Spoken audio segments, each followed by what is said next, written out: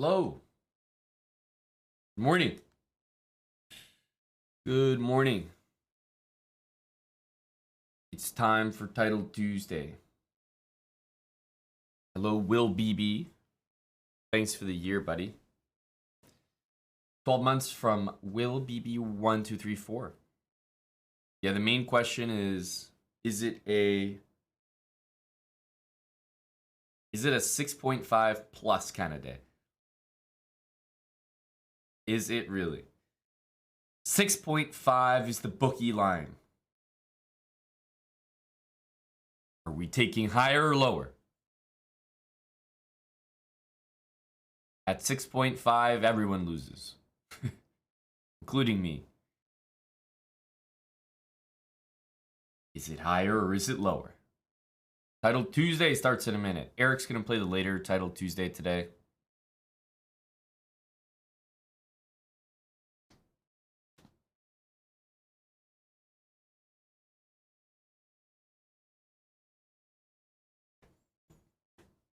Vec747, thanks for the 9 months with Prime.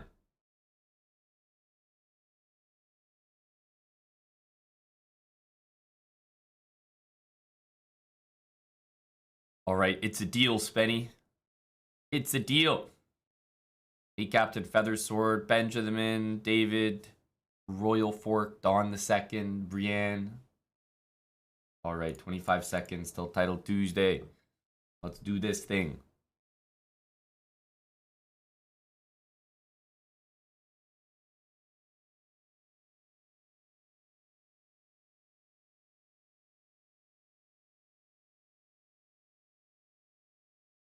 Let's go.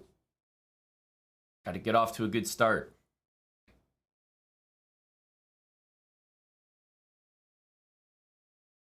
All right, starting against the National Masters.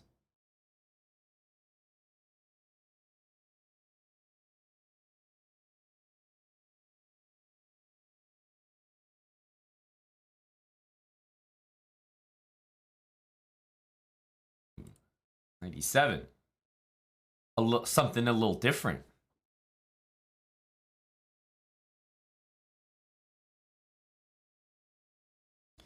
Something a little different, eh?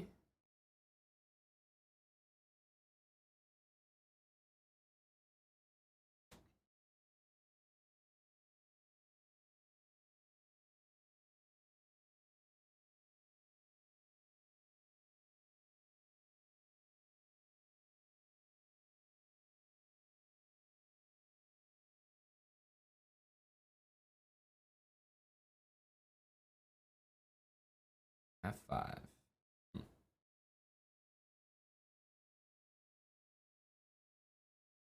just want to play C4.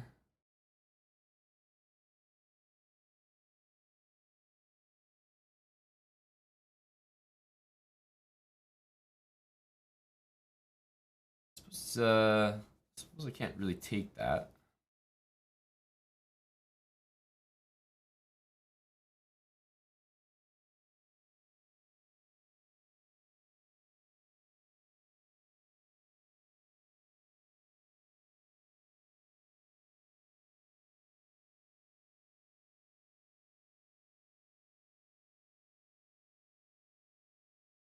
Hmm.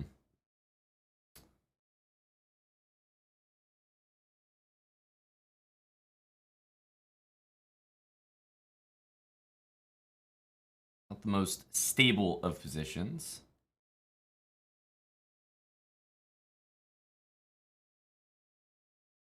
Because the thing is, G6, like, we can take it, but I'm definitely not even going to consider that because my opponent's lower rated than me.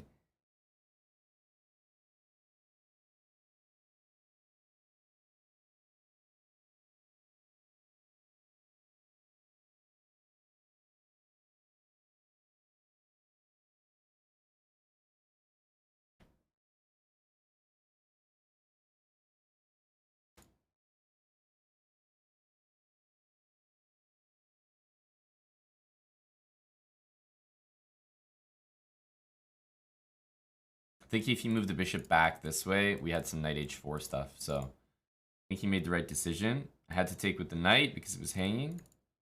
Now this pawn is loose.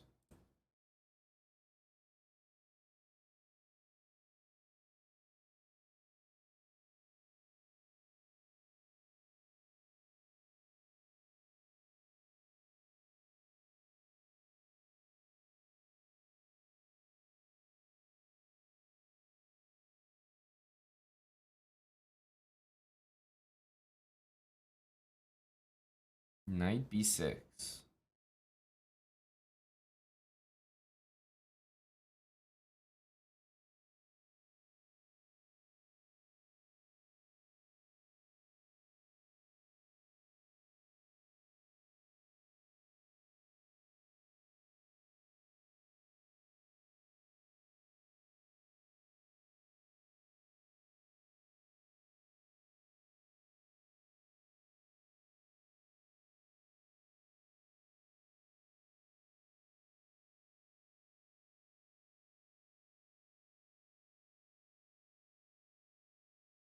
The knight in on e5.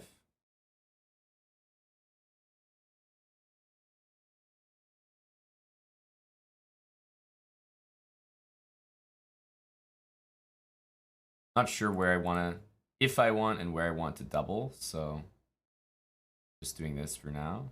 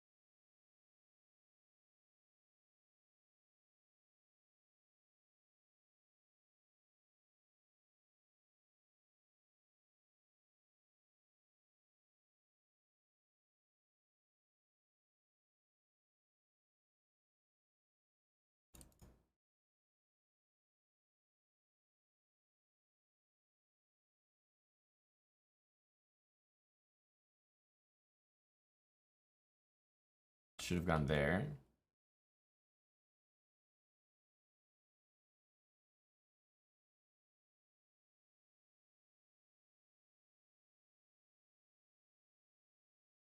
Like this. Getting a rook to b8, I'm now learning from looking at the position. That is the nasty thing.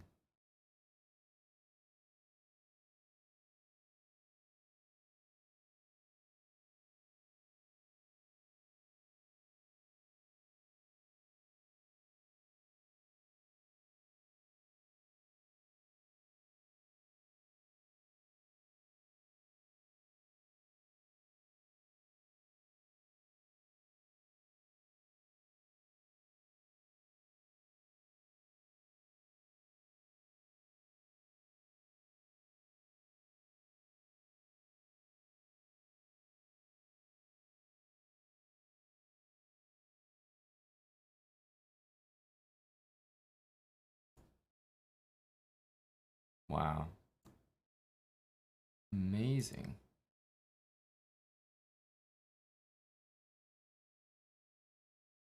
Amazing.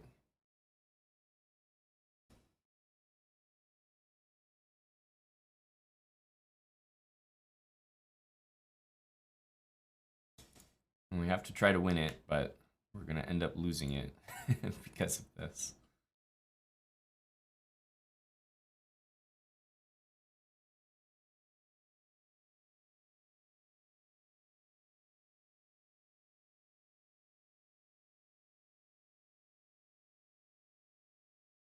Don't know how we didn't win any material there. so disappointing. I got tricked by bishop e8. That was kind of a crafty move, I gotta say. Although I didn't think knight here was that good, but still, this was like really, it was a really good move. Probably his only good move of the game. This was a extremely one-sided game. Even in time pressure, was like pretty happy. Probably with every single move. Like, I don't think I would change that much here. Rook c2, I was a little disappointed with. This is kind of a low T move. I just didn't even occur to me that like he could actually take this pawn because I thought I had knight g6 and he was just pinned. But bishop e8 is like, first of all, it's the only move. Because if he goes rook f7, he's in a permanent paralysis. So bishop e8 was like good. That was a good move. Holy smokes. Yeah, and then here, like, I know this isn't a good move. I know none of this is good by me, but I'm just, you know, I'm desperate to try to win here, and I think it's a pretty easy win for black, regardless of the time.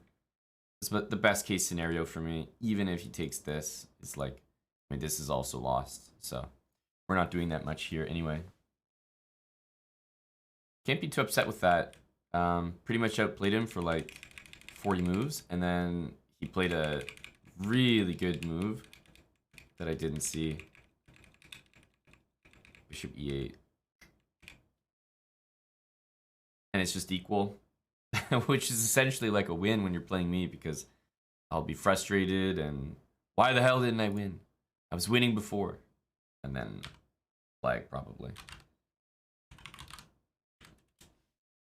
Well, we've had better starts, haven't we?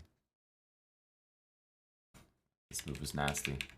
Really unpleasant to see with 3 seconds, that's for sure.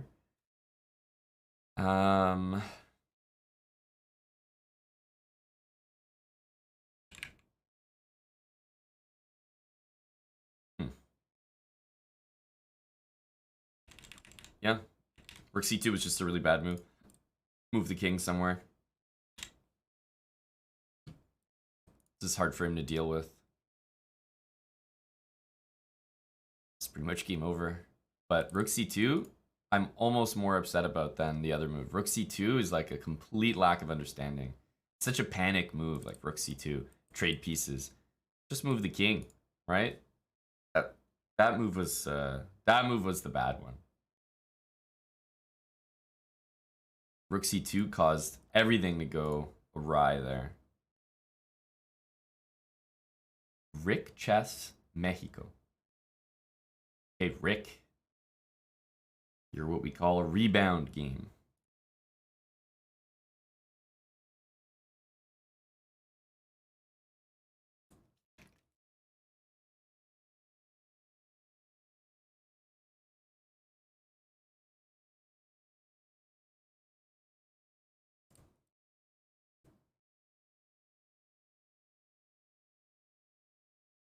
Yeah, I guess maybe not. He has f4, which is a little bit strong.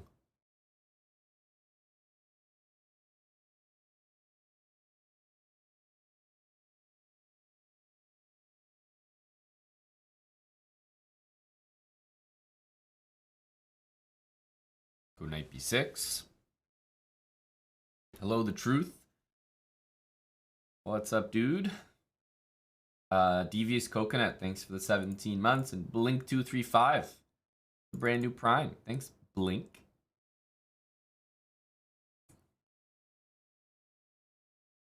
Takes f5. There's always this f4 move, which is kind of bothering me. This move makes the bishop look quite bad.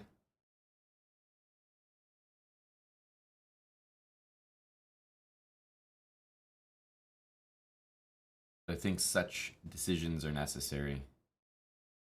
Castle. I don't want to spend too much time here.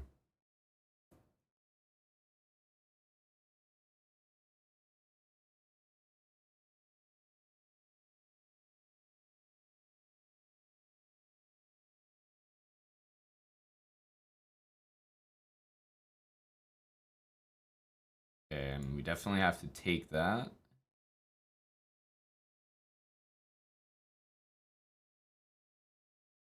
This is a nasty little bind here.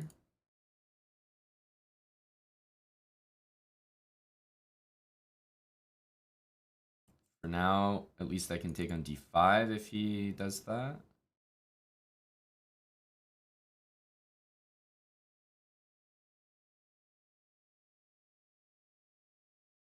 Everybody takes. He goes f6. No, I can definitely take this, and I should. Is there any value to taking with the bishop? Hang on a sec. Takes bishop here.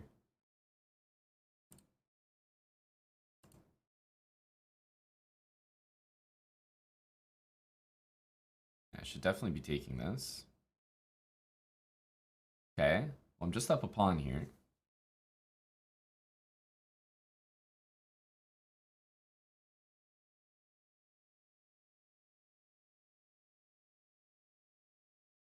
Okay, I have a really bad bishop. We are up a pawn.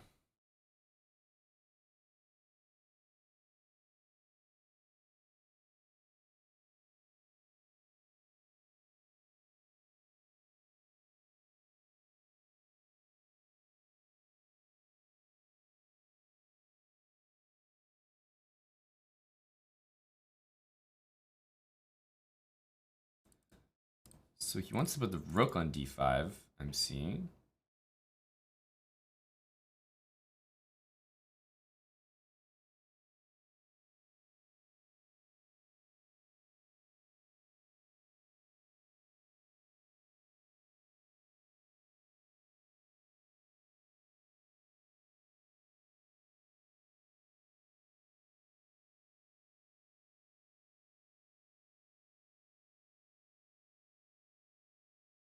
What? What's going on here? Why did he let me take this?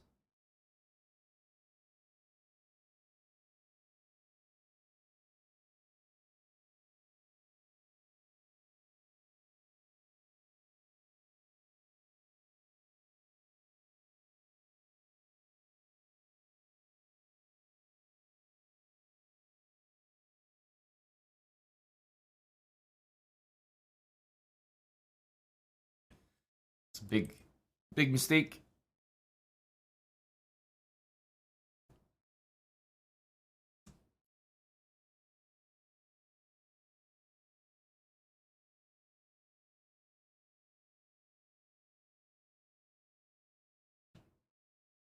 Not much to see there. Like I said, just a rebound game.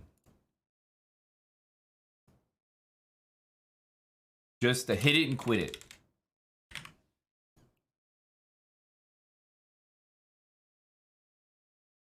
Widzy, thanks for the 22 months with Prime.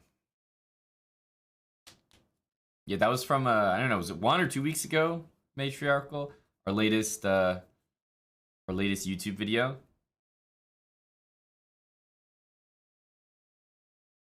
It's a good one. Hello, Phil. Bagels for Brecky. What's up, Dark Bone? Yeah, Magnus's position looks pretty nasty here. H5 is coming to say hello with Queen H4. Ugh.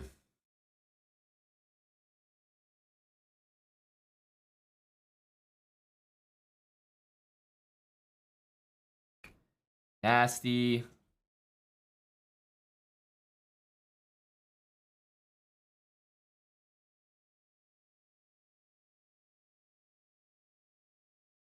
Naroditsky's playing like a middle game out here.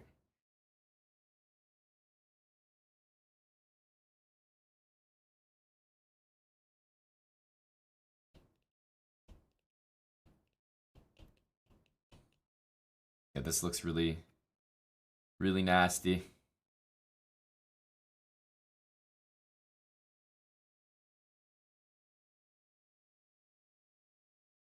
White definitely got some unnecessary coordination here.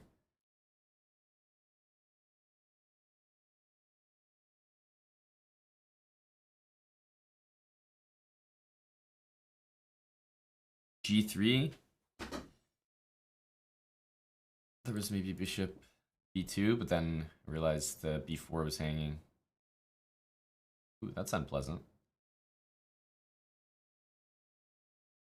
His opponent's playing very resourcefully. Had to sub for the KO button, Wizzy. Just after that last one, really? Wow, E5. 2 seconds. That is a nasty move to face. Crazy. That's so good.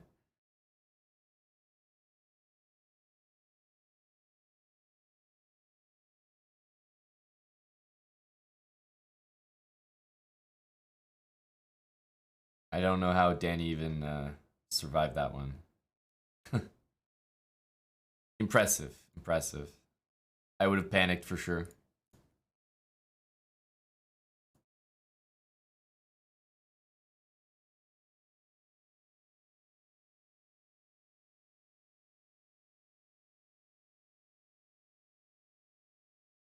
So this is like bishop and rook against rook, but with an h-pawn thrown in the mix. So should be quite easy.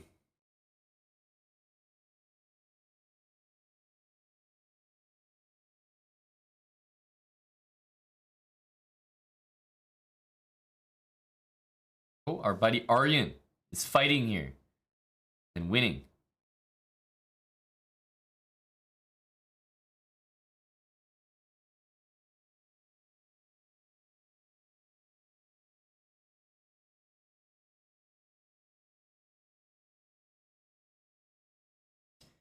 Very nice technique. Go, Aryan.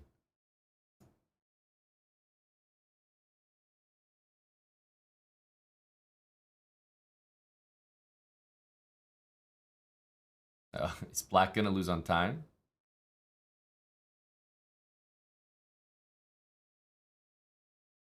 Why does it look like he's gonna lose on time? It's crazy. He's just surviving.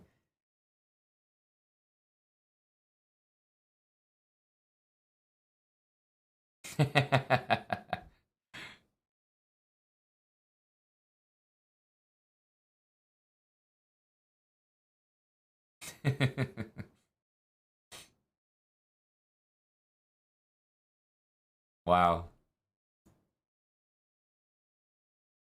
And of course, we had to have one of these this round.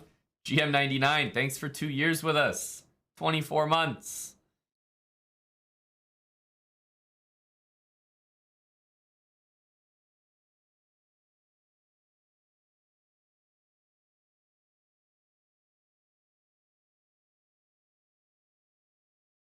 Oh my goodness.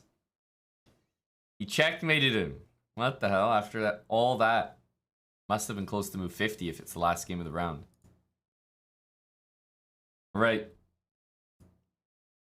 We're against another National Master with the white pieces. You guys remember how this ended the first time.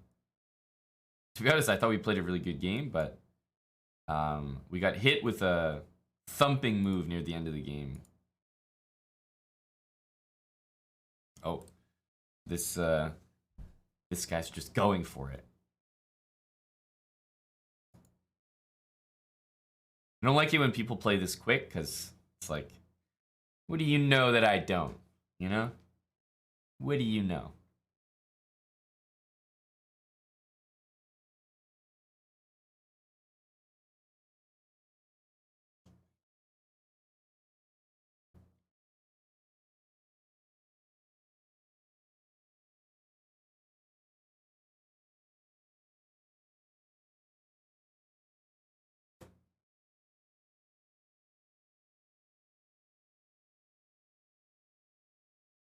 Like Queen B6 is coming.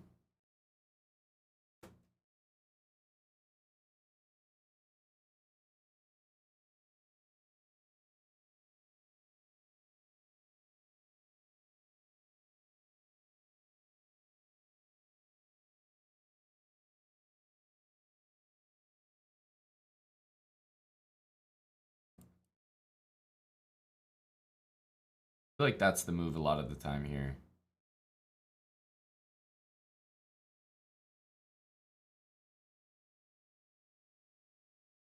Queen d2.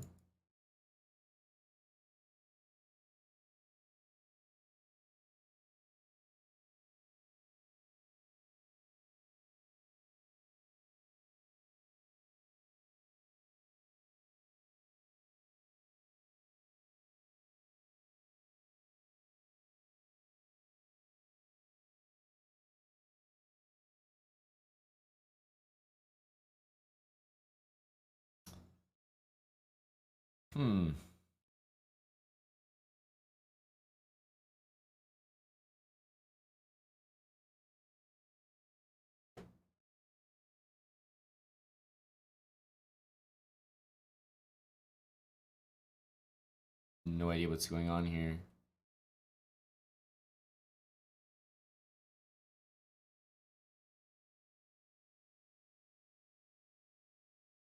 No idea.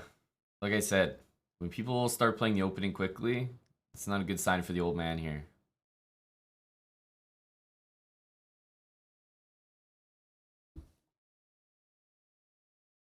I'm sitting here calculating. This guy's already seen these positions.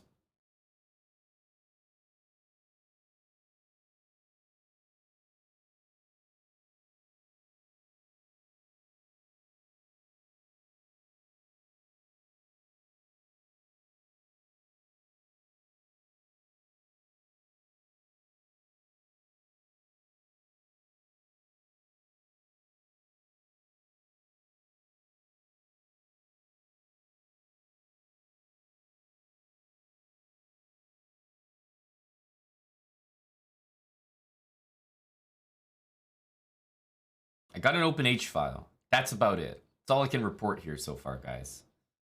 I have dreams of using it, but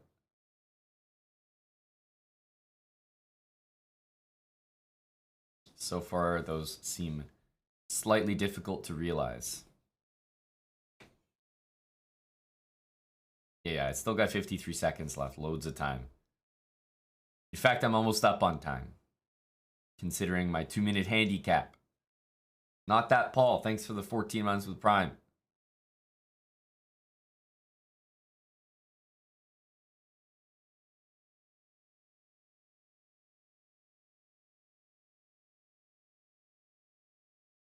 Just going for an Amon Hambleton think here.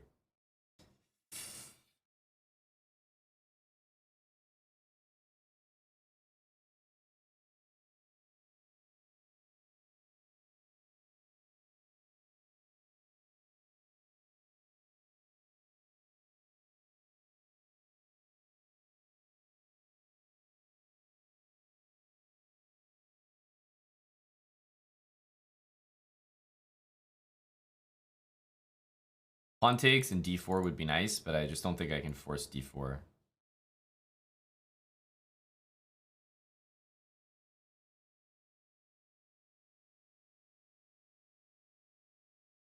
So I think he would play it before me.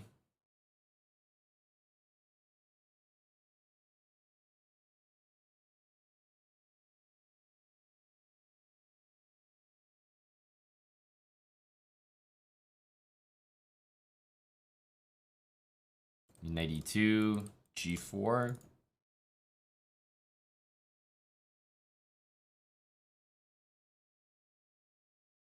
Looks uncomfortable. Knight e8, queen here. Guess he has h.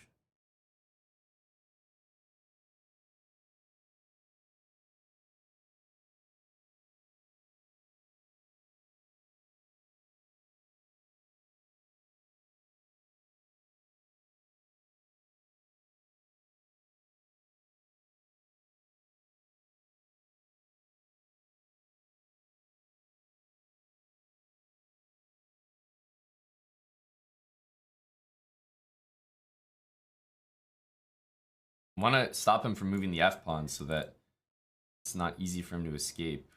He wants e5.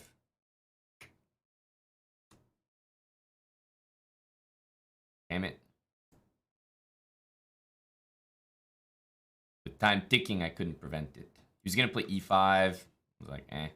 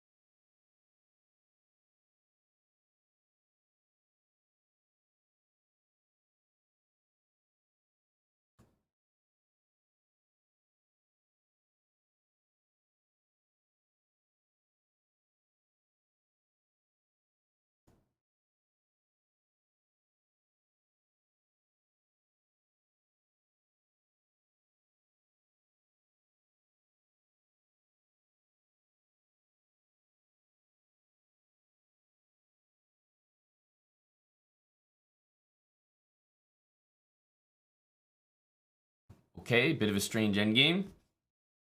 Got it done. That's all that matters. It's Title Tuesday. We don't analyze around here. It's either a dub or it's not. That's it. Gotta keep it simple. If I started analyzing all my games, then I think it would expose the fact that might not even deserve as many points as I get.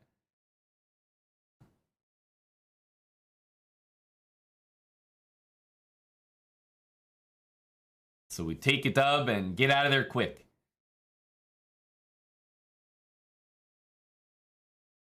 Yeah, wasn't too bad. It's a prime, can't complain.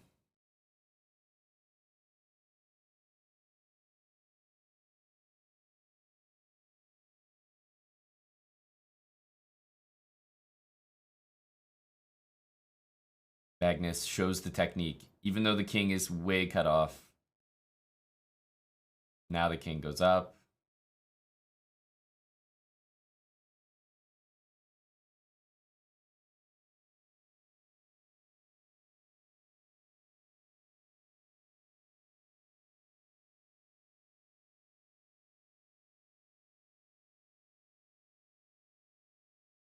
Wow, he drew that pretty easily.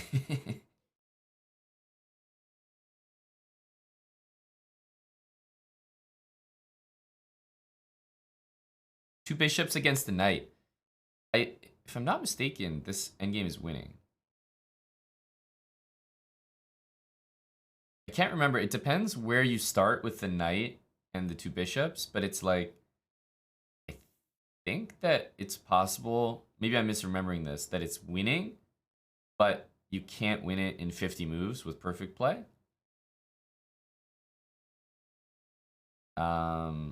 But most of the time in practice, you win it because the bishops just dominate the knight.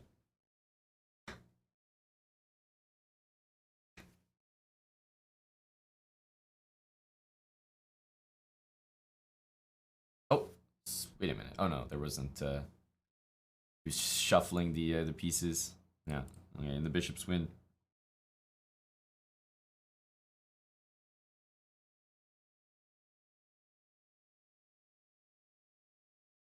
Kind of a funny end game. Oh, we're in the next game already.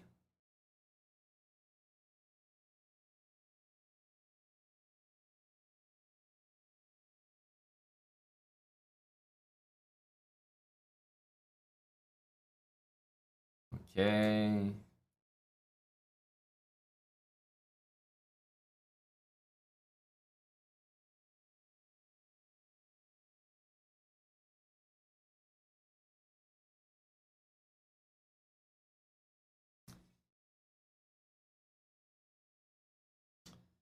Um.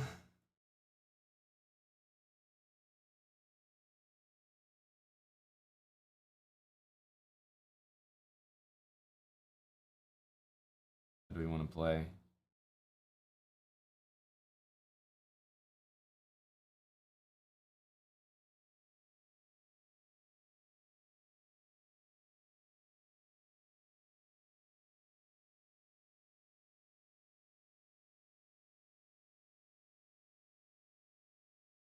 That looks uncomfortable.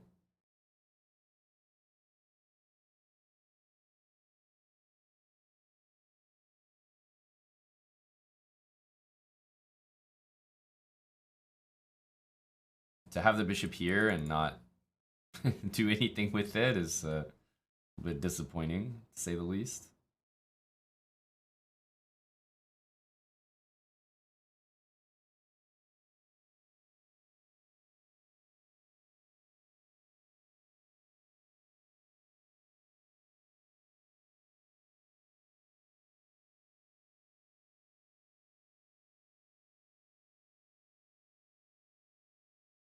So I wonder how many moves we're going to be down in this opening. It already feels like at least 2. Just not a great sign.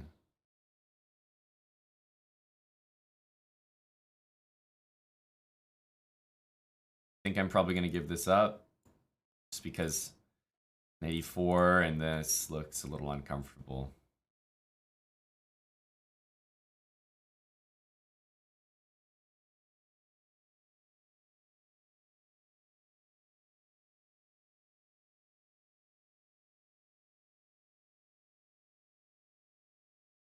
Yeah, I should probably have like 2 more moves in this position. Something feels really wrong about what I've got. You know, because I played knight takes d5 and then I went back, and I also played bishop here.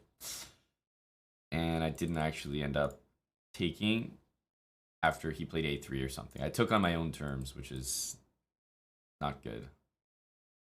Because oftentimes you see in Nimzo position, they play a3 and force you to take. So I feel like those 2 instances mean I'm very, very far behind in this position. Maybe I'm not lost, but it doesn't feel good. Covering mate exclusively with this knight. Moves like knight e5, knight c4, or knight g4 rather. I have to meet with knight d7.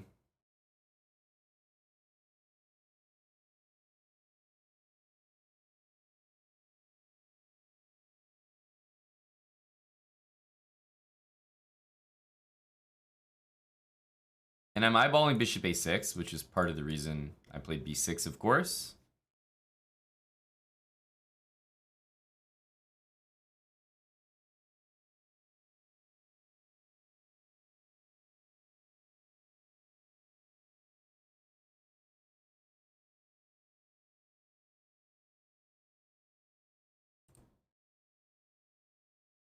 Oh, me just not even paying attention to the possibilities.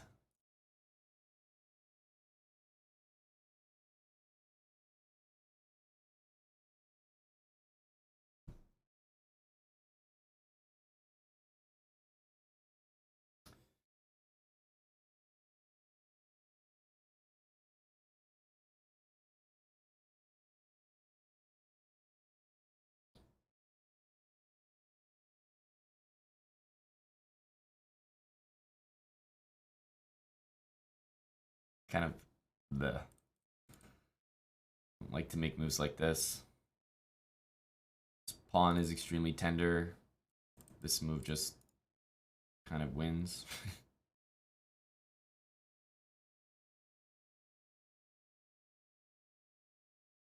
This move never feels good though, you know?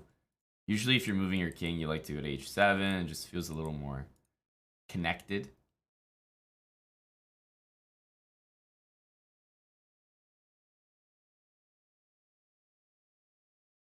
This is the kind of position that the more you think, I think the more likely you are to find a good move here.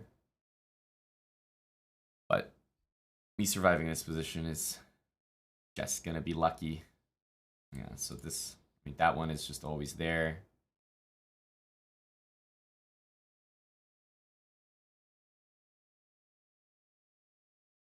But it's so nasty, like I can't even prevent it. Like it's almost better for me to just keep hanging it. I don't really know a way I can prevent. Like queen e8 just looks painful.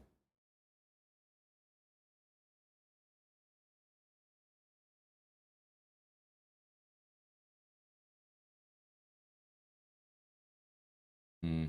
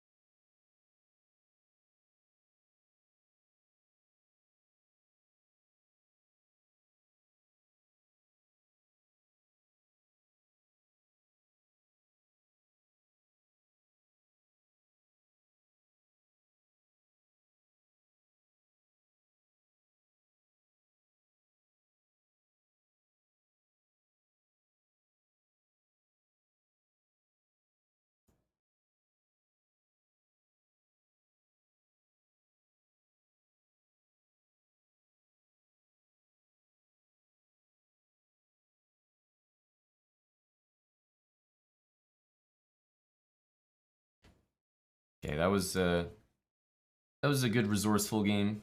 Not a good game. Don't get me wrong, but we defended things in a weird way, and it was just tough to break through. I don't know. I think you had a win. Where did I think you had a win? Here. I was like a little bit concerned right here. I was like, okay. First of all, we all know Bishop A3. Like, Bishop A3 looks crushing. Did not have a move against that. But also, like, Queen H4, Knight G8 I would have to do to cover H6. And because my knight's not developed yet, I guess Queen D8 or Knight F7. I'm not sure which one is better. Oh, this one is better because it's actually mate. It's not just winning the rook, it's actually mate. So Queen H4 would have been particularly nasty to meet because then I don't actually have Knight G8 to defend this, and I'm not sure how to defend this, to be honest with you. So I think we all know this was a completely lost position. This is the simple one. It's like, just go ahead and take the material. I can do nothing here. So, lucky. Hey, Mom. Hey, buddy. Just getting lucky this morning. You already got more points than Calgary. Mind if I make you coffee? I'm just going to the gym. I just did a quick. Oh yeah, that's right. Gym with check. Gym with check is can't miss. Oh no.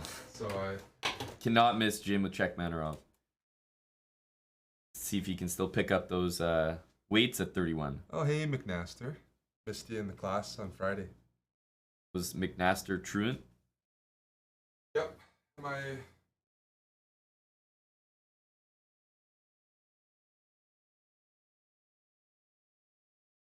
Well, I wasn't watching last week, but this is the game you had is very popular, right? The YouTube video? Yeah. Yes. Is that from a Title Tuesday? Yeah. We solved it. We've. There's actually things in Title Tuesday that we release on YouTube of mine.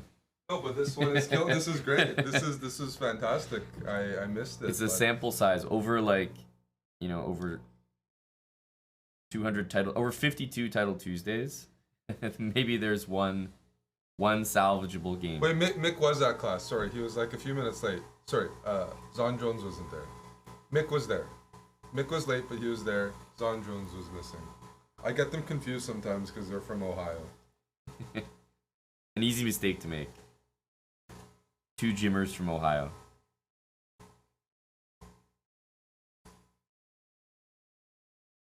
But yes, if you guys haven't seen it, one of my only good Title Tuesday games this year is on YouTube right now.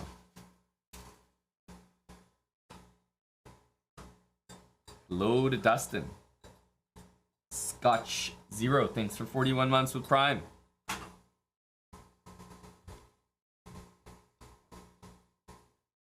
I am Dylan WW. We're on a break right now after round 4, which is why there's no next game.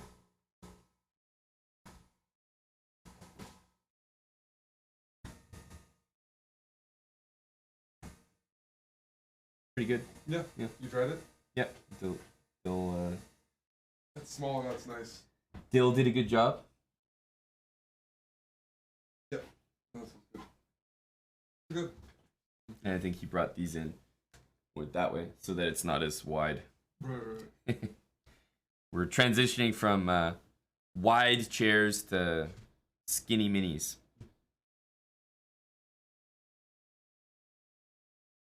Yes, Magnus is. I assume that he would stream, but yeah, he's definitely playing. Oh. I have to ask him for. I see you. See, you're recovered now. Yes. A few birdies have told me. Okay, good. Yeah? Did it work? I can show you otherwise. Java Bandit, thank you for the 25 gifted subs. Java Bandit. Thank you to Java Bandit. Thank you, Java. Oh, the birdies are saying maybe Magnus lost to an FM and withdrew. We'll have to check into that. Don't tell me that's true, guys.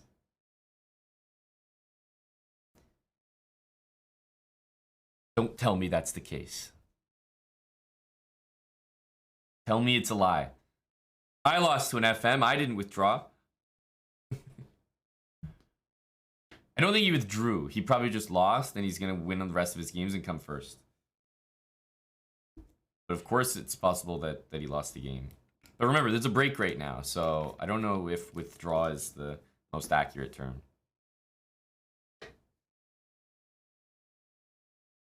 At least I hope it's not. Thanks very much, Java Bandit. I'm not going to lie. I haven't played well in the last couple games, but I've been resourceful and I've been a tricky hickey.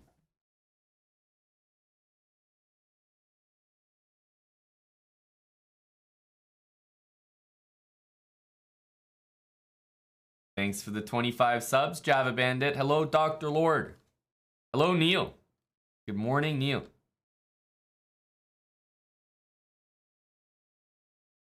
Yeah, 8-2 is a rough score, Greco. Katanka, thanks for 27 months. Welcome back.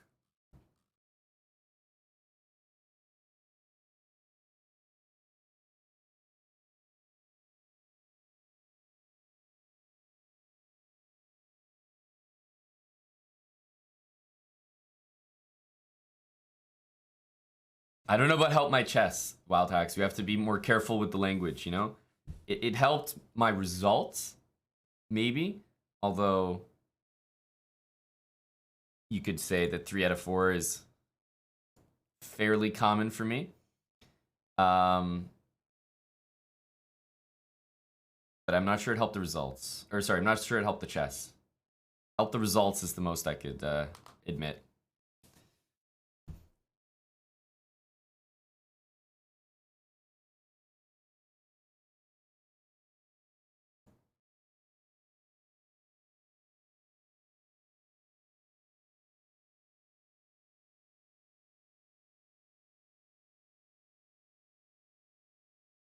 Oh, it's always a good time, Wild Hacks.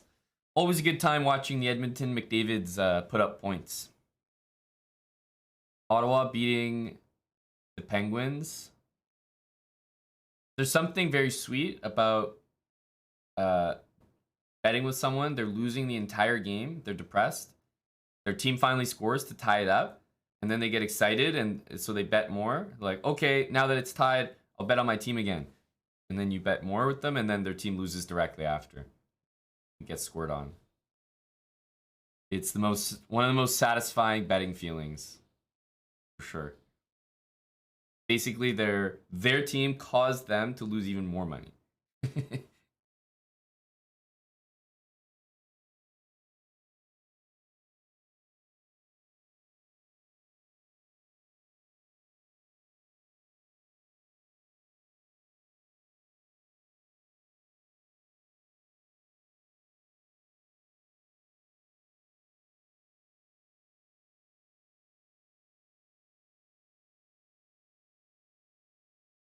Oh, the chess.com Title Tuesday chat says the players are lucky Hikaru can't play Title Tuesday.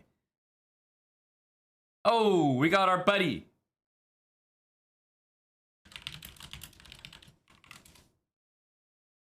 We got our buddy.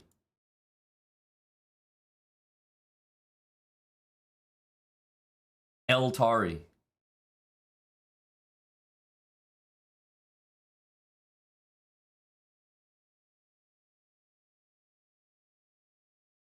There he is. All right. Trying to remember what Aryan plays. Don't have any clue. I can't remember.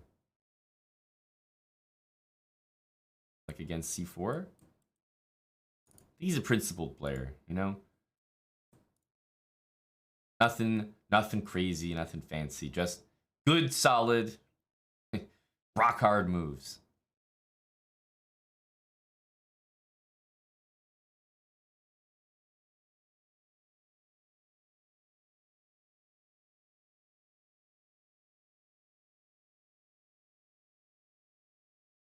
Okay.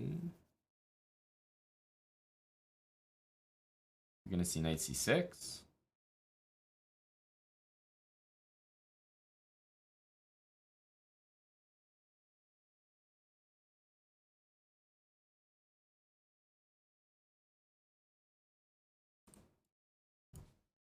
Something like that happening.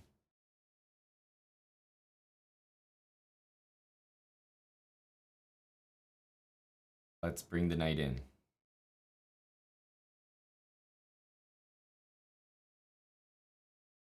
Bishop b7. At least I'm not dealing with bishop a6 here, which is kind of nice.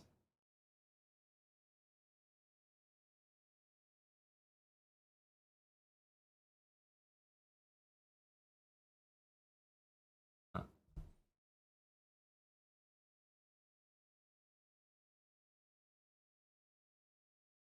That move makes some sense, doesn't it?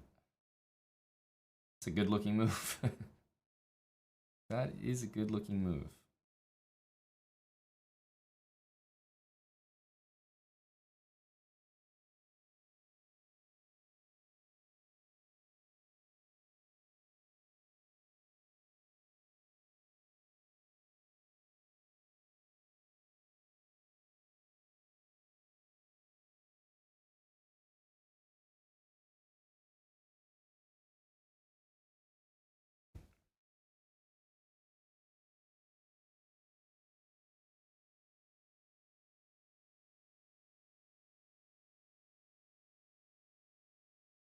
Support the knight. Knight here looks kind of logical. I feel like if this move, I can maybe think about that.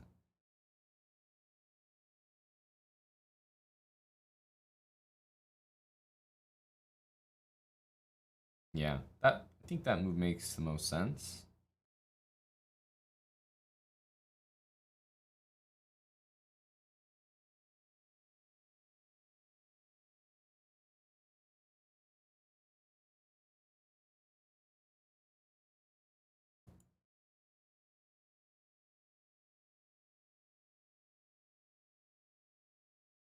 Castle.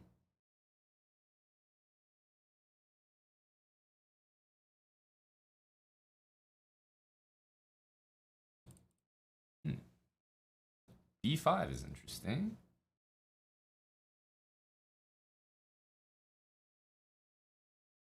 Hopefully queen e2 is not that strange. Attack a pawn.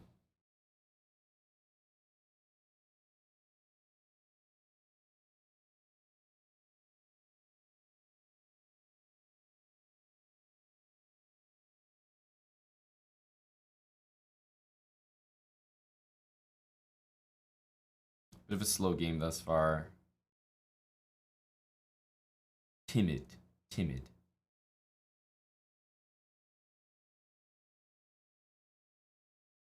Okay.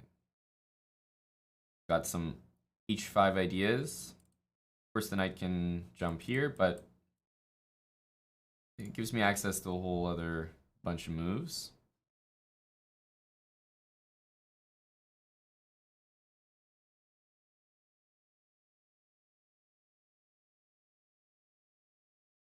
Yeah, he wants this one, which I understand.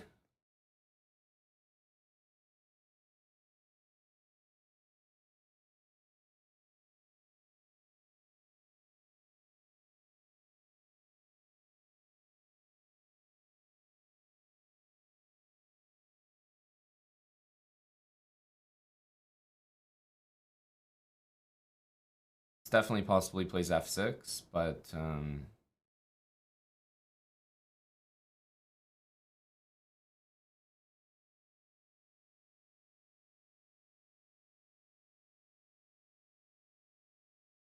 let's go in the position.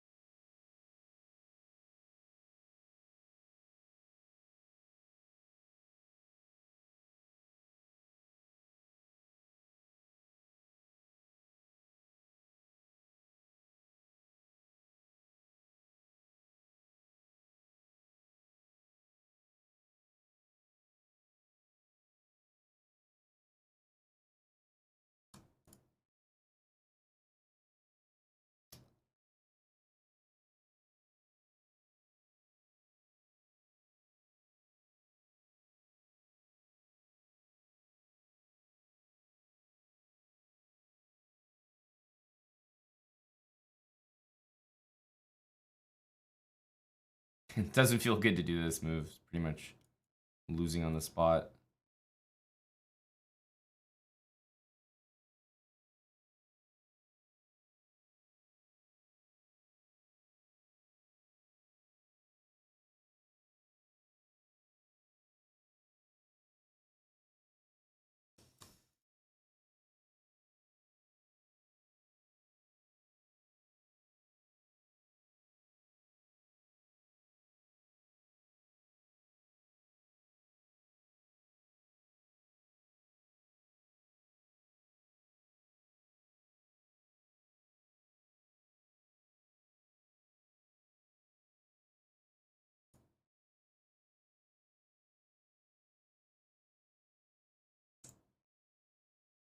Man, right when I thought I had a chance there.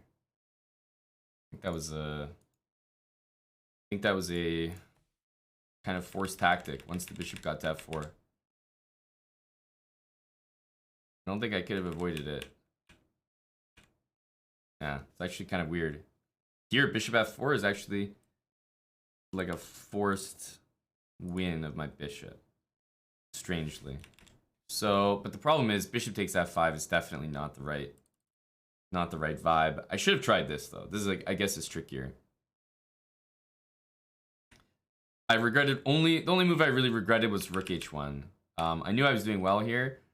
After I saw this, was like, you know, queen c7 wins the game on the spot, but we had 2 seconds. So the only move I regretted was rook h1 this game. Everything else was, I mean, like, we're just lost here. There's no point. No point even looking at the rest of the game. Once you lose this pawn, it's like, I mean, it's like 3-on-1. But queen g5 was an exceptionally bad move because queen c7 wins the bishop in the game, but you never expect someone to blunder, so you're definitely in positions like this. You're kind of like, okay, I'm gonna go rook h1, like, no matter what they do. And you have 2 seconds, so you have, like, you know, half a second to react, to see their move and react, half a second to decide your move, half a second to play it. It's not a lot of time. So queen g5 was effective for sure, but definitely a huge blunder.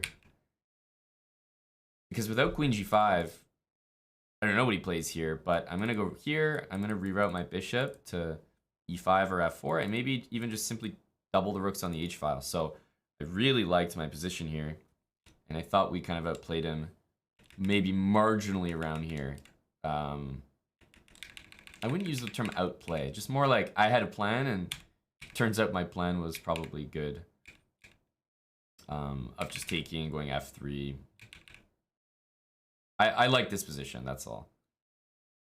So yeah, I definitely don't think I outplayed him, but the energy was mounting in my position.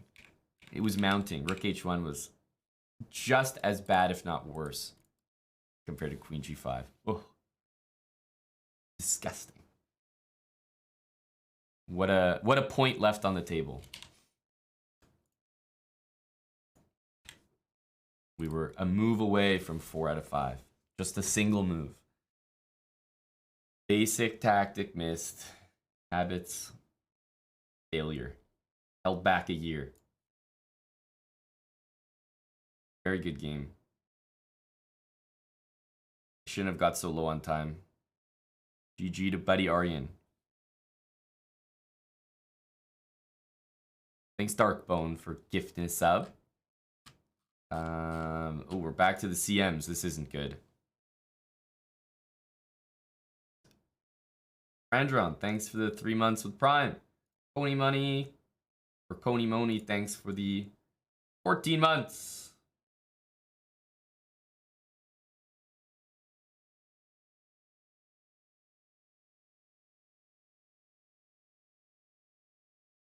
And shirts are rare. Hey, buddy, shirts. Thanks for the resub. From, I was gonna say from Germany, but maybe from Egypt right now?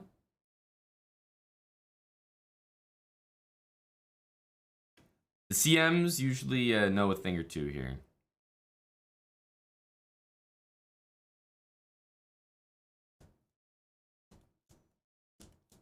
They are to be feared in the openings. Some of the most well-prepared players are CMs. Fun fact. That's what I'm saying, Lolly. The CMs are not to be messed with.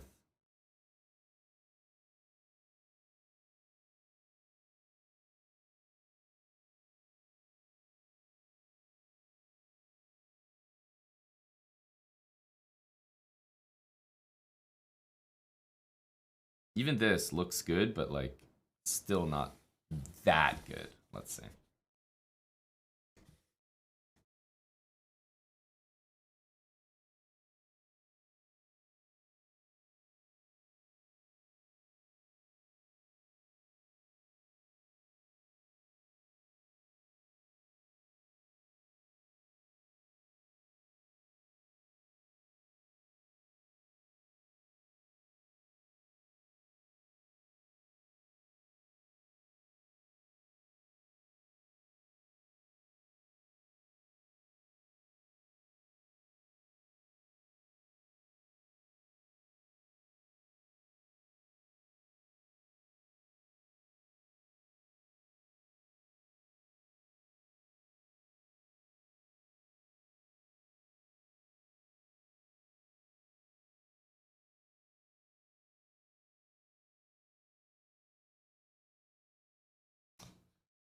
Huh. What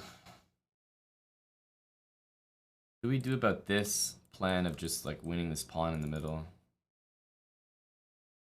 There should be something like mildly aggressive we can do here, but I'm not seeing anything.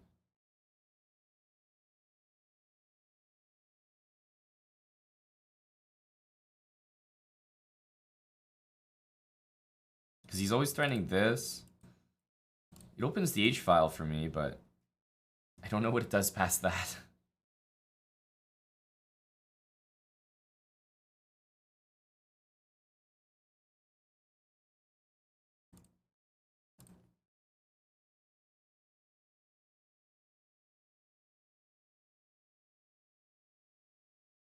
Ugh, this is so annoying. Like, he's just worse, but...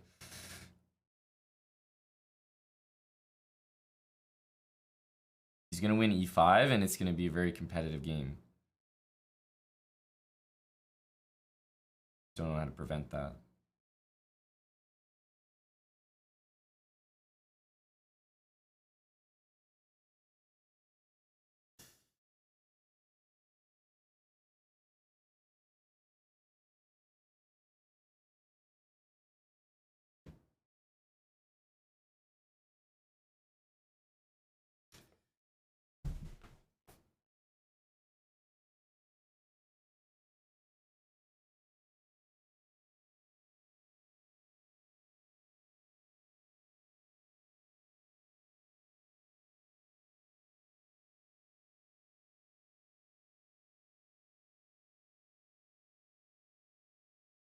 Very frustrating.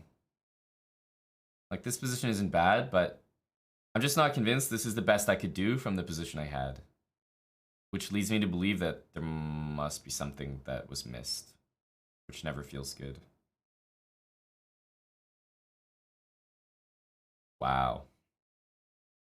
Really?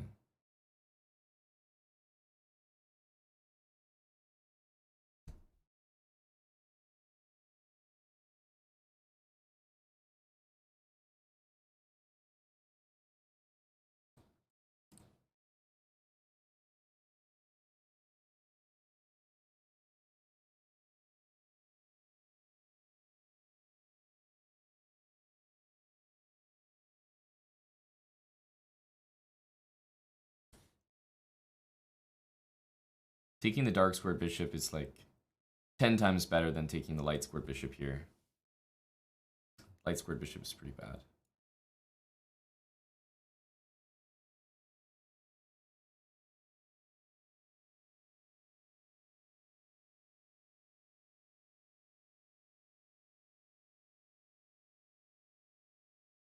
Just take it.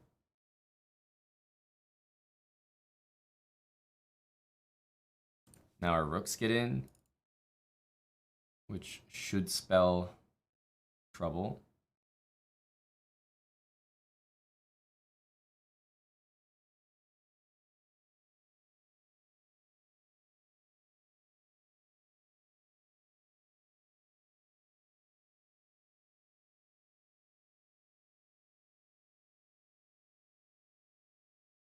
Why don't we just take this?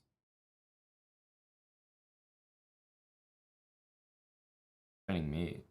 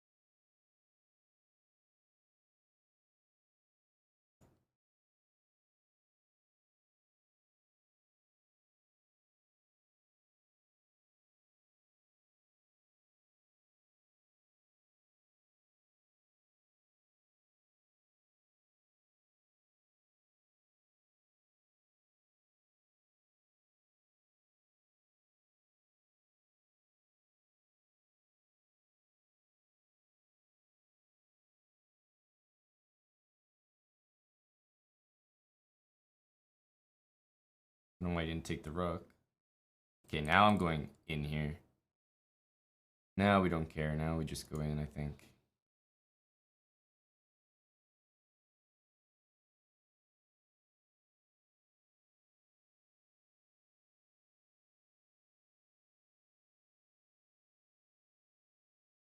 There wasn't a mate there.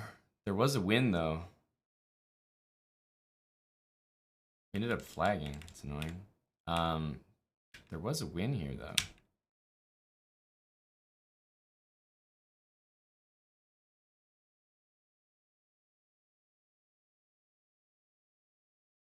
It's remarkable. Check? Because I think I can check him and, like, go rook h7 or something. It's a very weird position. No, it's rook h7. Like, there's no checks, and queen here I can play g5, and I'm threatening mate. Something about my intuition was telling me, like, yeah, just bring the king in and you're winning. I mean, there's a hangy bishop and a hangy pawn.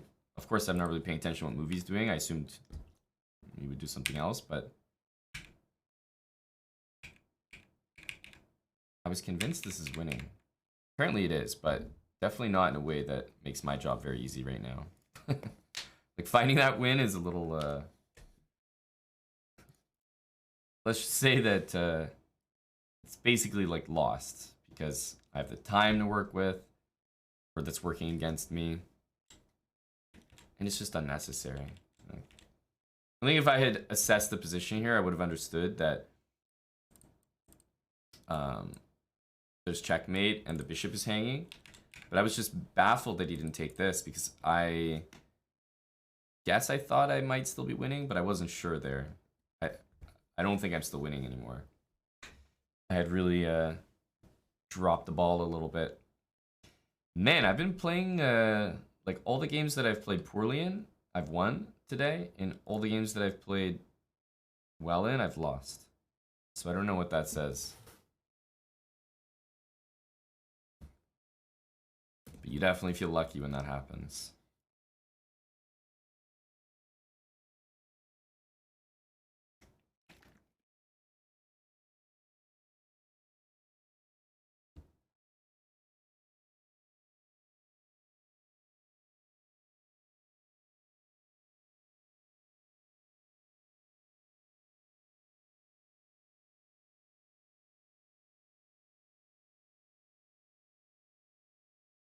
What's this? Let's go b4.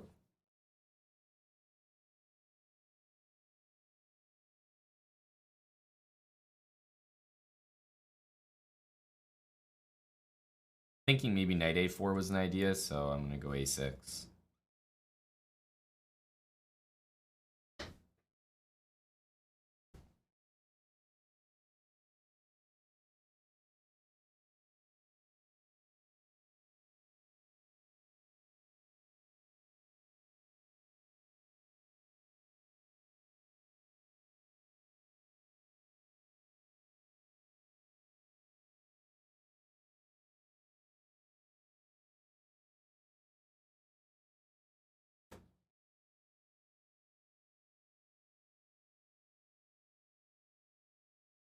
Let's keep the queens on the board. Probably castle.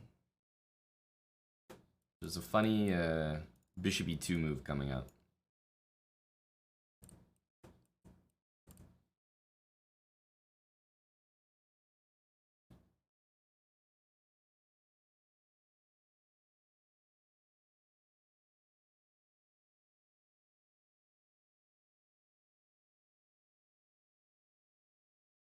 Right here, bishop e2 technically wins material, but I'm not going to be that proud. Not that proud of it.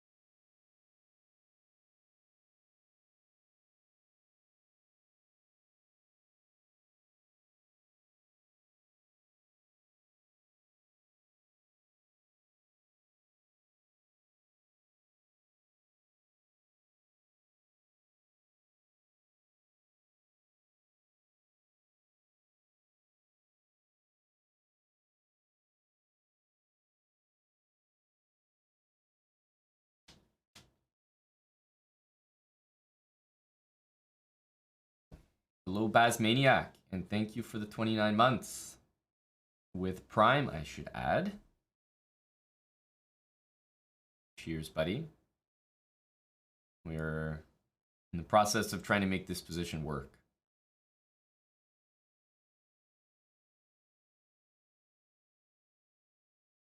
I definitely wish my bishop was back there. Don't really like this position.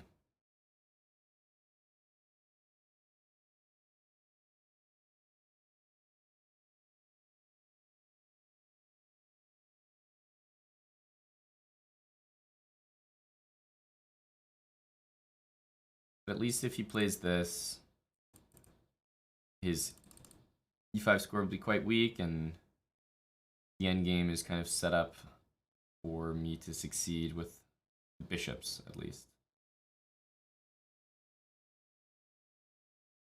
He's going to have to play f4 at some point. It's just the only thing that makes sense. Going here because this bishop might need a reroute.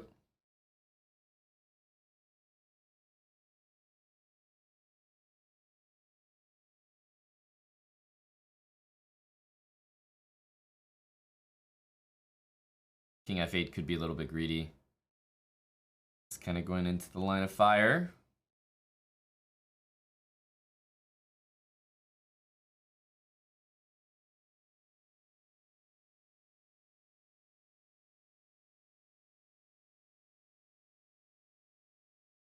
I always have this, which is kind of nice. So now I'm threatening d5.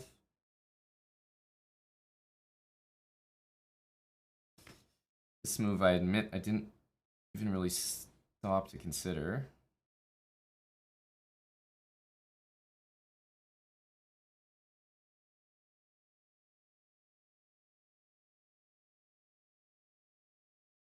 Okay, so he can't really take this.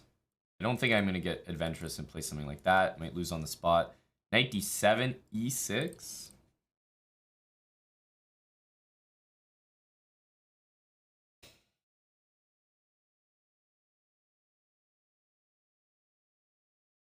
Then maybe knight back to f6. Trying to utilize this pin.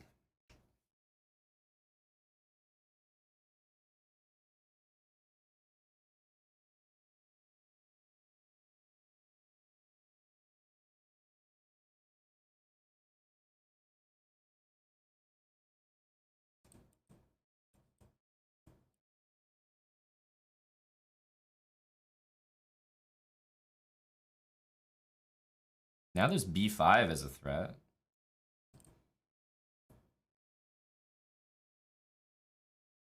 What's going on here?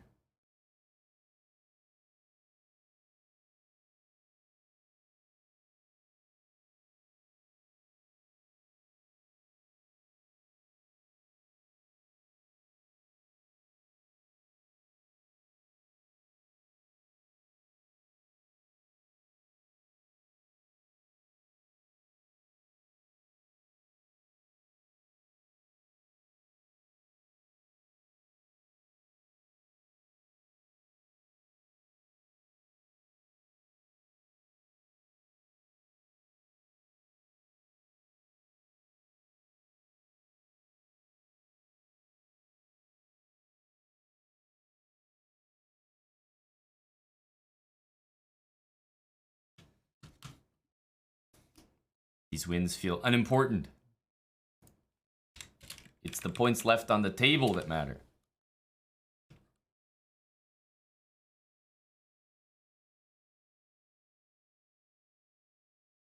Like against Aryan, we have a free piece we don't take.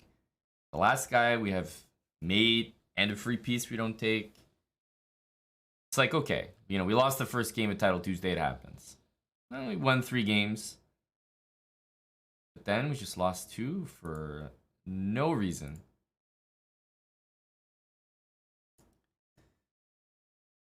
Leaving a lot of points up for grabs.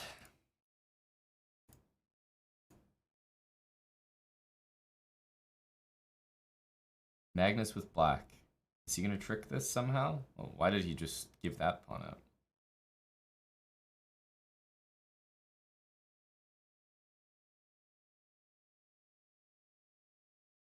Rook h3 he's going to try? How does he do anything here? He has to do this.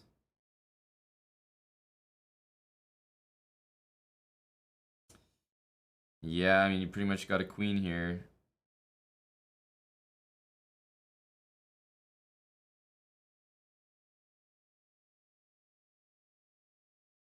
Yeah, this is very, very tough to win.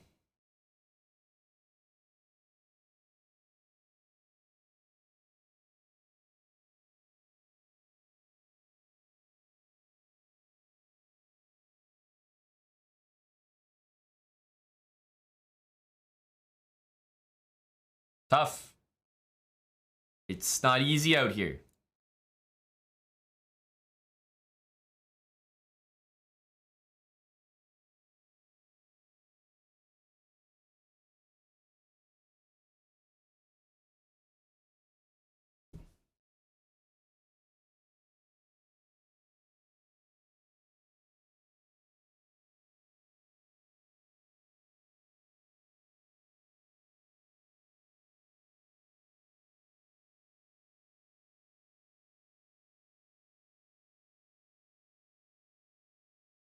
Knight g2. A good attempt. Good attempt. This looks like the last game.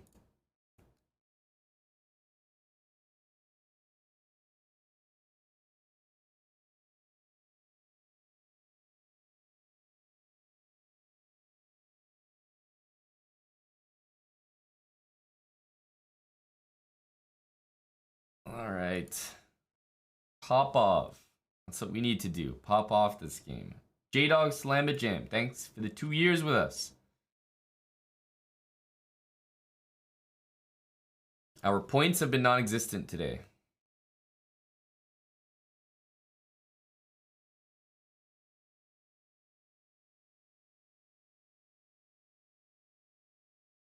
Now d5. Not familiar with this one.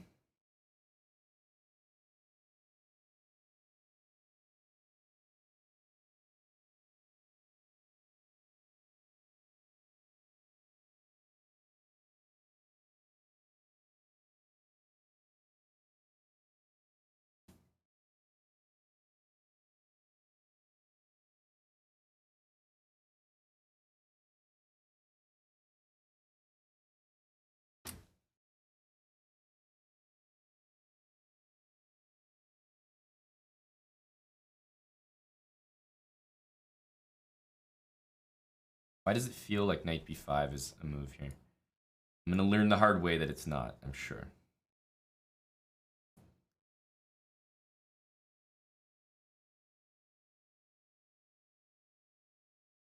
I'm just thinking knight here is a little more awkward now because there's no knight to trade for.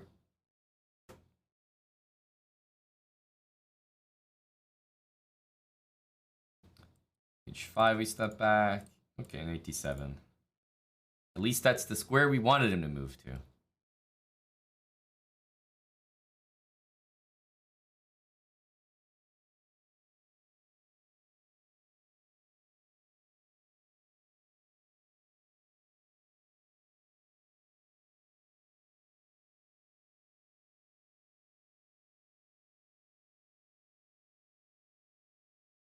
I'm expecting something like that.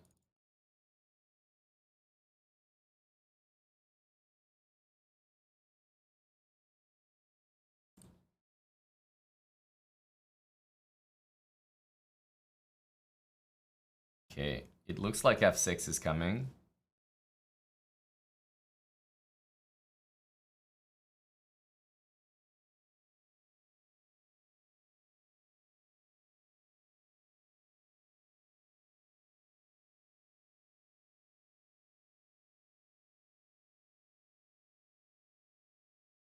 Let's go here. Suppose I'll take f6. This is always an option to get castled quickly.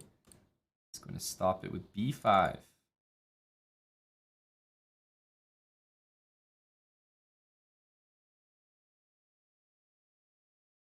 All right. I'll go for this. It's not too special, but I think it is good.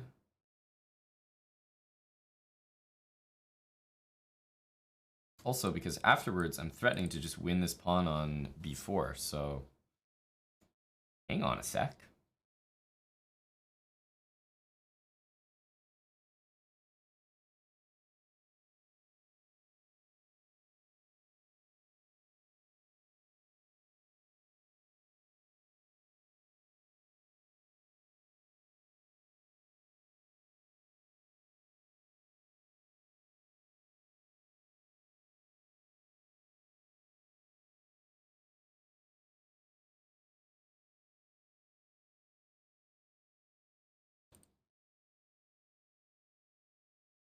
Feels like that move is nearly forced. Okay. Go there. Queen takes. There's this.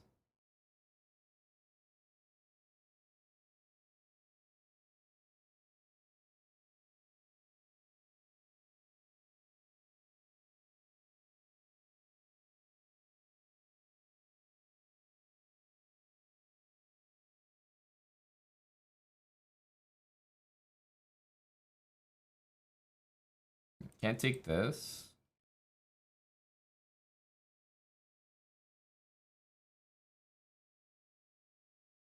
Bring the knight back. That pawn's under attack, so it feels like a5 is nearly compulsory.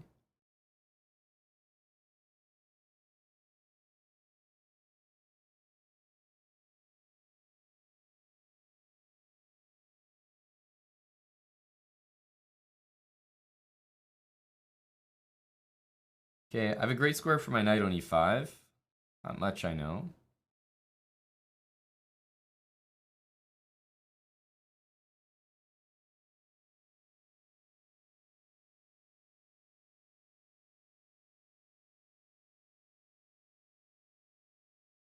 I feel like we should be a bit better here.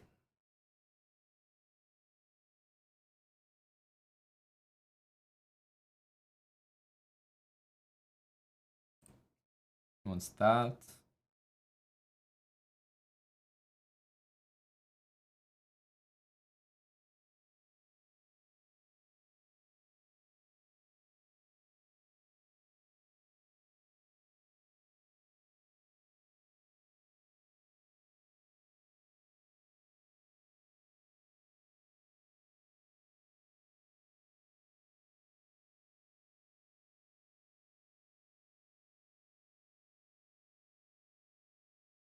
Knight e6, bishop e2.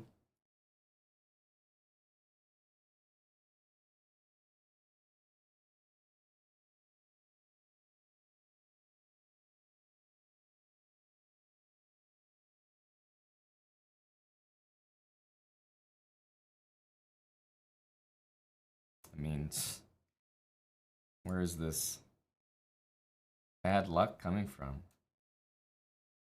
Just can't make any moves there.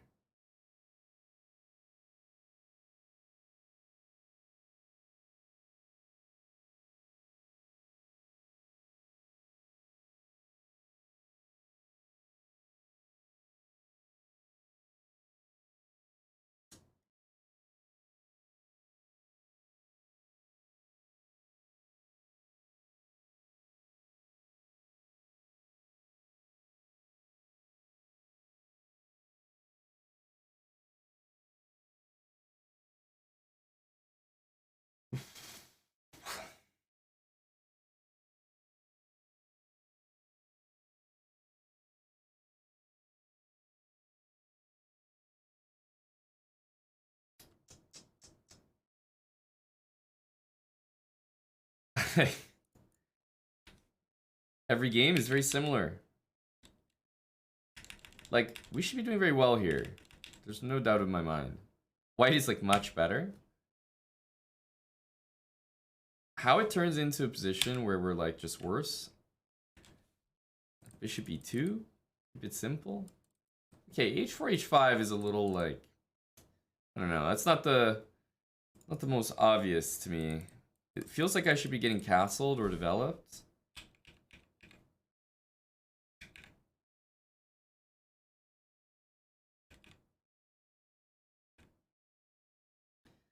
Man.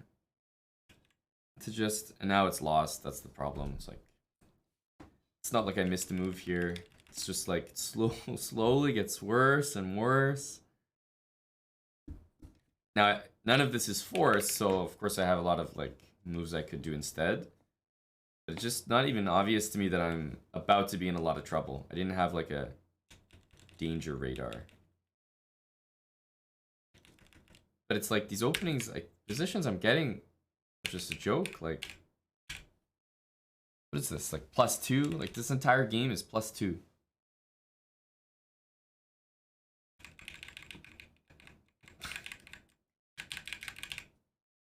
What am I not understanding? What am I not understanding about chess? All my games are seriously winning for me.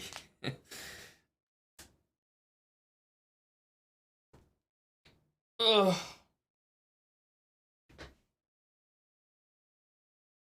Was it the early knight b5? Yes, it was the early knight b5 that gave me a big advantage. Yes, it was. Oost Bay. Thanks for the year with Prime. Oh, Batwini Tool. Okay, thanks for the sub. 26 months, Pewterella. Welcome back.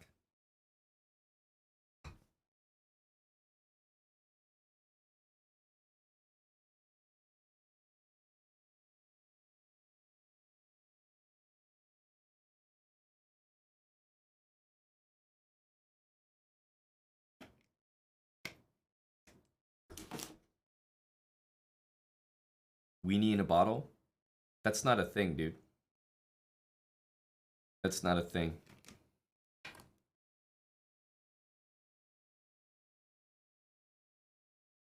Throbbing deep meerkat meat. Ever the resubber. Thank you, 31 months.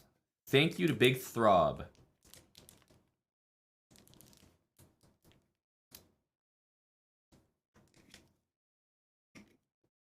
I think so, Adam Heartlover. I think that's the plan. It's been well attended lately, so we'll keep running it.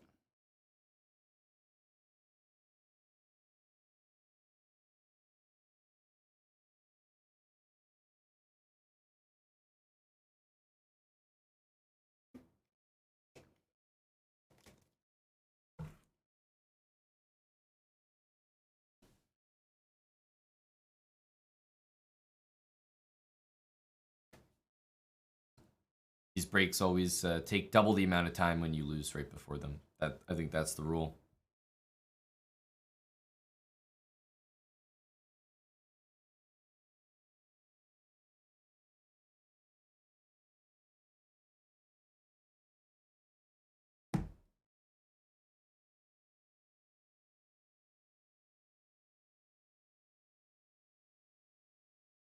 Dan Laz is actually leading the tournament right now. Pranav has 6.5. Naroditsky 6.5. Dan Laz is in first place. You know, this Friday there's a tournament. I think it's very funny. I'm curious what you guys think. So there's a tournament on Friday as part of the Pro Chess League.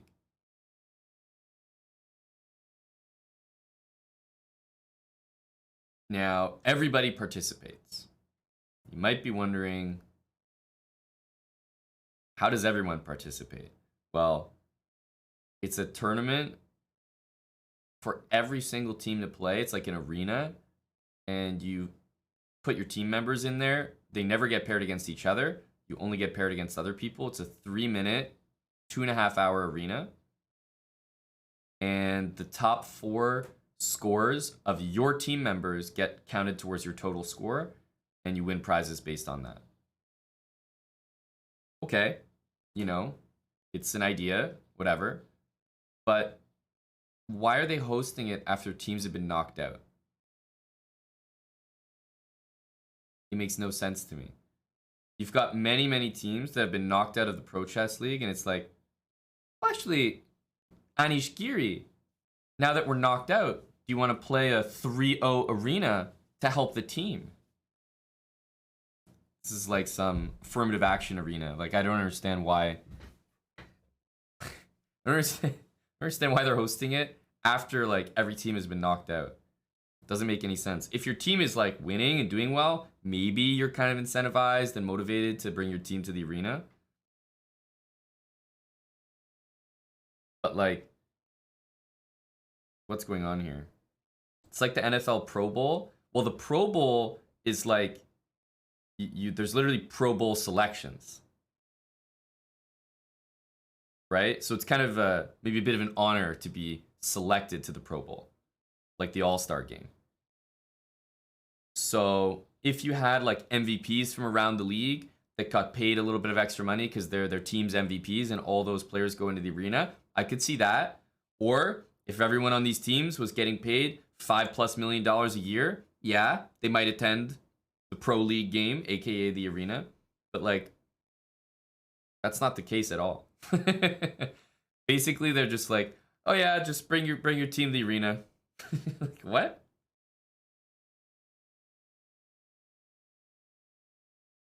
That's how it feels, more like McNaster. It feels like you got fired, and then after you got fired from your job, they're like, oh yeah, by the way, come in next week and work double or work overtime. Winner gets 10 subs, something like that, yeah.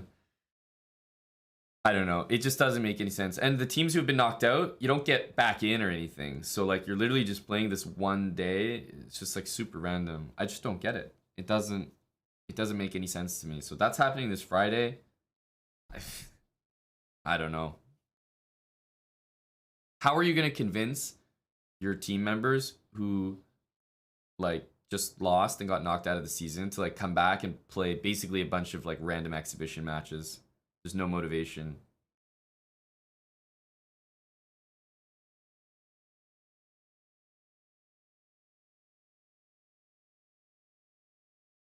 So we'll see about this. But it's happening on Friday. I think it's at 11 a.m. Eastern. This might have been cool midway through the season when everyone still had a chance to qualify. There's some motivation there because it is nice to have a tournament with extra prizes, which is what this is. But it's like when teams have already been knocked out, there's no motivation. No one cares.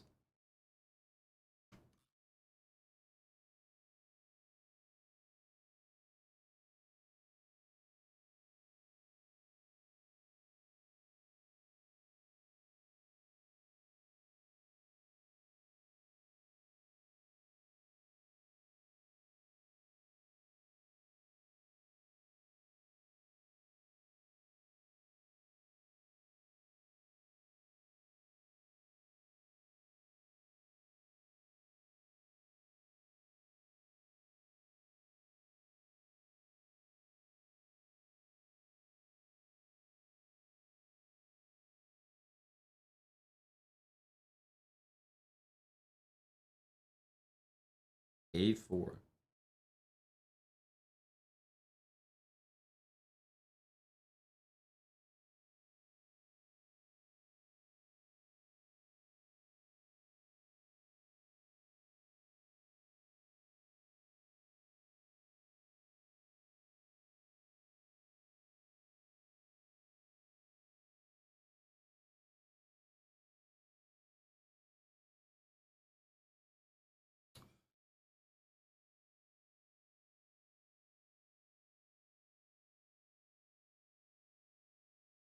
Ramek, thanks for 25 months.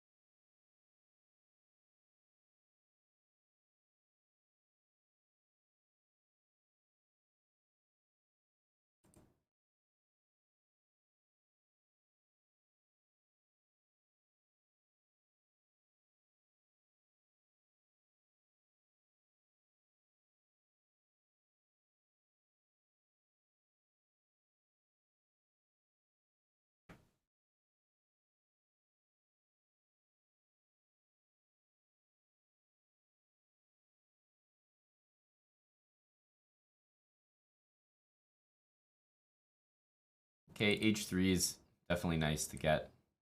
There's some checkmate ideas with this configuration and this bishop. It's a very strong pawn chain to take down, but the ideas are there. Seeds are planted.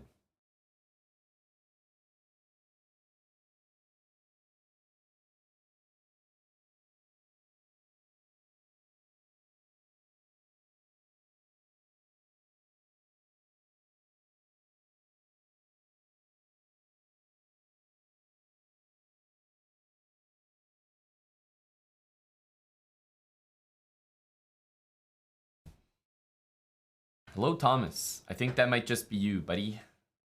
Okay, I'm looking at mate. Well, h3 looks like a tremendous move here.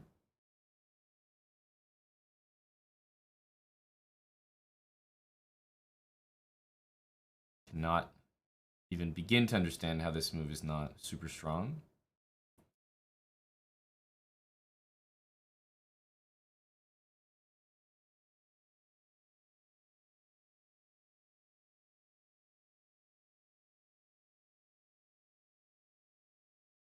Wow.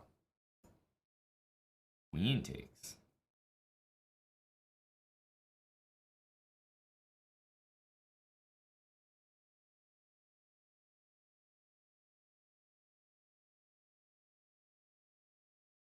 Okay, then g6. So we're just trying to say hello to some dark squares.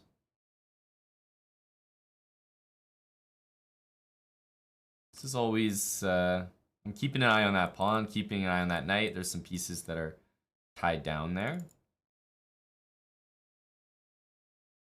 Takes doesn't quite cut it right now.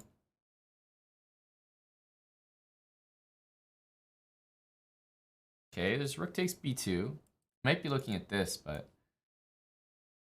whatever. Just gonna take it. Knight takes e4 might be an idea.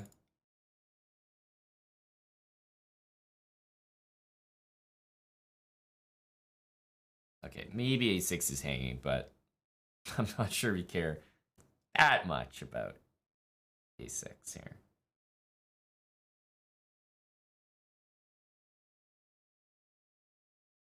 What's my next threat? What's my next idea? d5 is no good.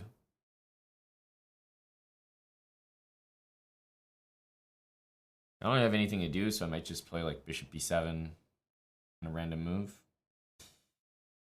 Rook b8 to hit the knight, then rook a6 does look annoying.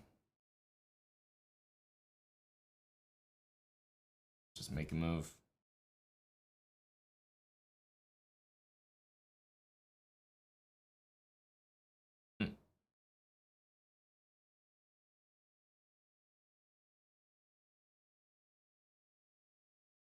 Oh.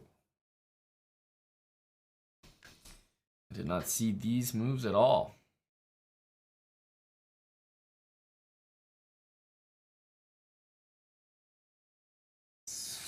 A lot of things don't feel right about this position.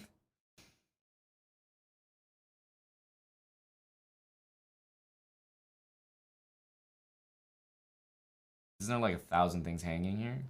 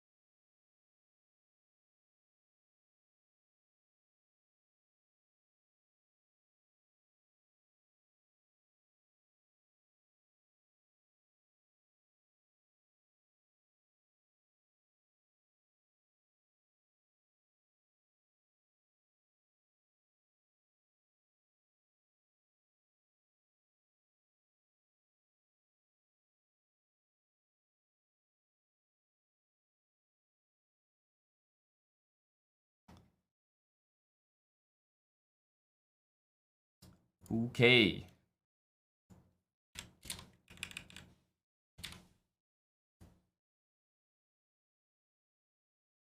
$8.81.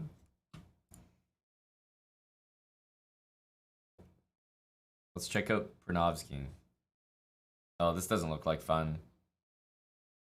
Should be a draw, though. Always tell yourself that.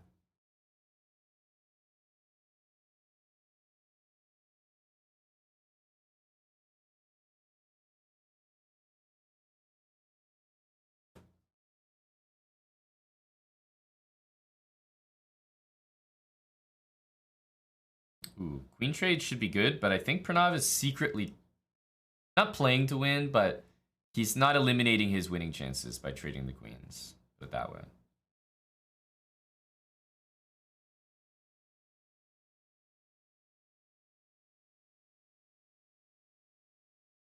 I think black has winning chances now.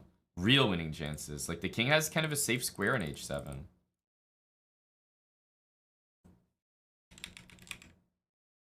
There was rook e3, or rook c3, but nothing doing there.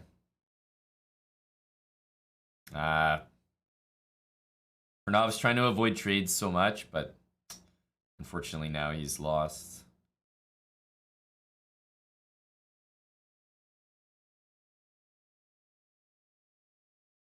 Brutal. Brutal. But he was just playing for a win out there. Down a pawn in an endgame.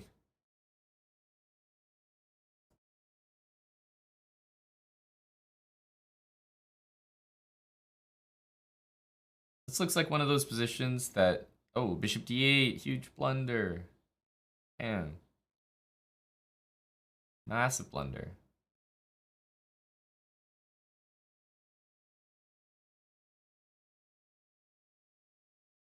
Wow, is this still winning? It's amazing.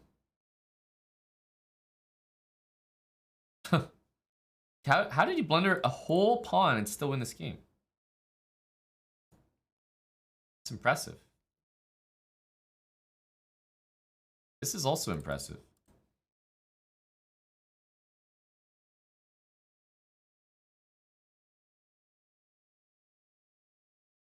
Definitely takes a strong player to even fight in these kind of positions.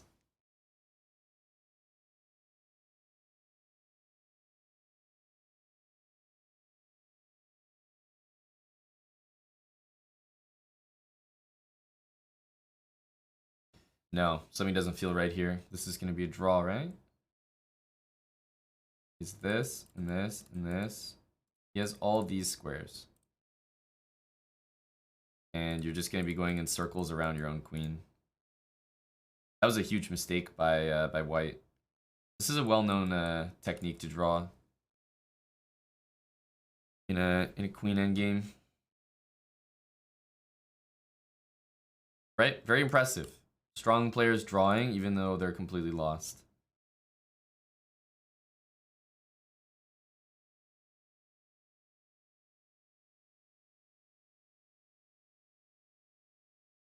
I meant that it's well known now, Dr. Lord. Now that you know it, it's well known. You're the determinant.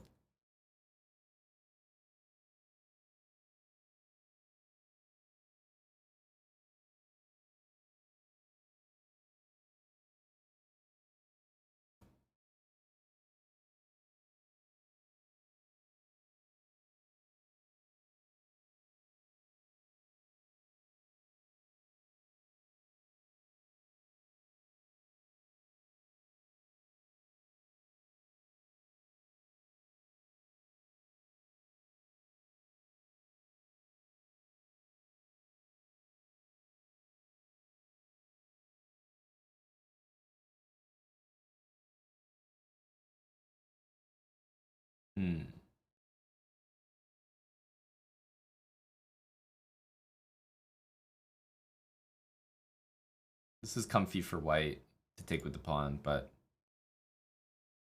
whatever.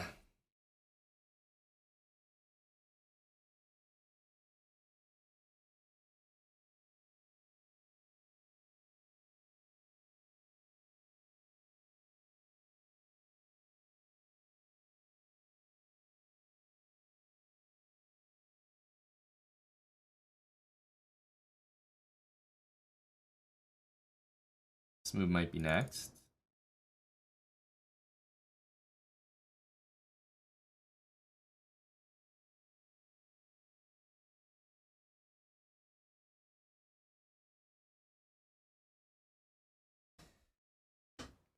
We have the 2 bishops, but it's going to be super temporary, I think.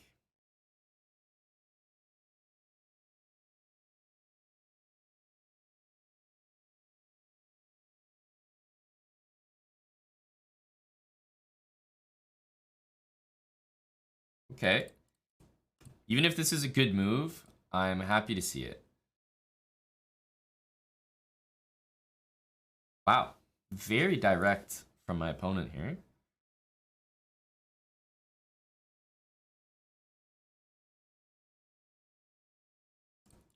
Technically attacking this pawn here.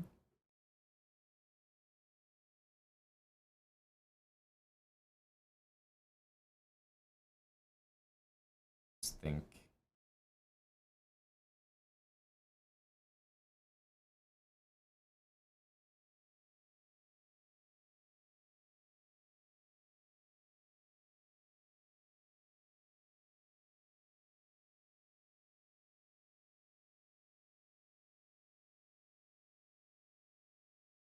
I'm okay with both of these moves.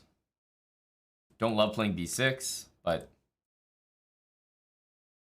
I have some dark squares here. Bishop c5, queen e5. My bishop got to e5, that would be great as well.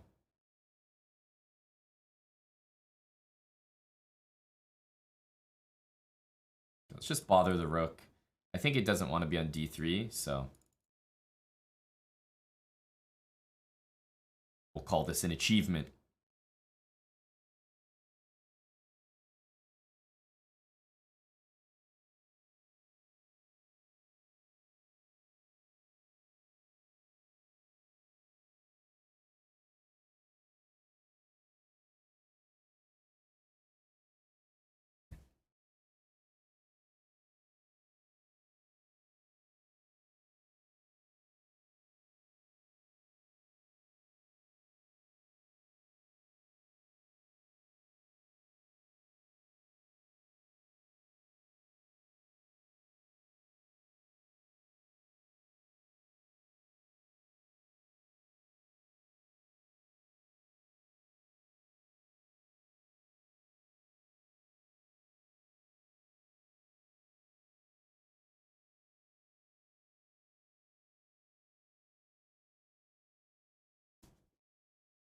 Hmm.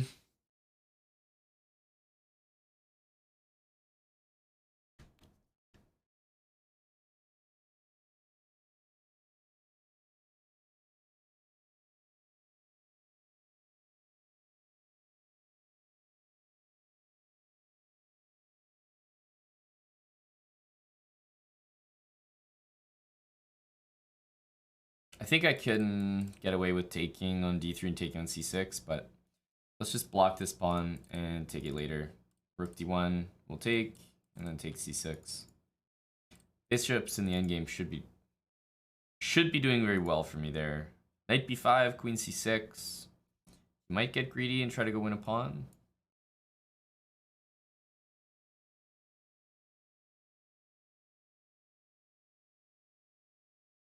Queen d7, rook c8.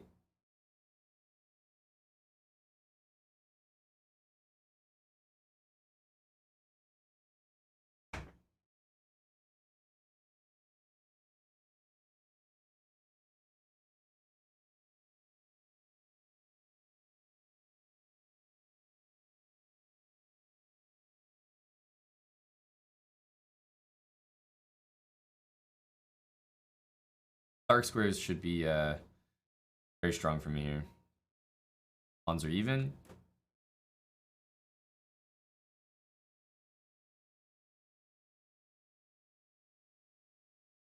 d3, we just take and take.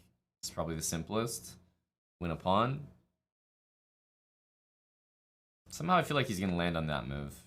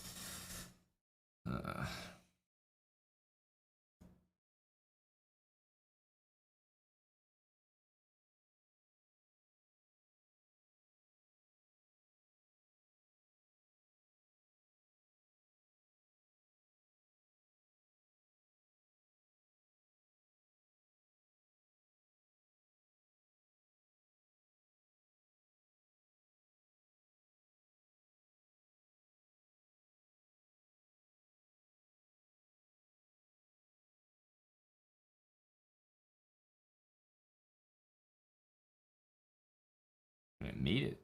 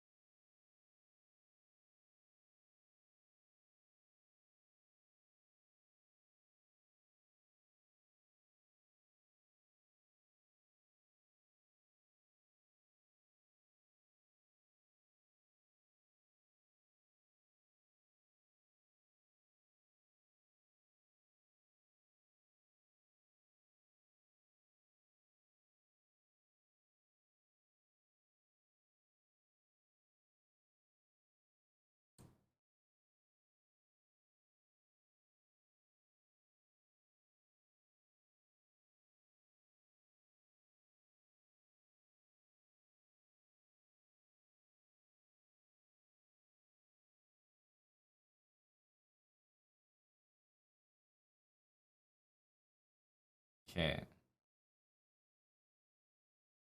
What do we want to do here?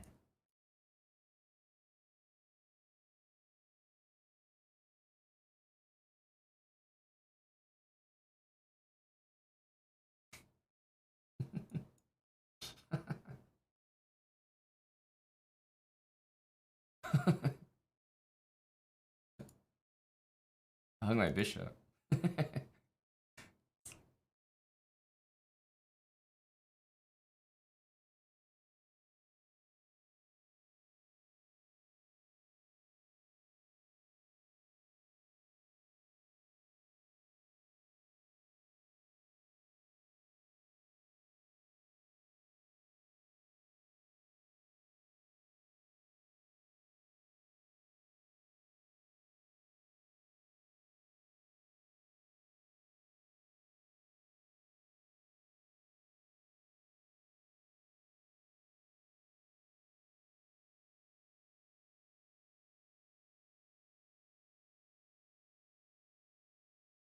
Really making some big progress here.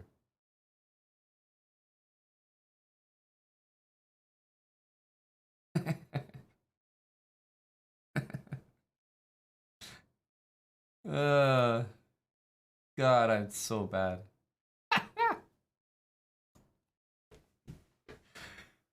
I'm so bad. Oh, put it in the win column, boys. Oh my goodness. Put it in the W column. All they're going to see when they look at this tournament after is, you know, Mon played that guy and the result was a W. That's all they're going to see. That's all they're going to talk about.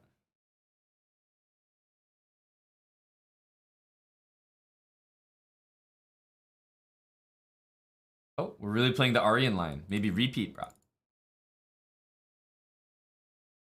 Aryan is teaching me the theory here.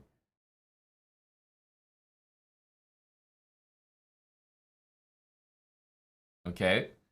We've got the line so far. Let's keep repeating it. We took and went here. B5, Queen E2. I've already studied this. This is theory.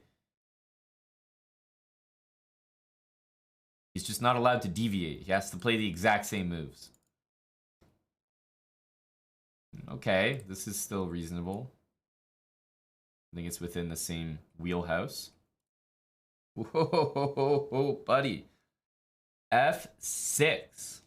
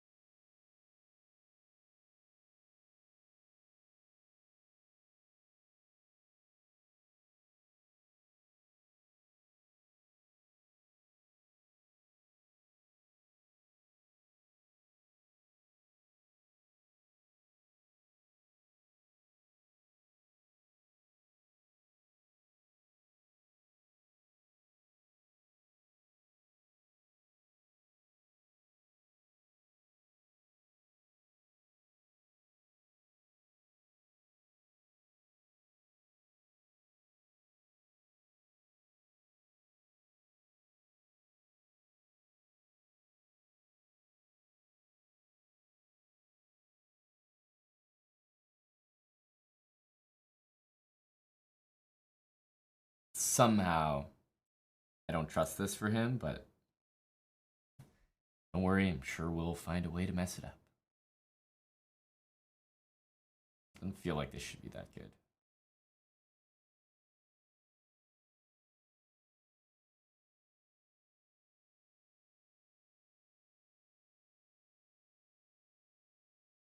C4 or E3? Take here, it's probably B5.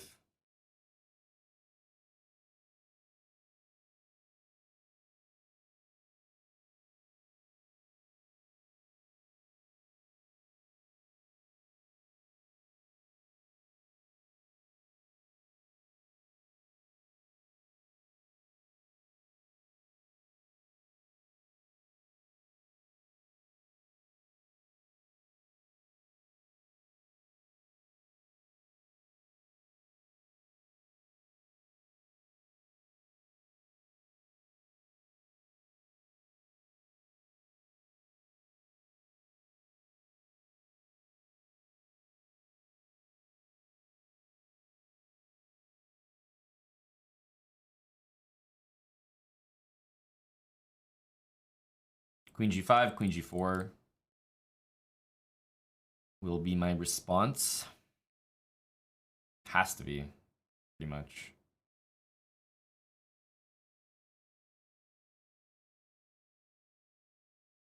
I don't see another move after this.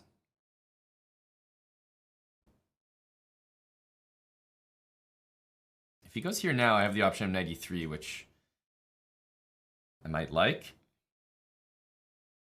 Knight e3, and it looks very good because I get this check, but he has knight c5. How is knight c5?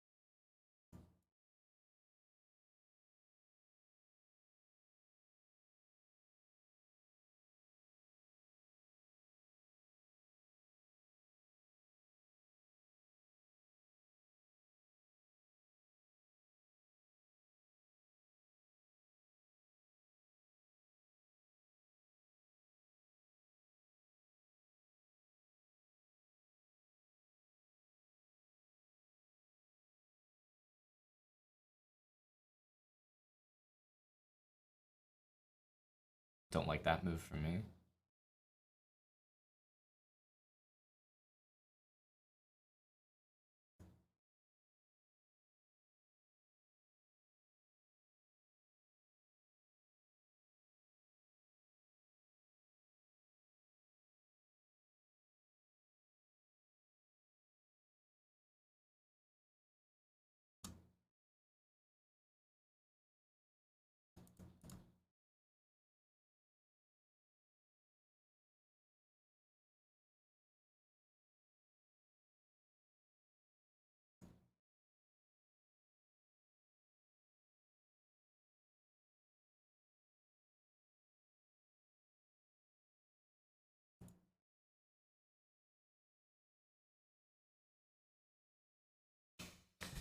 Okay. End with a win. Unusual. Unusual.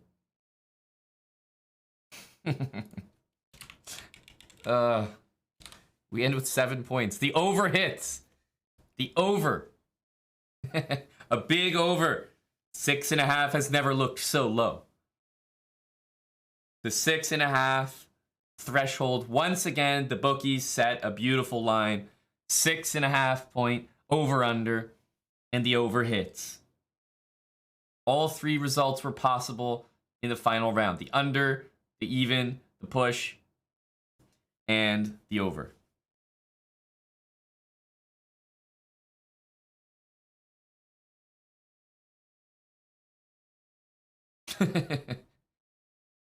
Look at us go.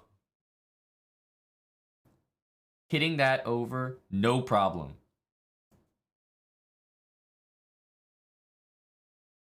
Thank you to Bucko Bonsai for the $50. Definitely a purple ribbon kind of energy today, Bucko. Absolutely not my finest. The fact that we got 7 points is that's a great result. I mean, like, me, I'm going queen g4 check, right? I'm doing that all day. That makes it so much easier. Here we go.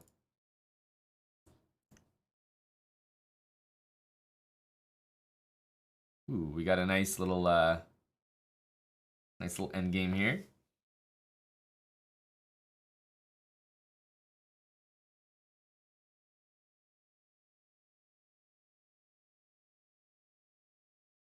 There's no flagging, so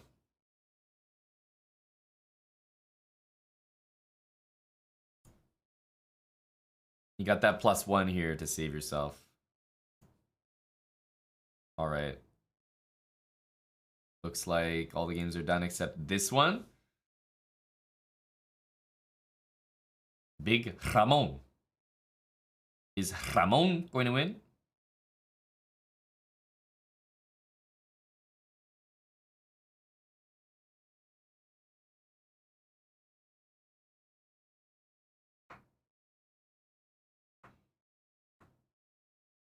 Beautiful drawing technique here by white.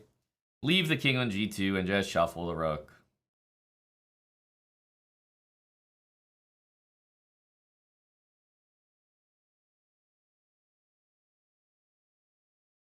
And a draw. Oh, white playing for the win with king g1. There we go. Thanks, Brienne, for gifting a sub. Benjamin with the 9-month resub. Forced to draw. Welcome back, buddy. 53 months from Big Fat. All right, let's have a look at the results here. Let's have a look-see.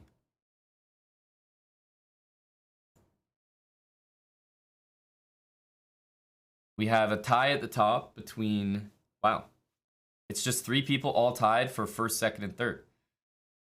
Dubov, Minlay, and Denis Lazovic. 9.5 out of 11. Big Bach with a nice score. Portnik, Naroditsky, 8 points. Pranav, 7.5. But let's get to the real players here. Magnus Carlsen, 7.5. Oof. Magnus, 7.5. Me, 7. Damn. 2 competitive individuals. 42nd place is 7 points.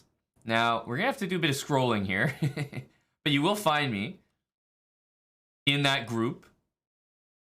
A strong 42nd, tied for 42nd place finish. Top 50. Big. A great performance by KNVB. I think the upper echelon of talent finds itself in the 7s. For example, myself, GM Krikor, Alexander Kostenyuk, Gotham Chess. I mean, this is where, let me just say, this is where the titans of Title Tuesday hang out. If it's not going to be a first place, I have no business and no interest in scoring 8.5, 8, 7.5. May as well make it a 7. Just enough to beat the over, but nothing. I don't want to overexert myself, you know?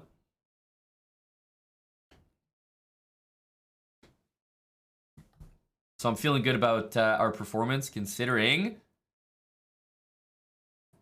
this pretty unfortunate situation in there. We lost at the beginning. We won some games. Target game was close. I had a free piece I missed. I'm trash. Then we played this guy, and we were absolutely killing him. We flagged essentially with mate on the board. And then this game, oh man, this one was brutal as well. We just got flagged this game. This was just a bad loss. And then we put some wins together in the final 3 to scrape our way up. I mean, right around here, the money line for under 6.5 was probably saying hello. The live line, rather. So the fact that the over hit is definitely an underdog. Definitely an underdog game. Sornik, I don't know what game you saw. Popov destroyed me. Wasn't that the game I was +2 the entire time?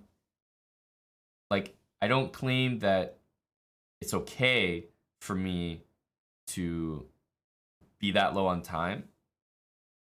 Right? That's not okay. So he destroyed me in the sense that he used his time a lot better. But that was the game I was just +2 the entire game. He played a really bad opening that I exploited. And he was just worse the entire game. And okay, I was in time trouble, and then it flipped on me. But, you know, you can say that my time management was awful, you know, and he came in with a game plan to flag me. But I don't think you can say he destroyed me when that was probably one of the games where out of the opening, my opponent was just worse. And throughout the middle game, he was worse. And then he flipped me when my time got low. Now, that's not an excuse on my part, but there's no way you can say I just got destroyed by that guy. I got flagged.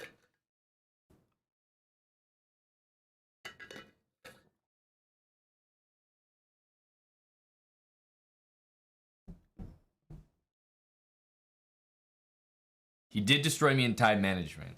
100%. I have a thing or two to learn from the beasts of Title Tuesday like Popov N.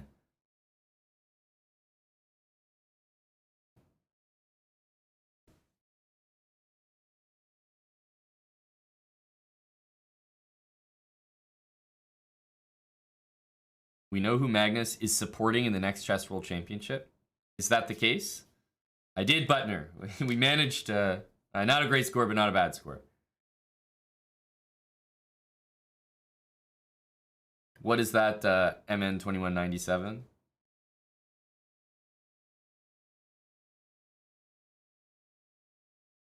Low loss moves. Yeah, I like to use that excuse from time to time. The Omen Malik excuse. I've never lost a game when I'm trying. No, MN, I didn't. Magnus has he's going for a bun look right now.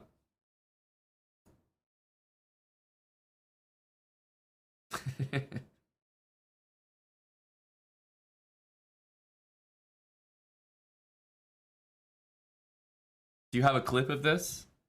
We need to inspect the bun.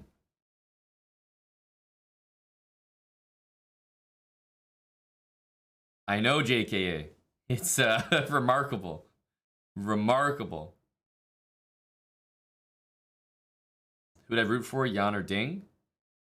I think Nepo has been... I think he's been playing like a beast, so I kind of feel like he's got like the most improved. Like I feel like Nepo has silenced a lot of people with his chess results lately. And he's definitely been hiding, obviously preparing. So that's why we haven't seen that much of him. But I will say that I know that Magnus has a lot of respect for Ding. So I probably want Ding, I guess, because I feel like that's the most likely scenario where Magnus somehow goes and plays another World Championship cycle. Because he played Nepo and then like Nepo won and then he kind of didn't want to play again. So it's like if Ding wins, I feel like that's the most likely scenario where Magnus jumps back in, because I think he has a lot of respect for Ding, and Ding has a decent record against him. They always have tough games.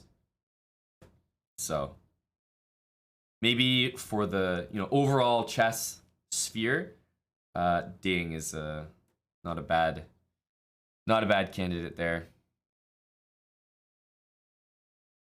But I think it'll be an interesting match. I just don't know how long I'm going to be, or how much I'm going to be watching it. Like, I'll definitely be paying attention, and I don't know how you guys feel. But the way I feel about, like, a World Championship match, classical time control, 7 to 8 hour games every other day or something, lasting a month long, when the likelihood of a draw in every game is so high, and Magnus is not even playing, like, that just doesn't appeal to me. It's just, like, saying that out loud, that doesn't sound like something I'm, like, super keen to tune into. Like, I'm very interested in the results. And if there's a cool game, like, I might go back and watch the VOD, or I might replay the game. Like, I'll definitely stay up to date with it, but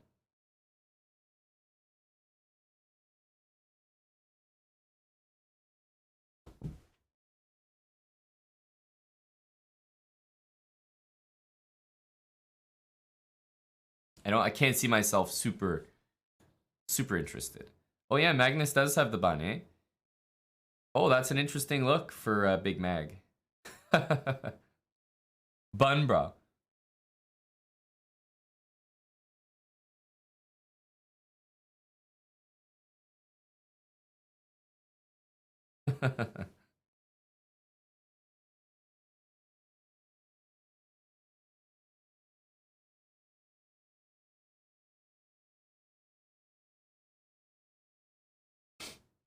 It is a vibe, yes. This is what I was looking at.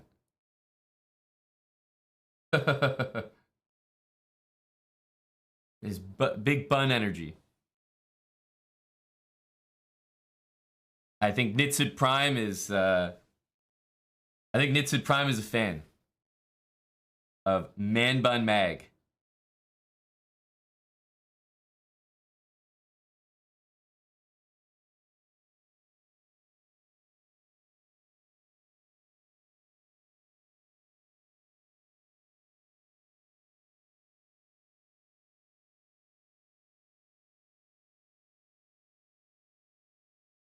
Okay, this is a funny look for Magnus. Go, Magnus. I like it. It might explain his 7.5 score, though, this week, as opposed to, like, his usual 9 or 10. We did no such thing, Mickey. No such thing. I would like to say that Magnus came to Canada. He did meet someone from Edmonton named Nitsud Prime. Nitsud Prime does rock a man bun. Very similar build. And now Magnus has a man bun. Those are just the facts. Those are just the facts. He's gone back to Norway with some inspo.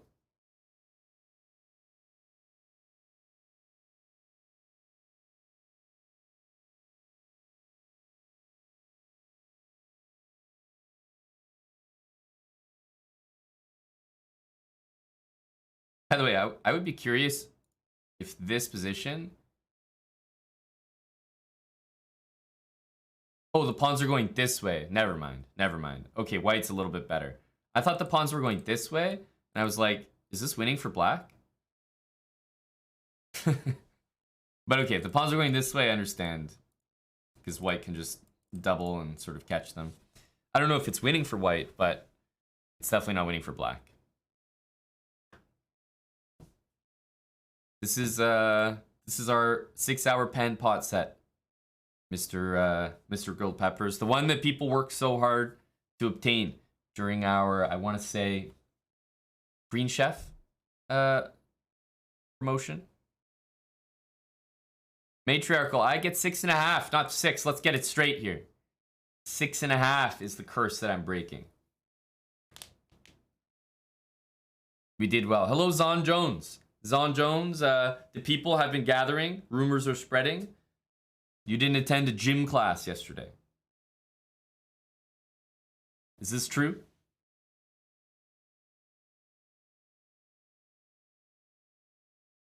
Either yesterday or the last time there was one. We were I believe accusations were thrown at McNaster, but in fact, it was confusion. A different lad from Ohio was to blame. McNaster has presented evidence to exonerate him.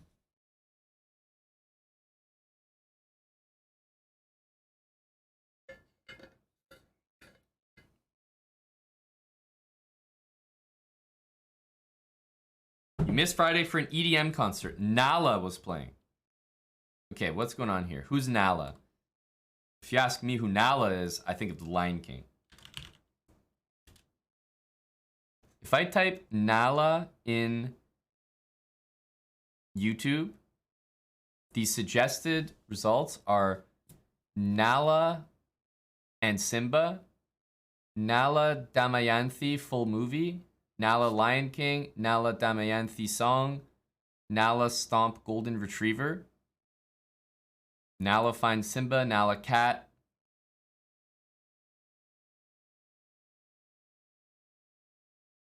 You're telling me this is a DJ?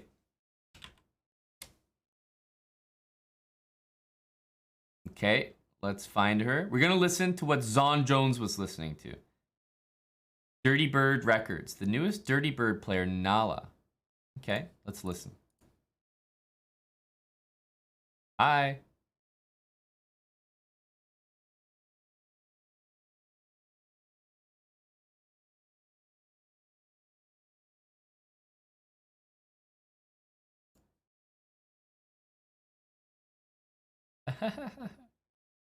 Go Nala.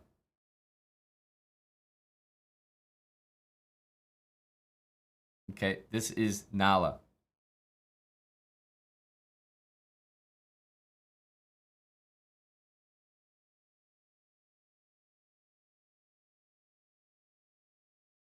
Zon Jones is a big Nala guy. No puedo cambiar. ¿Qué pasa? Genial.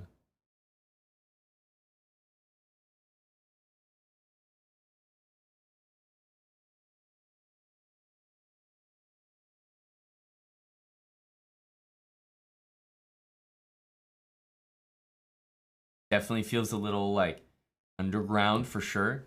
You can tell this is like a little deeper, a little darker. But it's still got that. It's definitely a little acidic. You can tell. Well, if I show you the video, then you'll understand. This is like actual acid trip. The background looks like Top Gun Maverick or something.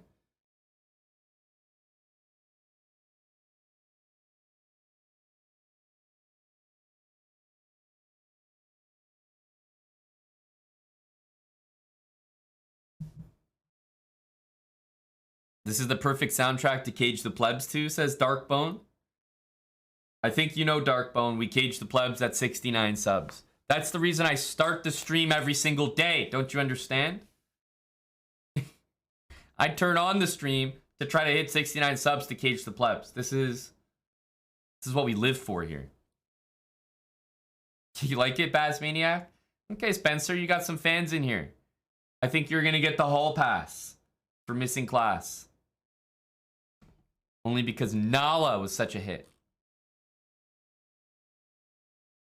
That's right, Jumpy Chess.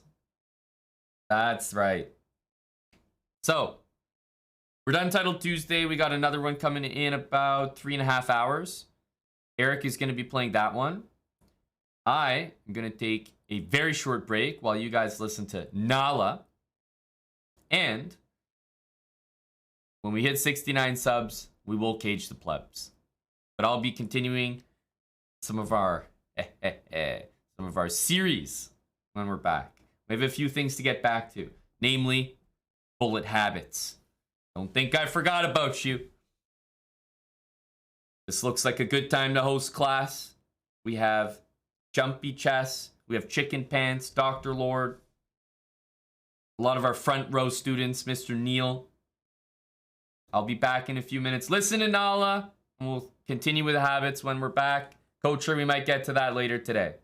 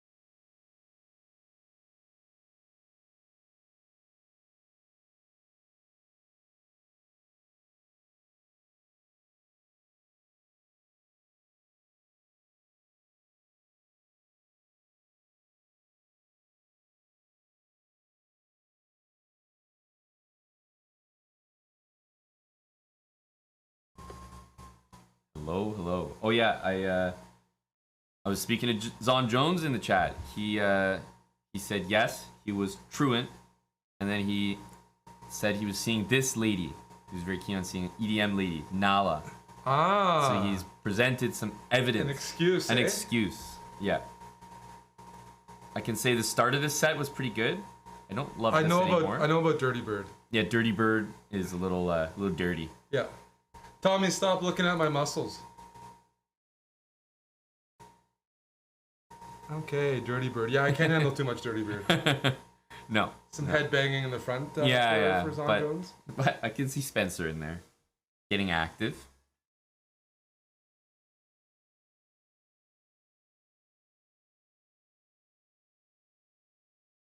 Eric will be sub 200 soon. Well, Mattis, I think the flames are helping Eric lose weight as well. The wallet's getting a little lighter. Tom is there for some 200 is inspo. almost marks from save percentage. Like at some points, like no, it's actually yeah. At some point in the early game, it might have been. For NHL standards, he's really shitting the bed.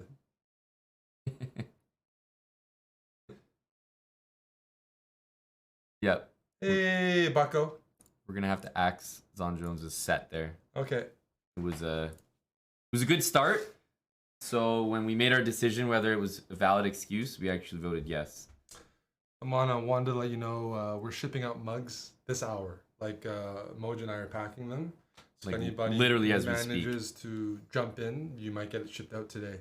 Oh, that's exciting. Yeah. Mugs right now.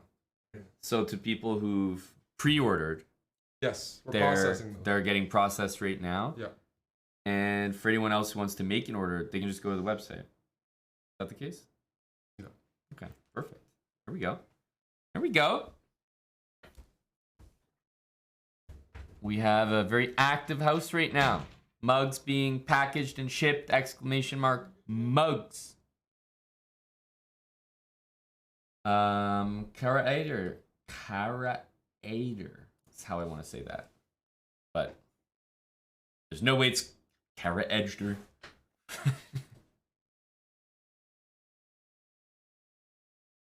Thank you, Pistons. I appreciate it, bud. Thanks, Kara, for the prime. 2 months. Hello, hello. Just gonna go with Kara. Easier.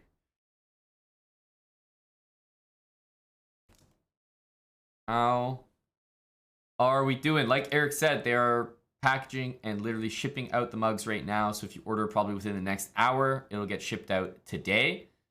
Exclamation mark mugs. It's been the most hotly requested item to return to our merch store.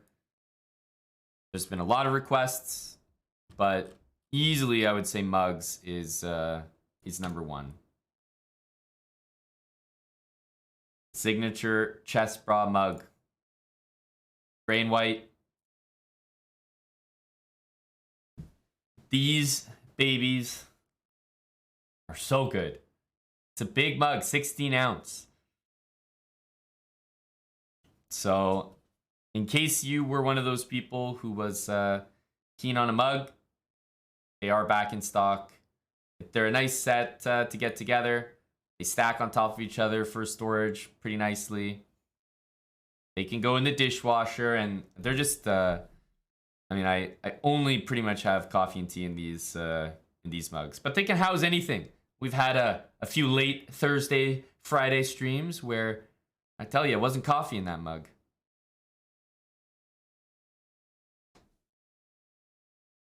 Oh, they're there, Knitted Prime. They're there. They're in stock.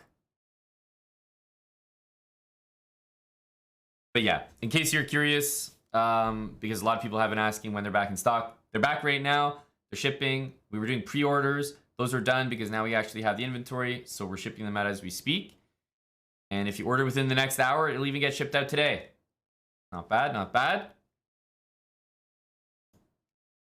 Like I said, we are going to continue with some of our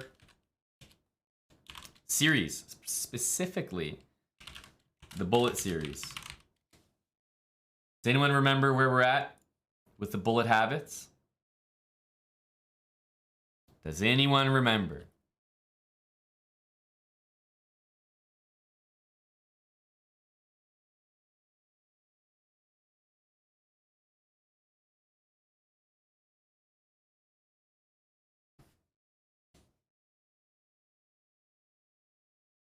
That's right, Jumpy Chess.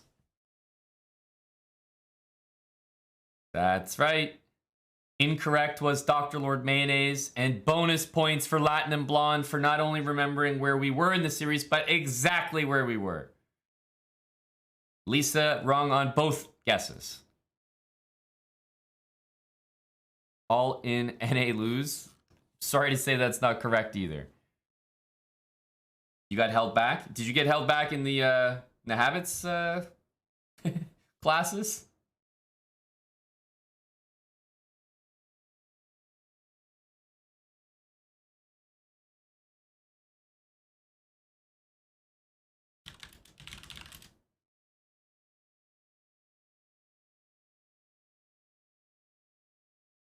Chessbra always rounds down.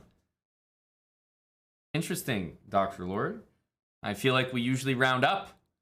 Not when it comes to readings, but when it comes to performances, you know? Title Tuesday. If I'm coming 60th, I'm actually tied for 42nd. Hey, thanks, Panther Zero. Let me change our title here. We're done with Title Tuesday.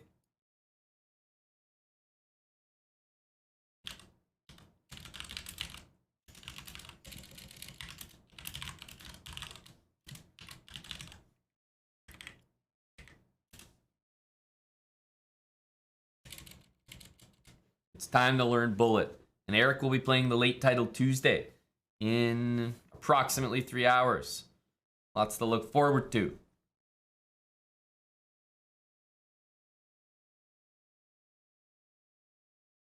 Oh, don't I know that, Lost Moose? If we could get that, I meant, you know, if we could change that, that would be great. Tommy, have you been here for a Bullet Habits session?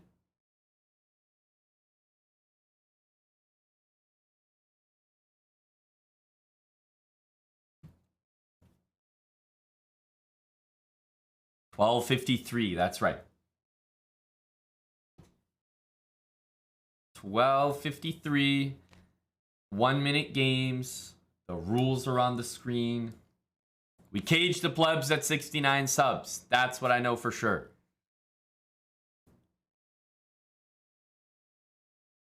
We hit the over in Title Tuesday, 7 points above 6.5. So, you know, we could say it's been a good start to the day thus far. Let's go, Sour 34. All right, we're going to start. Notepads out. Bullet chess. We've got those rules. The main thing that we've changed, now that we've upgraded a little bit, is using the tactics. Just basic ones, simple ones. Nothing crazy. No, like, multi-move tactics. We're not sacking any pieces. Just the simple stuff, like a fork here and there. Like a pin here and there. That stuff is very useful. All right, we're trying to move within 5 seconds and learn those basic checkmating patterns, which I may absolutely take the time to show you because they are so useful. Good to hear, Badkins. All right, let's start. Here we go. We're still trying to hover these pieces.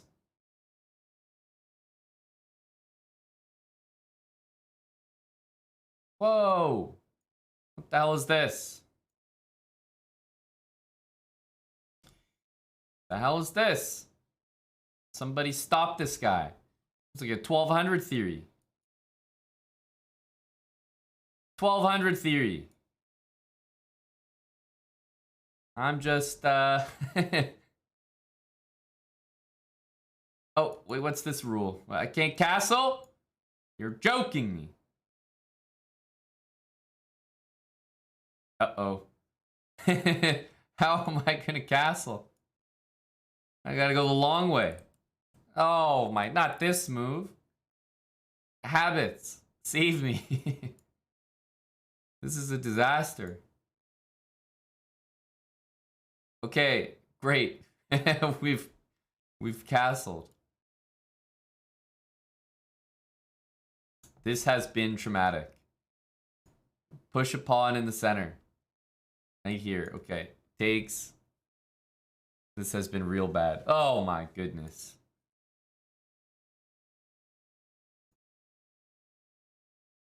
This, I tell you, this is rough. This is rough.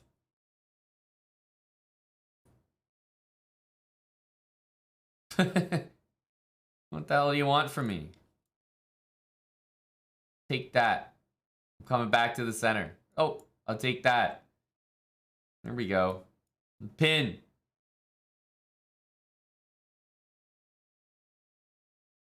Oh. Ladder. Don't fail me now. How did we win this game? Let's go. What the hell? He hung everything.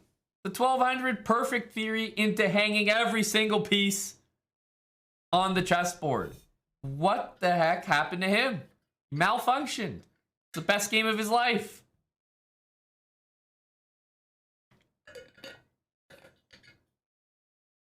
How on earth did the position go from this?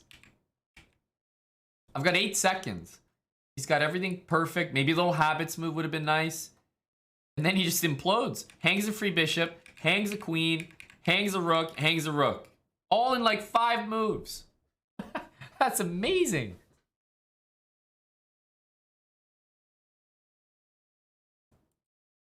When you're only book smart. Exactly. He ain't street smart. You've been reading them books too much, boy. All right. Next game. That's a great way to start. This is a very important game. I wonder if anyone can tell me why.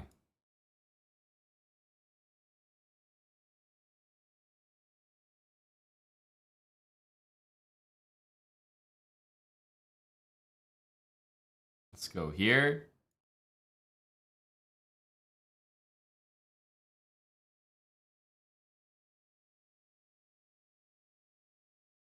Those rooks to the middle here. Let's push the center pawn. Oh, looks like some people have got it.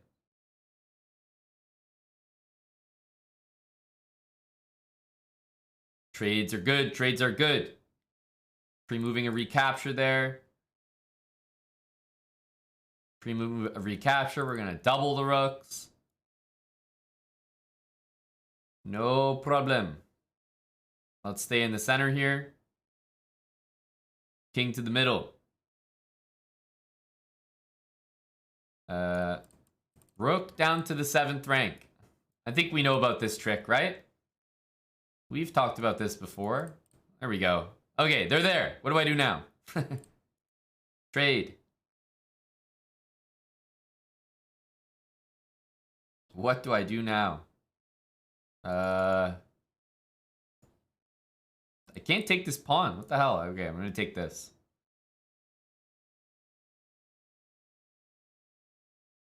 Rook back to the side. I mean, this isn't that effective. What the hell is going on here?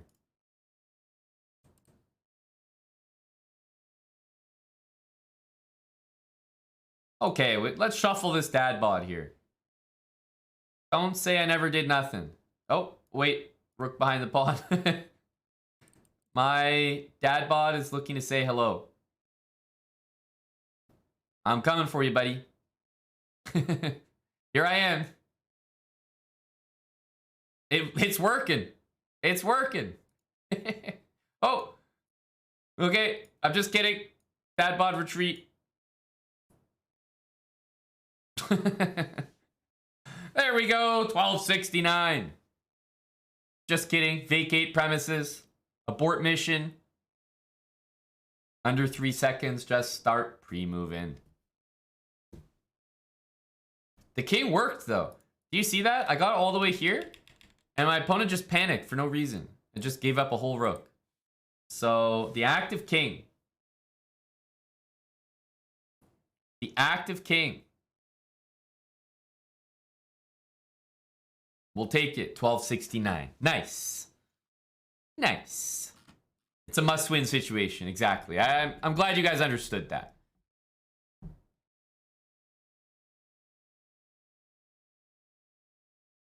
Okay, let's stick to the habits here.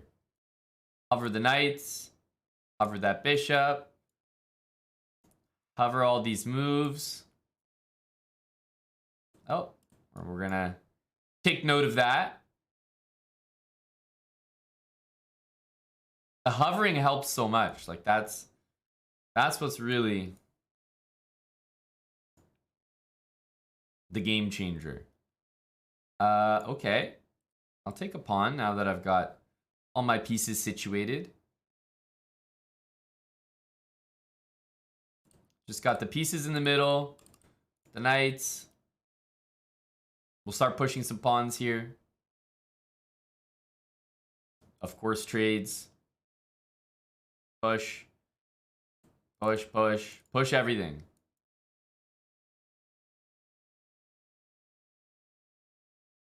Just push pawns. Nice and easy. Remove a recapture. Okay, trades I'll do. Pawn pushes I will do. Another recapture we can pre-move.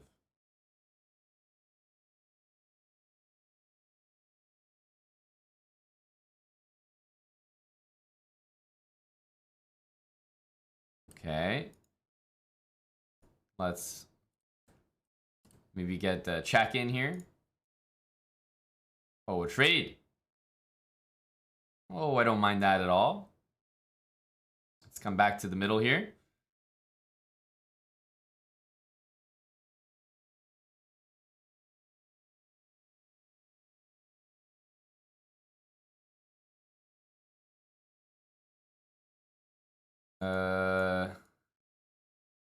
Okay.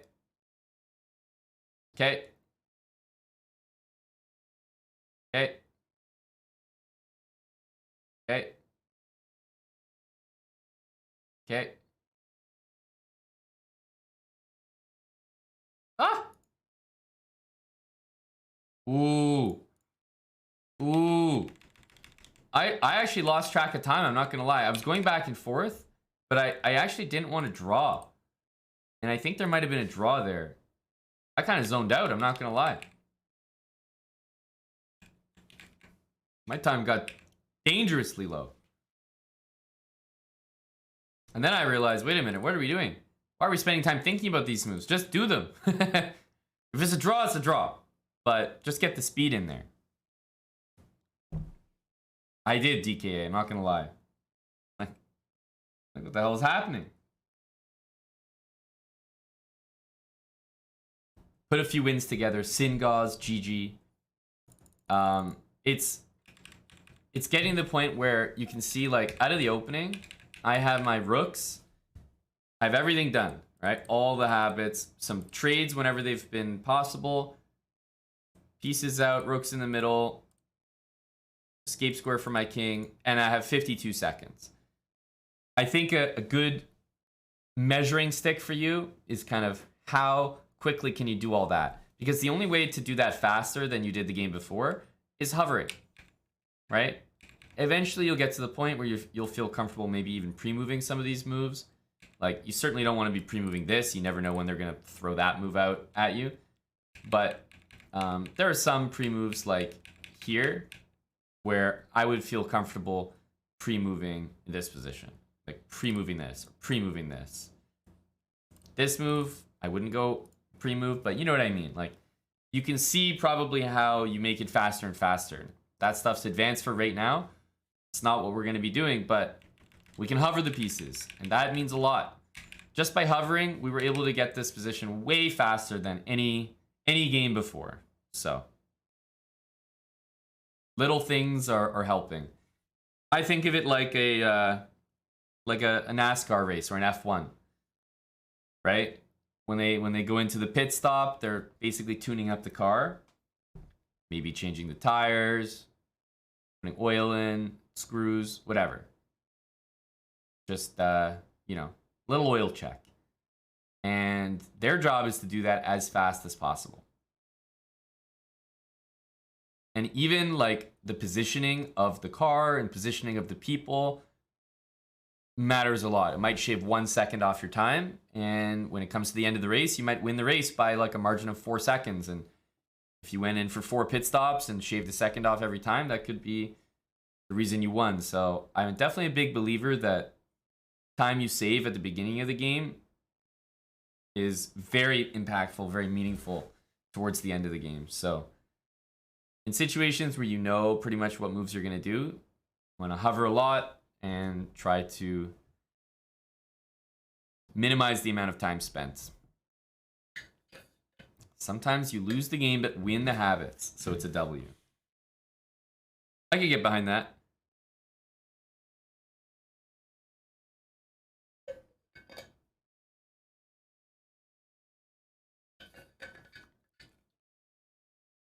Let's jump into another.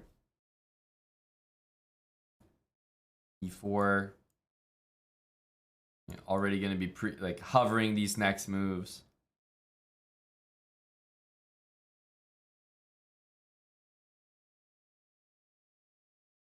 See what I mean? Like already, it's only 55 seconds and it's getting speedy.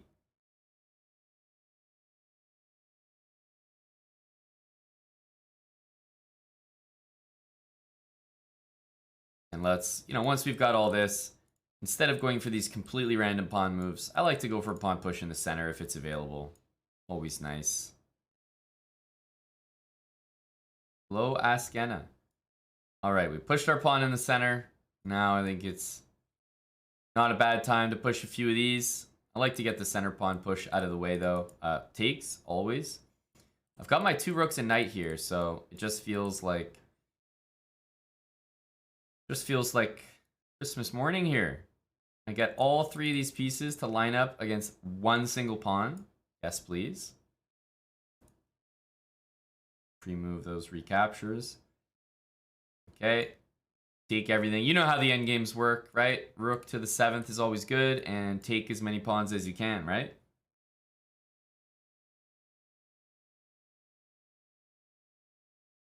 Okay. In these situations, I think we all know what's going to happen. I mean, this is a flag, right? Oh, trade that. We need to be playing quick.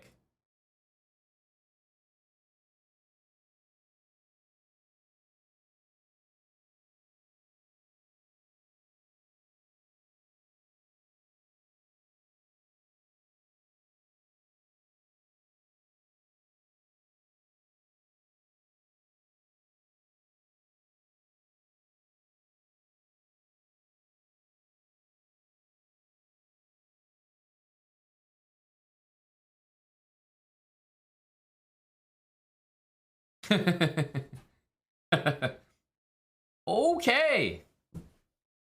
Okay. The old king and pawn end games are always winning when you're under 1500. Philosophy. And I tell you, it rings true.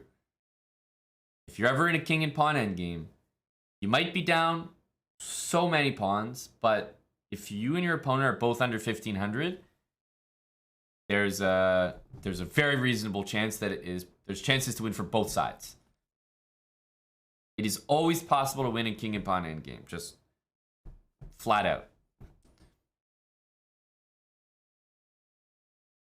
King and 1 pawn is the most like fundamental endgame for sure. All you want to do is go up to touch the pawn and go back straight in front of the pawn. You never want to go back diagonally. And whenever you can go up to touch the pawn, you always do it. That's it. It is that simple. Always go up to touch the pawn, and when you have to go back, always go straight back.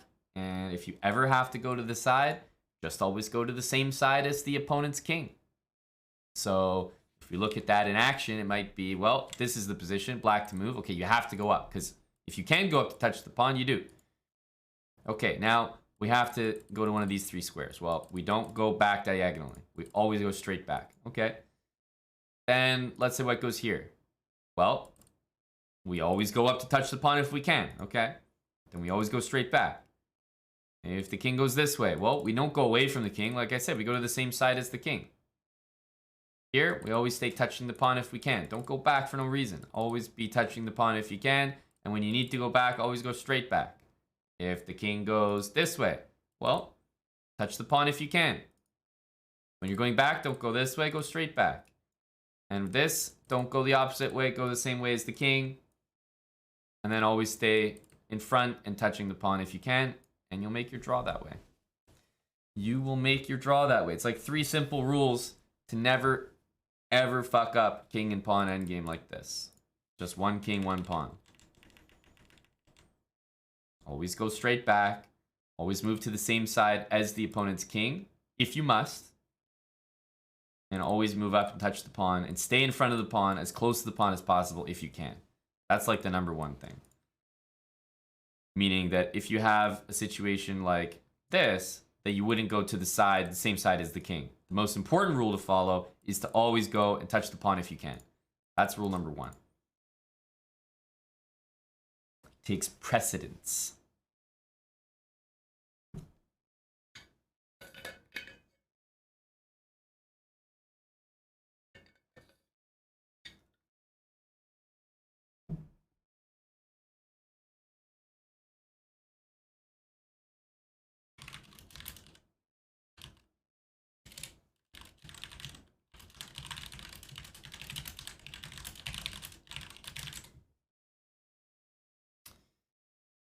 Well, after I explained a basic king and pawn endgame, it seems like not only has half the class fallen asleep, but Cross24X writes, when I grow up, I want to be a dinosaur.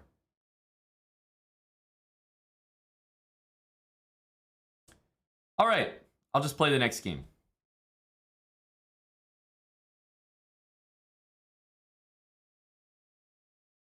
Bring the knights out, cover the pieces. There we go. Oh, let's take that. Oh, let's bring our bishop out a little more aggressively. Ooh,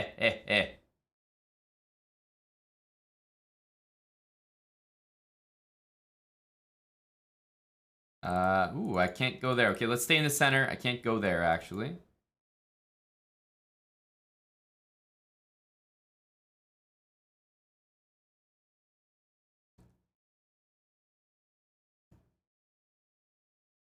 This looks like a habits bra plus a fianchetto, you know?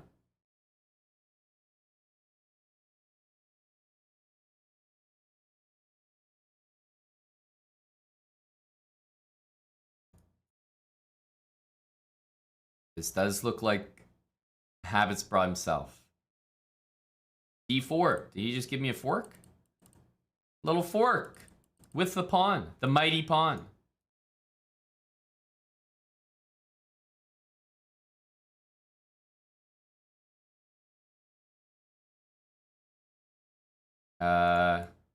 Okay.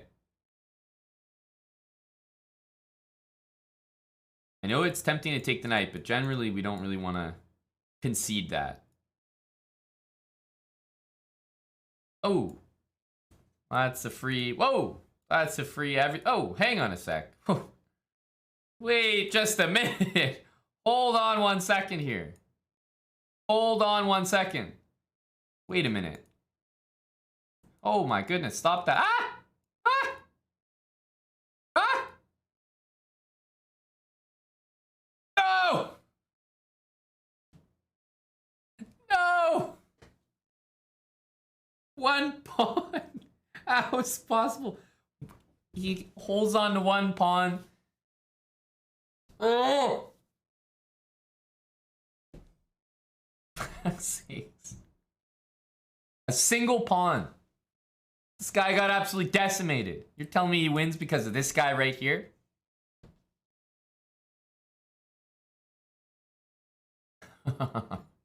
He hung every single piece, and then the little pawn that could went all the way up the board to h7. I mean, this is highly disturbing. Mordekaiser, thanks for the 27 months. Poontang Pie, thanks for the gifted tier 3 sub. God, I love Poontang Pie. Thanks for that tier 3 gifted sub. That's very, very generous. Cube Master NM, thanks for the 16 months with Prime. Losing, give away all pieces and pawns. Mike, he knows it. It's impressive. He's a habits bra for sure. Got to give him some credit. Okay, that was... we got to get back to Earth here.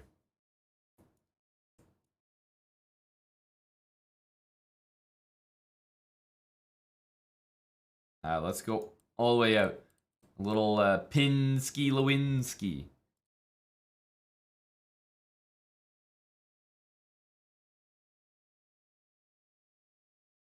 Okay, we're taking everything. Ooh, a little bishop back, eh? All right.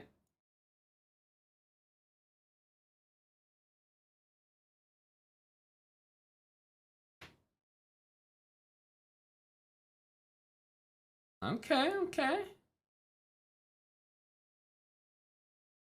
Let's go to our favorite place to put a rook. I think we've learned this by now, right? Get a rook down there and make it double. Just like a nice way to play. Let's push some pawns. Okay. Let's bring the king to the middle. Whoa. Now, hang on now. Hang on just a second. Okay, the rooks need to function here. Check.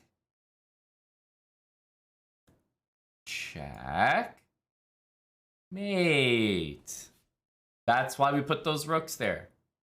You'd be surprised. Simply understanding that rooks belong right here as black and right here as white is worth a lot of elo. It really is. Just put them there. Good things will happen. I promise you. I promise you. The worst case is maybe you trade a pair of rooks. Whatever. But good things will happen if you put your rooks on the 7th or 2nd ranks. Thanks, Askena, for the 100 bits. Earlier. Good to see you. For class. It's we got 1280 right now. Going for 1300. What if King H1? Well, I'd probably take that pawn. Remember, there's no forced mate here. It's just that people are gonna make mistakes. When you have the rooks here, like I said, only good things can happen. What if bad things happen? Then your rooks were not here. It's not possible. Good things happen. All right. Sticking with the habits here. Hover. Hover. Hey! Did it in the wrong order. Now I got this stupid thing to defend, and I gotta put this knight here. That's a reminder. Playing too quickly. Gonna get punished. My knight's gonna get attacked here. Oh my goodness. Brutal.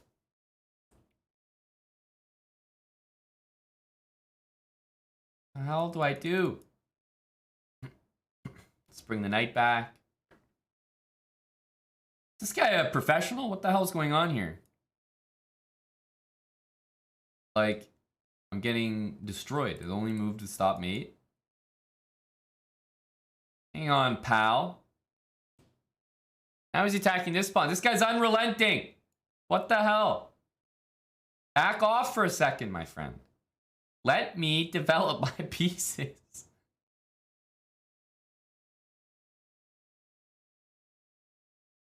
Finally. Some breathing room.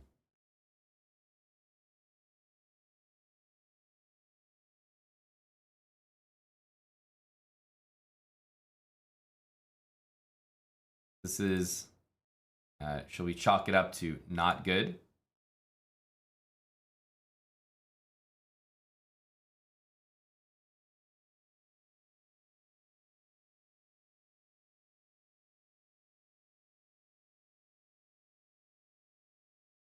Well,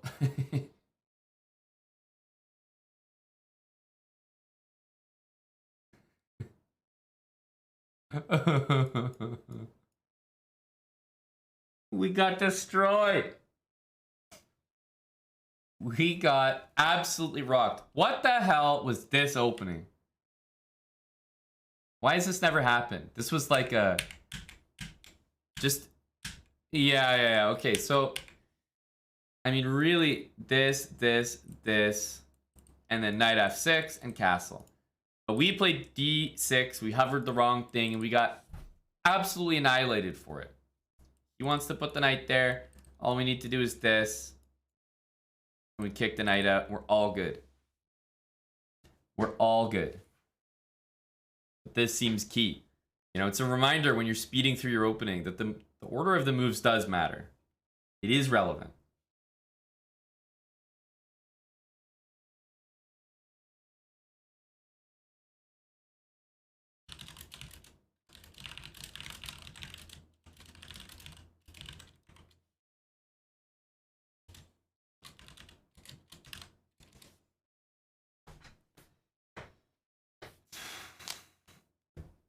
I don't think it was Eilish. I'm not sure that me pre-moving earlier would have helped much at all. But this was disgusting. I think this is a really important moment. Not to just be playing this, but knight f6 to castle. So specifically, we want to start without knight f6 and go here because that's where it's covered. As soon as we do this, next move has to be knight f6 and castle. So we learned the hard way. That was a really nasty game. I mean, we just got crushed. Absolutely crushed. We have to do better. Danger was afoot the whole game. That's a good way to put it. That is a good way to put it.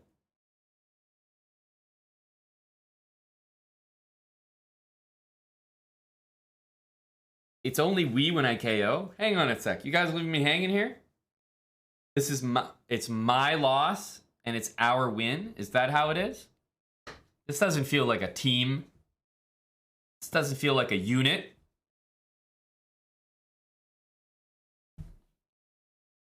You're claiming the wins and you're not claiming the losses, huh?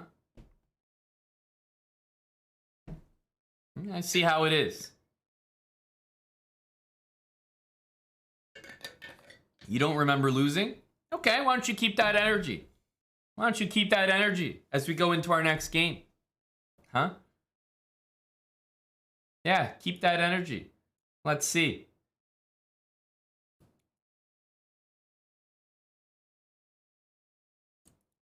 Okay.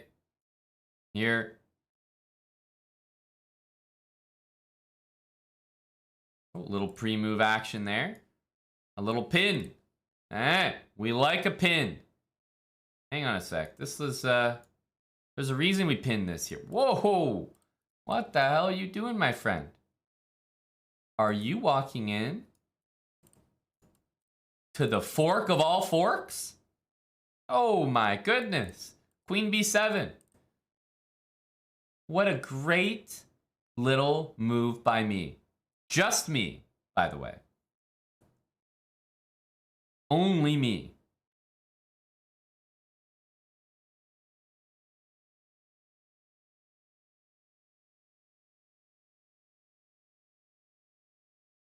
Let's get our pieces out. Piece is out. Rooks to the middle. Queen stays in the middle.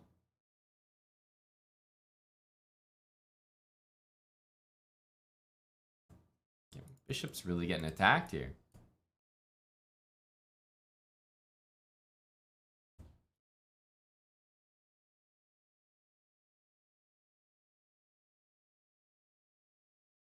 Ah, very nice. Very nice. Thanks, buddy. Oh, no problem.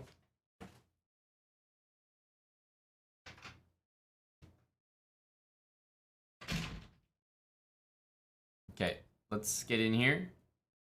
I'm moving up the board. Let me take these.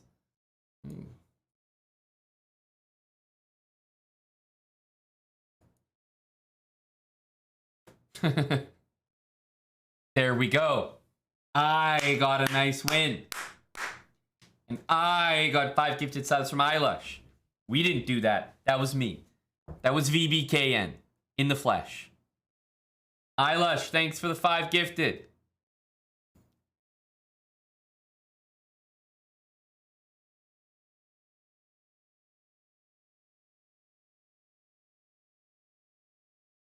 Now, I see a lot of people trying to claim a victory here, and that will not be tolerated.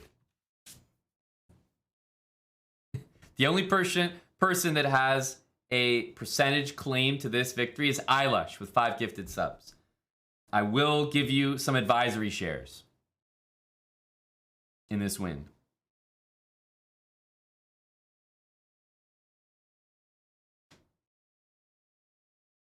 The only person is Eylush. The only person is Jeff.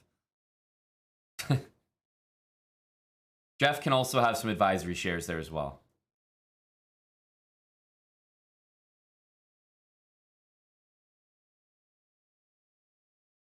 Thank you, Eylush.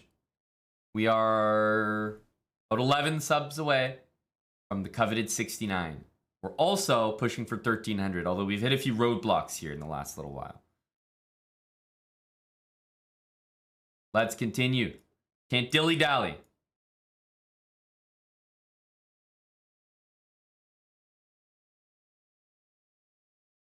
Whoa.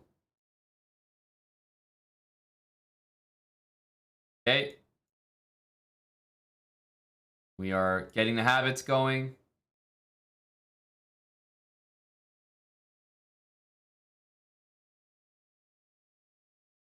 Not sure what this is all about.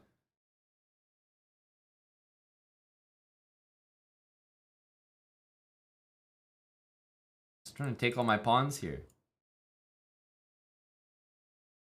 Oh, we take that. We take that. We bring the rook to the middle. Oh. We want to lose our queen. Queen's the most valuable piece on the chessboard. We don't want to lose it.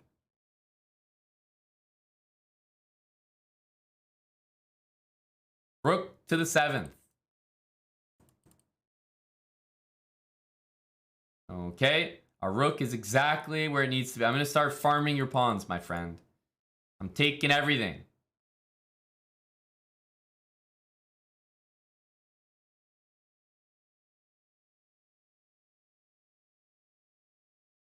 Go me. Push. Trades are always good. Hey, come back here. Come back here. How do I attack this with this knight? There we go. There we go.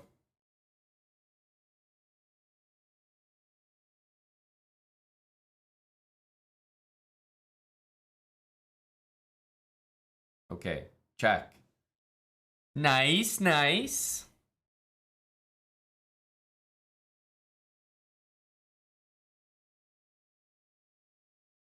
Let's keep it going. It's bullet. When you're feeling it, you got to keep rolling. E5. Whoa, hang on just a second here.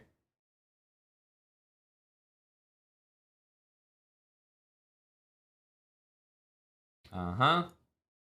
Pieces are where they want to be. Knight is... wouldn't say it's where it wants to be, but it's there. Okay, let's stay in the middle here. Let's castle. Want to get developed here as best we can. H6. Okay. I needed to move one of these pieces to get my queen out.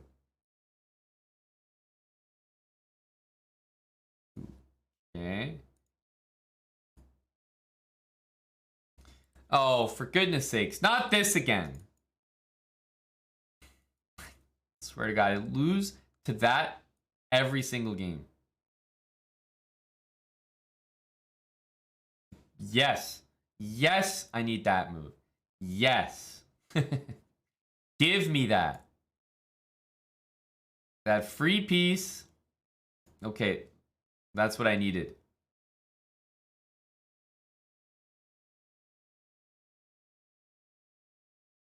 No, we do not get mated. We do not get mated like that. We push our pawns.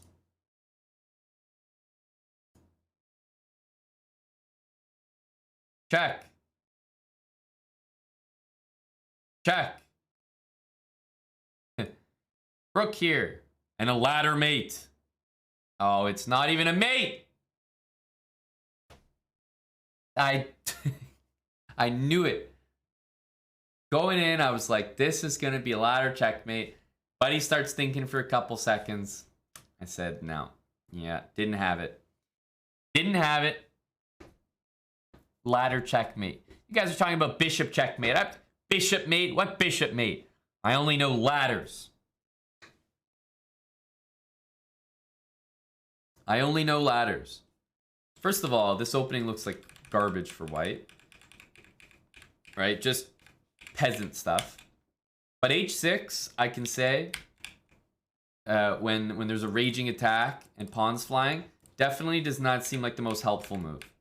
And the main way my king gets destroyed is open g-file. It's happened every single time. It's like the main way I get mated, or the threats come.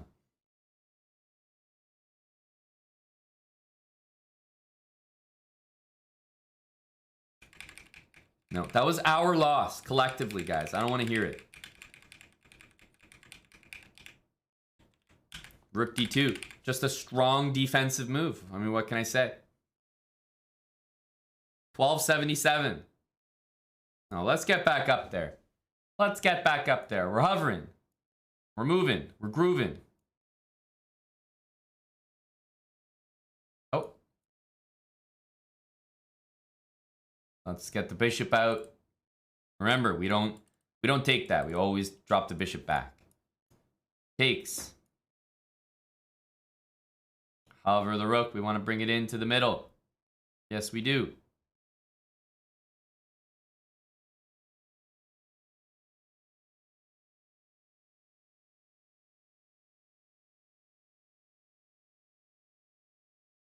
Queen here.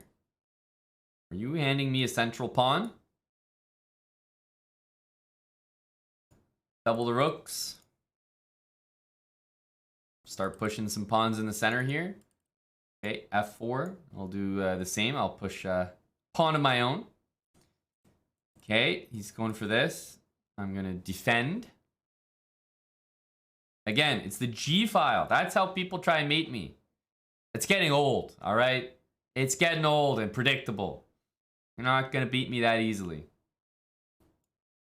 Push. Push the pawns. Whoa. What the hell is that? Attacking my pawn? Okay. Strange looking move there, my friend. Whoa, okay. What am I missing?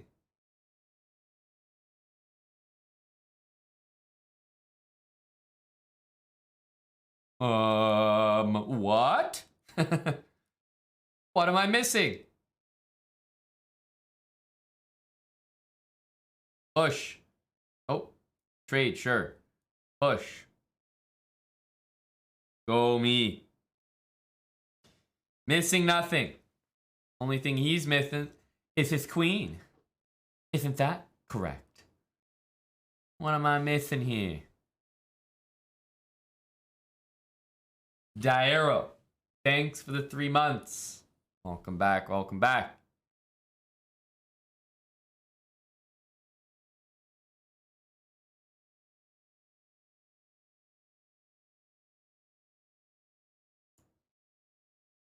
This game is the decider. It's going to push us closer to our 1300 goal. Hovering those pieces at the beginning. Oh, we'll do trades.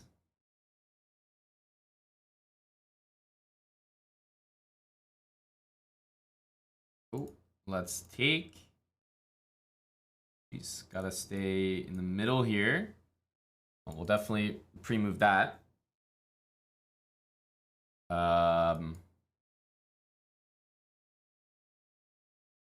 Okay. Stay in the middle. Question mark. Okay. Okay. Hey.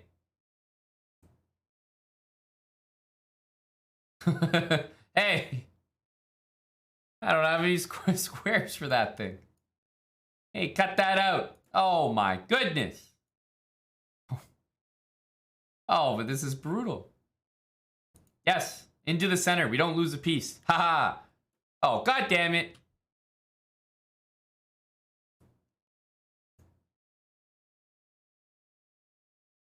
Oh my goodness, I have nowhere to move these pieces. Look at this knight, so stupid here. I'm over this. I'm over it. I'm over it. Do your worst. Just mate me already.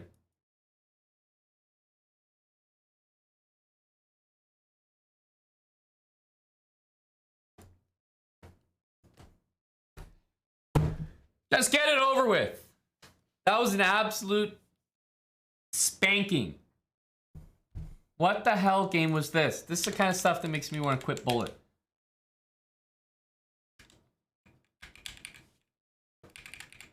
Like what? I put my queen in the center.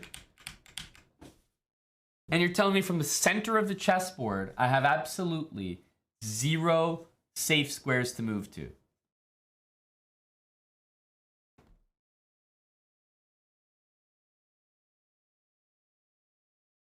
Just catastrophic. Catastrophic. Now, I'm going to need answers from you guys. Why did we get our queen trapped there? What did we do wrong?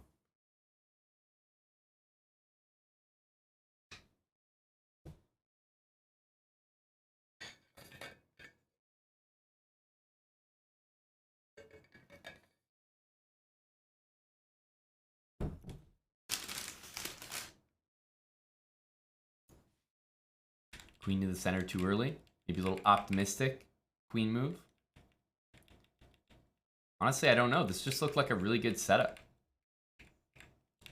Could have been a little more ambitious with our bishop. Bishop e6, queen d7. That would have been a little bit nicer. This is not the best move, let's say. But his setup did look good. He's not using it exactly, but he's kind of using the King's Indian setup that I've talked about and done a whole series on stream. Malinoj, thanks for the 2 months. Oh, plebs spamming past us. Oh, just makes me sick. It just makes me sick. 69 subs is all we need to get to cage the plebs. When we got behavior like this, I mean, this is unbelievable. My name is too long. My name is too long. Thanks for the 31 months. Okay.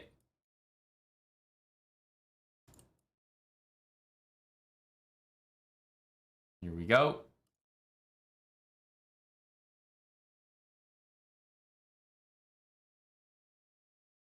Whoa. Okay.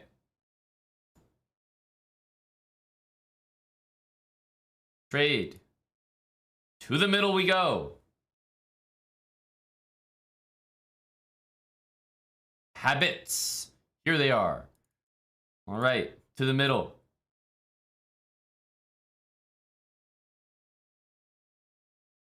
Nom nom nom nom nom.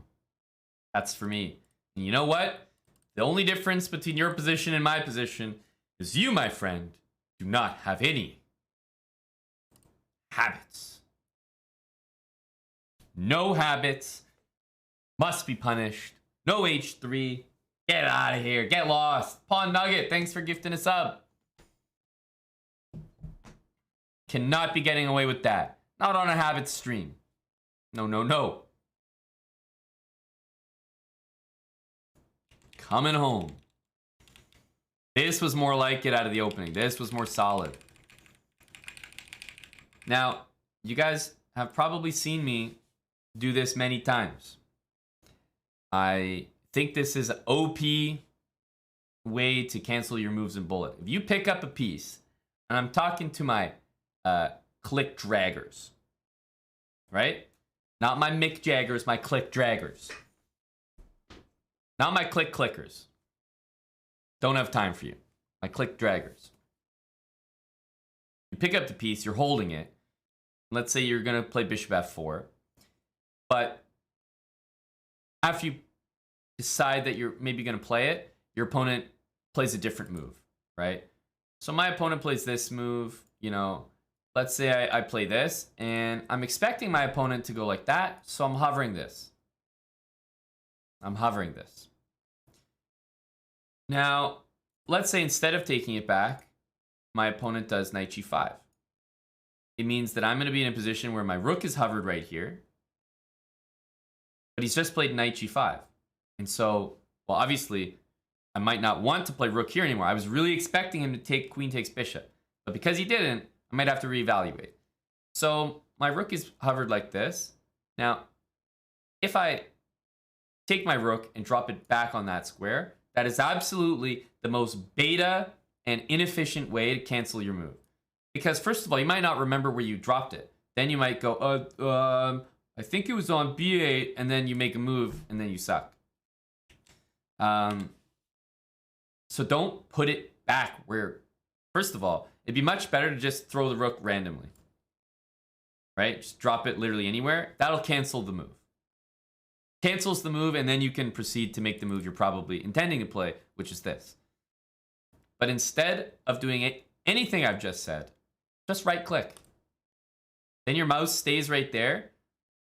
Then you can just move to the new piece. So I'm doing this, but if I see a move I don't expect, I right click, and then I can immediately go grab another piece.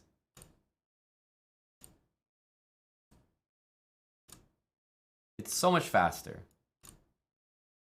Rather than like throwing the rook or moving it all the way back. What's wrong with being beta? Oh, my friend, there's much to teach you.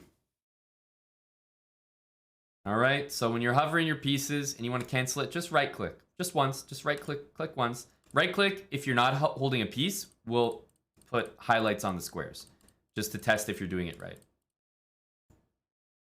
But if you are holding a piece, right click will just cancel whatever, it'll drop whatever piece you're holding back to its starting square. So it's really helpful, especially if like you have your queen and you're going all the way down here. Instead of bringing all the way back, just when you're down here, just right click. And it'll just get tossed back.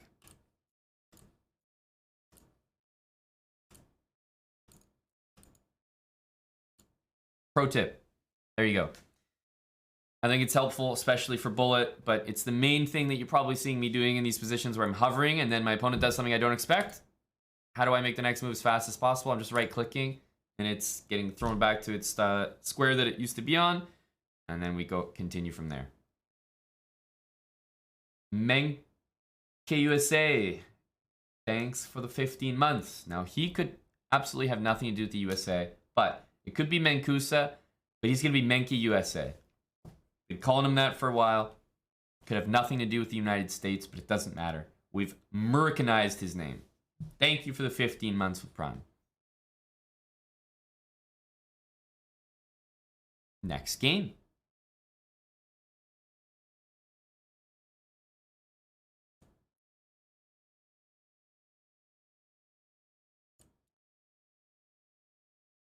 Look at this garbage player. You can't be pre-moving in the opening like this. That's what I'm saying. Don't be like this guy.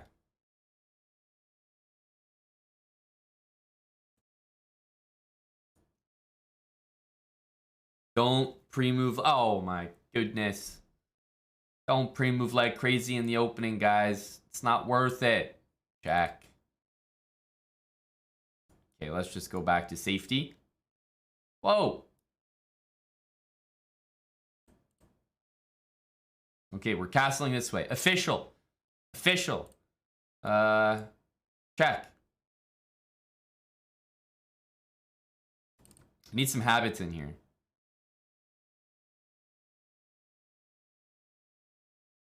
Check. Ah. A little discovered tactique for you there, buddy. Well, now I'm up pieces. I just want to trade. Bring the rooks to the middle. I want a little pawn move in here. There we go. Trade. Hang on a sec. Hang on a sec. Whoa, hey, whoa.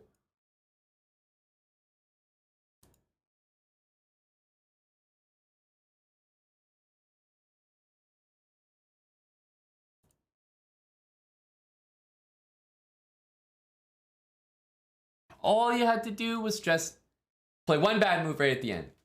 He finally took all my pieces, finally took all my pawns. But what the hell? This guy's insanely fast. Insanely fast. Like, this is what happens when you go into settings and you make a NBA 2K My Player and you set the accuracy to 0 and the speed to 100.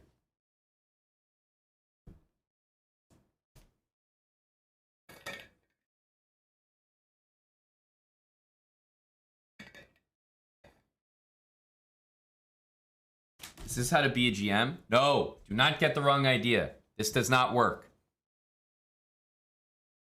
You can have won, thanks for the 14 months. This does not work. This is bad fundamentals, bad habits. You'll get a lucky win here and there, but this is not the way to do it.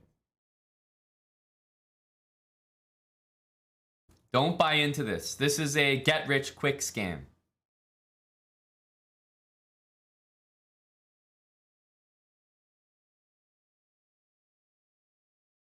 You trusted the habits, and now you're reconsidering after this loss. Well, hang on. Before we lose you completely, have a look at this game. This game will convince us all why the habits are so good.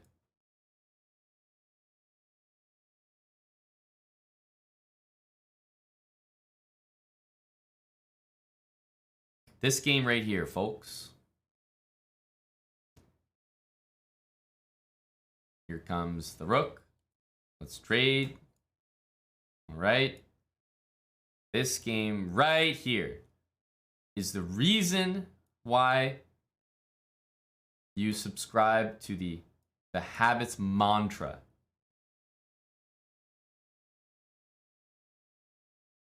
This game right here. Just making some moves in the center here. Well, queen trade for the people.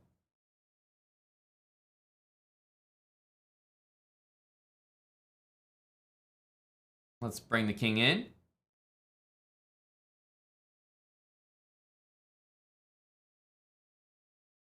King in. Start pushing some pawns. Let's go, let's go. Take that. Let's go, let's go.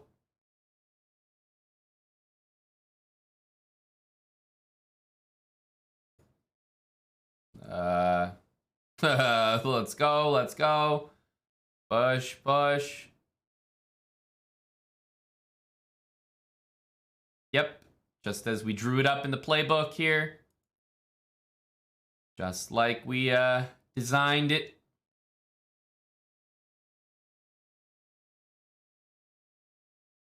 Oh yeah, here we go.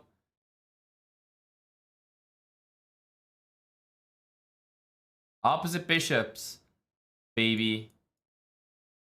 You know, just...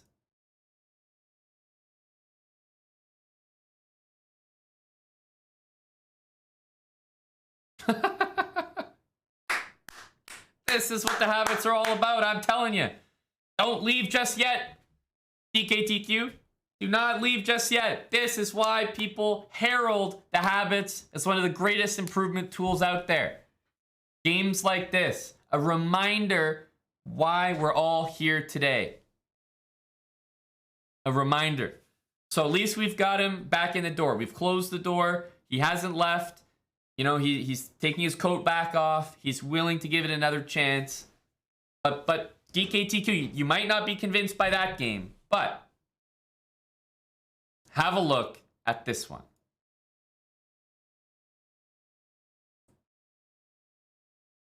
Have a look at what we've got here. I mean, this is the good stuff.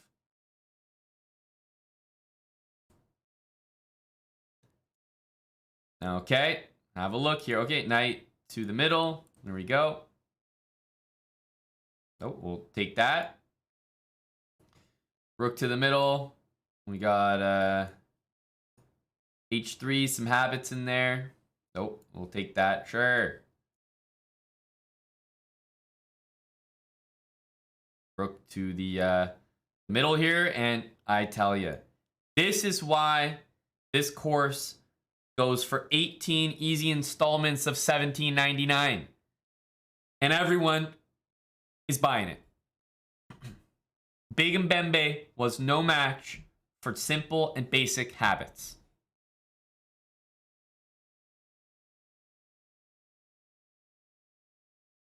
Now, you might not be convinced. I can see it. You know, I can read it on your faces. You like it. You want to become a habits enjoyer, a habits subscriber. But you're still apprehensive. You're saying, hey, this guy's at 1200. You know, he's trying to tell me things that I'm not sure I'm buying. Have a look at this. And at the end of this game, you tell me what you think. This game right here is what I call the selling point. Let's bring the pieces out. Queen here, okay. Bishop here. Okay, pawn here. Okay, pawn here. Okay.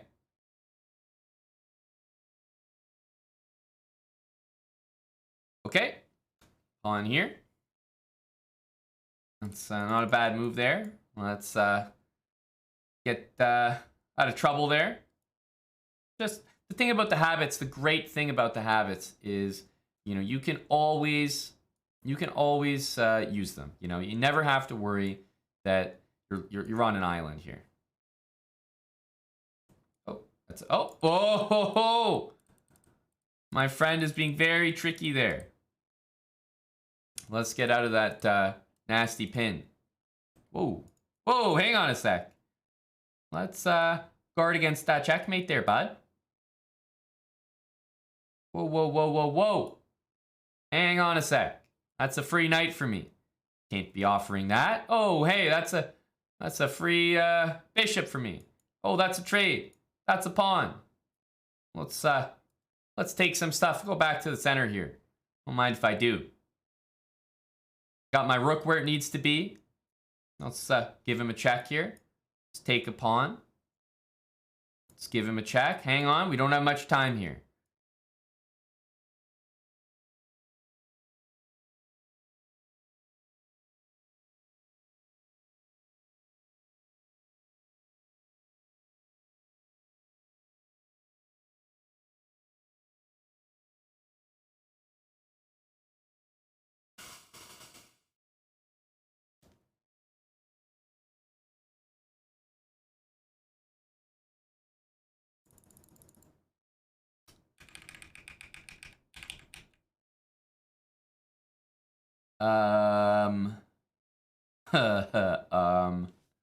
We actually deal with this move later on.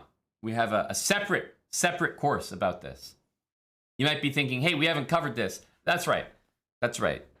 This move is actually, it's so bad, and just the concepts that are involved in making this move happen are so bad for your opponent to do that we didn't cover it until a later chapter. We thought, you know, why would we bother teaching you guys about these awful moves that your opponents could do? I'd rather teach you guys about the better moves, the good moves, the strong ways your opponents could play. But I see that this has made an appearance earlier than we anticipated, so we can break it down right now. We can't move the knight, plain and simple. We're going to get checkmated. Castling, we saw, lost the knight. But there is an idea to play queen e2, which is a nice move. A difficult one to find, but one that actually pins the pawn to the king and saves the knight. And the nice thing about queen e2 is it actually guards that pawn. So worst comes to worst, we could move our knight the following move. Queen e2, pinning the pawn, might actually handle things entirely here. So it seems that this needs to be bumped up the priority list. Zooted 3. Bumped up immediately. Covered on the spot. That makes sense. I'll pay for that course too. Gunnar Stahl. Here we go. Finally, someone understands it. Finally, someone understands it. Now let's jump into another game here. And if this happens again, now we know how to handle it. That's the great thing about this habits course. You're always ready to handle. What the heck? What the? What just happened there? What was that game? A 4-move victory. Guys, I'm telling you, this course is the greatest thing since sliced bread. This thing will take you to the new level of chess. A 4-move victory, and it's not Scholar's Mate. How many courses can provide that? I think you should all reconsider. Habits really is that good.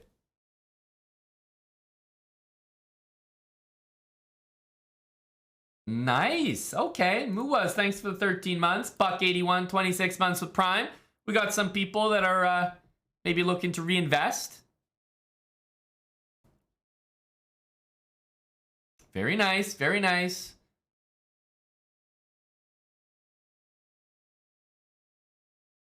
Here we go.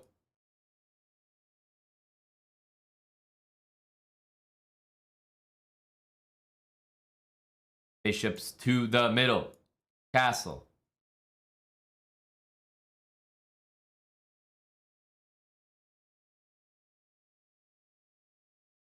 Hang on. We've seen this before. Let's prevent that. No, I can't have this. I've dealt with that before and it was not fun.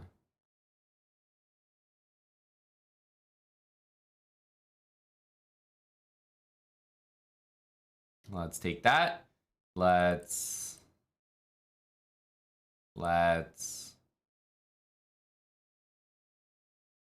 do that.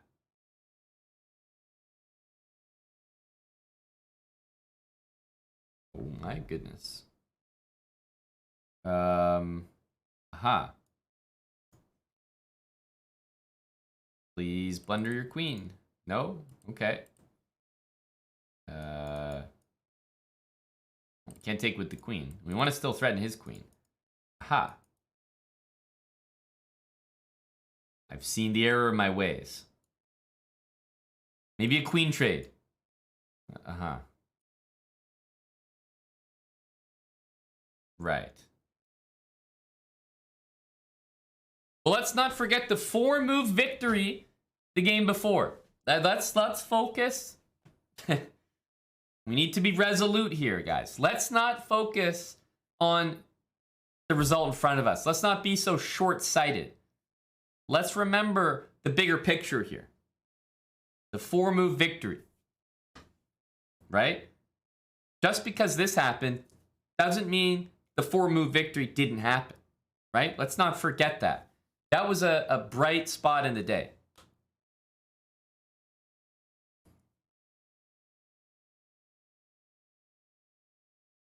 Why is his elo going down? I believe that could be a visual error. Let's test it out. Okay. Our opponent here, I believe, is the fastest player on the website. But you'll see how the habits are able to diffuse that type of player. You'll really notice that, speedy, trick players, those guys easily get exposed by the habits.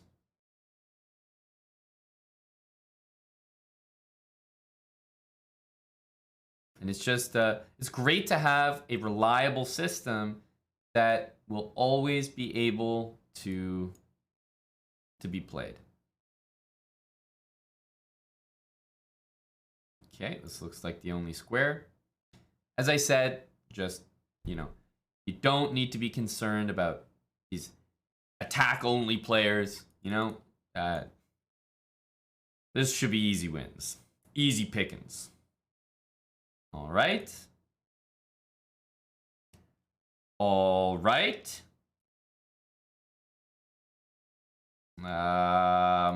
Okay. Yep. Uh-huh.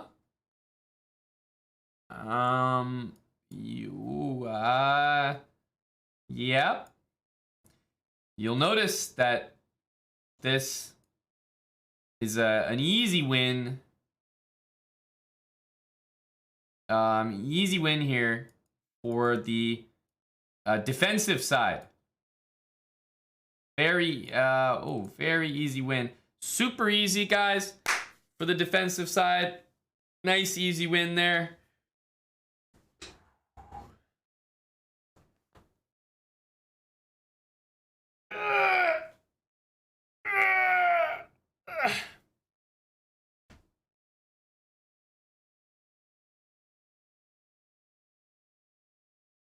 Now, I actually want to share something, guys. I have a surprise. Crazy KTE, come up to the front of the class. You can reveal yourself. Crazy KTE is actually a member of our program here. Give it up, give it up. He was actually following the habits himself, and I was showing you guys how effective they can be. I mean, didn't want to ruin the surprise, but we actually do have a welcome. Come up to the front. Crazy KTE has actually been using the habits for a long time and is able to demonstrate with this, very short and very brief demonstration, just a single game. I think you guys can see how effective they are. Crazy KTE is someone, I mean, we can speak to the pedigree of Crazy KTE. He's been in our program for a while. As you can see here, just massive improvement. We check out some of these statistics here for Crazy KTE, and you'll notice a very linear graph, right? A very consistent improvement. I think this just goes to show what the habits can do. As you can see here, the habits were used by Crazy KTE sporadically. You can tell he's not always using them. He tends to use them around here and here at 1241 and here at 1165 and once again here at 1267. He used them briefly at 1342, and he clearly stopped using them at a few times as well.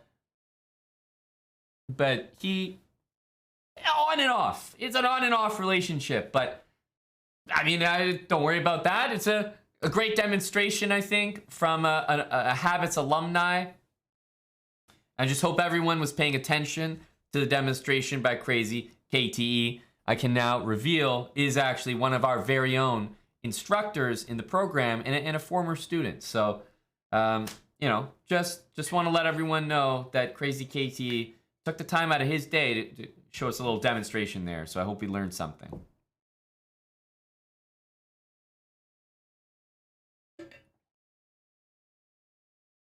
All right. Well, let's jump into another game.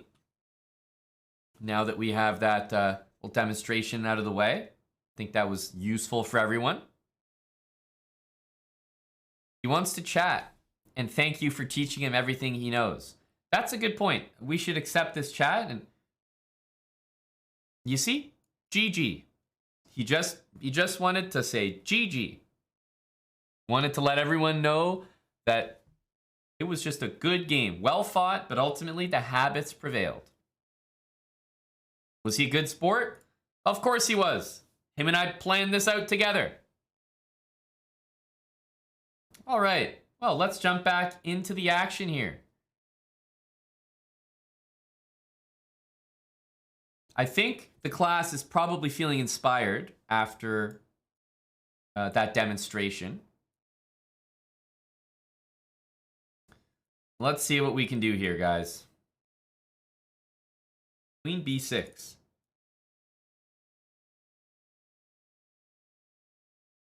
Okay. Okay. Little fork. Don't mind me.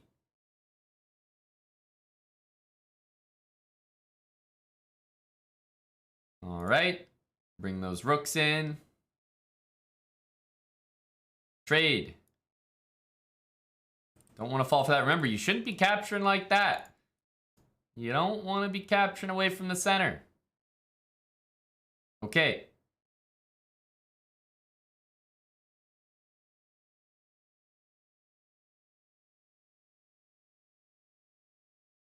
Let's bring our king in. Just a great model game here. I want to bring my rooks to the 7th rank. You guys know about that. That's a special.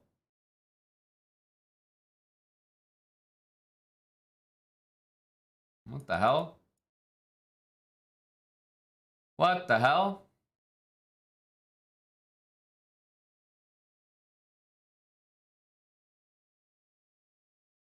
Here we go. I don't know how good this is, but here we are. Let's attack some pawns.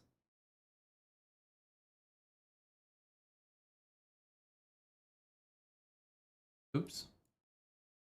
Oh, wait a minute.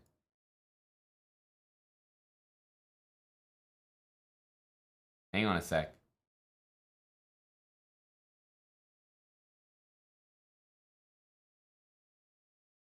Hang on.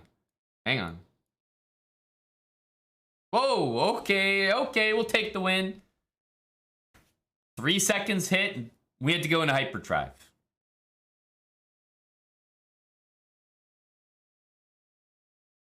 Count Dracula. Oh.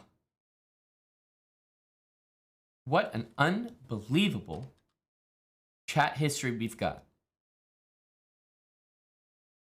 Account created February 2023. Messages only from today. And is not following the channel.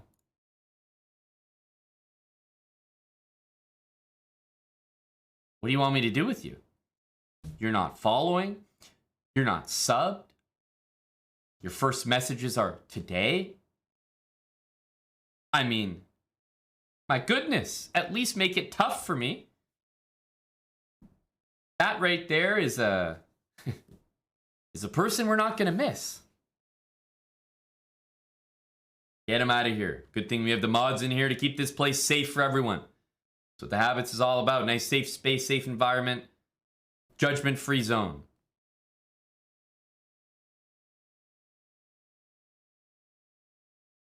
Lil Sophistica, thanks for the Prime sub. Thanks for keeping you safe. Safe from the plebs? Well, we're not safe from the plebs yet. But we might be very soon. They're always lurking. All right, B. Scotty. Okay, let's get the bishop all the way out. Took my square there.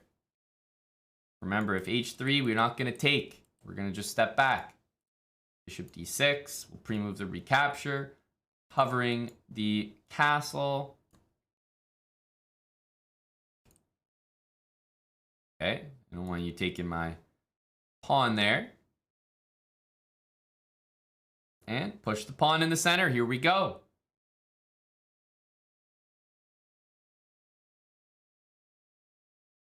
Okay. Takes. Push pawns. Go me.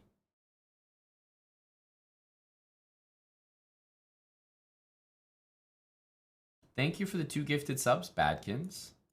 I appreciate that, buddy.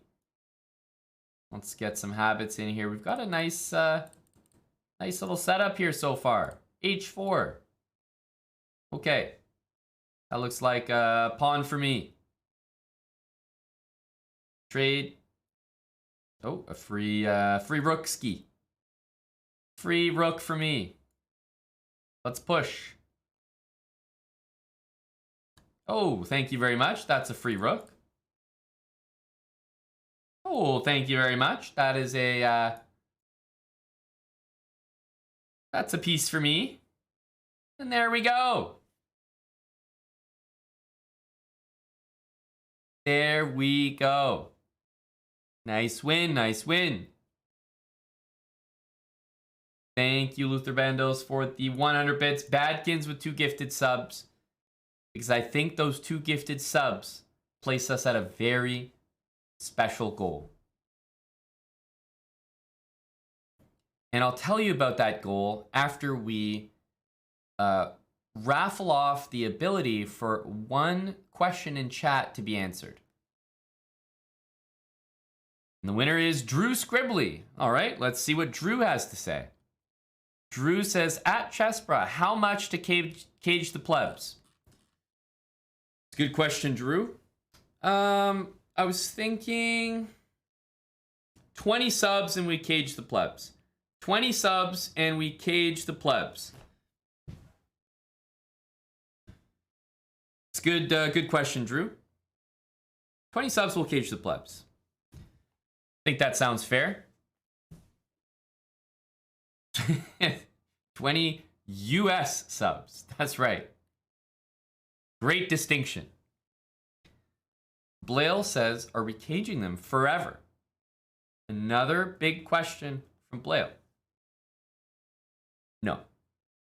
20 subs cannot be caging them forever. Because guess what? We've got people who are plebs right now that used to be subs. Former subs. We have subscriber veterans like Eddie Barber who may have their pants around their ankles and have their sub expire. You know? We can't lump them in with the rest of them for a permanent cage.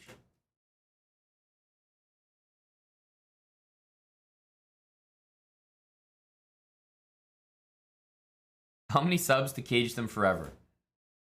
When there are as many subs as there are plebs, then we can talk. Then we can talk. For now, I feel the plebs still have the larger numbers. And so we need to be careful when caging the plebs because they can band together and they can come back stronger. We have to be careful. Sad Rabbit 4, 10 gifted subs. Sad Rabbit with some American subs. What if you gift subs to uncage us forever? Casper Optical. Well, of course that's possible, but I've never met a pleb with money before. So I would have to see it to believe it. I mean, it would just have to be right in front of me for me to believe it, you know? Absolutely, Slonka. We only accept American subs here, of course. Kappa. But I recently did a, let's say, a fundraiser for caging the plebs. And some subs came in, but they were from Canada. Some subs came in from Europe. We had to make sure we were all on the same page. Right? We gotta standardize the currency. Berserkman 2000, thanks for the 3 months with Prime. Ask Anna gifting a sub to guess who? Casper Optical. He's now subbed with us. He's joining the subscriber ranks. Juan Pon is right. Only 9 more to cage the plebs. This is a great deal that the chat and myself struck together harmoniously. Drew Scribbly, spokesperson for the chat, wanted to cage the plebs, and we were happy to do so.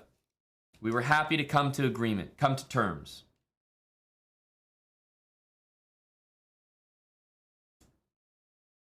Just, you know, a firm 90. 89 out of 69, 90 out of 69, 91, all of these numbers. You think of the Powerball, how many numbers cage the plebs and how many numbers don't, you guys have great odds. Think of it this way. We're at 81. All right? We already know that 0 to 81 doesn't do it. We also know that anything from 89 and up does cage the plebs. So there's only a couple numbers that don't win. You guys are getting a great deal here. Sad Rabbit 4 has gifted 10 subs. We're at 91. And now, like I said, after we address Drew Scribbly's chat comment, we can proceed to cage the plebs. Sad Rabbit, just know that everyone's enjoyment in the chat right now. All the subs that are going to be breathing a sigh of relief, that are going to be looking at the nice clean air around them, looking to their left, looking to their right, and only seeing subs, they can look to you, Sad Rabbit, and say thank you. Plebs, I'm afraid it's goodbye for the moment. We need to keep this classroom nice and clean. See you, plebs. Sad Rabbit, how does it feel? It's clean in here. 20 gifted subs from Sad Rabbit 4. If we let one stand up, they might all stand up. And they outnumber us 100 to 1. That, I think those are words to live by. Say what you want, but the subs outnumber you. You might not want to admit it, but they do.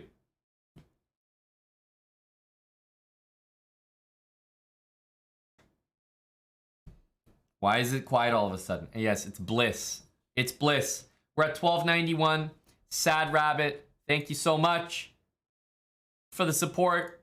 Let's see if we can get 1300. You know what I'm thinking, guys? I'm thinking it's been hard to get 1300 because the plebs have been here. Let's see if that makes any difference. Next game.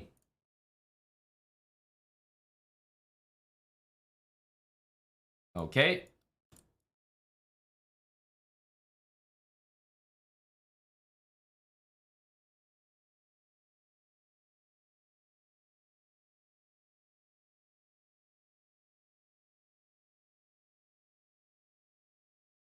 Well, I can't go to any of these squares.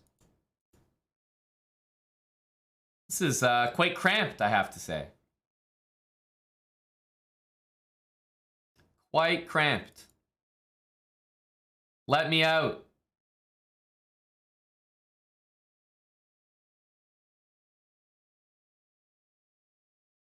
Trade everything in sight.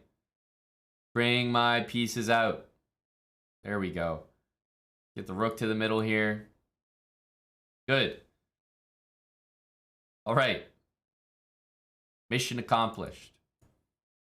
Bring our knight into the center of the board here.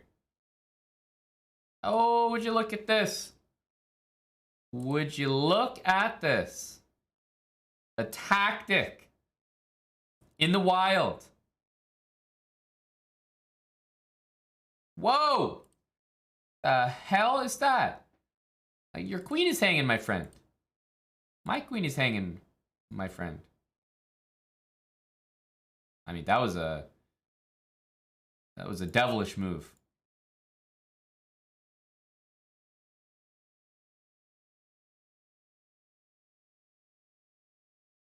Okay.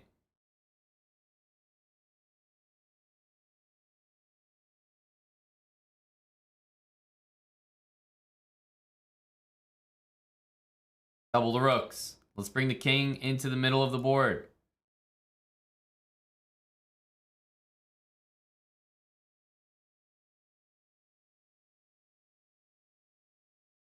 Hang on a sec.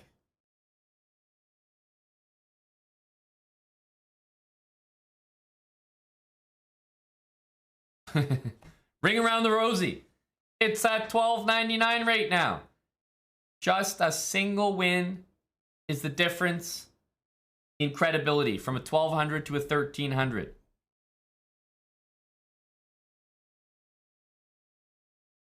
Don't ask me how. We got it done. Just had to go like this. Let's see. We only need one more win. Can we make it happen right here, right now? We're going to have to beat a 1300 to be a 1300.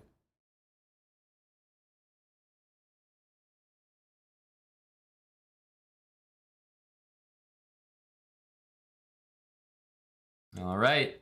Well, let's see it. Our position definitely looks solid. Okay, let's save the bishop. Trade that. Knight into the middle. Usually good. Okay, we can't go there. Stay in the middle here with this move. Recapture that. Double up the rooks, as always. Okay, save that.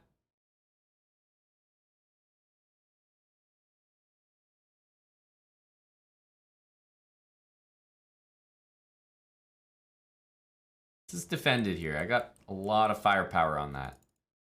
Oh, but he's kind of doing the same thing now.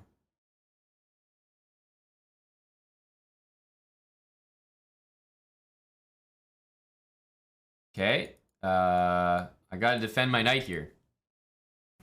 Gotta defend my knight.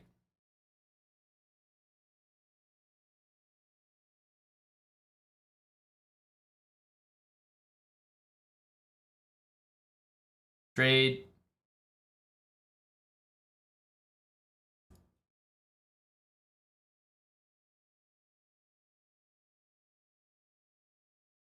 Endgame.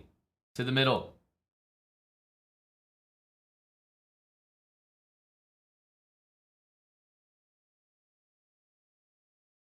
King to the middle.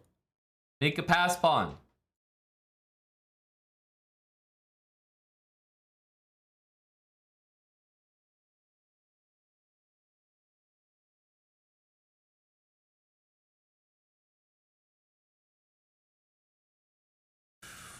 Whew. Okay. Okay. I get it. I'm not at 1300 yet. You want to make me earn it? That's fine. You want to make me earn it? I gotta prove myself once again. All right, you're the boss. You're the boss. We'll try again. Just one more, surely. We said that last time. We've said that a few times today.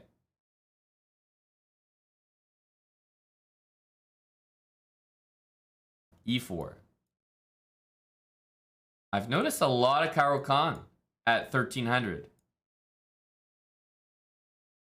Is that accurate? Is this the rating range where it gets played all the time?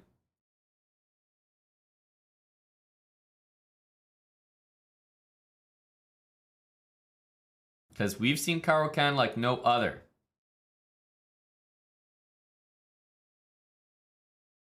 Hang on a sec. You're giving me, little old me, a free queen? Wait a minute, you're not even taking my bishop. Wait, what? You're not even taking my bishop. Okay, pieces into the middle.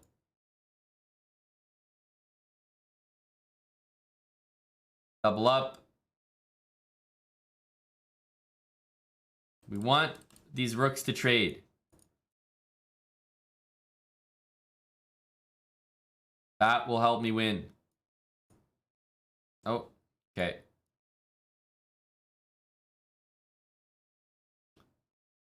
Pin. Pin. There's pins everywhere here. Free material. Okay, let's take all the pawns.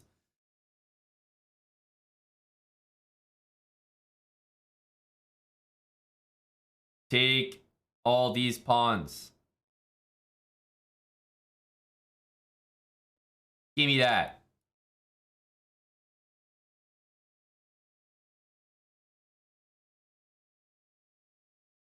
Give me your pawns. Yasser approves.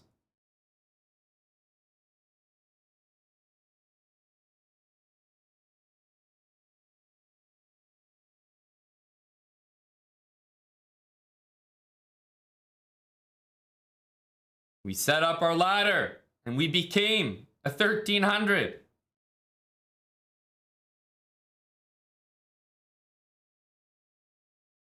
was a long time coming. I mean, emotions are running high right now. Emotions are running high. But let me tell you, it could have been all different if if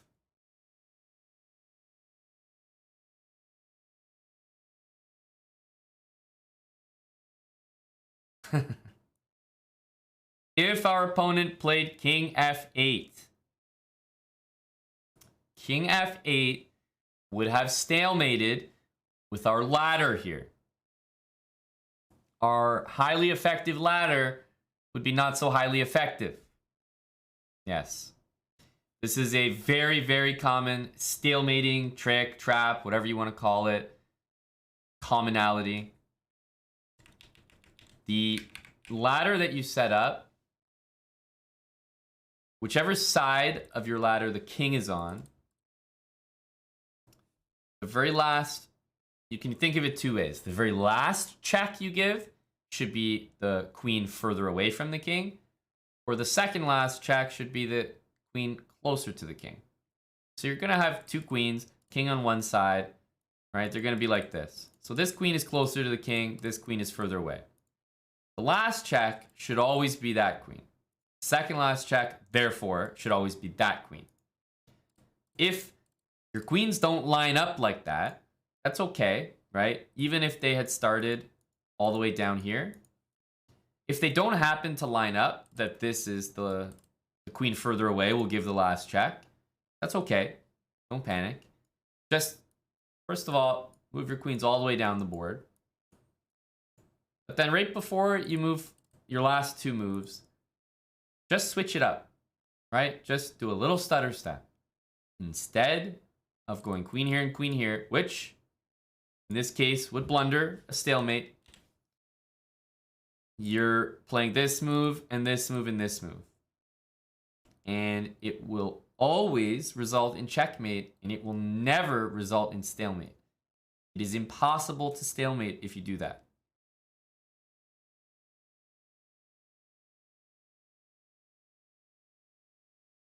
And that way the queen further away is giving the final check. And the reason this will never stalemate is because after you give this check, the king always has at least two squares available. Right? And it's a check. Doesn't matter. The king could be in the corner, the queens could be like that. There's still one more check coming. So bring your queens all the way up the board, and if it doesn't work out on the final square, just do this.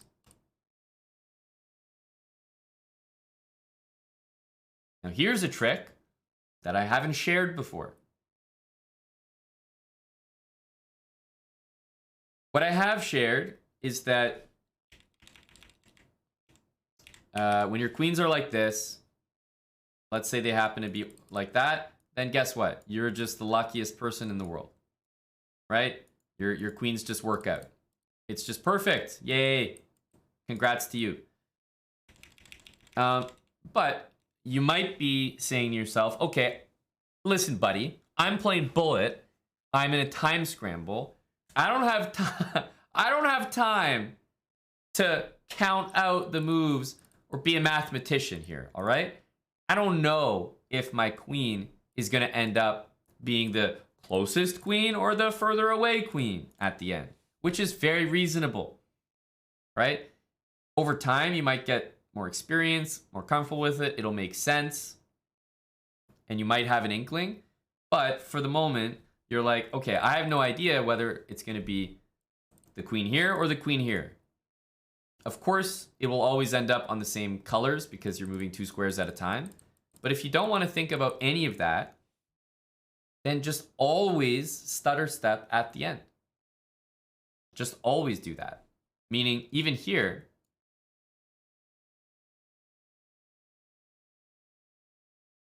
even when this might work, if you do this and bring the queens together on the 3rd or 6th rank, and then you do this and this, it doesn't matter which queens you do at this point. It doesn't.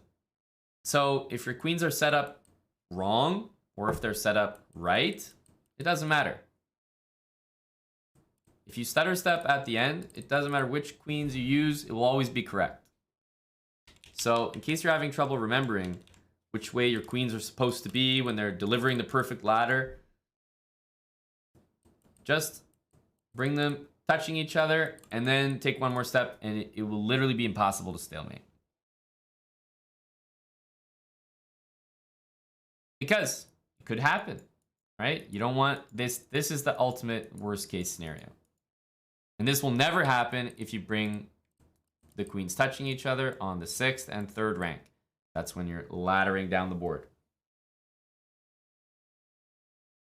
So, of course, it's much faster. It saves an extra move to just go like this. But you have to understand, as you're bringing those queens down, you know, start thinking in your head, which squares are my queens going to end up on? Because your last check, you want to be the queen further away. So either get good at understanding when that's going to be the case and stutter step if it's not, or stutter step every single time. It'll take you one extra move every time, but it'll never mess it up.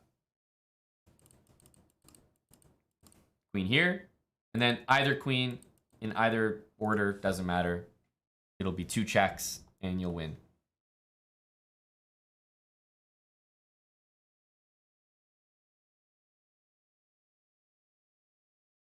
Right? The reason that it's, you know, truly impossible is because you'll always be forcing the king to move somewhere that's checked. So try that.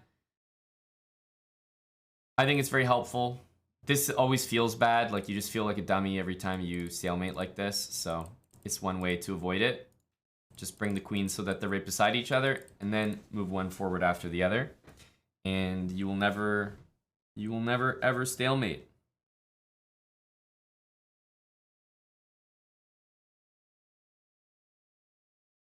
Useful to remember. Hello, Asios. How are you, buddy? Taking a few notes over there? I don't know if these techniques are any use for a guy like you, seasoned veteran, but they can be useful for some of us lesser folk over here. Not quite at your DJ level. Protagonist OOX, thanks for the 5 months with Prime. You prefer stalemating. Wow, big Chad over here. Big Chad. Did I do king, queen versus king for bullet? I did not, Dr. Spot. We'll get there. But we've been looking at a few ladder checkmates. The queens, is important to remember this. The queen and rook.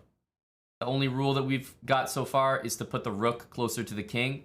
And then it doesn't matter which piece goes where. It'll always result in checkmate no matter which one goes where, which one's in front, which one, like, as long as the rook is closer to the king, you will not stalemate queen and rook checkmate if you ladder it. As long as the rook is the closer piece to the king. If your rook is here and your queen is here, then you're going to be playing this move and the king will take it because your rook's not protecting it. But if the rook is instead of this queen, it will always be protected by the queen. So it'll be impossible to mess it up. Indeed, you are Badkins. And that's why we're taking notes over here. Everyone got it? Everyone got it? We hit 1,300. Yay. I'm going to have a breakfast sandwich. I feel like I've really earned it. Every time we hit 100 points, I'm allowed to eat some actual food. It's a little system we've got going on here.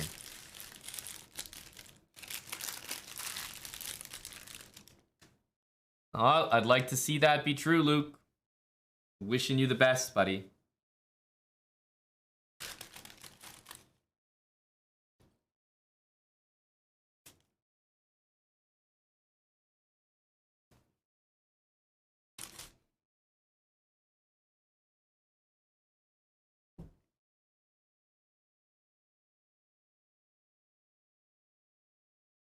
Yeah, you have to go for another 100 points if you want to have more food. Speaking of hitting goals, marbles. You animals want a marbles race? What am I eating? So, it's like a cheddar biscuit, egg with spinach baked inside, avocado, bacon, and a kind of like buttermilk ranch sauce.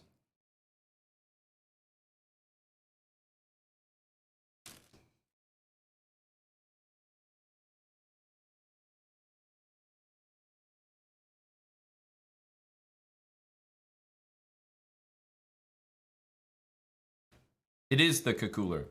We'll have a viewer tournament later today.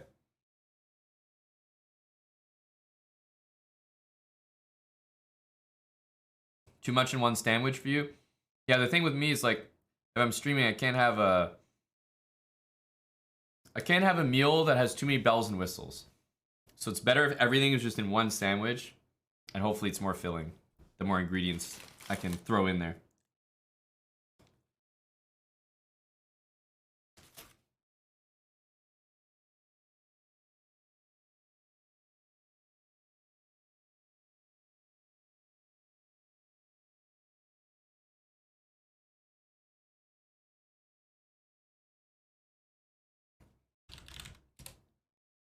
People are clamoring for marbles. One marbles race to appease the crowd. To keep the... This is like a recess during class.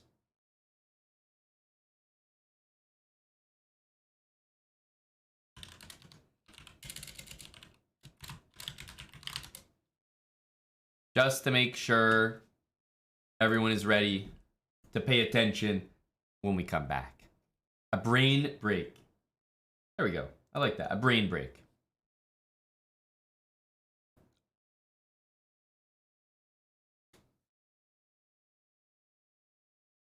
All right, so let's go here. Exclamation mark, play. That's all you need to do. I don't even know what the heck this racetrack is.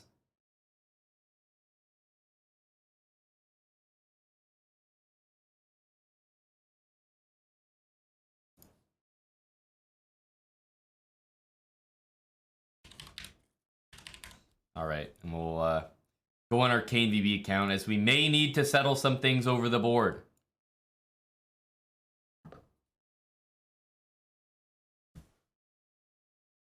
The plebs can't play. Indeed, this is a very high value race.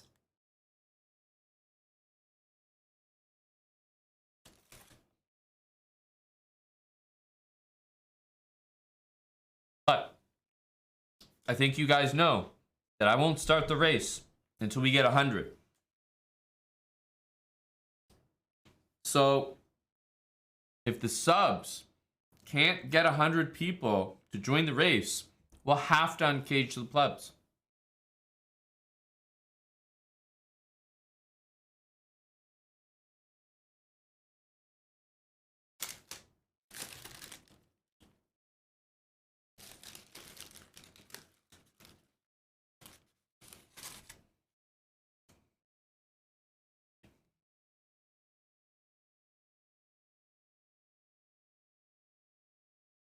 We are at 80.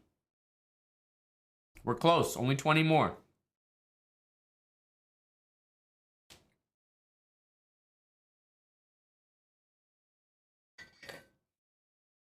No, Dr. Lord. Hey, I can't be helping swell the ranks myself. It's part of the scam.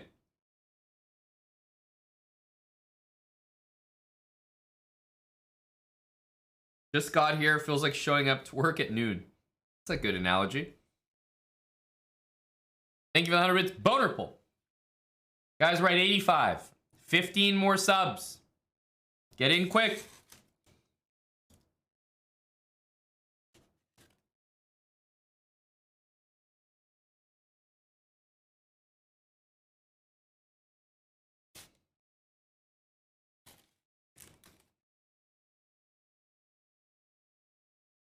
All you have to do is type exclamation mark play.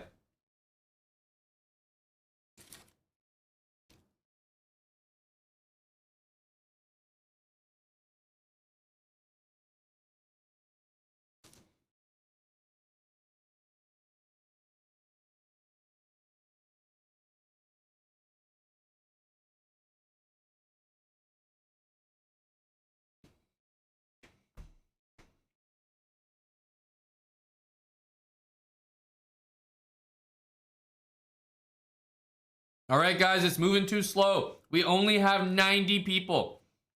90. The plebs are going to have to be uncaged. This is taking too long to start. The low T from the subs is causing the plebs to be released. Very low energy. We're going to have to let the plebs out. Still not even at up.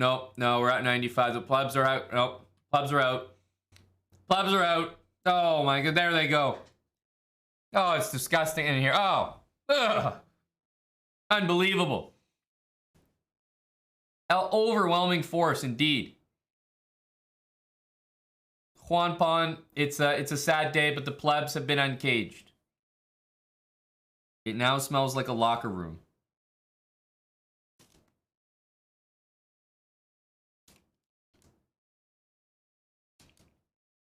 Okay, they've been caged again. We only brought in enough to run the race.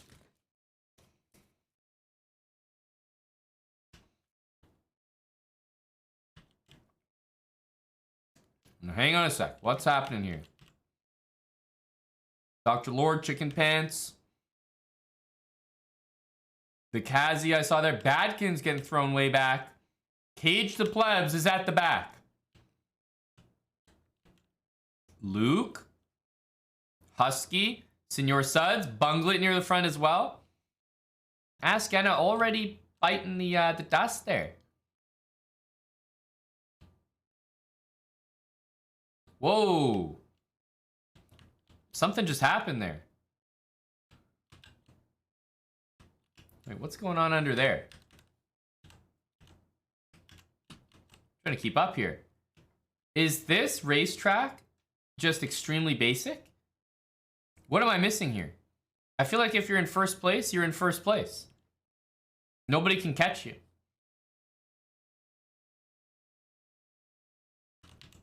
This is a Senor Suds special. It's like, how does he not come in first here? Oh, Husky Choco with the overtake. How the hell did that happen? And then Senor Suds still dropped in first place. What? That was unbelievable.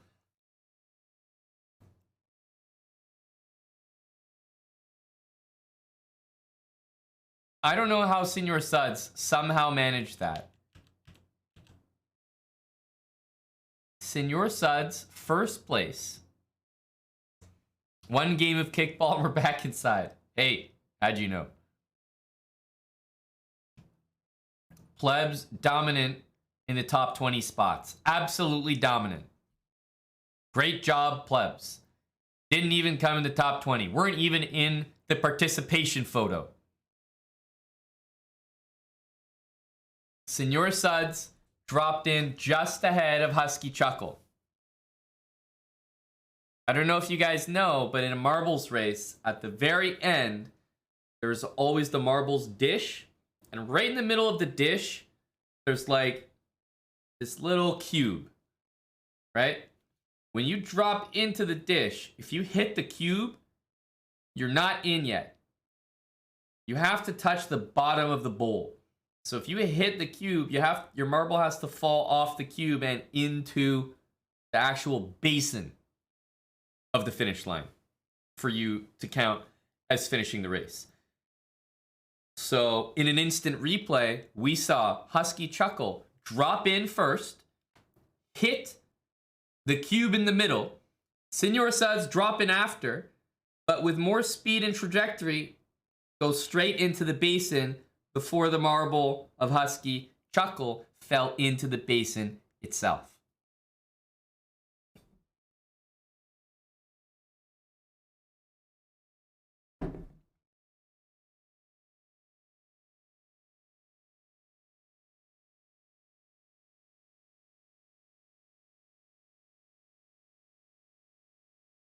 Okay, the first place finishing pleb notched 24th. Congratulations.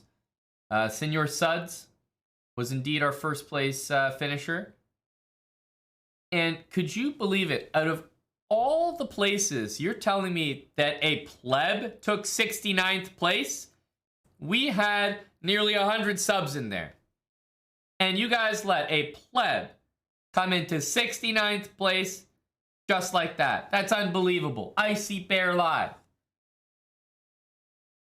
I'm ashamed. How could you let that happen? All it took was good boxing out, good defense, working together. Hello, Nick. I mean, Icy Bear with a statement. Dylan is free. Thanks for 45 months with Prime. Suki Ray, 20 months.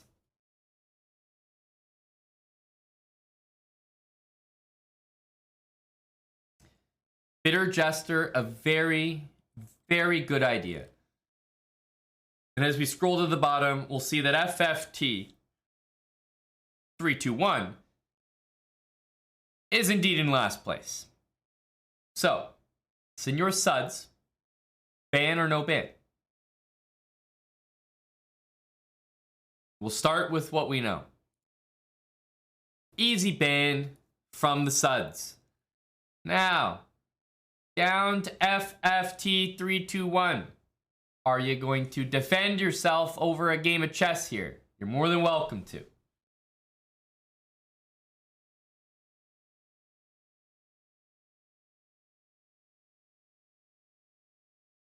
Would you like trial by combat? FFT.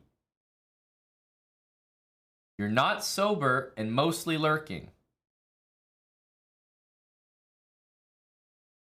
If you're not sober and mostly lurking, you are an average viewer here. You do not stand out from anyone with those two criteria.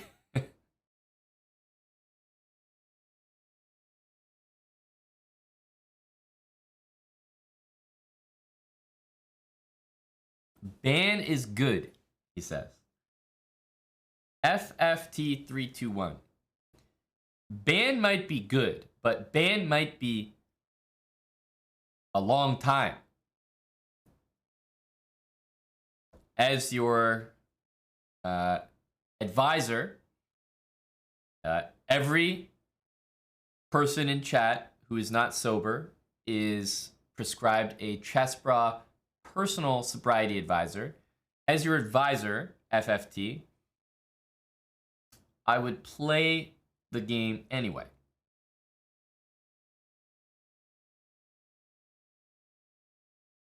What do you think? Because you're saying you're not sober. Boom. Same as everyone else.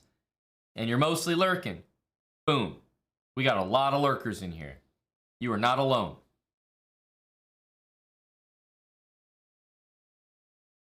Okay, let's do it. Says FFT 321. He is going to take the plunge. FFT, I need a few things from you.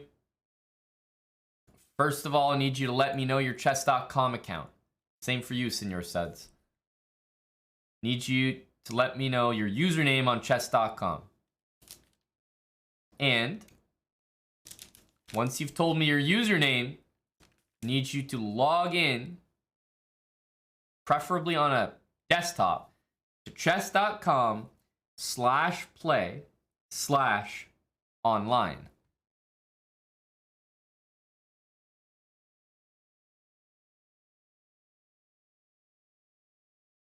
Bunglet has got the link there for you. But we do need to know your account name so we can make this match between you and your opponent.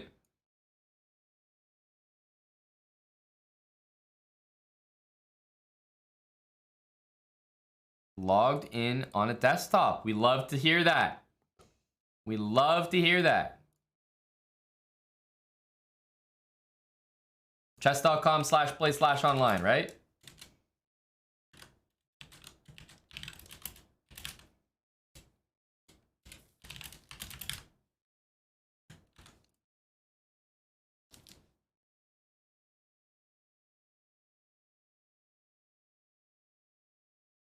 Here we go. Shisher 127. All right. Let's see. He said he's not exactly sober. Well, let's see what he can come up with here. Okay, Queen D5. Buddy, if you can't see the pieces straight, trade them off. I like that energy. Makes sense to me.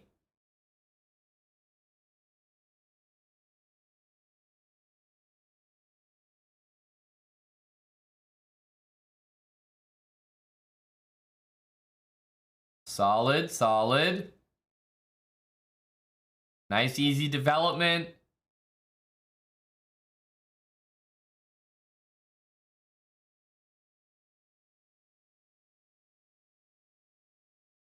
Need a little bit of speed from the guy. Okay, E4. I like it. Gaining a little bit of space there. Playing against the knight on E7. Very nice.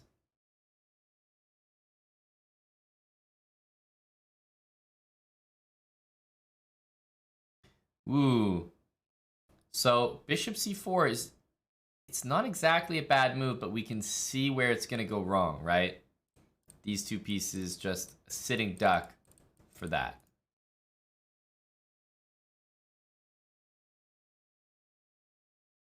Sure 127. Live over under shifted to 37.5, says Dr. Lord Mayonnaise, keeping us updated on the book lines for over under moves. 37.5 is where it sits right now as we continue to pay attention to the moves in this game. Knight D2, solid move. Dr. Usyk would like the over. A lot of people clamoring for the over here.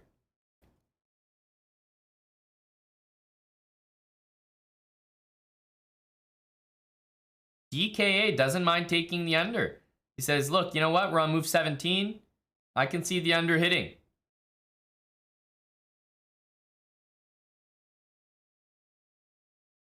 Oh, pawn under attack. No B3 played, and Sleazy McCheesy has lost money. Takes. Well, we're on almost move 20 here. I could see. Hello, Jeff. Hello, sir. Hello to Jeff. Happy Hunter is on the under. Wow, were you raving to your colleague, Dr. Usyk?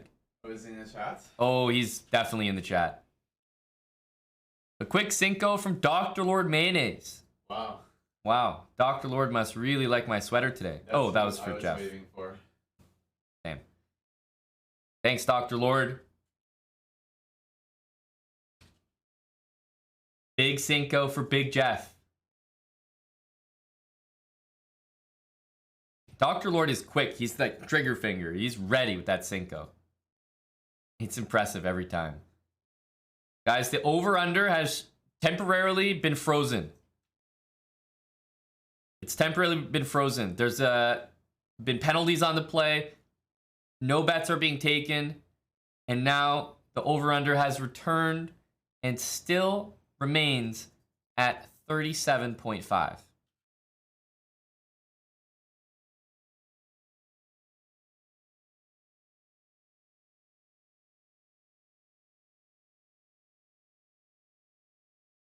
We're on move 26 right now. Dr. Lord, how are the bookies feeling about the line? People are clamoring for the over.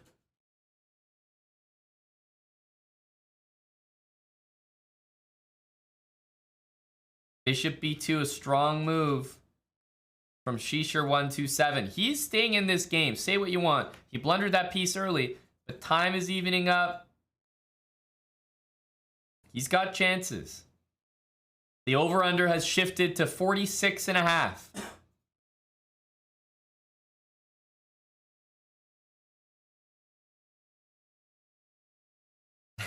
Dr. Lord, that was pretty good. We did well there. Knight b4, we're on move 32. Got to be an under. Well, the people are still asking for the over. You'd be surprised. The amount of bets being placed on the over right now is astronomical.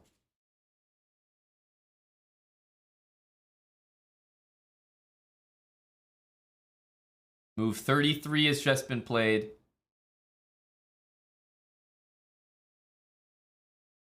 The books have adjusted 45.5. Over under. 20 seconds remaining for Shisher127.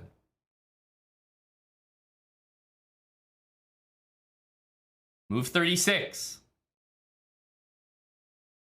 Move 37.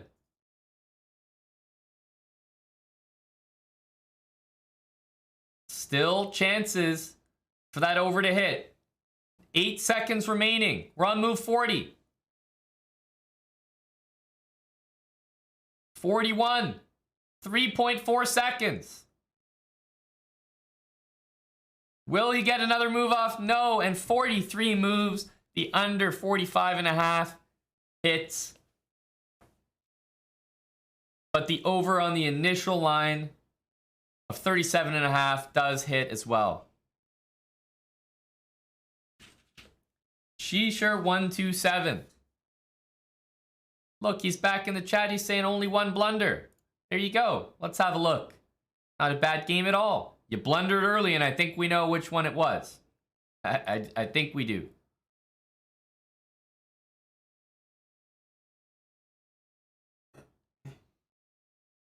Let's see here.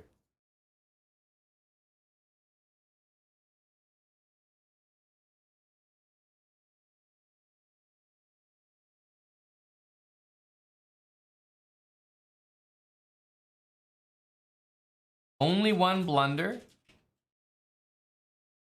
and only one mistake.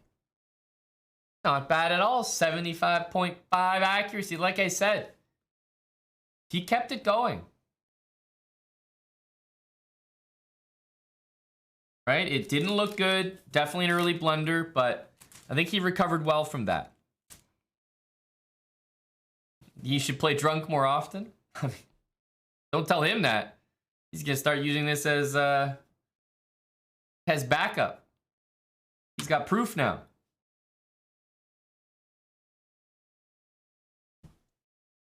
FFT, GG, buddy. As you know, it's gonna be a ban. But I think you afforded yourself well. You got in there. And as a result, you will not be you'll not be banned for too long. There was concern there for a little bit that you might be eating a longer ban. But I think you're safe. Just the usual for today. It is going to be a ban FFT, but GG, thanks for getting in there, even while you may not have been able to see the board fully.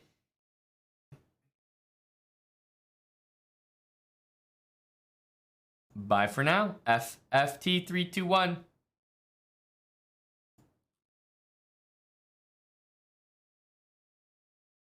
Can we run it back? Well, there's actually more to run here. First of all, we had that match, but do not think that we've forgotten about the issue that we call pleb number 69.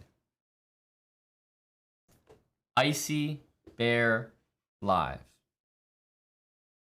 Don't think that we've just glossed over the fact that nearly 100 subs couldn't protect the 69th spot.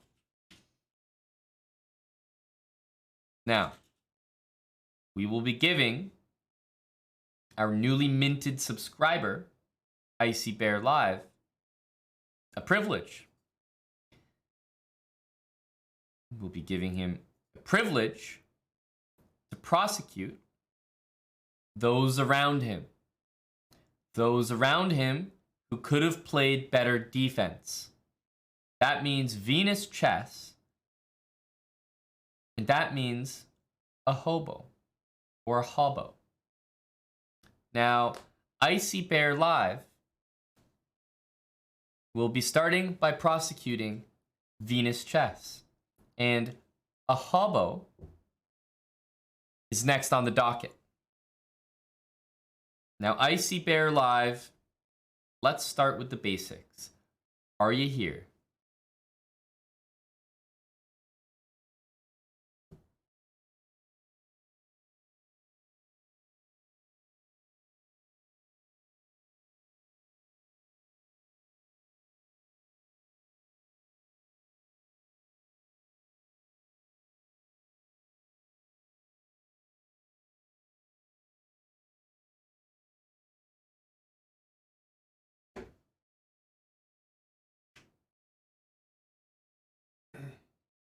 It appears as though our answer is no.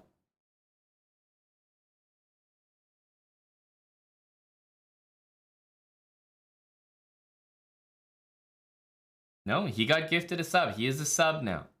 He is a pleb no longer. Can we get a comment from Lancelor24? I'm going door to door, and I'd like to hear from Lancelor24. Lancelor, you're the one that gifted him a sub. How do you feel right now? Disrespected, possibly? Insulted?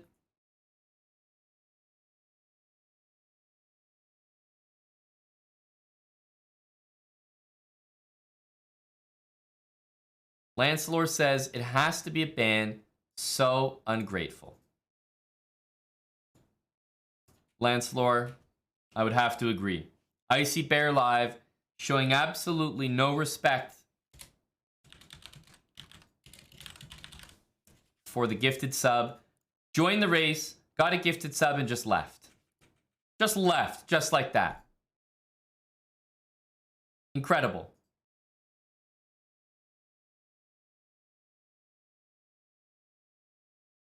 I just can't believe that. Icy Bear Live. Let's see, buddy. Icy Ban Live. Got him.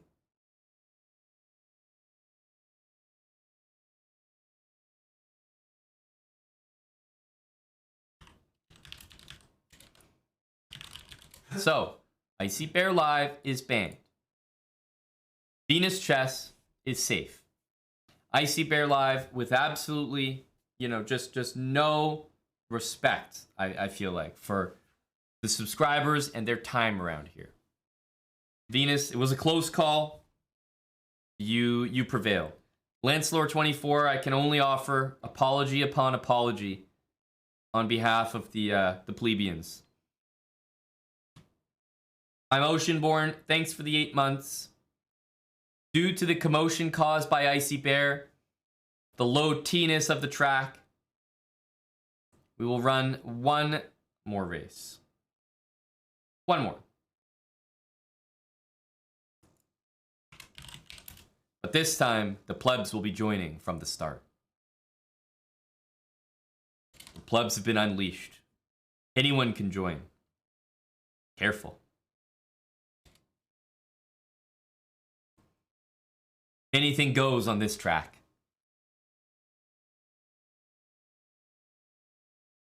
Hello to Jesus himself.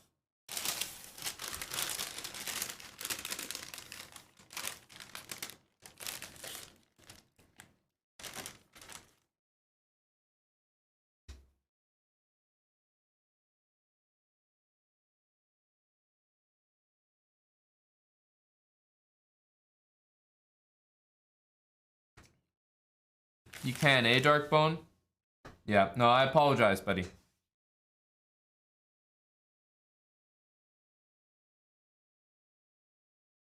Let's get 150.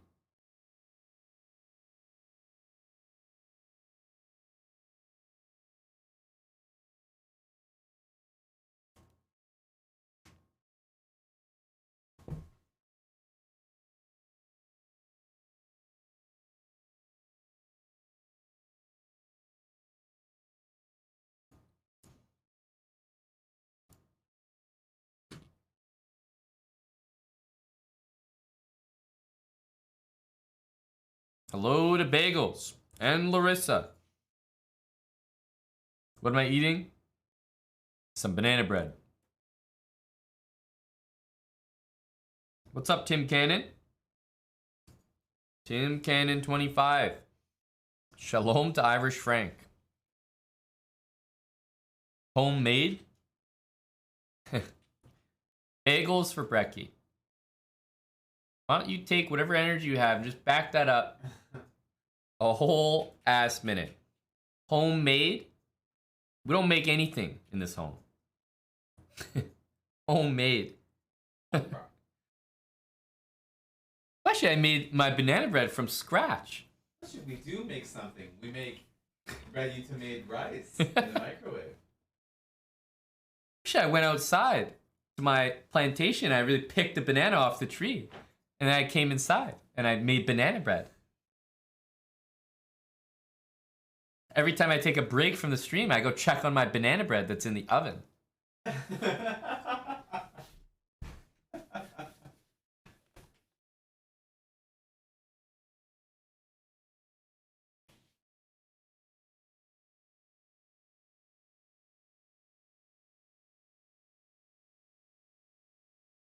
We got 126. We can't even get 150.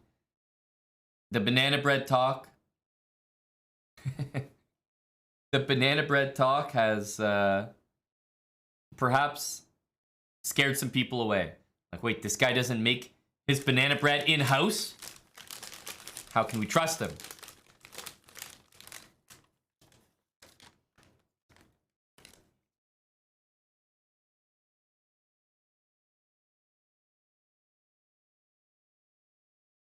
Indeed, Dr. Lord Mayo. We have him, CPO. He's been appointed a CPO position.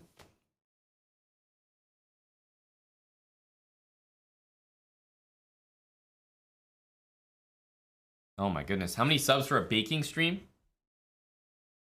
Well,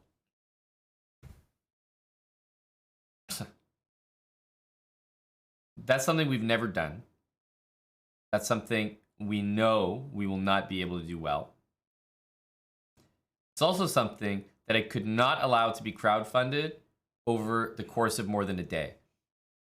It's not something that I could say, okay, it's 1,000 subs, and whenever we hit 1,000 subs, we do it, you know?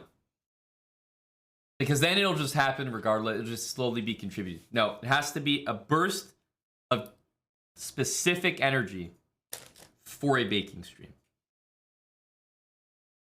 Hey, Victor. I was feeling merciful. It's good to have you back. Name the subs we will match the energy. Gary, I have to be really careful about this. Very careful. First of all, we need 20 more people to start this race. 20. You want to see me bake, Gary, who plays chess? Really? You guys see Eric baked all the time.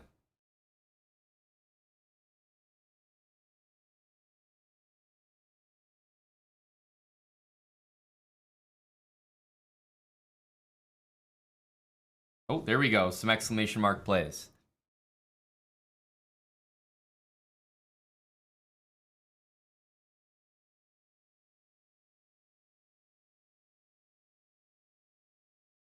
Oh, Eric the Baker is in the chat. Bake, bro. Actually, I don't mind putting something in the oven.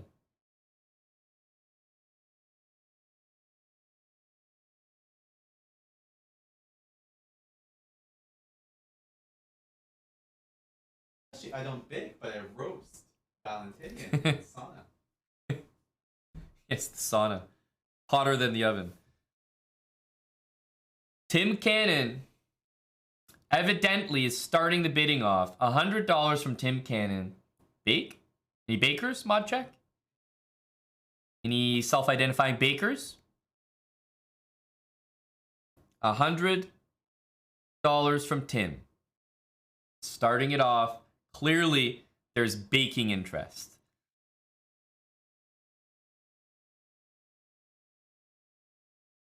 I will say...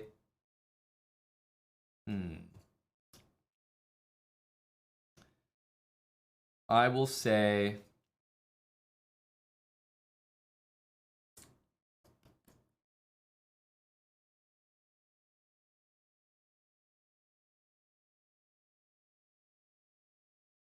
before the end of the month.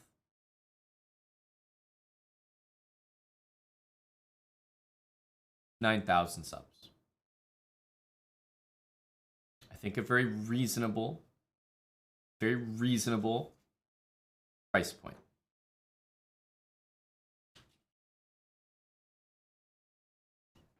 That way we have enough money to cover some of the expenses, like the cakes that we go buy at the store and come home and pretend to bake.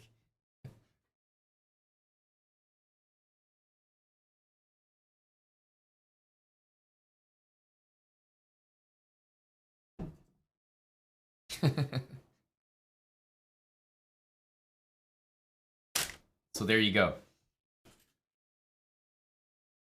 There you go. We're at 150. We can start this race. I'm gonna have another bite of my homemade banana bread.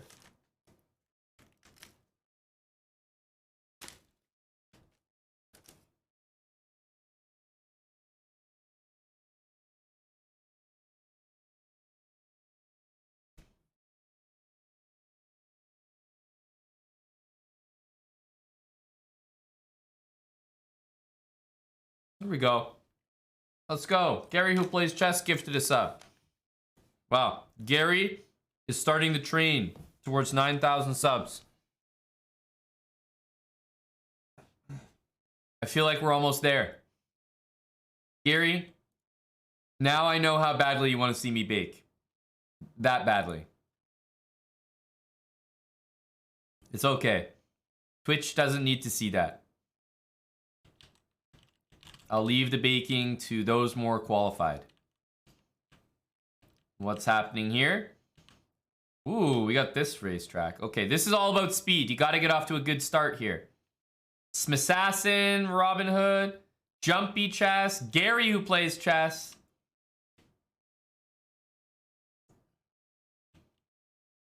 Who's going to get through there? Edit the sad parts.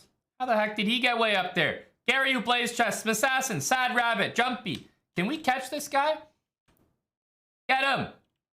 He's running away with it right now. Oh, this is crazy. Who is this pleb? Edit the sad part 0. Oh, he's been slowed down.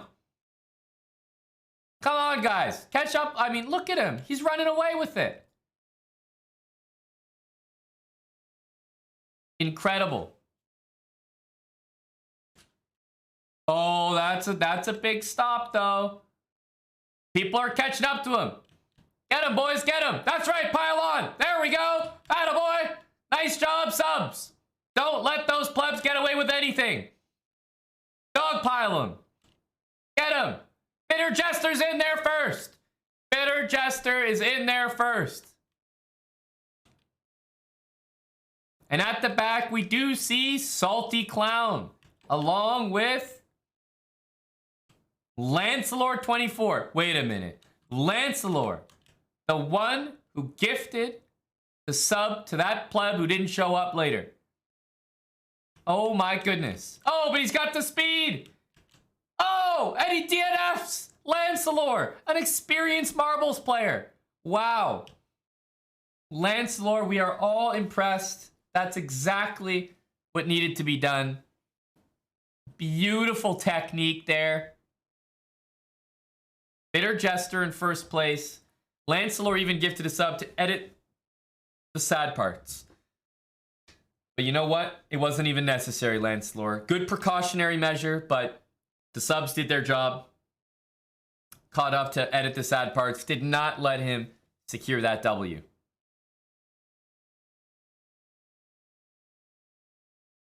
Jumpy Chess. Hang on, you really snuck that in there. Jumpy Chess with 40 gifted subs. Jumpy Chess, is this part of the baking fund? Is this part of the baking fund?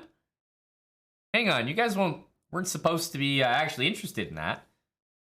That was supposed to be one of those goals where it's like, we won't hit it, you know? Bake Bra. Jumpy Chess. Thank you so much. 40 gifted. Okay, I gotta be careful. We might actually hit this goal. You gotta be careful here. Bitter Jester.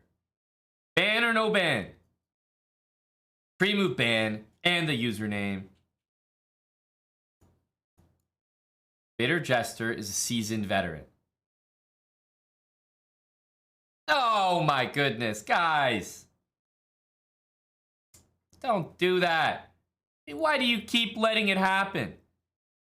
This is disgusting. A pleb at 69 again. How is this possible?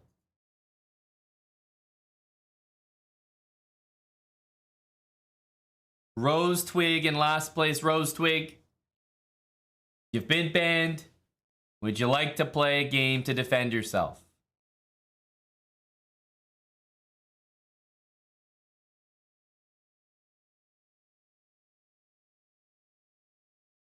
Plebs are taking all the jobs. What's Rose Twig doing? Defend. All right. I'm going to need your chess.com username, Rose Twig.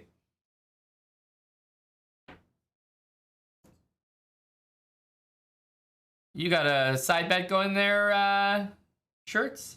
Sure.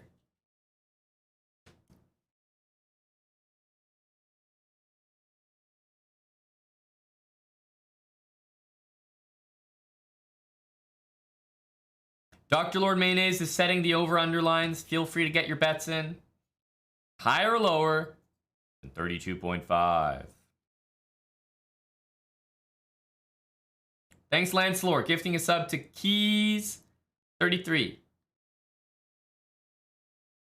Airshow HG, thanks for the 2 months.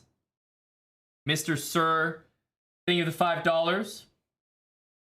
Mr. Sir says, while moving into our new apartment, my roommate put a box on the stovetop, bumped the burner, started a fire, put it out yourselves, and the very first thing you tried to bake burnt so bad you had to spend half an hour clearing the smoke. Jesus. That's a horror story.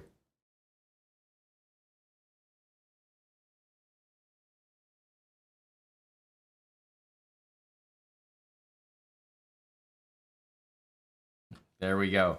And Lancelor with a beauty DNF there. Same with Salty. Same with Salty. So we got Jumpy Chess, 40 subs. Gary with a sub. Tim Cannon, $100. Lancelor with a couple gifted subs. Thank you, Lancelor. All right. Rose Twig. Bitter Jester.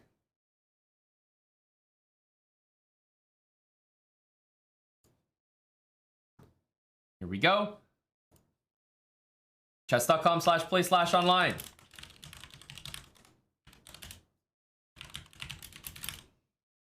$32.5 is the line. Get your bets in. 32.5. Total moves.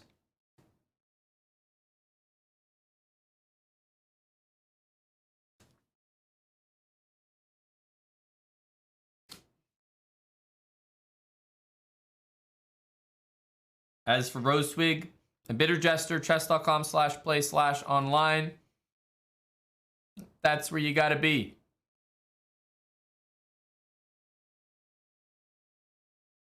I'm going to put on this set. Nice one. All right. Good luck. Bitter Jester, only a 1,093.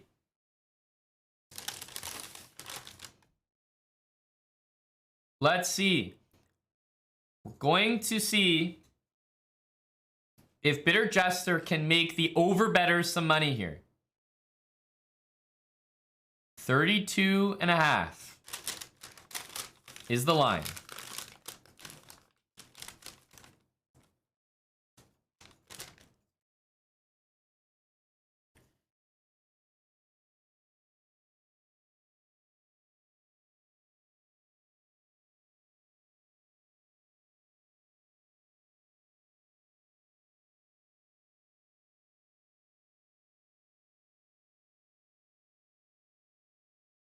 Well, for those that bet the under, I can report that at the moment, the under might hit. And it might be a win for Bitter Jester. There is no discernible advantage to speak of yet. Joe Gross is refusing to do this. Just refusing. Finally plays this when it may even be a little bit too late. But let's see. Now things start to get tricky. We're at move 12, going on 13.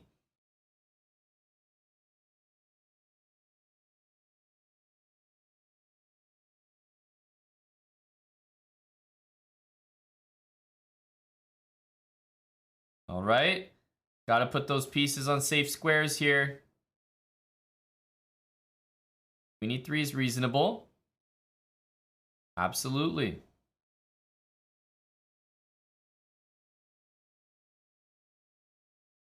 Remember, that pawn in the middle is probably falling as well.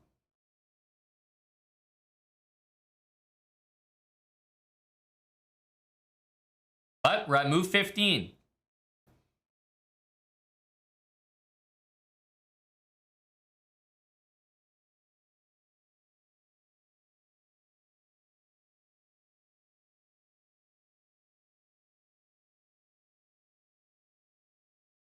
The money line is at currently plus 1,300 on Bitter Jester. Plus 1,300. Anyone biting on the money line? There was an opportunity there for Bishop takes A8. Big chance missed. Big chance missed for Bitter Jester.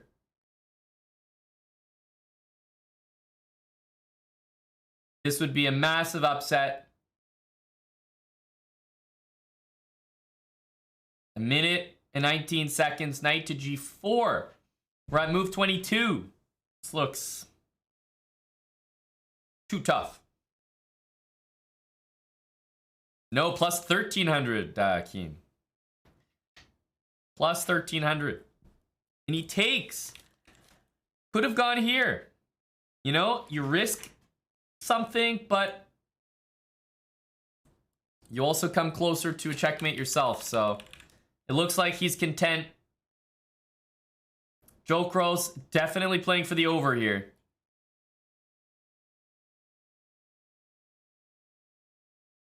We're on move 26, and it looks like this over-under is actually going to be well over 40 here. The live over-under odds shifting to 40.5. Those who got in early are feeling great.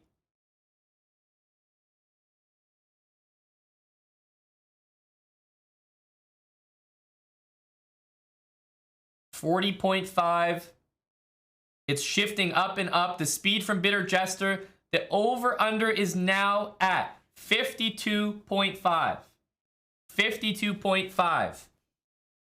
Is anyone taking the under? The books have fallen behind and need to make some coin back. 52.5. Is anyone taking the under?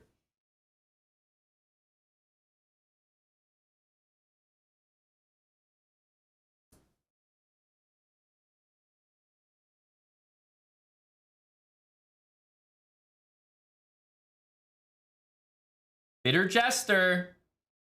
Not even out. Did anyone take plus 1,300 on Bitter Jester? It's not looking like too bad of a send here.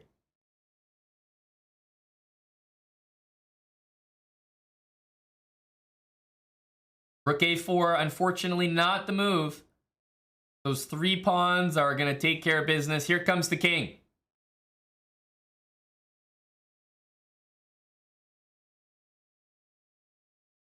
Joe Gross is playing a long end game. He's making it look easy.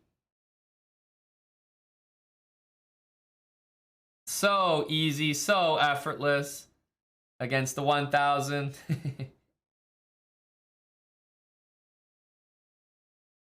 And 57 moves were rendered.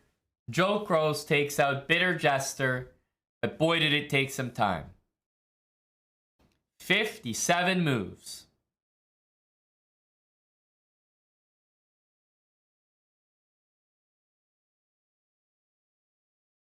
That was very convincing. Bitter Jester.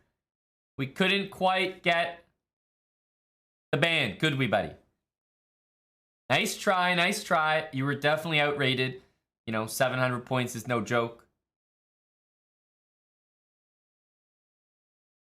White was prosecuting here. So Bitter Jester was the one playing to ban the opponent.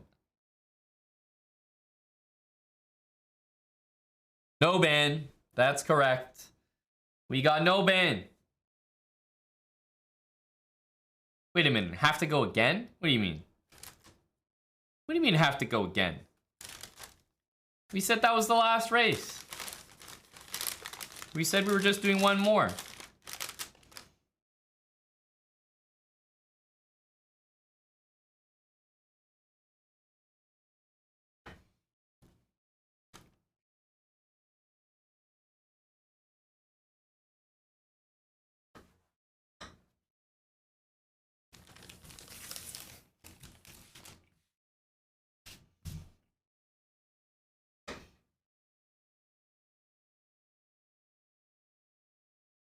Just one more, eh?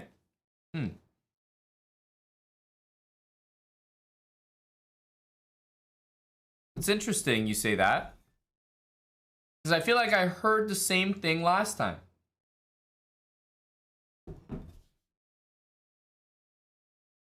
$100 subs from Jumpy Chess. Now, hang on a sec.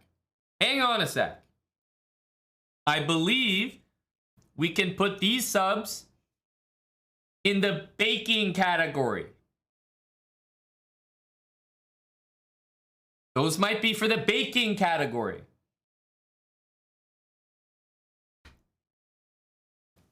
Jumpy, 100 subs, I believe, is in full support of our baking stream. Is that the case? Can we get a confirmation from Jumpy Chess? These subs are to the people. Aha! So they do not count towards the baking total. They are for the people. Great stuff. Great stuff, Jumpy Chess. Perfect. Well, if they're for the people, you guys were right. We do owe another marbles race. We do owe another race. One more marbles race for every 100 subs. If you're gonna twist my arm,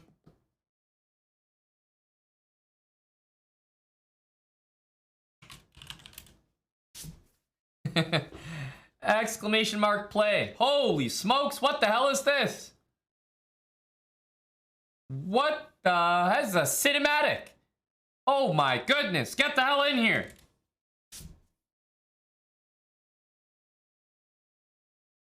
This marbles race has an intro. Jumpy Chess, thank you for more than 140 gifted subs today. Absolutely wild support. Jumpy Chess, I really feel that the baking stream did energize you, and it will be under our review. Booth review. Whether those will count towards the baking stream, which was announced at 9,000 subs before the end of the month. Remember, there is sub decay as well. We have to do exclamation mark subs and see 9,000 before the end of the month. And we will owe a baking stream. I agree, Jumpy Chess. I definitely agree with that. Other baking fans are going to have to make themselves known. This can't be a one-man show, you know?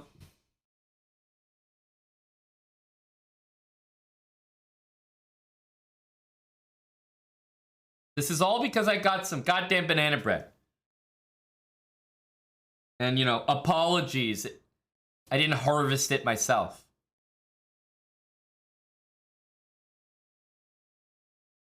Mr. Chess Chump says, get Hickey to help. He loves cooking.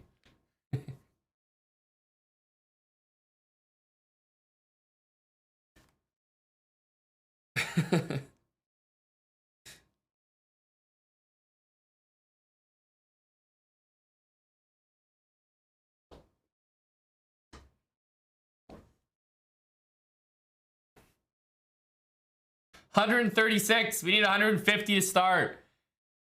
Oh, thanks so much, Jumpy Chest. The lemon one. Thanks for the 10 months with Prime. Jumpy is absolutely making himself known today.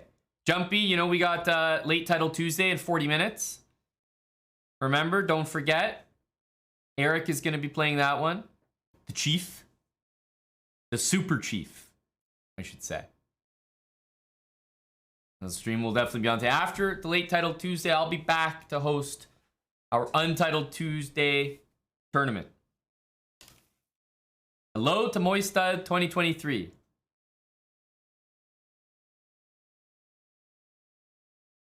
Wednesday is also Arena King. Starts at, I think it's at noon Eastern time. So a couple Chief streams to look out for. Late Titled Tuesday and Morning Arena Kings. Untitled Tuesday, what time? Somewhere between 7 and 7:30 Eastern. That's when it usually is.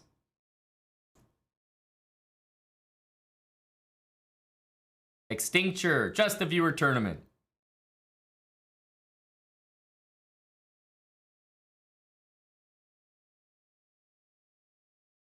You mean the ones that have been happening recently, Wild Hacks? Or have you missed those? Because Jeff has been streaming. I believe a little birdie has informed me that there may be a big Jeff stream this weekend, Wild Hacks.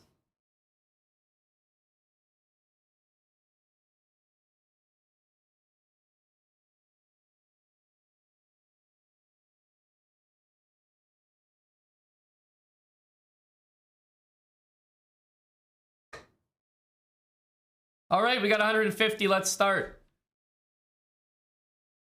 This marbles race brought to you in part by Jumpy Chess.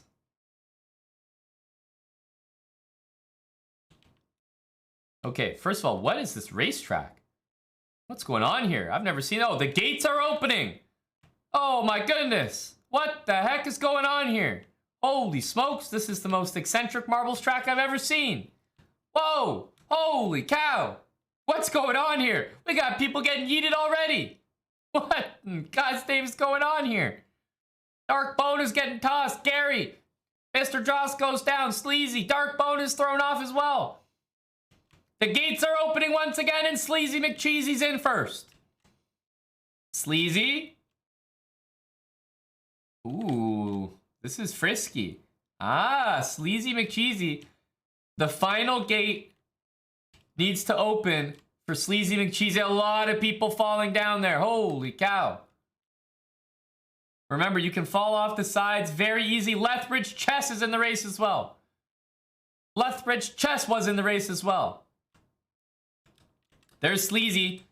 Is he going to run away with this race? Sleazy McCheesy. The gates open.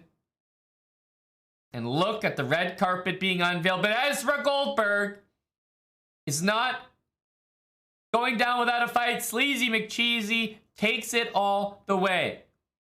Wow. Very impressive by Sleaze.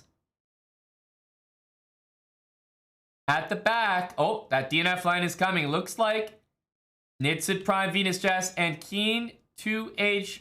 Wow. Right at the back.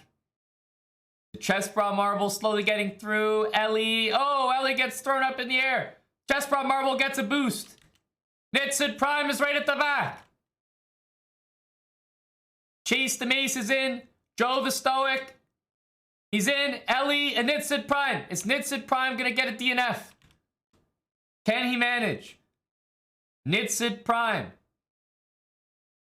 Oh, this doesn't look good for him. He still has a chance. Oh, it's not going to be enough. And Nitsid Prime is finished in last place. Nitsid Prime is at risk of being banned, and he is one of the longest tenured subs in the entire stream. A 93-month resub from Nitsid Prime was issued not so long ago. And in first place is Sleazy McCheesy. Sleazy McCheesy Ban or no ban?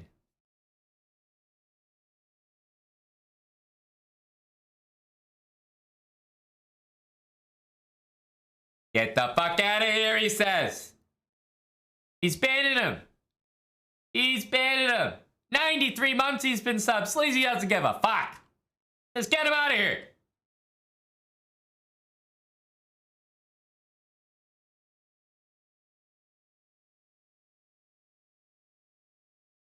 Very impressive stuff. Mansers, thanks for the 8 months. That's a tier 3 resub from Mansers. Thank you very much and welcome back. Oh, 69th has been secured. Chase the Mace, congratulations. Very nicely done. The subs have reclaimed the spot.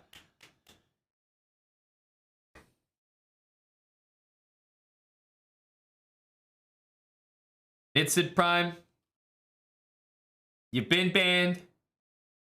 How would you like to react, Nitsid Prime? You've been here for 93 months. I'm not going to explain your options to you. He's come in with a tier 3 clapback. He's not playing chess. He's been here for 93 months. He knows how shit goes down. And the immediate clapback, he says, Sleazy McCheesy, you're going to step to me.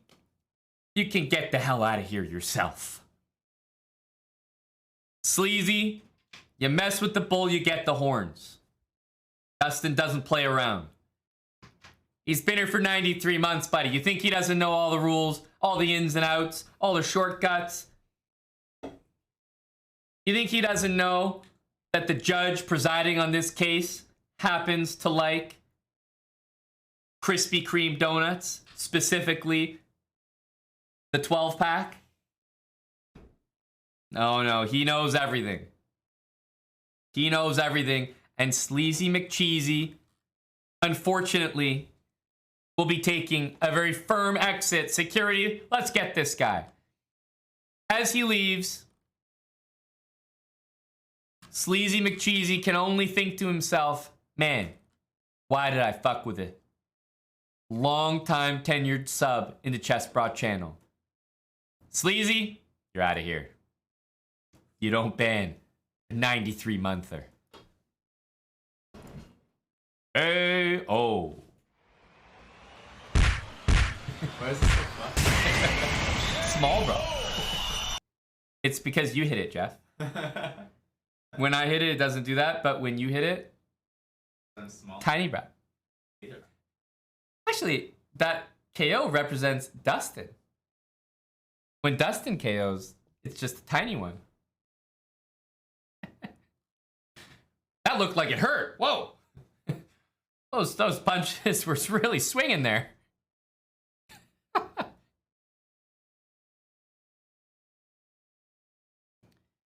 You're a fucking pussy, dude. You just tier 3 out of battles all the time, don't you?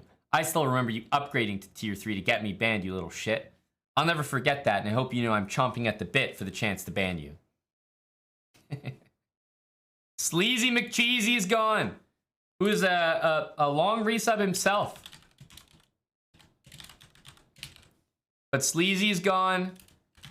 Nitsid Prime, how does it feel? Utilizing everything at your avail. An easy tier 3 resub for Nitsid Prime, 93 months. Welcome back, Nitsid Prime. And Dr. Lord Mayonnaise with 5 gifted subs. I think those may have been for Jeff. What? Why? Let's see here. We're going to roll the tape back. Pleb pastas, meanwhile, are being eliminated.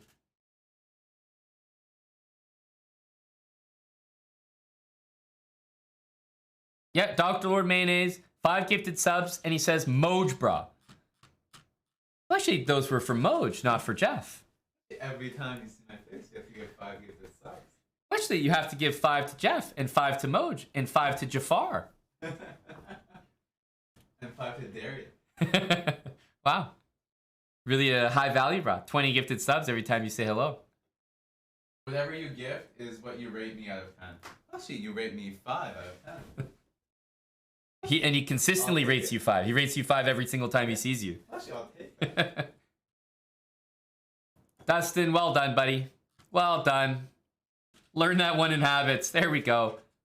Dustin ain't messing around.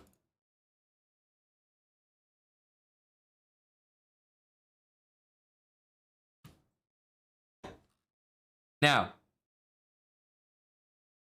are you guys going to scam me again and say you didn't get a chess game? The next one has to be the last one. I need protective measures in place. I need this in writing. I need this in writing. The next marbles race, regardless of the outcome, even if there's no chess game, even if there's no ban, will be the last race. Will be the last race.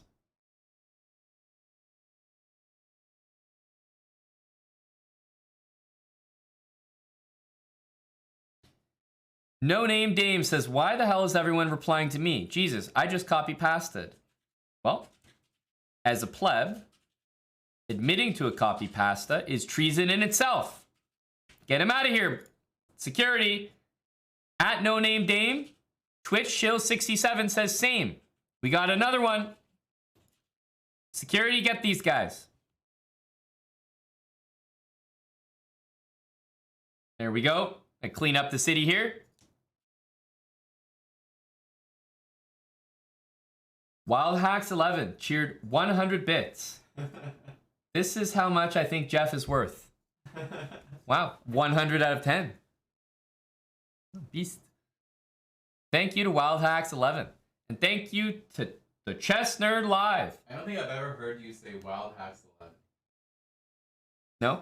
I always hear you just say Wild Hacks. Wild Hacks 11 is how I refer to him when he's a beta. Wild Hacks 11. Actually, he rates himself 11 out of 10.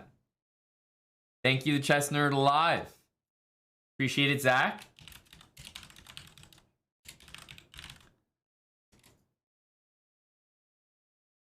We're just doing some marbles races. The Title Tuesday tournament starts in about 25 minutes. So we are literally doing one more marbles race, and then we're playing more chess. Title Tuesday's coming up. Eric will be playing. Thanks, Zach. Appreciate it, man. Tuesday is always a long stream for us. They're Raiders, in case you're just joining. We usually start around 10:30, 11 a.m. and end around 10 p.m. at night. After the Title Tuesday tournament that's happening, we're also going to be hosting basically a viewer tournament, but in the same format as Title Tuesday that all you guys can play. So it's usually quite competitive. It's 11 rounds, and it'll happen after the main Title Tuesday event. He is Badkins. He is. Did Title Tuesday times change? Nope. Nope. All right. Like I said, absolutely the last race. There's no complaining if there's no bans. No complaining if there's no chess game. None of that. This is the last one. Exclamation mark. Play.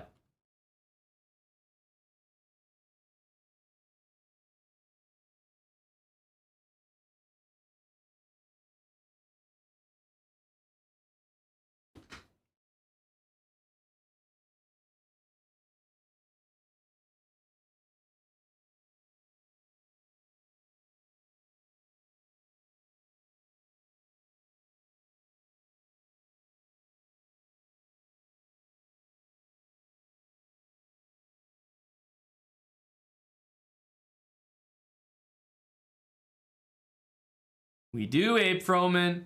Get on in here. Welcome, welcome.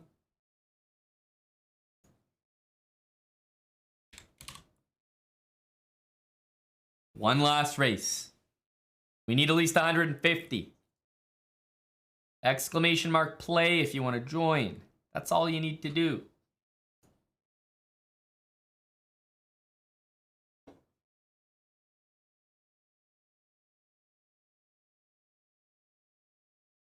Yep, that'll happen after Abe Froman, for sure.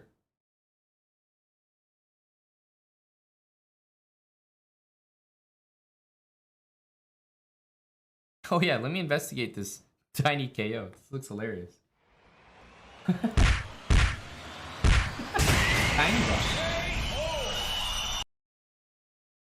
Not sure why it's like that.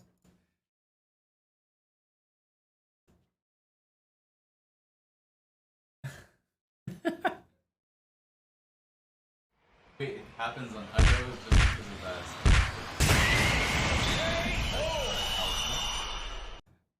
That's really, really weird. The motion of the ocean. No, I think it's normal on the main, like the main board one, but it's still always worked on this scene as well. Yeah, exactly what I was thinking, Jumpy Chess. You could put like as many little tiny KOs as you want. And maybe they don't all play at the same time. They play like maybe at 1.5 second cannon intervals.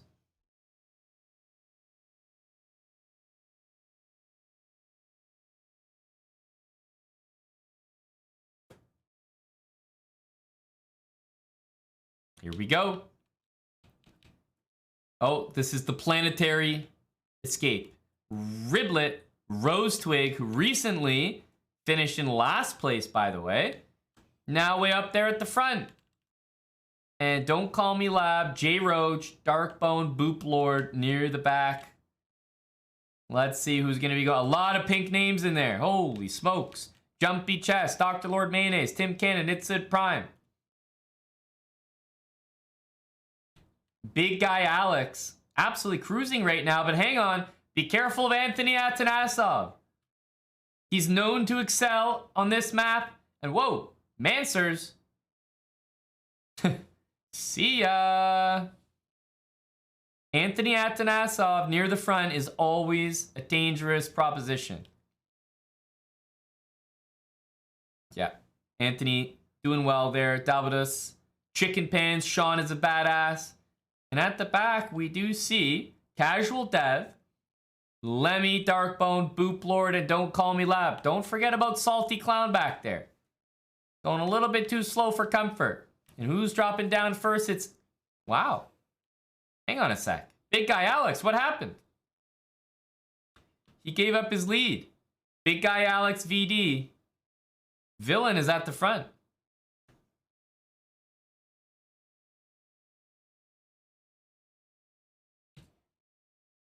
I almost thought it was my a hair product by Villain. Up at the front. Xivillian. Could it be civilian? Or could it be Roman numerals? We all want to know. Could just be your regular everyday civilian. But it could mean something. He's all alone at the front. He is absolutely crushing this race. The only way he messes this race up, I think you guys will appreciate it, is smooth sailing all the way. Right? Nothing can go wrong here.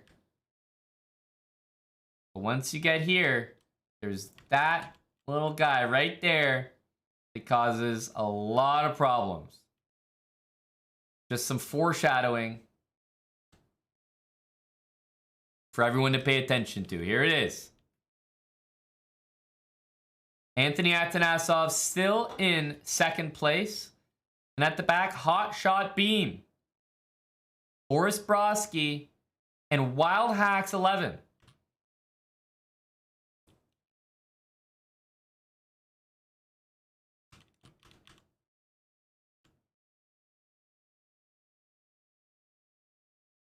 All right, that was it.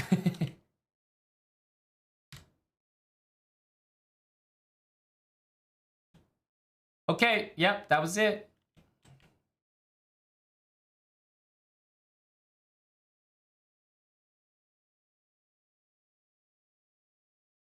Oh, whoa! He actually got in trouble there. Wait, but he landed it! Oh my goodness, how did he land that? Oh, and then he falls off. Incredible.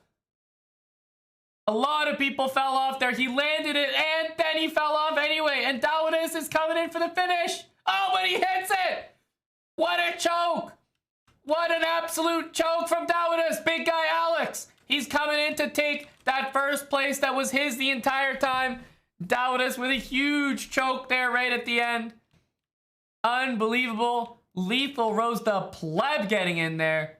Hotshot Beam, Boris Brodsky, Wild Hacks 11. These guys are still going. Wild Hacks is off.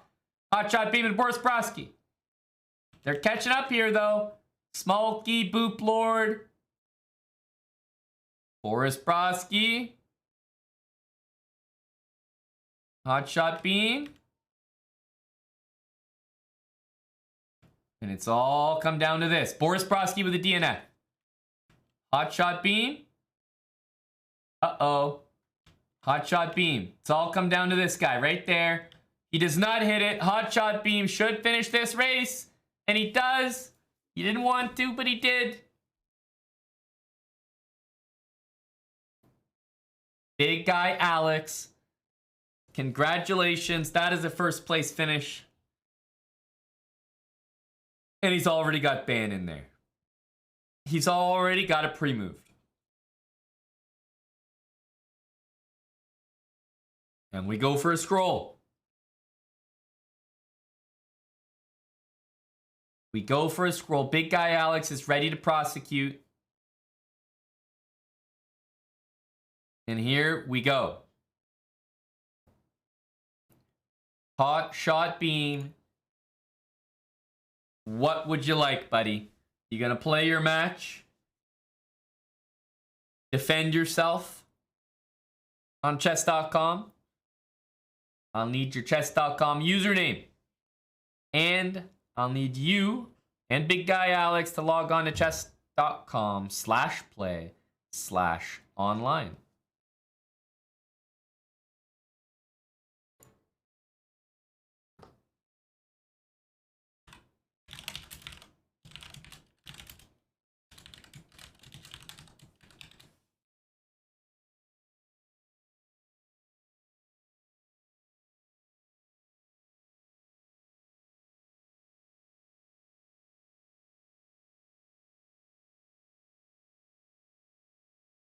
Here we go.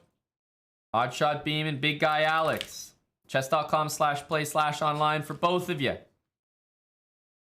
Over under has been set at 38.5 by Dr. Lord Mayonnaise.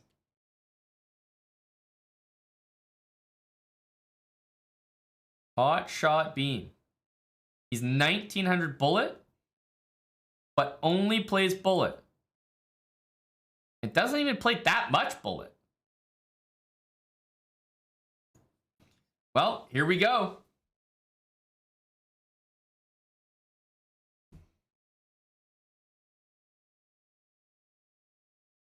Everyone is taking the over.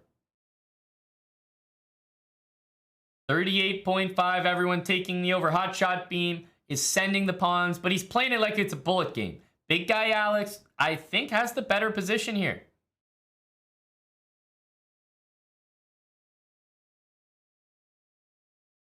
They are, okay, the thing about this is they are slamming the moves down. This is a very quick game right now. We're already at move 15. 44.5 from Dr. Lord Mayonnaise. The money is rushing in on the over, so the lines have to be adjusted. 44.5. Who's getting in on that?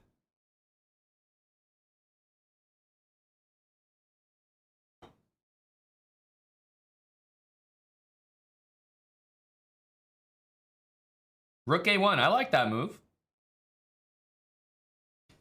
Just always kind of a thorn in his side here.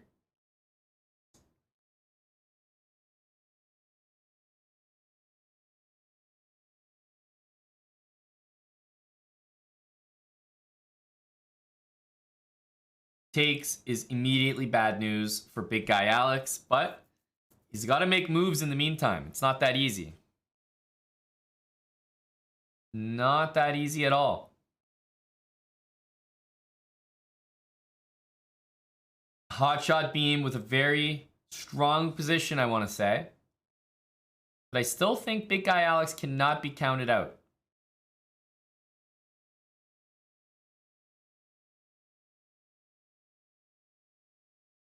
Bishop C2.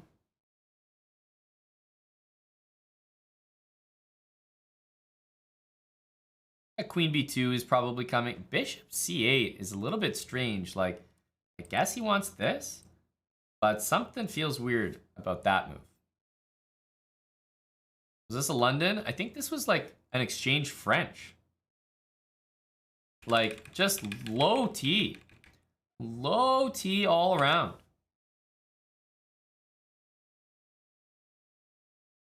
"22 moves have been played.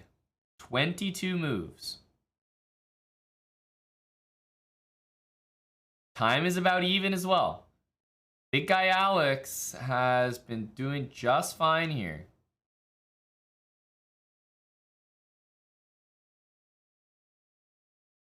Knight is hanging on f4. Can't miss that.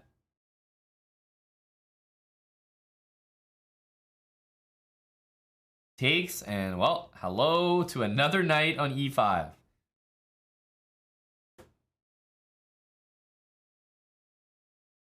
This looks brutal, especially with a threat.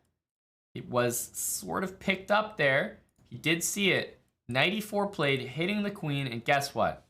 Attacking the knight on g6. That move may prove to be too resourceful for white to handle. The bullet player. Knight e4 on move 29 is a massive, massive move. Hitting the queen and hitting the knight and hitting the pawn, just so you know. Takes. He's going to take it back, and black is ahead right now. I'm not sure if it's enough to win, but he's definitely ahead. Everything is being hit right now.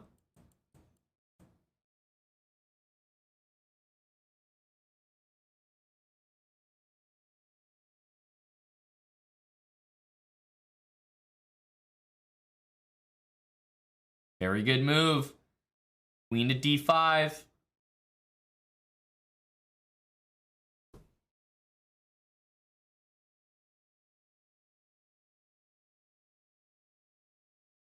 Got to be careful here. There's a lot of threats. E8 rook is hanging, so let's start with that. Rook a1. This is actually covered, which is nice. 20 seconds, by the way. Hotshot beam. He's a bullet player, though, remember. Guys, he is a bullet player. He should be able to handle himself. Like, he's definitely going to pick the speed up here. Ooh, big guy Alex might be playing right into his hands. Ooh. Queen d3 is so tricky. You cannot take that. Queen e2. e3 is coming. He goes e3, hangs upon 7 seconds for the bullet player. Can he pull it off against 20 seconds? Oh, and he hangs the entire queen. What a blunder. And Hotshot Beam is going to go down, and he's going to get a brand new blitz rating, and it's going to be 1569. Big guy Alex gets a big guy ban right there. Well done. Big guy Alex VD. The peak sitter. I think everyone is happy to see that L come in. Hot shot beam. GG. But hot shot beam is out of here.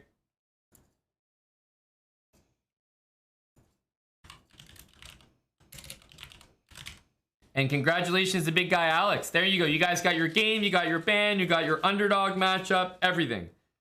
Number of moves, it was over 50. It wasn't even close. The over smashed.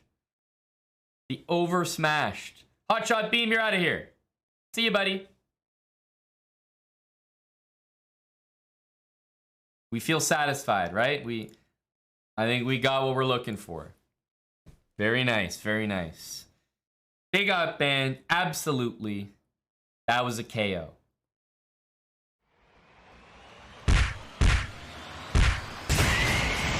work here. There we go. There's the big KO we've been talking about. One more. We don't have time for one more. You know why? It's a good reason. Title Tuesday starts. Title Tuesday starts on the top of the hour. We don't have time for one more. But that's a good reason. The Super Chief will be here very shortly. So I am going to leave you guys on a BRB screen. I will be back afterwards. So don't go anywhere. After Eric's Title Tuesday, I'm going to host a viewer tournament that we call Untitled Tuesday for all the people here. So enjoy. I'm off for now. Thanks for watching. Thanks for supporting. 9,000 subs by the end of the month, and we'll do a baking stream. There you go. Official. Thanks again, Sad Rabbit, for the support. Jumpy Chess. See you, man. Take care. Just saw you wrote a note there. See you tomorrow. Won't be here after Title Tuesday. Okay, see you, Jumpy Chess. Tomorrow, we got Arena Kings at noon Eastern Time. Eric's Title Tuesday right now. I usually set my own over-under at 6.5 points. Dr. Lord Mayonnaise is setting Eric's over-under at 8.25. Is Eric going to get 8? 8.5? 7.5? 7? Oh, hello to the Super Chief Hansen. No, don't use the Simon Williams term. Super Chief. It's too much. It's too much? No, gotta, Actually, like, I'm super. no. Yeah. You gotta reserve that for like someone else. Super Chief. Actually, just call me King. Actually, Your Highness. It certainly looks like it, Big Habasu. And for every sub that that we get before Eric shows up, he will be wearing one less piece of clothing. Do with that information what you will. I'll see you guys after Front Title Tuesday. Bye for now. Stay tuned. Eric's gonna play Title Tuesday. Bye, guys.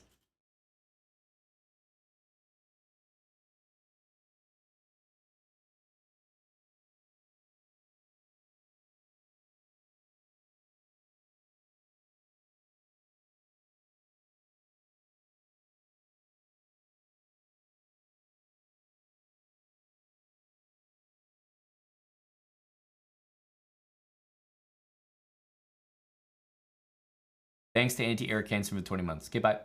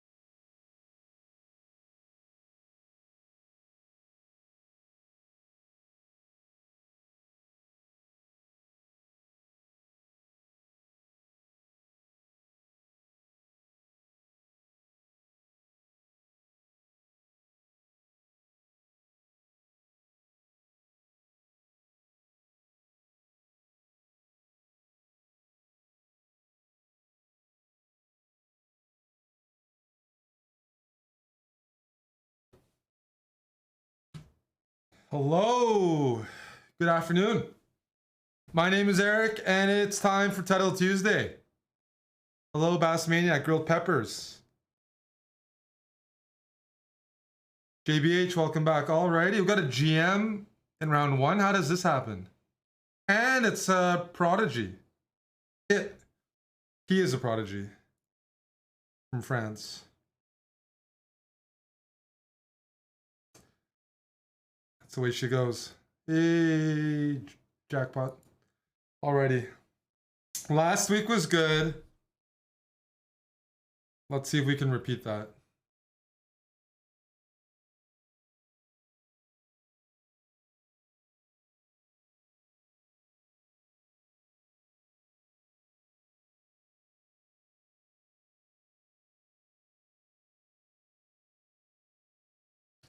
Yeah, this is a pretty familiar structure. Sometimes I want to go knight f5. Whether it's effective or not, I'm not entirely sure. But it looks annoying. I'd love the bishop pair.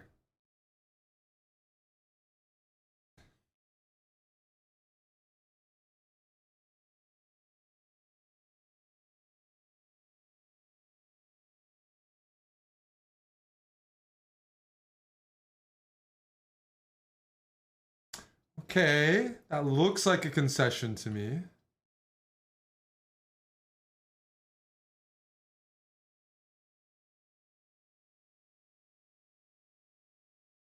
Could be wrong.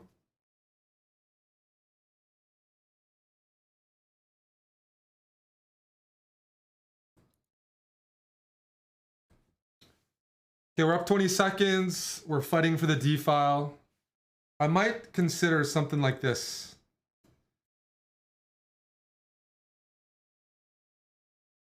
Check. Okay.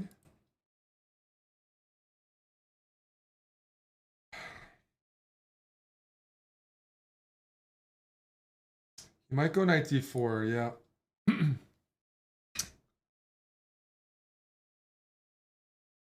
I was gonna sack material here. Is that bad? Rook d4 is asking to be played.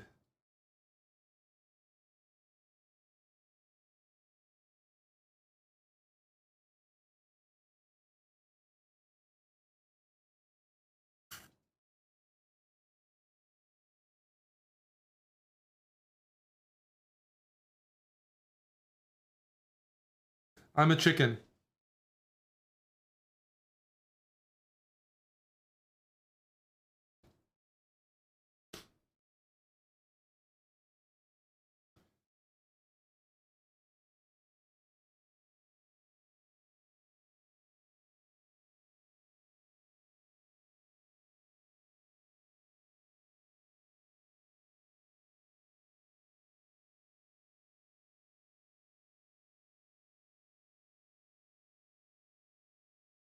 But I'm going for checkmate. I'm going for checkmate. Check.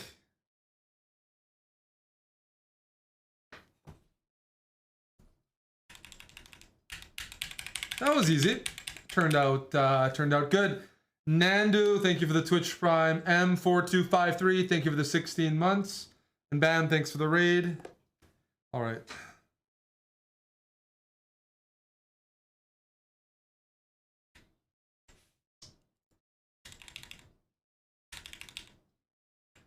Wasn't so bad.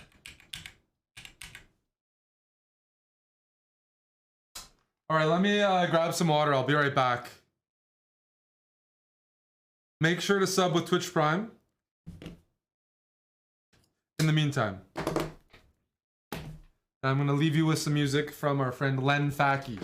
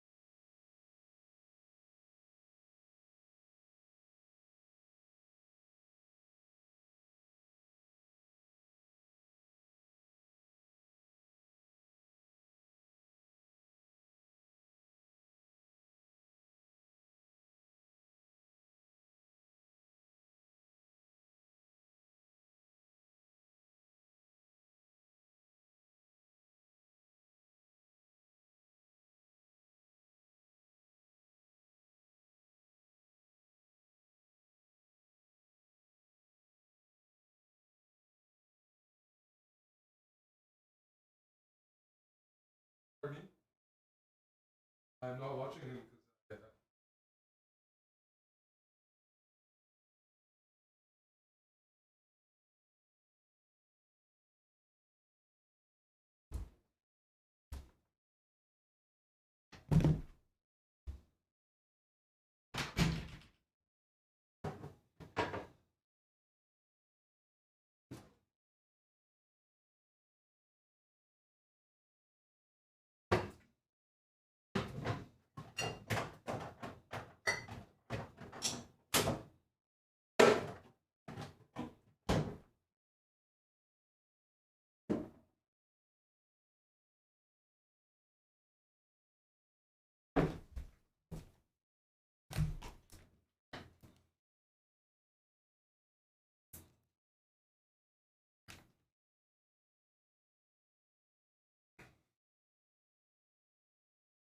am I the only one dancing here? We got some music, nice weather here in Toronto, lots of ladies in the channel. It's a good day. Hello, Salty Clown.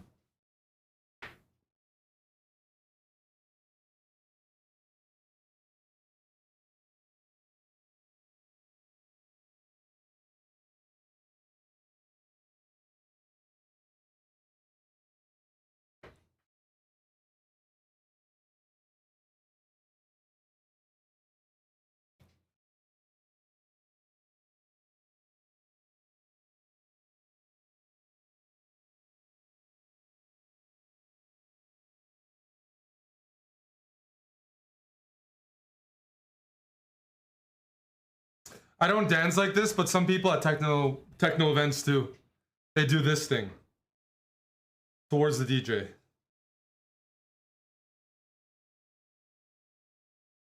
Caveman, bro.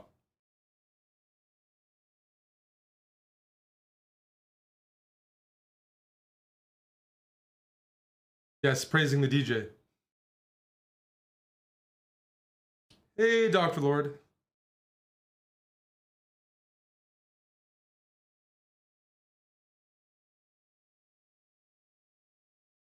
Hey, Gamby. JDM's MVP, how you doing? Chicken Pants. You showing up to our channel's rare. That's more rare. Yes, Zisivos, exactly. I wanted to go to the cage next time. I'll be back. I will be back in Berlin in the summer. For Chessbra on tour in Europe. Berlin, London, Amsterdam, Paris.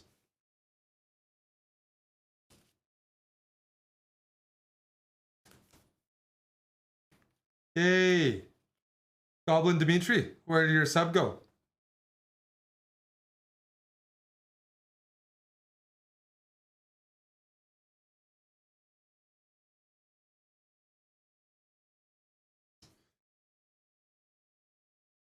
Girls are necessary. You can't get into some clubs easily. There's a baking stream at 9K. Dude, I'm a good baker. People loved my cooking stream. That was one of the most active cooking streams on Twitch.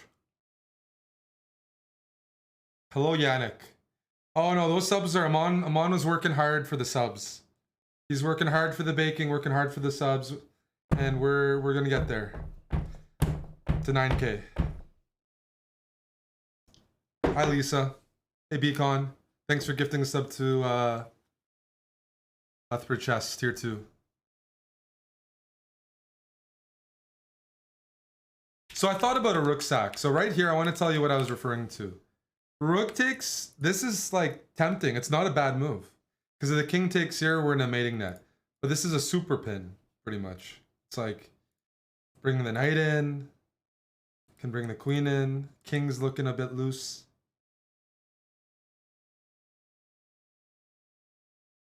Can go here. Cheeky move as well. Oh, we got Tregubov. Very familiar with my opponent. He almost kicked me out of the World Blitz Championships for wearing jeans. He said it was just tournament rules. So now I'm afraid of him. So I'm going to play e4, e5.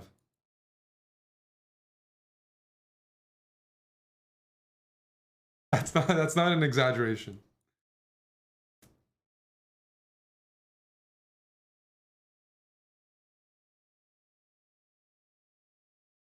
It's okay.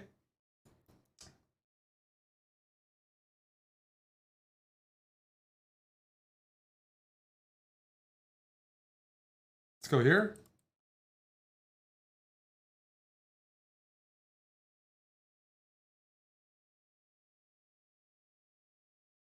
What am I doing? I don't know what I'm doing. Oh well.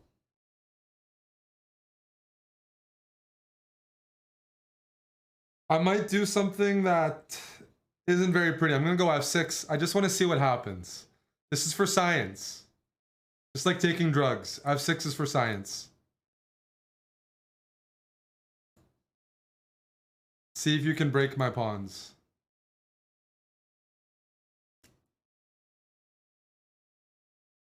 Resident Hikaru Updater says Hikaru could wear a banana hammock to Title Tuesday and still get 9.5. Thank you. Thank you for the update.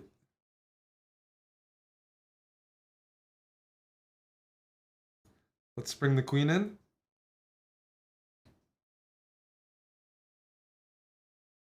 Whoa! I don't like seeing that. That's a deep looking move. I'm gonna go here anyways. I'm gonna be provocative. If you take, I'm gonna knight b8, knight c6, and be a Chad.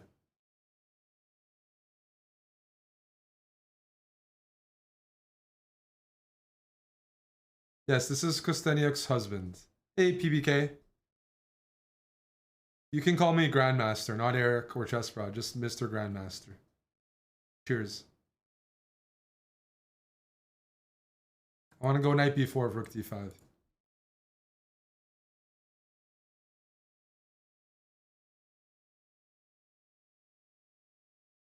Actually, knight d4 is the move. I don't know what I'm talking about, but knight d4 is the right move because then I can correct my pawns, block the d-file, control the pace.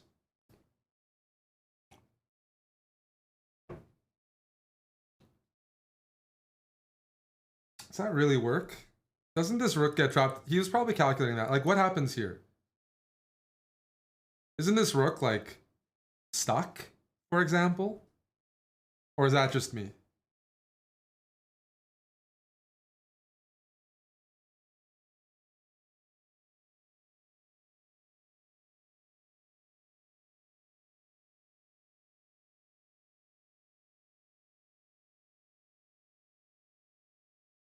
Okay.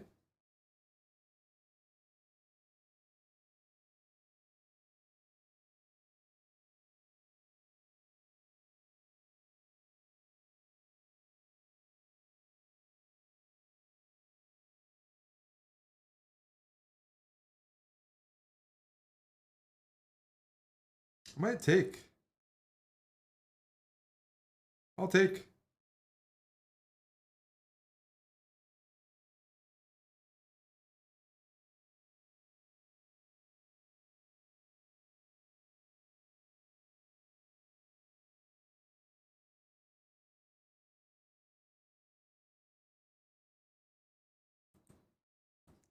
I had this move, but this looks good too.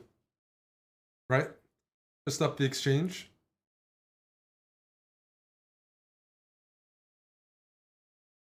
Push. Push. I want to activate this rook. Like that. And let's go here. And let's go here. Check.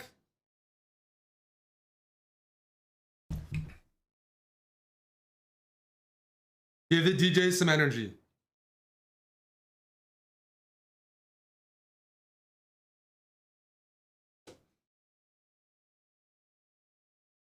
Jamming, thank you for the prime. Shame must die. What I did won. That's what matters. I wanted the past pawn. I've actually played this set, Grilled Peppers. You got like a scuffed version. Like there's a regular place where this is available. This is like an old set. They tricked you by writing 2023. This is very, very cute by Grilled Peppers. Finding an old set. Somebody re-uploaded on YouTube, wrote 2023, and he's peaking. Yeah, it's... You think I'll get Magnus next round?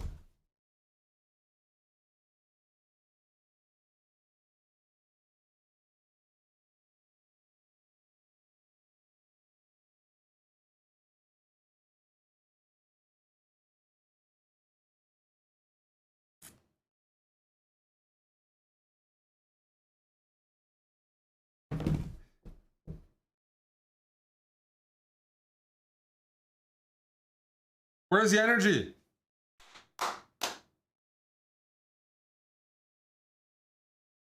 Ray Bane, 22 months. Hope you guys are enjoying the YouTube. Lots of fun uploads. Hickey, Amon, winning out of the opening with his special moves. There's other stuff coming out too. Hippo speedrun, English speedrun, vlogs, Magnus visiting Canada. Lots of YouTube content. 11 Oak, thank you for the prime. Deskin, thank you for the gifted subs. I'll try out that overlay when I'm in my office, most likely. Hey, Gary, who plays chess. Hola. Nabot, hello.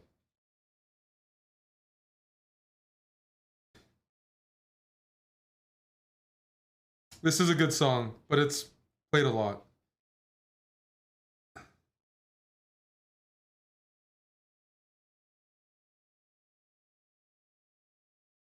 Is Hickey playing this event? He's been playing some good classical chess. But if he played this event, that'd be good for the content. So we get more updates.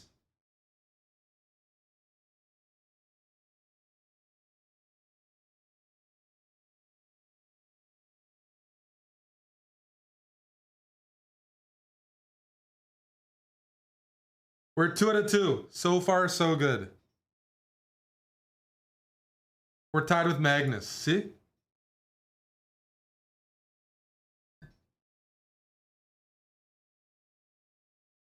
We're somewhere there. Where am I? Oh, there I am. Hey, Prim.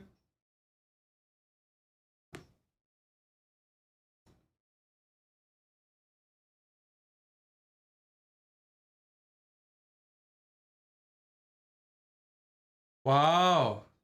This is a draw.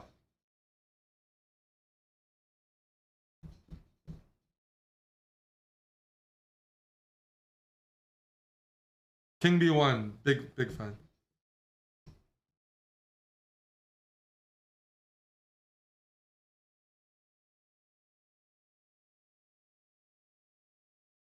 You're skipping Magnus's stream for me? And that's not what I heard. When I took my bathroom break, someone told me you were trash talking me, Tommy. Somebody said you were provoking Magnus comments.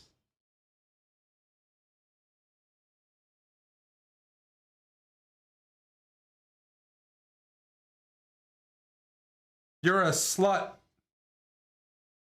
Eric Hansen has the metabolism of a pregnant rhinoceros. Don't rhinos have a lot of muscle? What's wrong with that?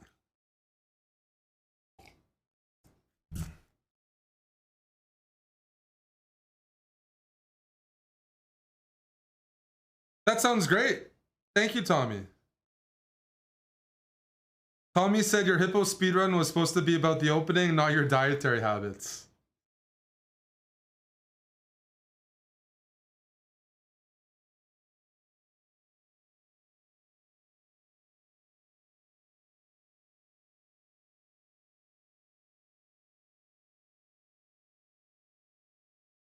Tommy's back. Hi, Ubitsa. Queen Trap, welcome back.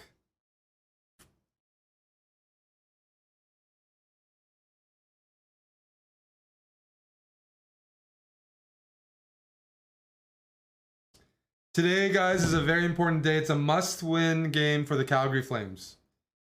After losing 8-2 last night, the playoff chances are dwindling. And I'm going to Calgary in a couple days for the next game. We have to win today. You have to root against Minnesota. The Wild need to lose. The Predators need to lose. The Jets need to lose. Pretty much everybody needs to lose and Calgary needs to win. And then we have options.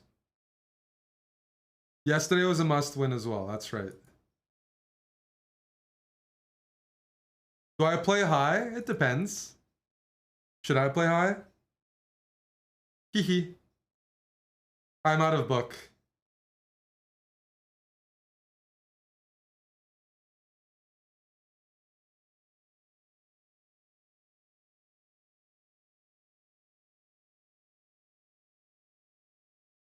Is this like a...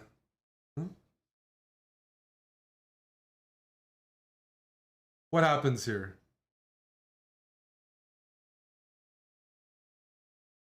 Is that theory?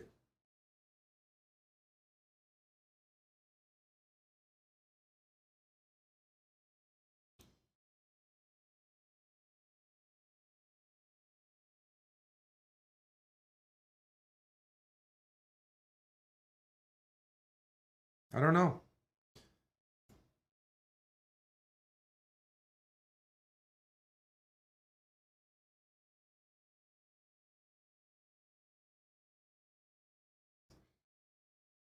I wish I knew.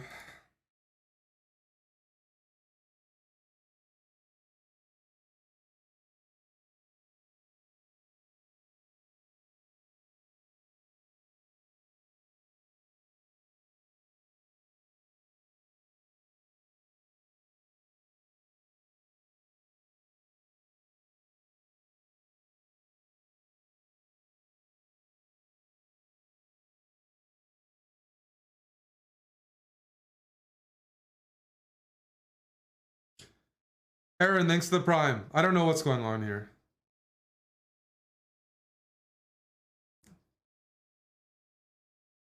Can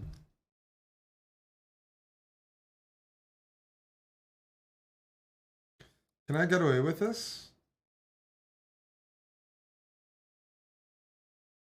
We'll see.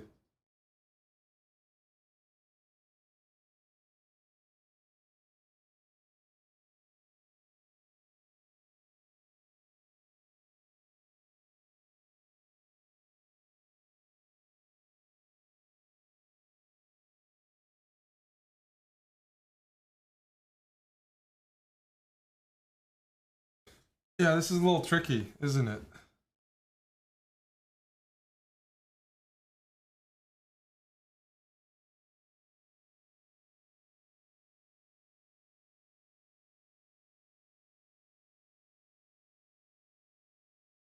All right, I'm just gonna castle.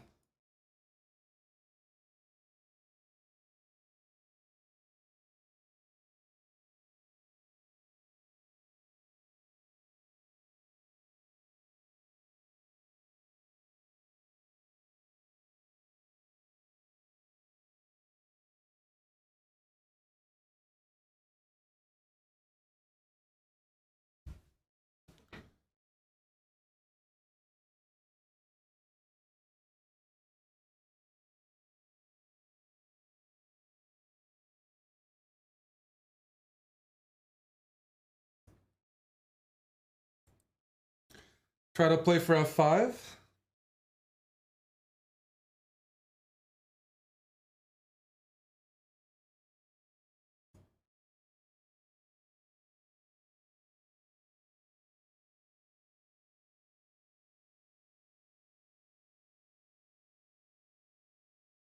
This looks like a better endgame for white because my bishop is active.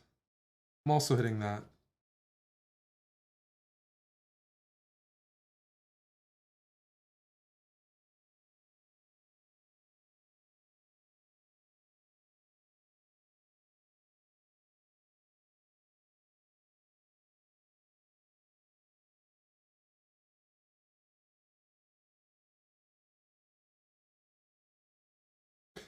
I'm playing b4 to clamp down on this, and I'm gonna king walk, most likely.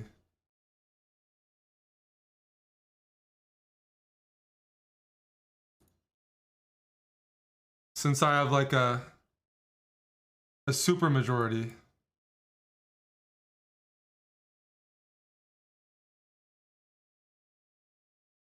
Actually, this is just completely winning. I should just probably play rook here and here. A few ways. I'll go for this method.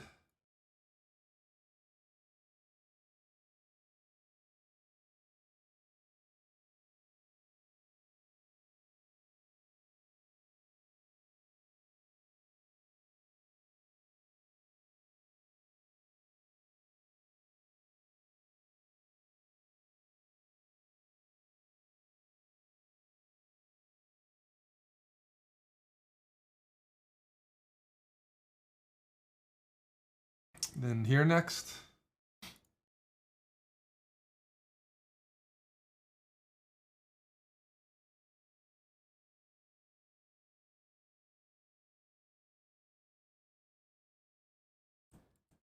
My king will walk into g5. Okay, okay.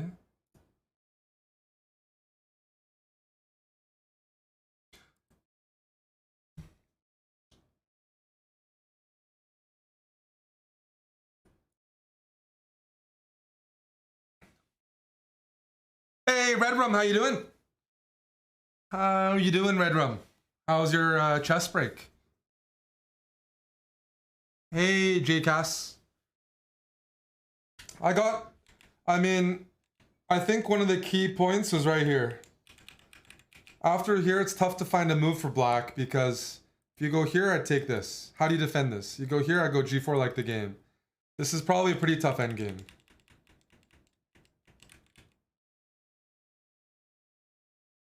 I think maybe black could have, it's tricky. It's actually kind of tricky.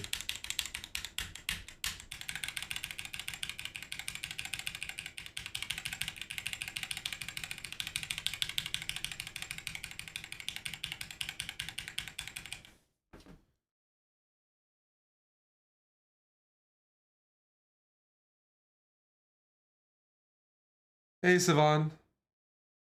Dr. Lord, this is a professional tournament.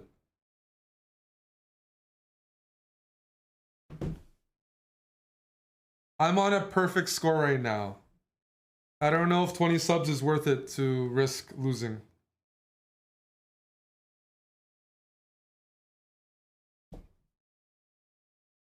It's Title Tuesday. If J-Bell can play, it isn't professional. Yeah, but J-Bell's like... J-Bell's not gonna ever win anything in chess. Like... You know, come on, chat. Like... Does it keep me up at night thinking about J-Bell could play Title Tuesday? You know, Botez, Levy, J-Bell, those sort of people.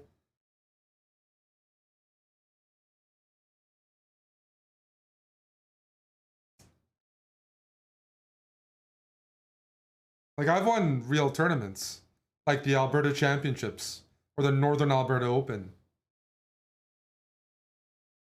or the Guernsey International. Don't compare me to those sort of people. People of that sort, yeah, no, that's offensive. Reality 8, thanks to the Prime.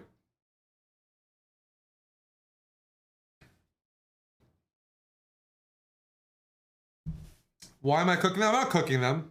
I'm not cooking them. Chat, I'm not cooking them. No, people might not want to hear it. I'm not cooking them, chat.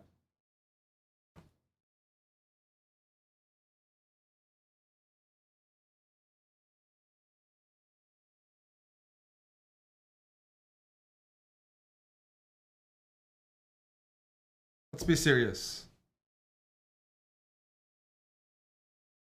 You dreamt about Hickey last night? He's playing some really good chess right now. At the thing in St. Louis.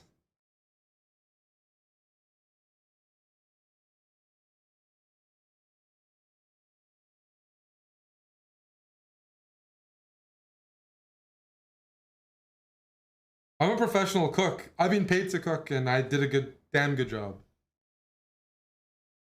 JCast, you're gonna join our baseball draft? I posted in Discord. Is that what you want me to play, Dr. Lord? Is that what you want me to play? E4, E5, knight F3, knight C6, bishop E5, queen F6. Knight C3, bishop D6. And then I get to play on my own? Okay. Okay. Round 4, let's go.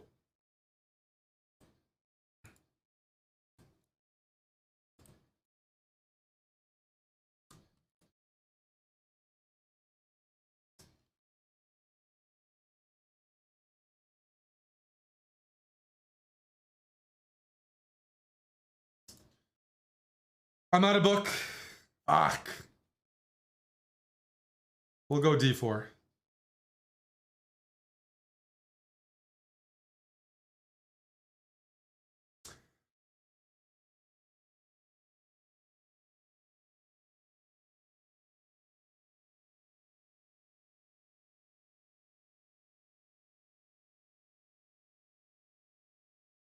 I don't like my position, which is kind of funny.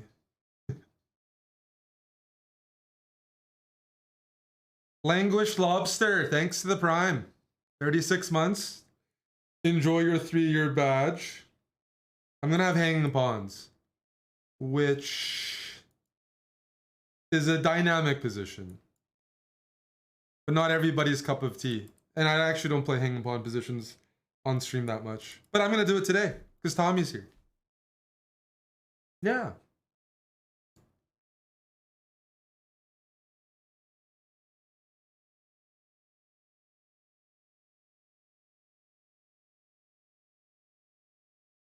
Okay. That's a little surprising. What if I go B4? Sorry, C5 and then B4 and sidestep and try to use a majority. If you're curious what the music's like, not on YouTube, right here, live on Twitch. We're playing some Len Faki.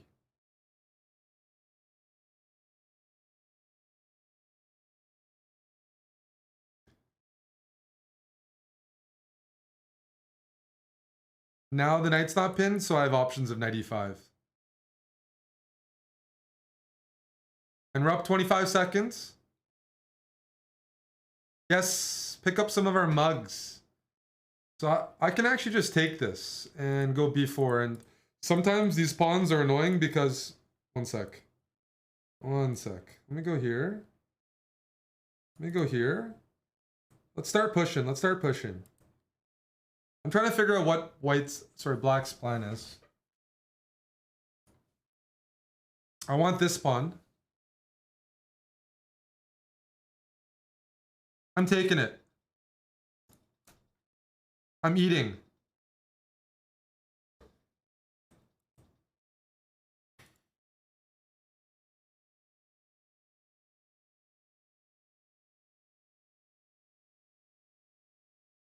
I might even be threatening stuff like that. Not bad. What am I missing? What? We'll figure out later. Got it. That makes a lot of sense.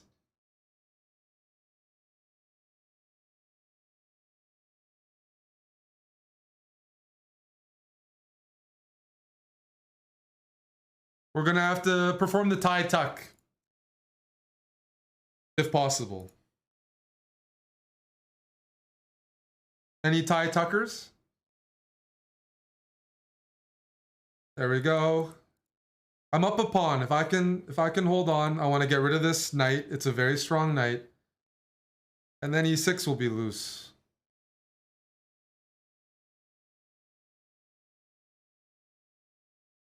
Hey Tim, happy Tuesday.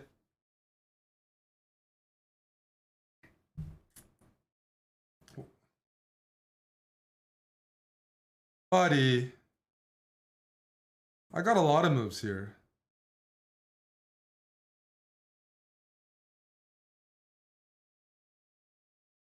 Oh, I don't. He's got this. Oh, that's a tricky guy. All right. Let me think. Here. There are some disturbing ideas.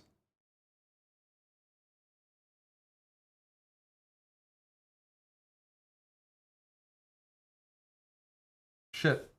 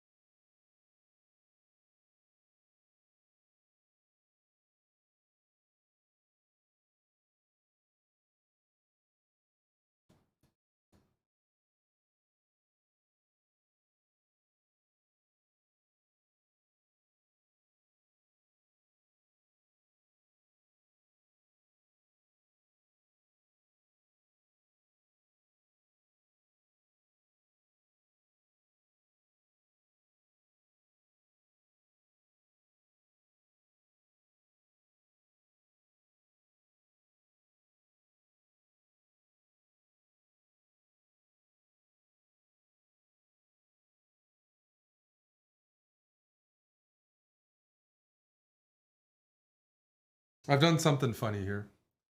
I'm up on time, and I have 2 pieces for the rook, and I have 2 passed pawns. But this is definitely precarious. More than it should be. I'm gonna try to trade queens. I think that's very necessary. Oh my goodness, I just blundered! Eric! Sorry. What was that?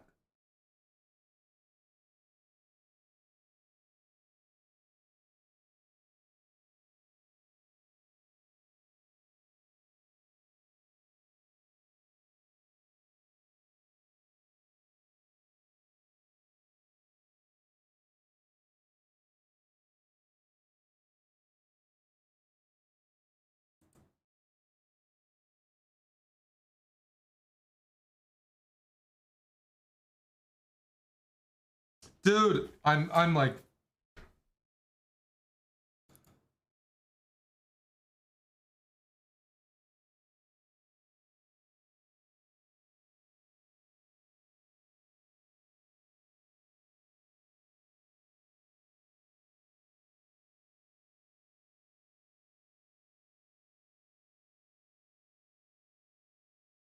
oh my goodness, man. Dude, this was completely winning too. This is brutal.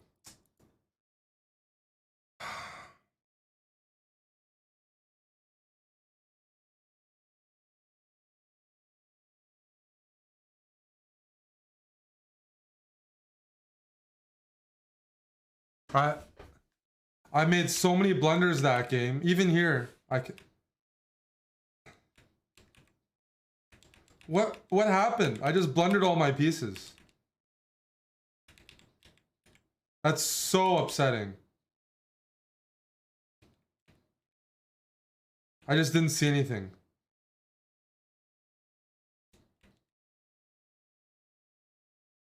Like, that made no sense.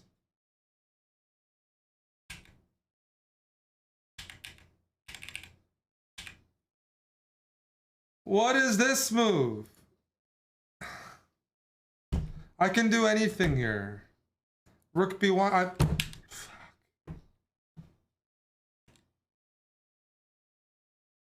I was just blundering like crazy that game. That was so unnecessary because I was leading the whole game.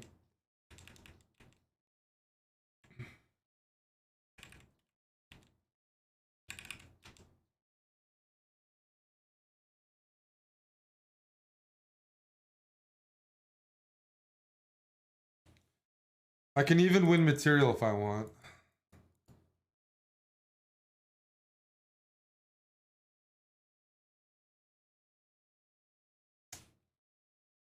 Oh, man.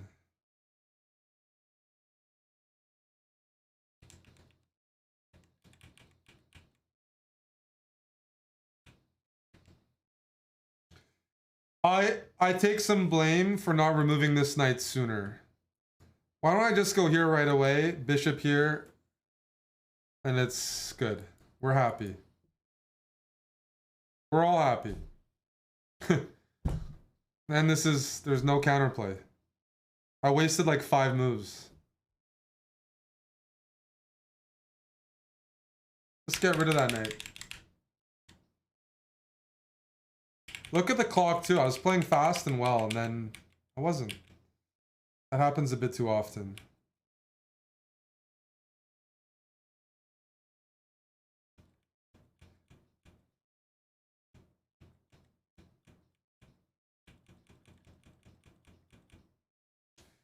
I mean, I wanted to go for cheapos, but even here, I don't have it.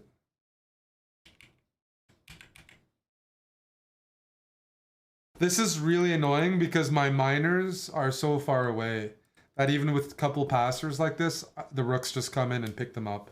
Berenzin, that's 91 months. Thank you, Berenzin. Closing on 100. Big McLarge, thanks for the year as well.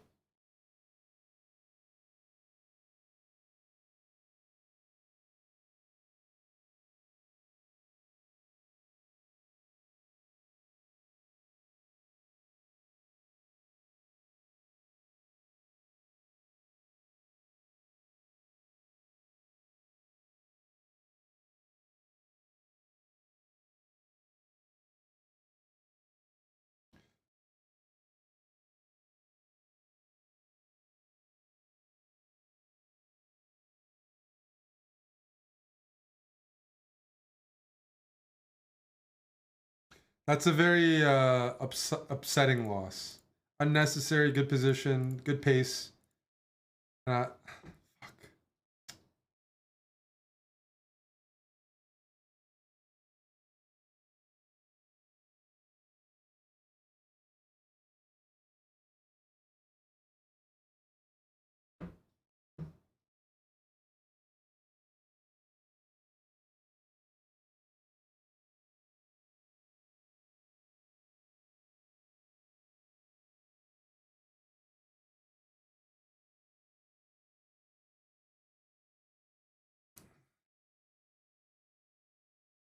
The good news is I'm going to attempt Dr. Lord's opening suggestion.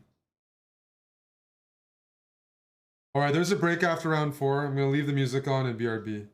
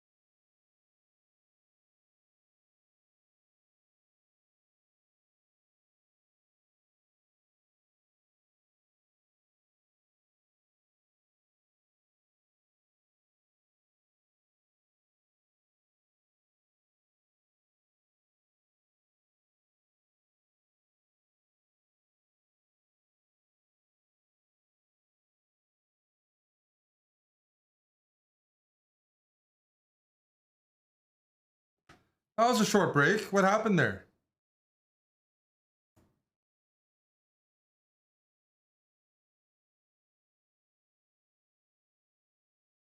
Damn. Time flies when you're having fun.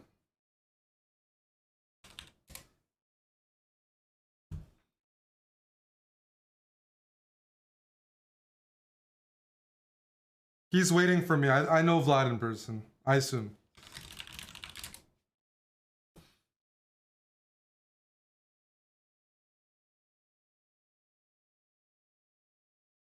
Vlad's from Moldova. We've hung out a few times.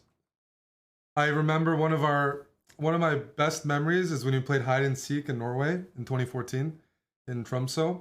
We had some epic games of hide and seek in Norway. Just awesome.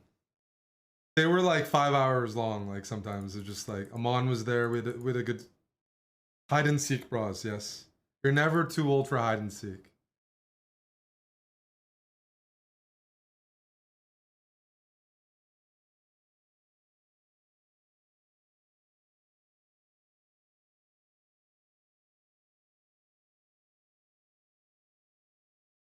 This is why I wasn't sure if I should develop my bishop or not. I thought this could be slightly annoying.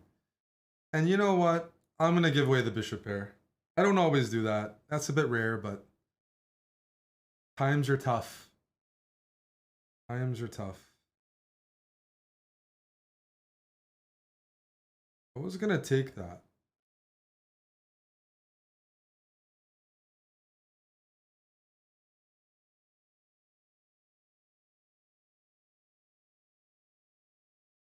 Gambi, thanks for the bits. All right, you're saying the B pair is overrated? Well, let's try to punish it. Oof, the music's good though, right? All right, let's push. Try to disrupt.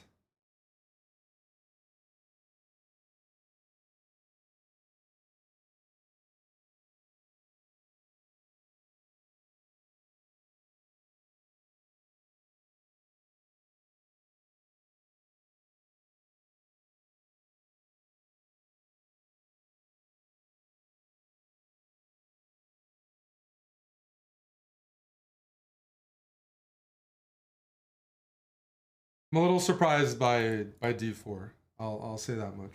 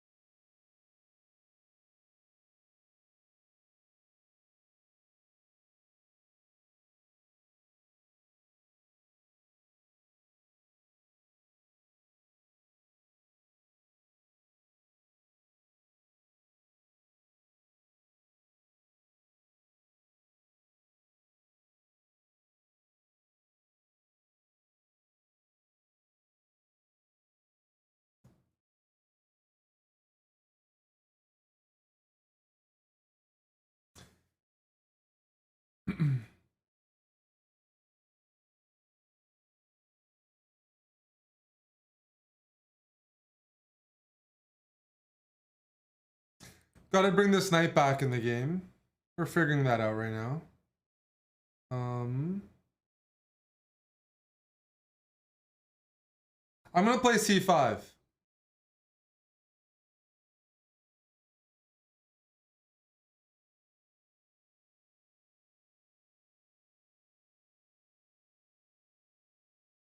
I want to target this pawn.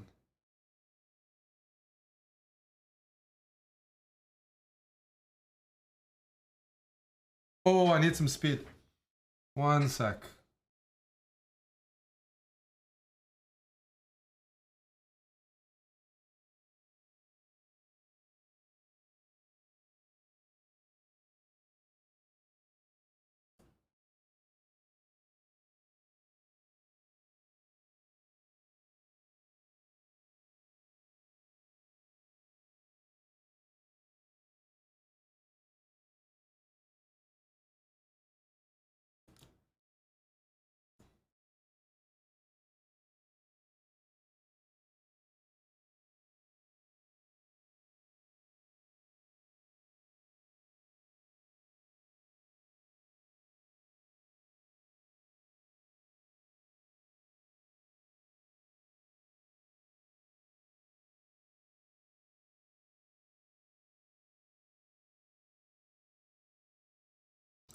Holy shit, what happened to my time? Whoa, whoa, whoa, whoa, Eric. Wake up. Brain freeze.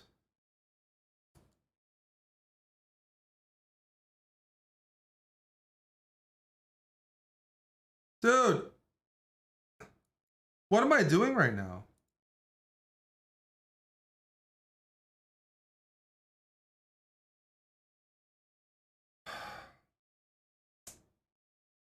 I hate when the chest evolves like that.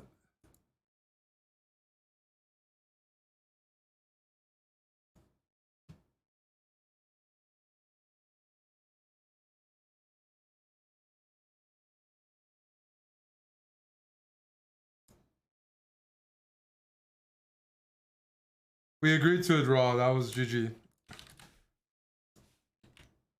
I didn't start with last time. My opponent waited for me. There's no excuse. You know, I'm up a pawn here, but I need to try to convert differently.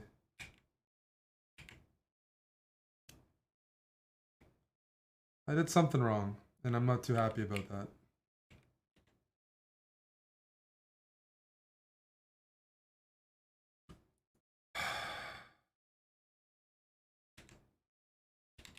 Knight f6 is panic. Oh yeah, just time trouble.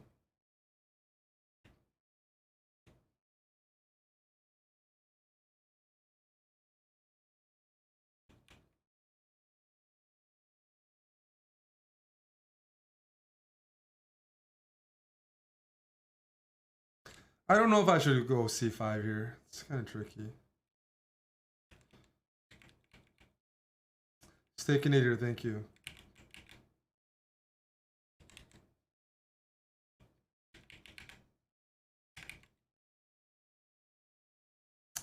I didn't want to trade.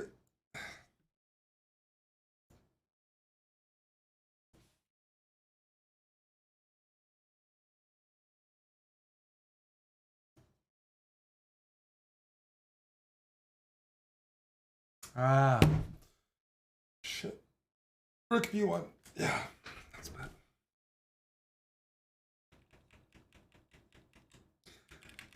I didn't want to trade. I was thinking about queen f5. Rook takes. Oh man. And then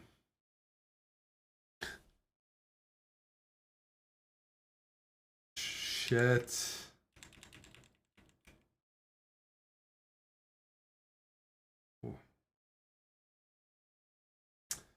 This is nice. I missed a bunch of chances. You know, I was a little disappointed anyways. My opponents aren't playing e4.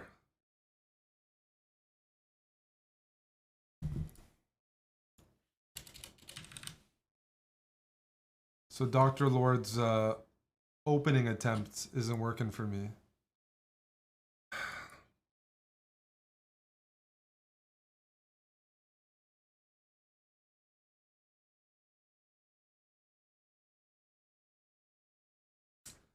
Man, I think you did this last time. I don't know fucking theory here. I'll go c6. Like a beta.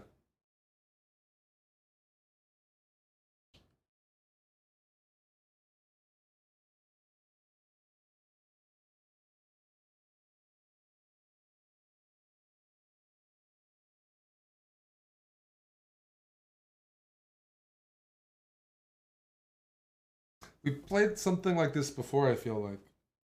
Just don't really remember what happened.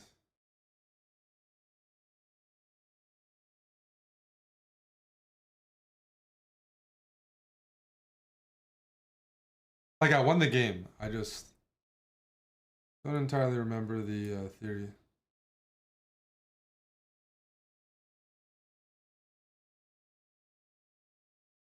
c5 is important because I don't want to allow queen b4 trading the queens.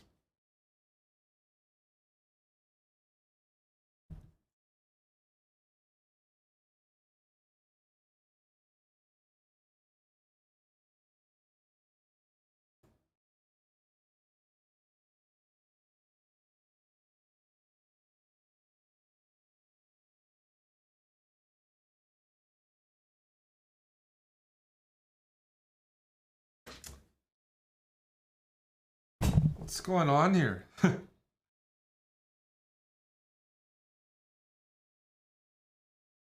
We've had this before. Castling's very tempting.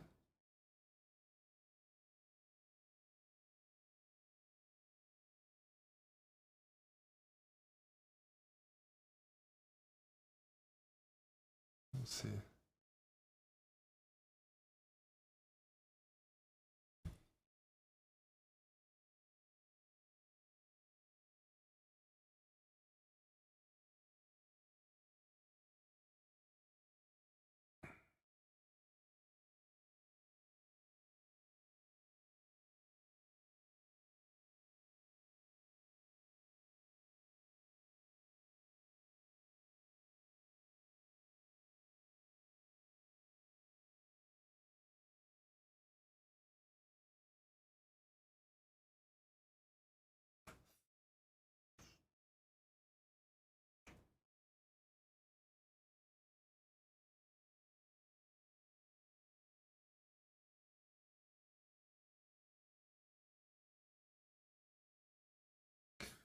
I need to bring some more attackers in.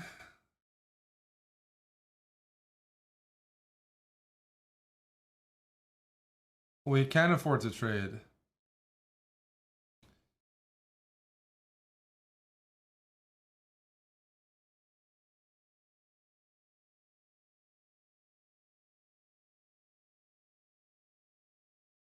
Holy shit.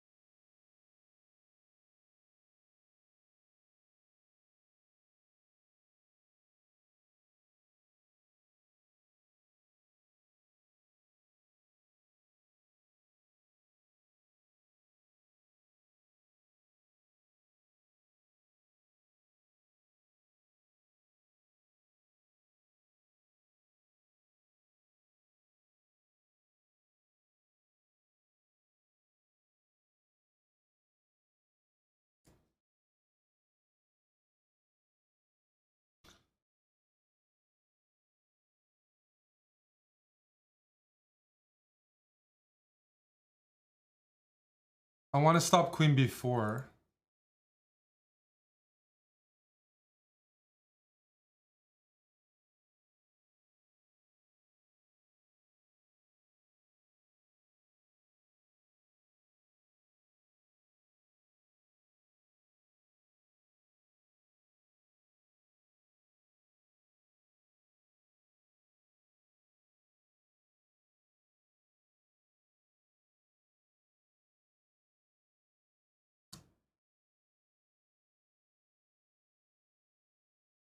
Castle, okay.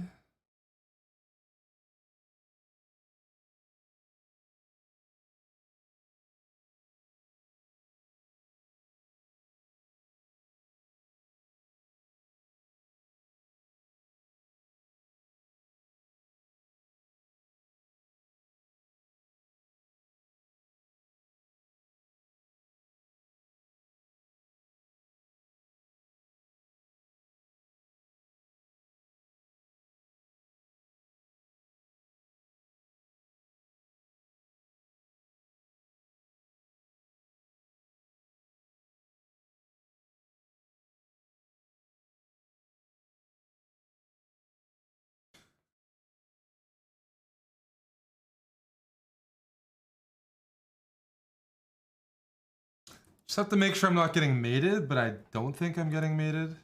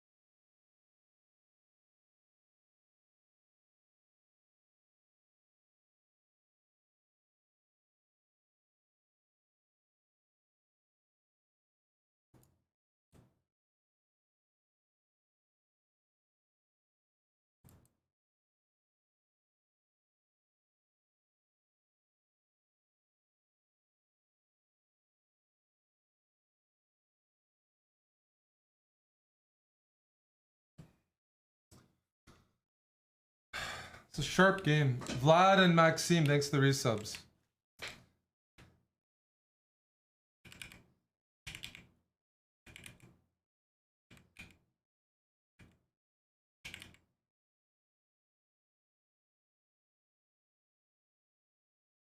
That honestly wasn't a good performance by me because I should just take and do something like this.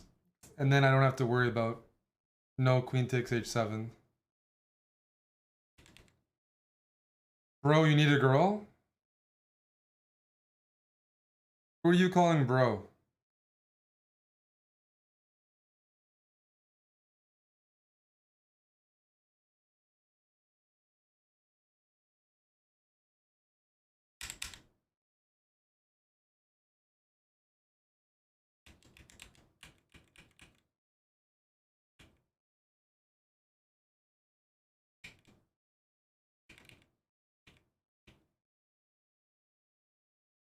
No, there is a free bishop. I just thought trading would work. I mean, I'm up a piece. It should be fine. I didn't miss a free bishop. I just looked at takes, queen h8, queen h4, and I was like, we'll just trade and there's no way I should lose. Dr. Zyklop, thanks for the prime.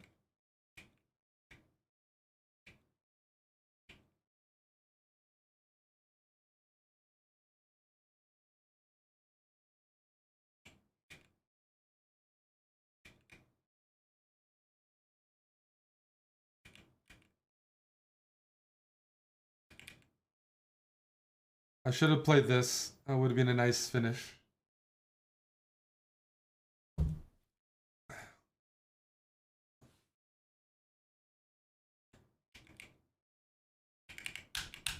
think that's the second time I've gotten a good position against him in this opening.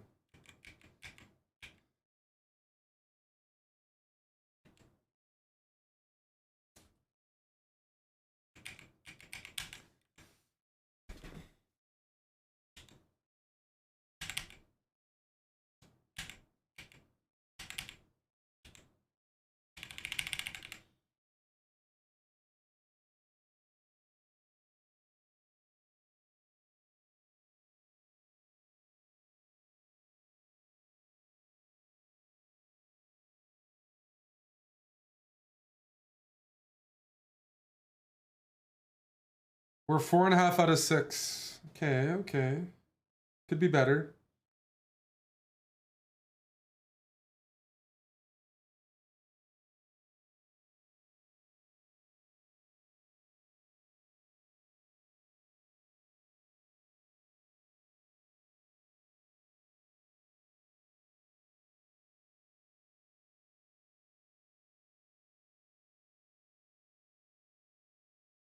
Whoa.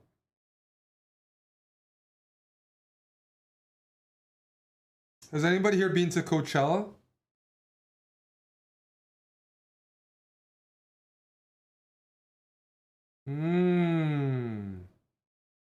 Is it fun? I did give up b7 on purpose.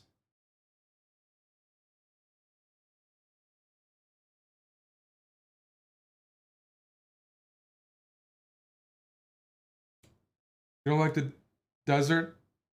Same. No grilled peppers. I'm talking about the festival.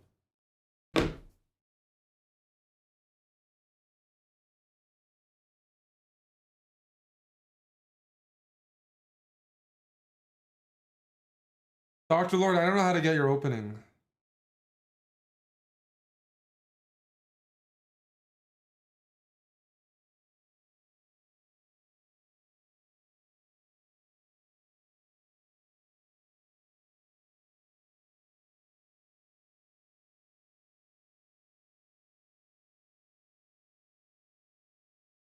I'm trying to complete a challenge, a side quest, and my opponents aren't making it very easy, unfortunately. I'm not going to Coachella. I'm just asking if people have been. I only know ladies that have gone there. I don't know any guys.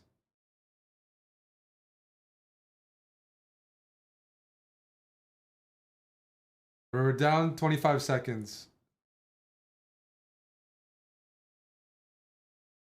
Okay.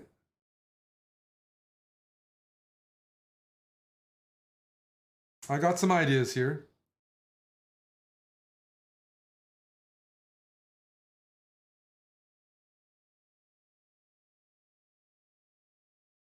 Does this work?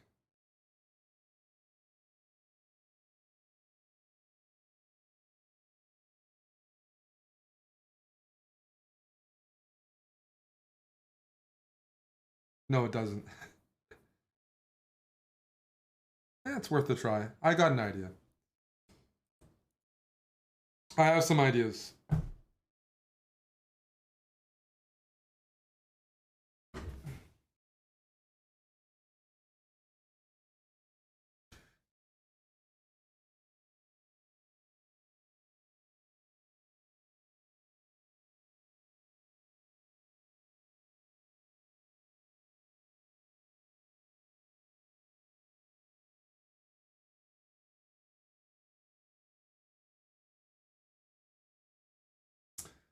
I don't know what's going on. I'm trying to open up my bishop. That's critical.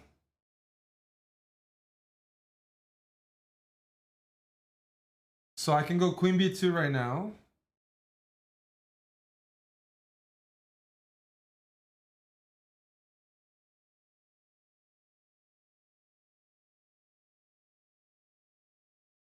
I want to try this move. I've never played like this, so let me try it.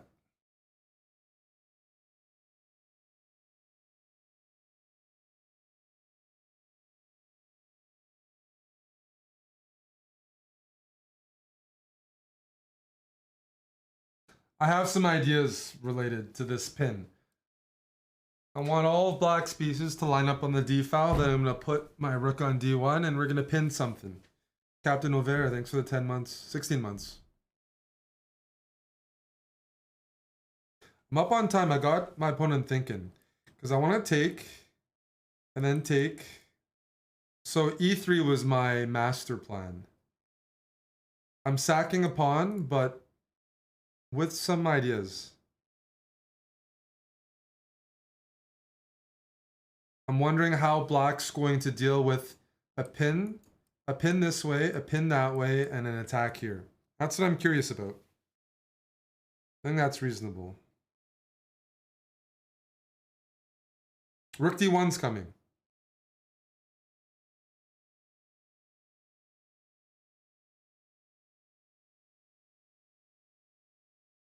Rook d1. I don't want this. I want the pin. I want to take and then profit.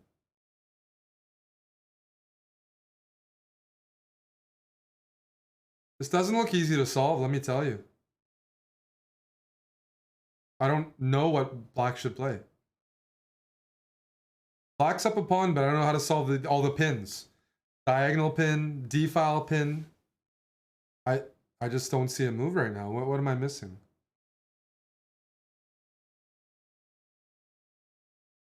You know what? That's a reasonable attempt to give back the material. I like that.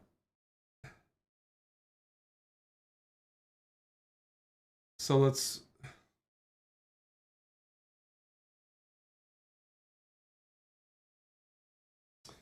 Do I take on a8?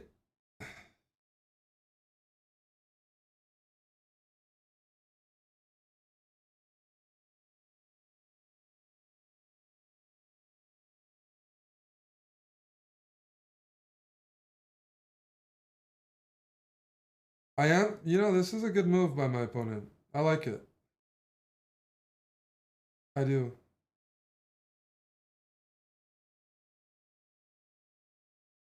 We need to play on the clock. That's what we have to do.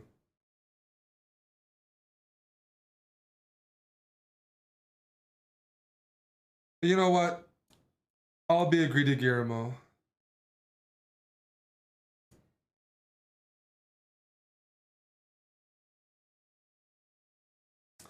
I think this is a key move to stifle this bishop. F3.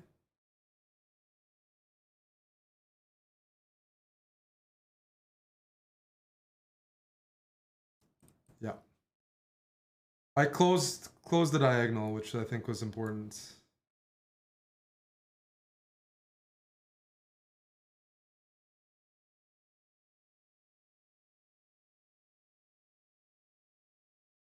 Wait a second.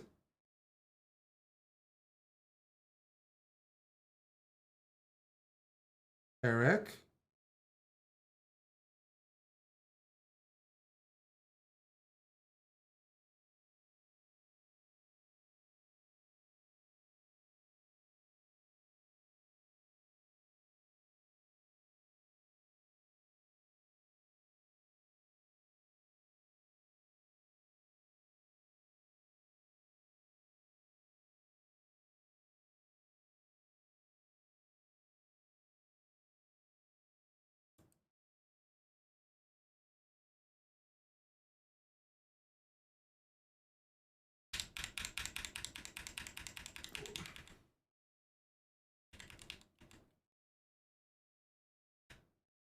I'm not happy with the way I'm converting things.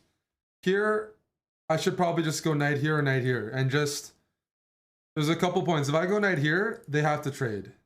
And the difference between this and the game is even when the knight goes here, my pawn's on e3, so there's no d4 outpost. So, my technique was not, I gave too much counterplay. Or maybe I was playing fine, but here I didn't know what to do. I should have moved back. Yeah. Of course. Go for 97. Yeah. Knight on d6. It's a tempting move, but it's kind of gives black some squares. It's still winning for me. I should probably go this and just push this way, but anyways. Don't like my conversion there.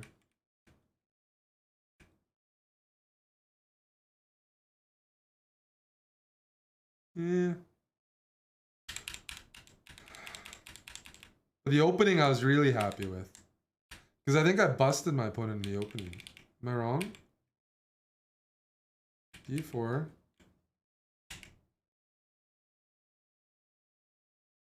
He had moves here, but they weren't easy to find. Because after e5, e3... Yeah, he's got to play something hard. Like bishop a6. Just leave the piece hanging. Yeah, after this, White's doing really well.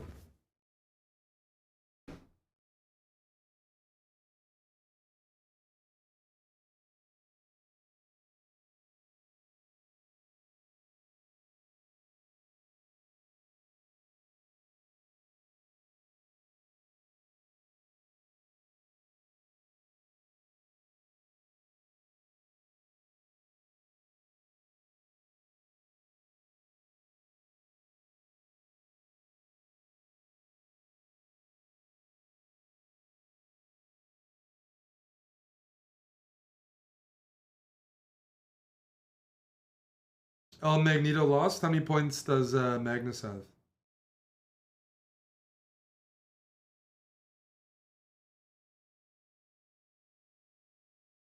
Five and a half. Oof. We're on the same boat right now.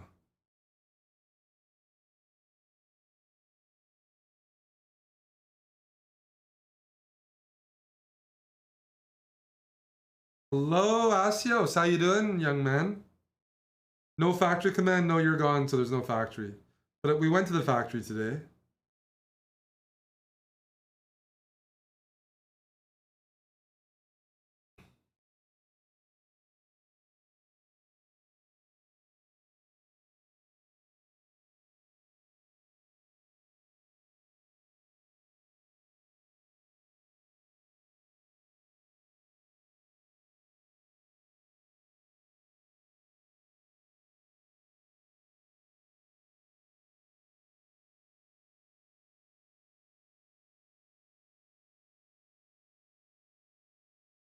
I have to investigate. Oh, it's my move. C4.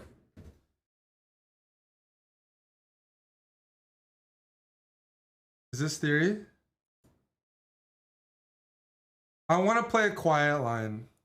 Peaceful. Peaceful Canadian, but I don't know what to do here.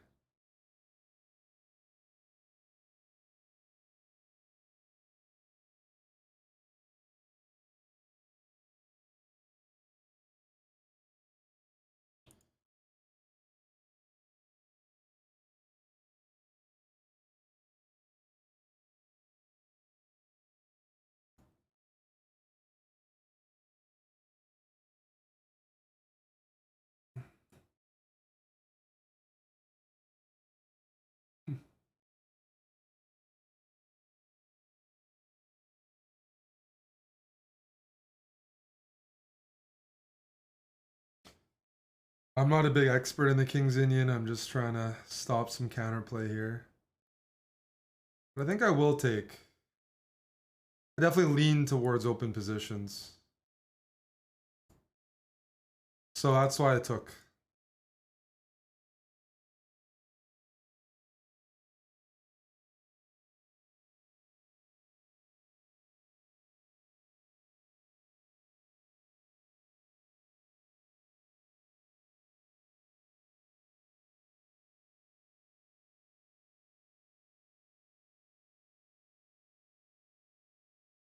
I'm gonna play provocatively. I don't know why. But it looks fun.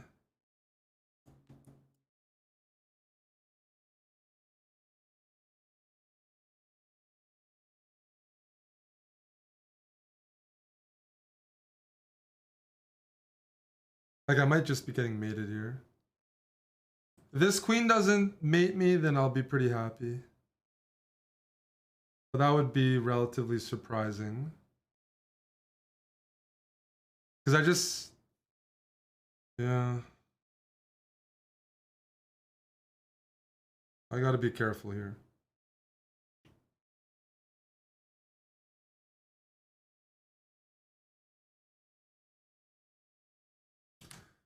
Gonna sack a piece. Yeah.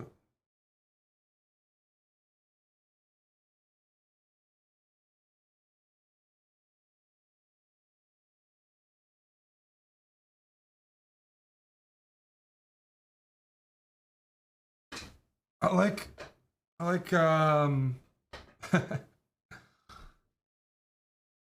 don't like my position.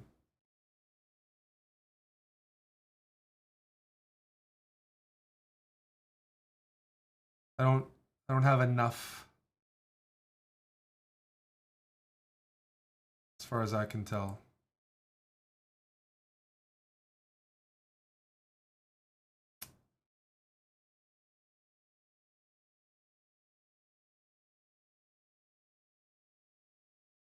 Oh boy.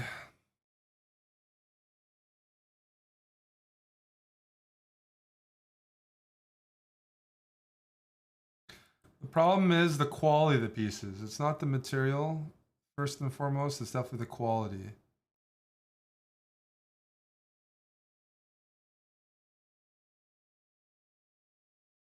Like I'll go here first, but this definitely isn't good.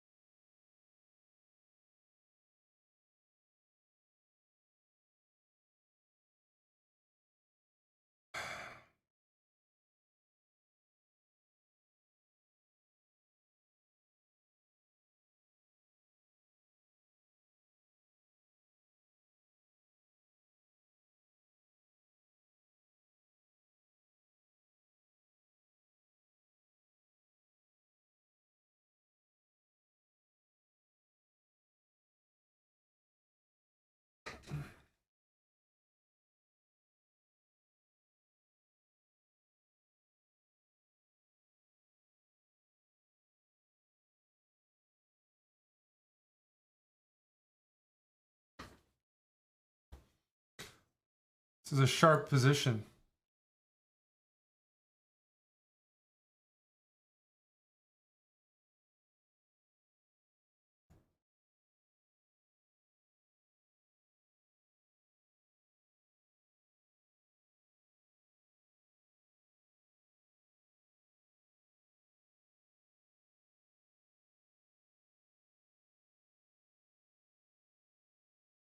I would love to sack my queen.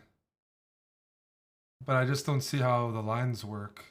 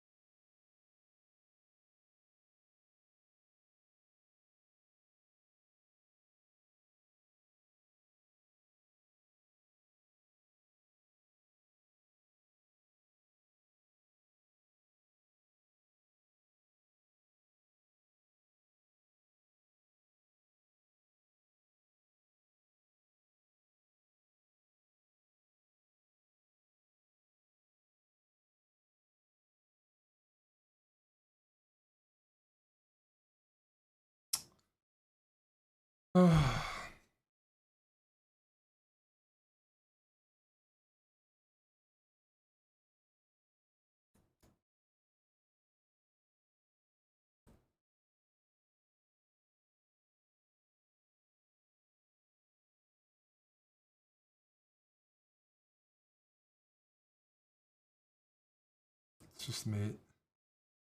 Oh man.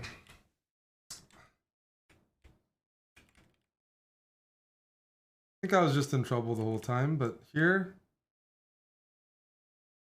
I didn't find the move. It's this move. No, is it? Just to try to complicate things? This is what I'm trying to get. Something like this. Or even though I'm down a piece, the knight's hanging, everything's hanging. I don't know what I'm supposed to do. I think I asked for too much from the position. I don't know why I sacked. Like, I played very provocatively. Here I could have taken and gone like Queen B3 or something. Because this is a bit much.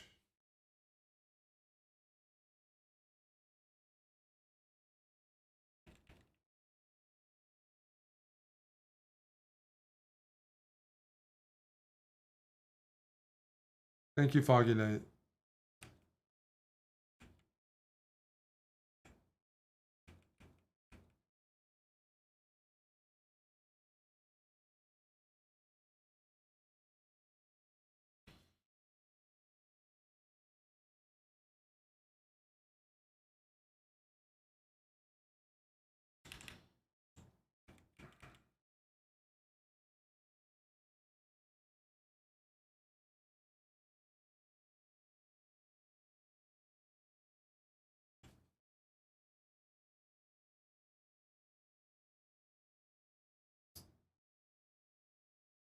I'm just a little slow, right? Like in the game, black was one move ahead. I didn't have time to properly break the queen side. This was interesting. We just explore. This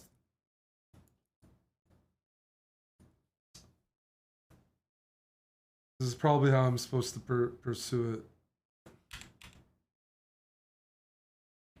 Darkbone, thanks.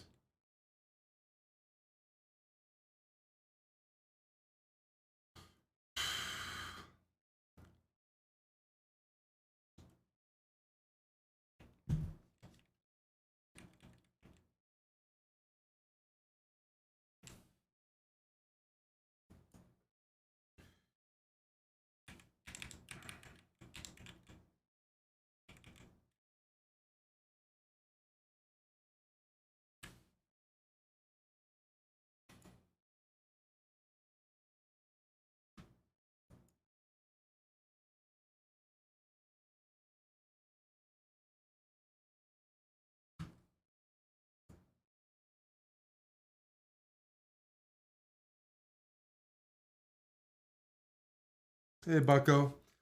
I mean, this is the first game I lost where I didn't have a good position. This is my second loss of the event. Got paired up, but position was a bit complicated.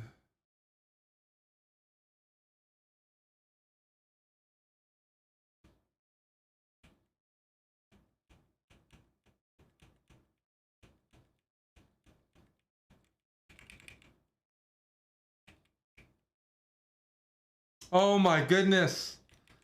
You know, I was saying like I like my position right here. Gosh darn it. F4 needed to be played.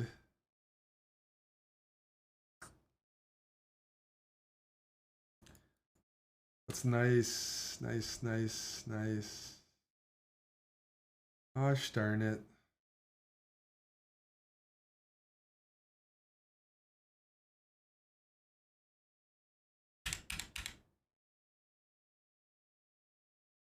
Hey, April. F4. I missed my chance. If I'm gonna sack, I have to find the sharp replies.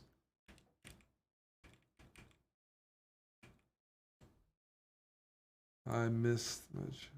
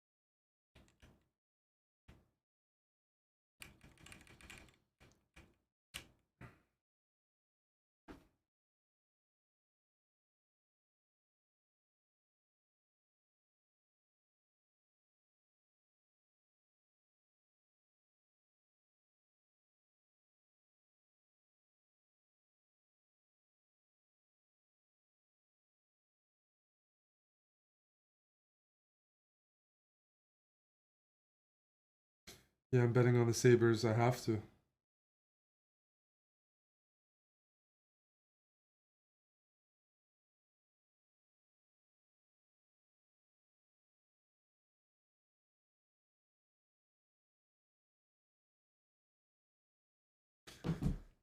It's fog thanks to Prime.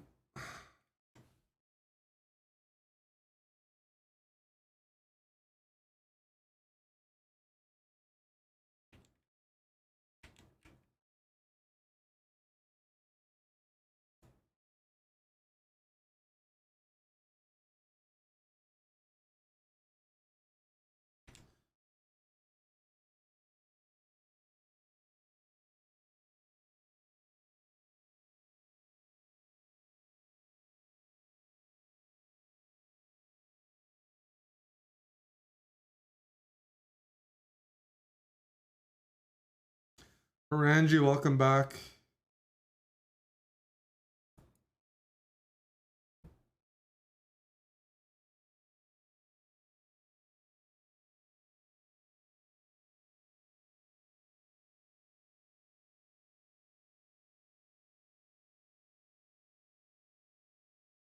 I wonder if this is what I'm supposed to be playing.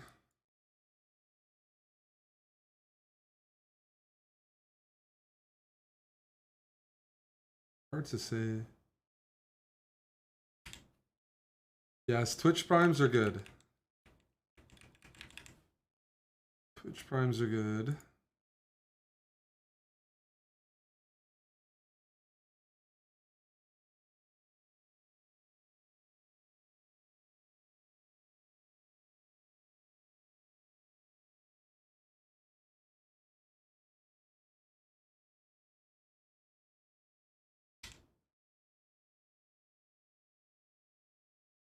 Just learning about the opening here.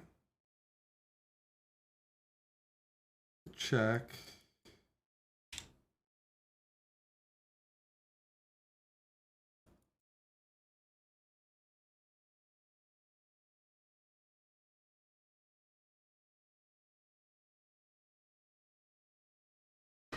This looks interesting.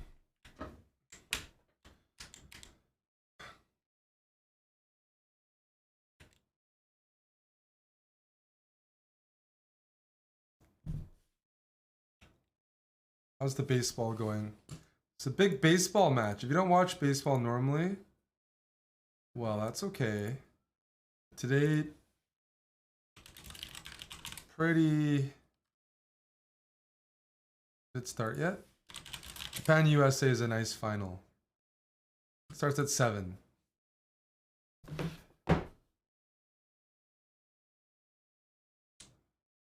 Otani versus Trout should be a match for the ages. I've never had shrooms.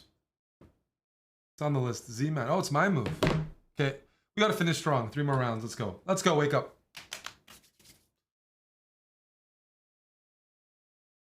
Where's Dr. Lord?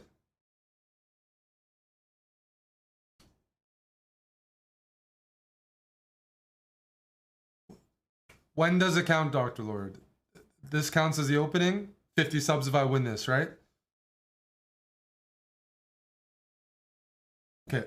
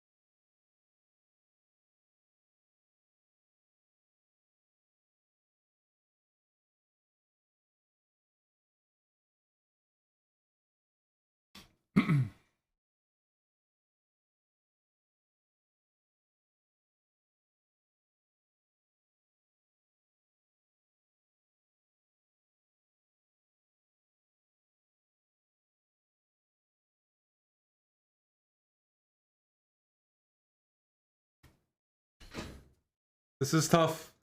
I've never played this opening before.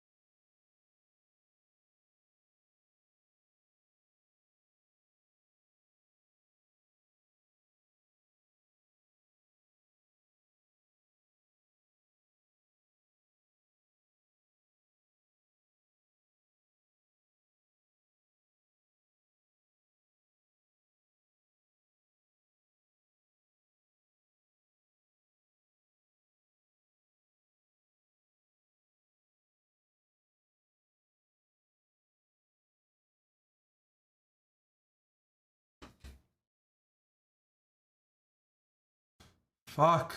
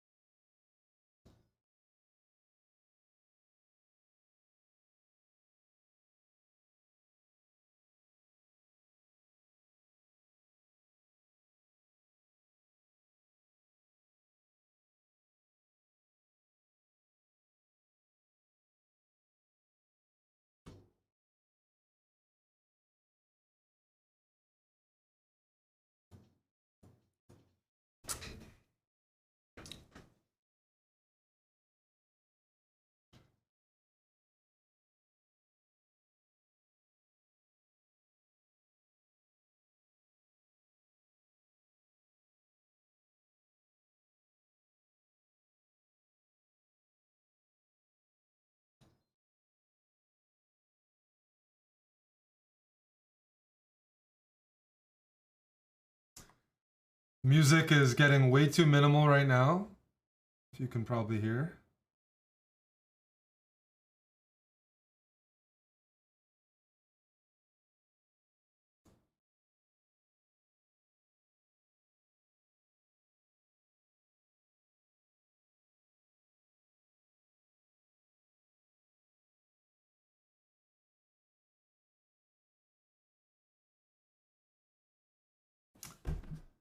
Oh man. Well, this position's dead.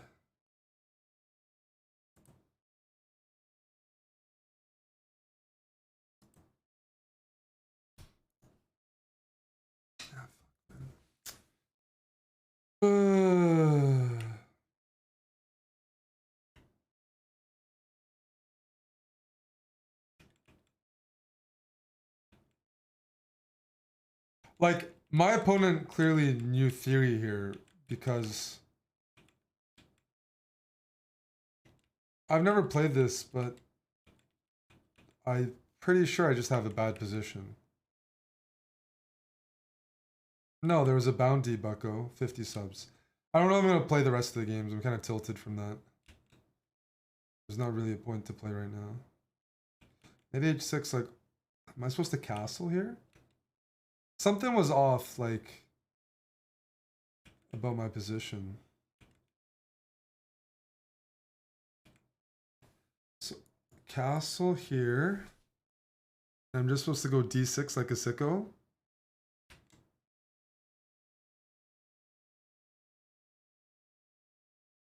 Maybe I was okay. This was a nice move, but I actually don't think...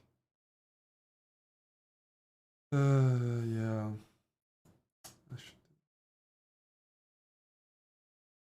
I guess I gotta do it. At least here I can only blame myself. I still have chances. I still have chances with knight e3. I didn't see knight e3. The reason I didn't see it is I didn't look for it because I thought here, after I missed bishop d5. And bishop d5 is probably not the only good move, but it's a really nice move. Moves like this, probably I'm in trouble because I can't go bishop b7. But I was just banking on complications working out like this, but knight e3. Knight e3 would have been good.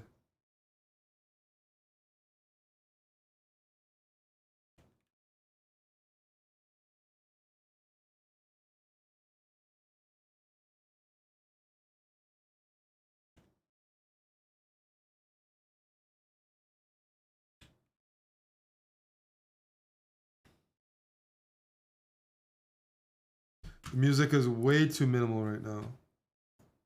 Fucking hell.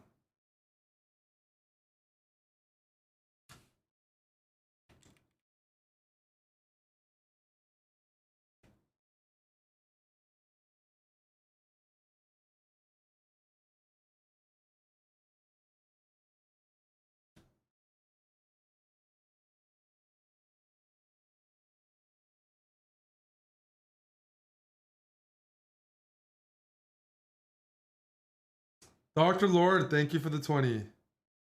These are not pity subs. Pay him on for Hamilton Theory. That's my first time ever playing it, so I'm gonna try to get it at round 10. All right, we gotta win a couple of good games here, hopefully.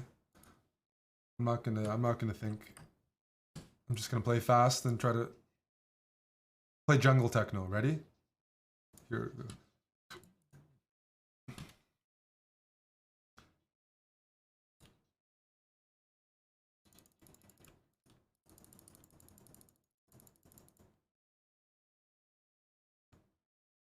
This is Lion Techno.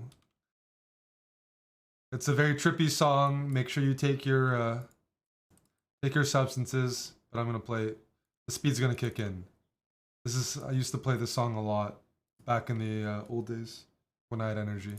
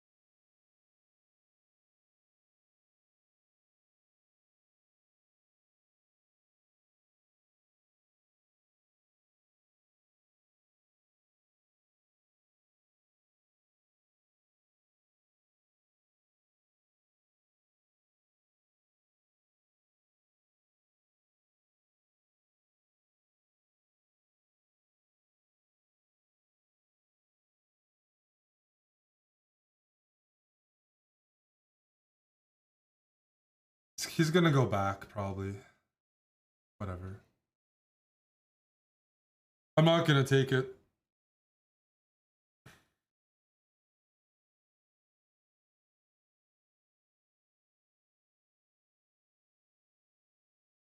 Now I might take it soon.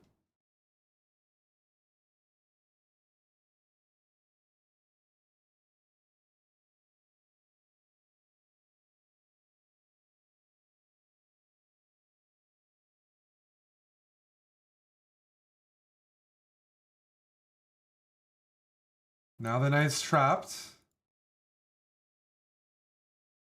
And I'm just gonna double. Because as long as I don't take, these rooks are not doing anything. Right?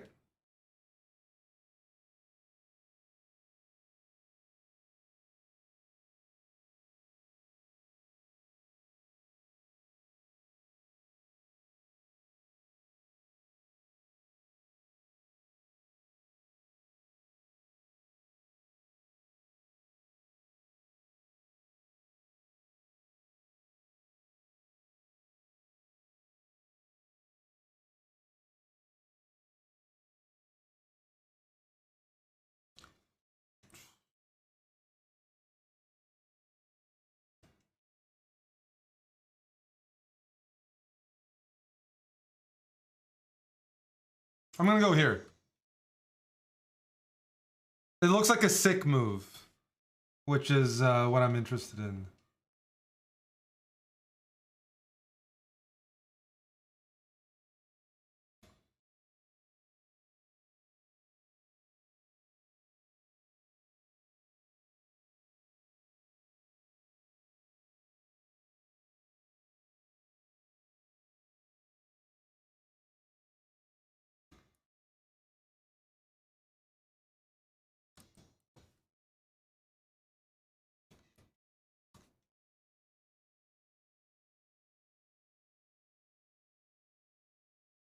What the heck is that?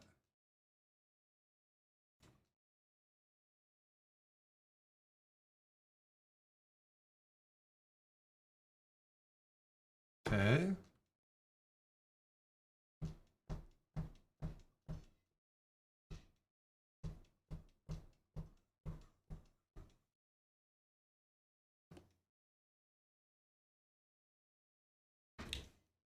I don't know what that game was, but it was trivial.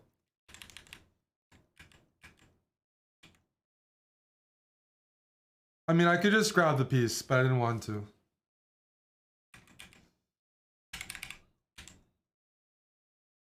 Oh, this would have been nicer. Oh. Going for the checkmate. Hey, bucko.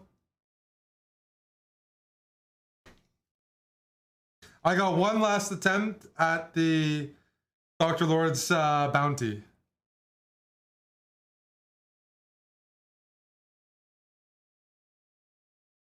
The song's just getting started.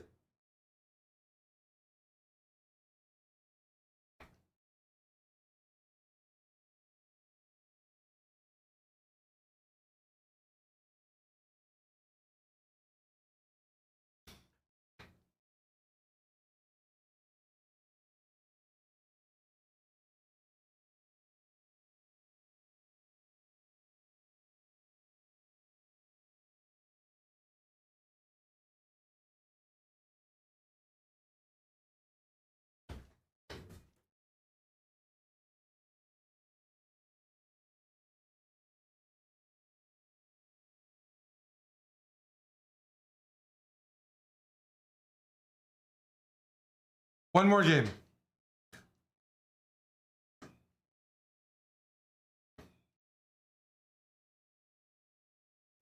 Thank you, MapRail. Thank you. Thank you. See? I'm a paid dancer. I'm male entertainment. Thank you, MapRail. MapRail, we actually have Pro League this week, but it's a side event, like an All-Star Series.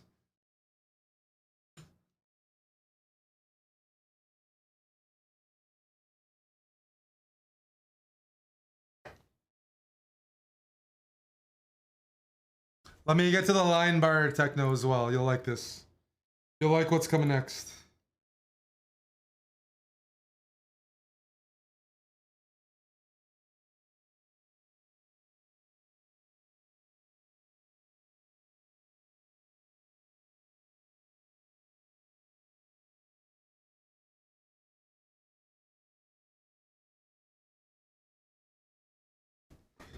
Get ready. Get ready to dance with me. I got some stuff planned.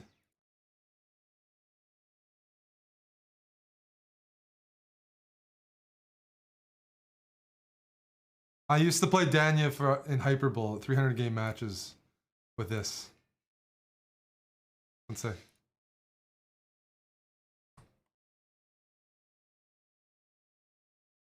There's a lot of good songs.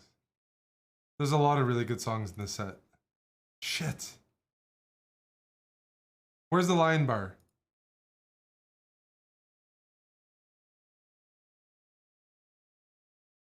I think this is Nina Kravitz's best set ever. I'm skipping through a lot of bangers. Yeah, this is...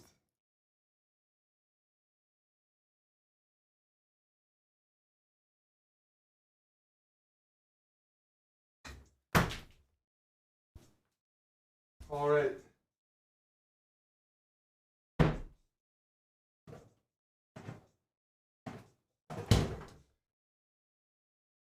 It might be tequila time. This is gonna be a nice song. Smucker remembers it. You're gonna like this song, and it might be tequila time if we're on good behavior. Tequila Tuesdays.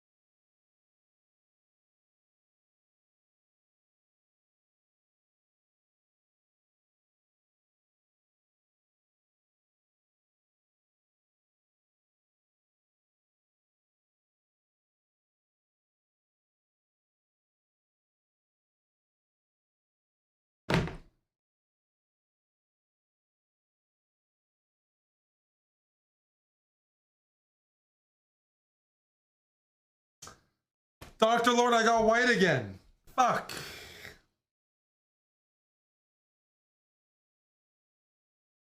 The crash, thank you.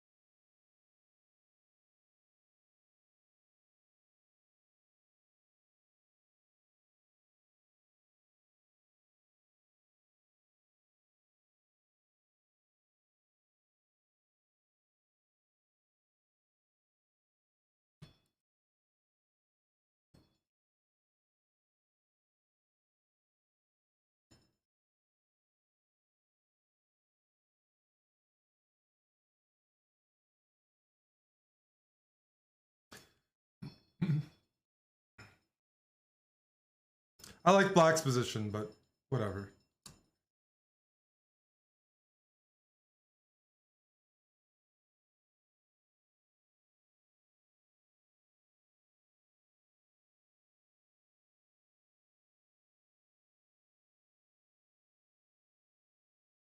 You dislike this music?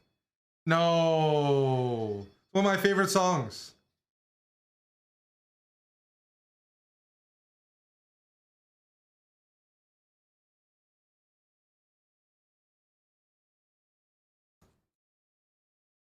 You have to be high to enjoy it? I'm not high. This is Lion Techno from Nina Kravitz.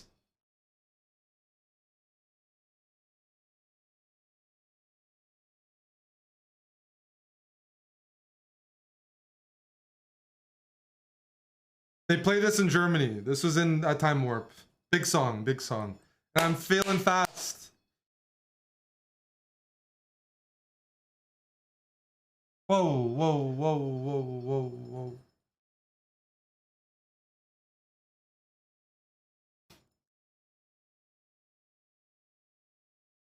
Take.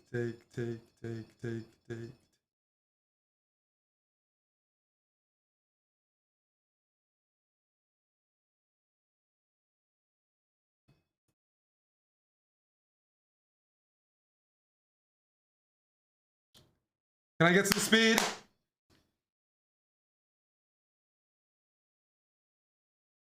Whoa, whoa, whoa, whoa, whoa, whoa.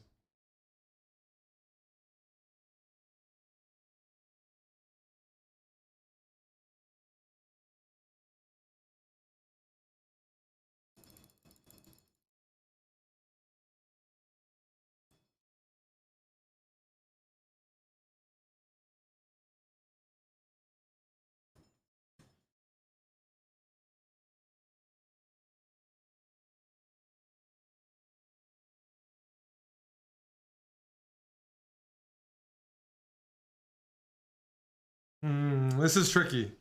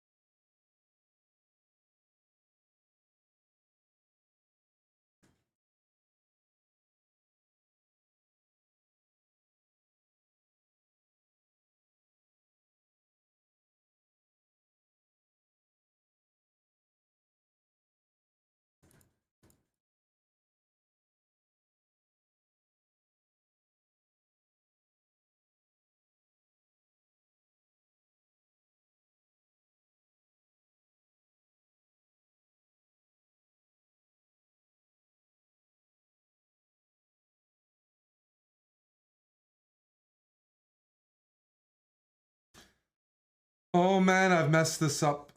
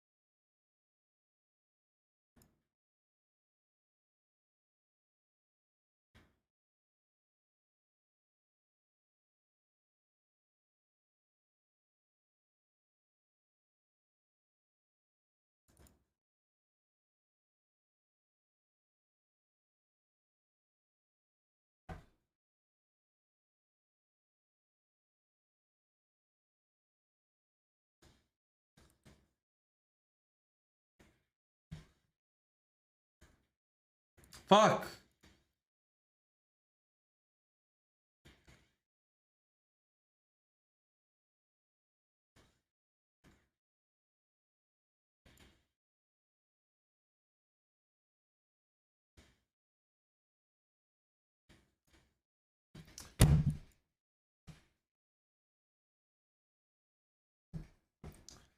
Oh man, my chest today devolved. That was terrible. Fuck.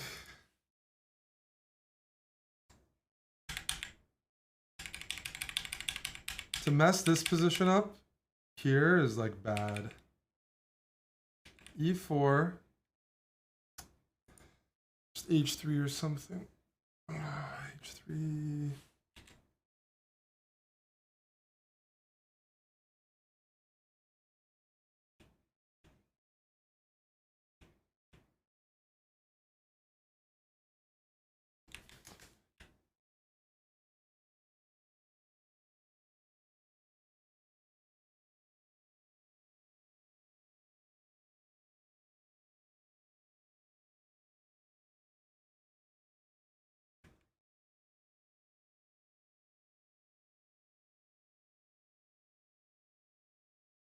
It's definitely an idea I could have gone for. Just wasn't sure if he's gonna fall for it. Queen A4 here makes a lot of sense.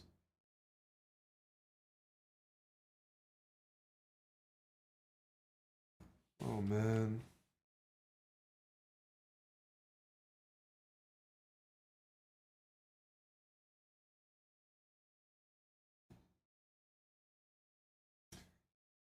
That's no good.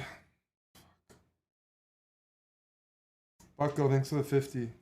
Gary made in Flomideristi. Flomideristi. I don't know. Brutal.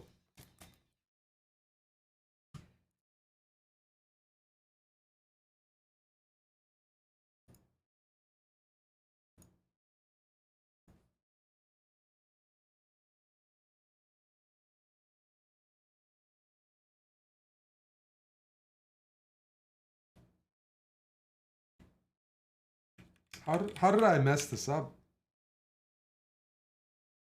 Something's off here.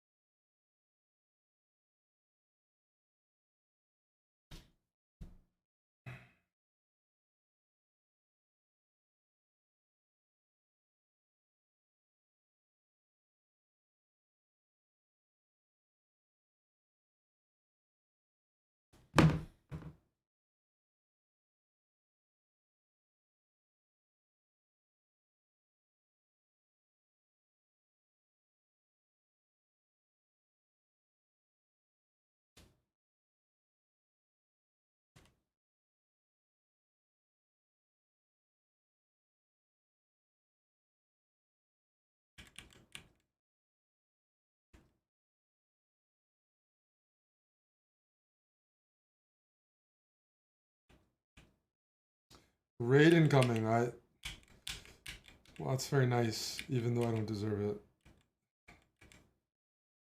Oh, yeah.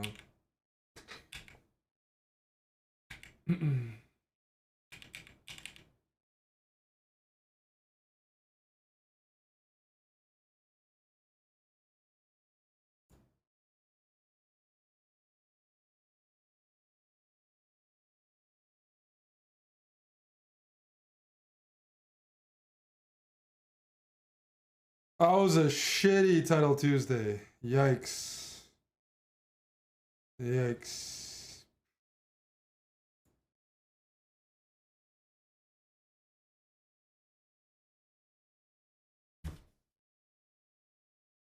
Arena Kings tomorrow hopefully will be better. Maskinissen. Hey. That's a nice raid there. Thank you, Magnus. I finished with 6.5 out of 11. Big Title Tuesday performance. Yep. Big perfer here. Welcome. Welcome. Thank you.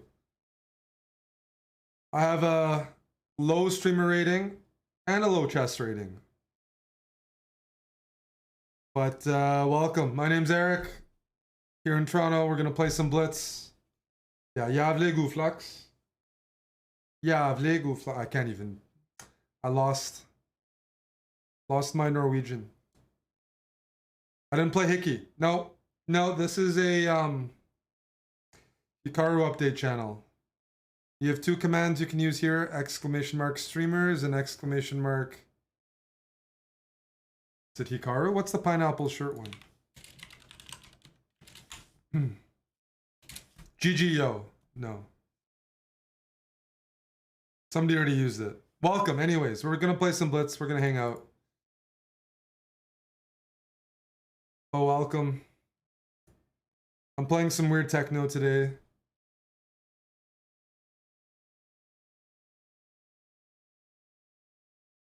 Check.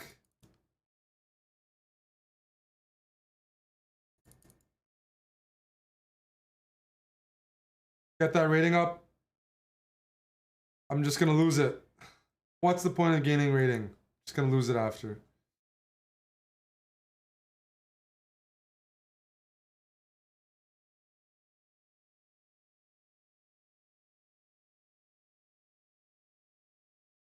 There will be a tournament for viewers. If you just got sent here and you're sick of watching Grandmasters play chess, that's good news. That's good news because we're going to be running a viewer tournament in a moment called Untitled Tuesday.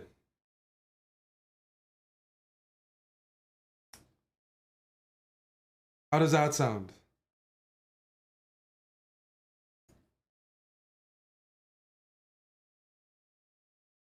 Which means you can't be titled or you're not allowed. Push.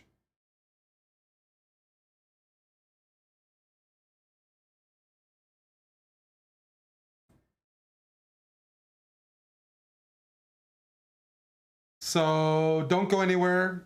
We're transitioning. I'm going to leave the chair at a terrible tournament, but Aman is going to take good care of you. We're going to have a viewer tournament. It's going to be Untitled Tuesday, and it's going to be exciting. So don't go anywhere. That's all I'm saying.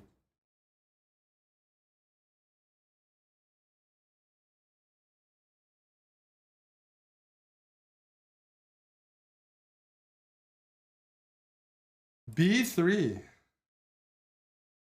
Seems a little low T here, but let's see. All right, we'll go E5.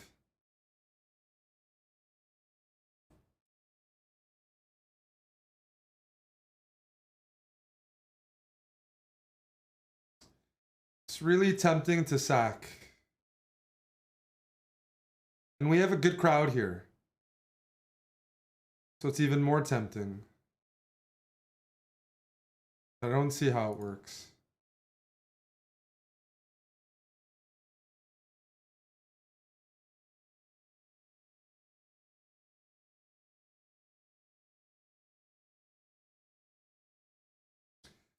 Hopefully a queen hang.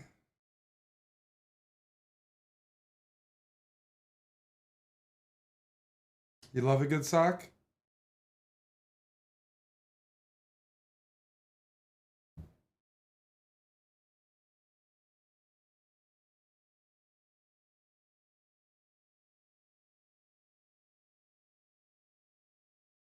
A little surprised by that move, but maybe it just works.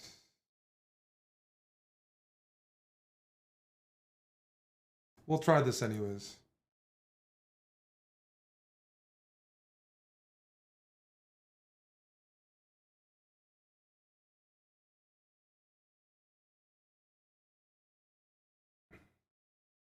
Knight of 3 check, hangs a knight.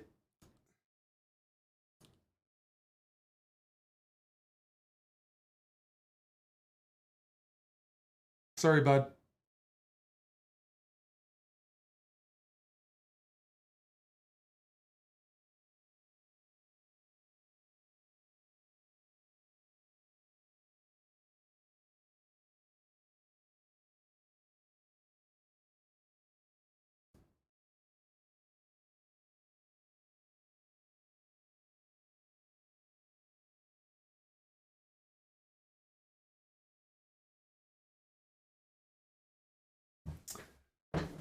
Oof.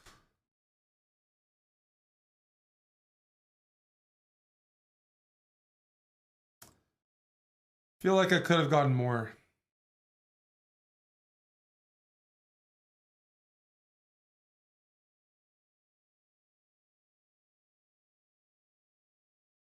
That is so provocative. Takes. And you're saying I got nothing, eh? Fuck. Pardon my language. Takes. We'll go for it anyways.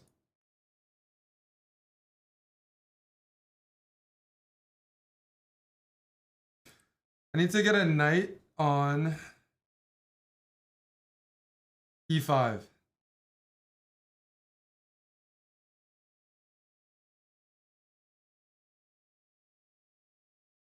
Whoa, what's with the clock?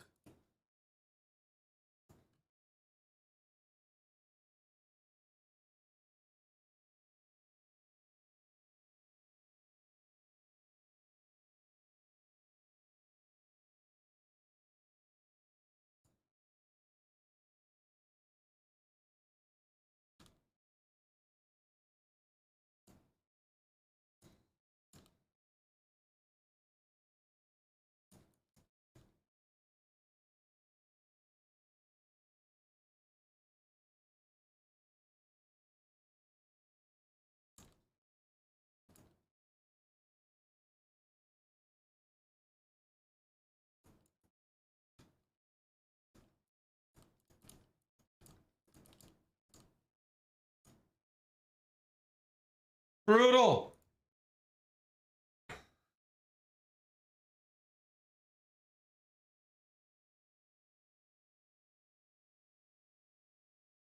Title Tuesday is gonna start in 14 minutes. You lost, but that was nice. I didn't lose. It was a draw. But thank you. 14 minutes from now, Untitled Tuesday starts. You just got to be in our chess.com club.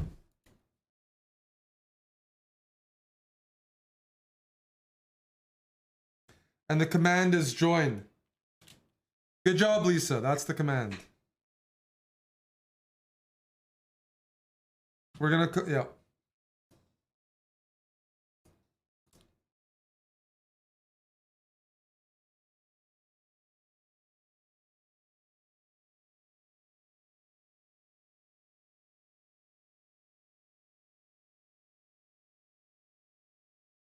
The tournament's open to join.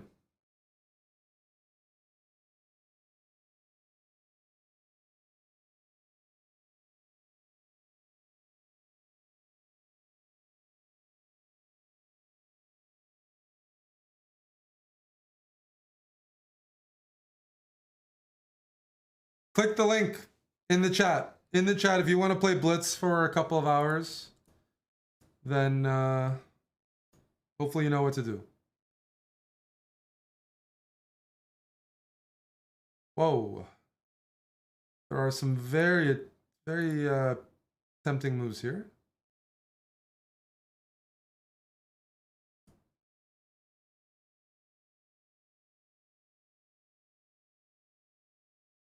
Very tempting moves.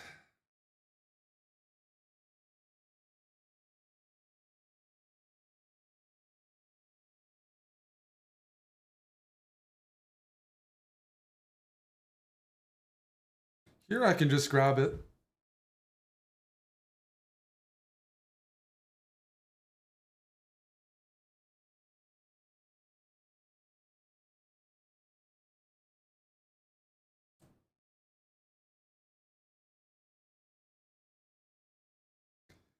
I may have blundered that.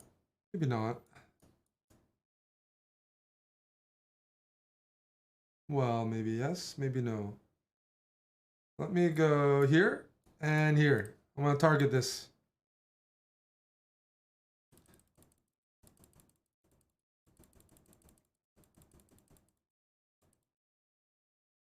Attack.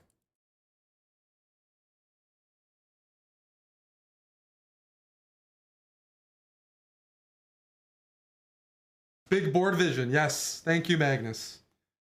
That's how you score 6.5 out of 11. +2. Professional result.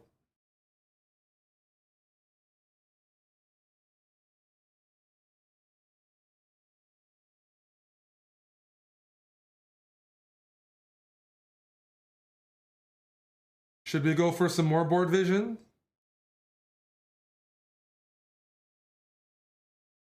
I mean,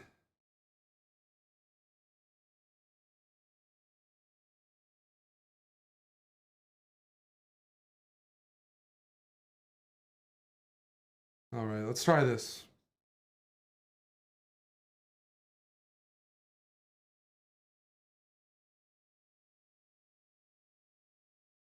Okay.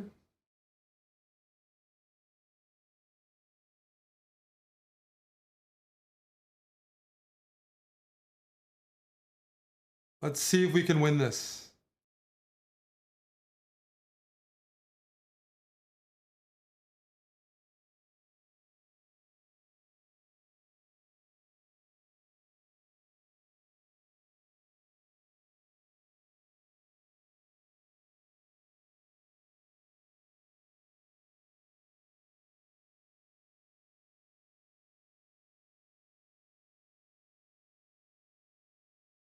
What's going on here?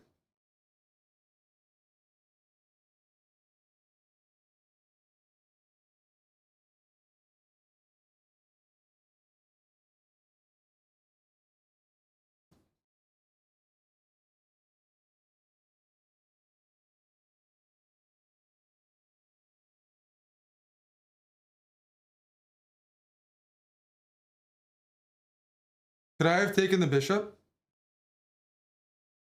Oops. If so.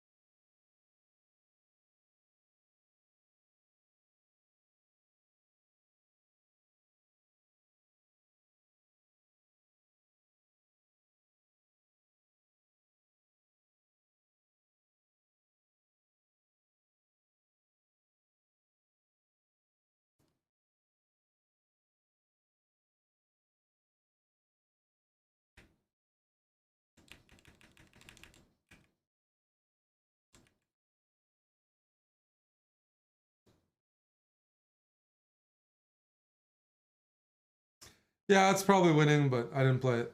It's okay.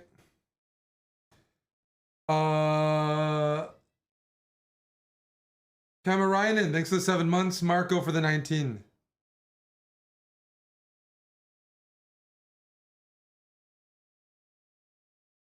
Guys, you gotta join the tournament. Don't watch me play. Type in Twitch, !join. We got a tournament for viewers, Untitled Tuesdays. Amon's gonna host in 7 minutes. Come follow Chessbra on Twitch. Don't be shy, don't be shy. Pants are optional.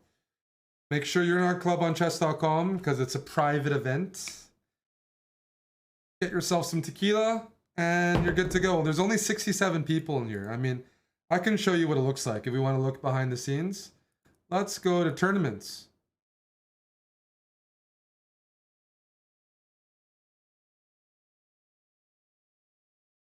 Where's the Chessbra one? Oh, would you look at that? Chessbra TT.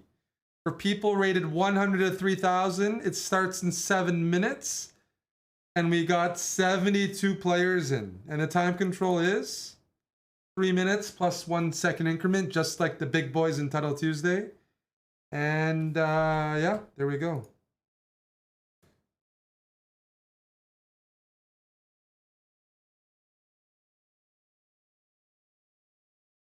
We're also going to be caging the plebs soon. I know, Dr. Lord, we're going to get you your entertainment. Yeah.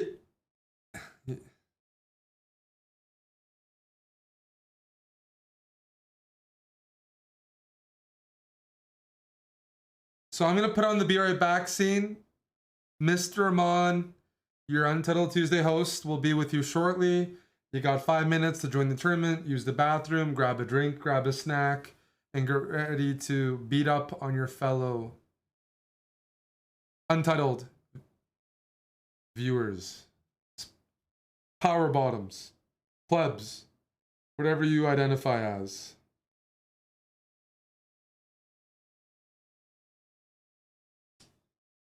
You're a power top. We'll find out. We'll find out. Anyways, don't go anywhere. Untitled Tuesday starts 5 minutes from now.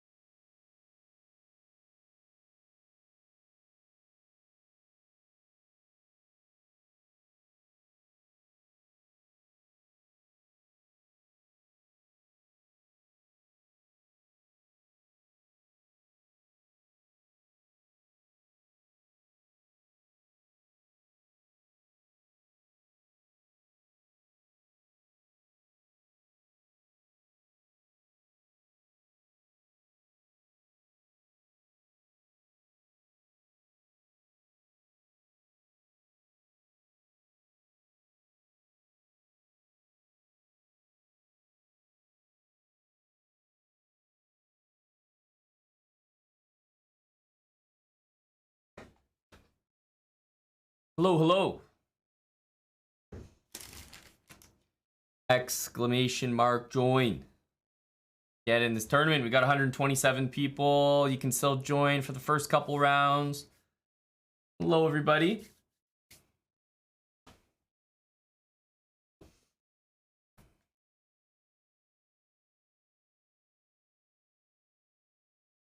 You got an FM in there? Wait, we got some people from the Maskinison chat in here. Surely the humor level has dropped a little bit. The FM is allowed to be in there because FM stands for Fake Master.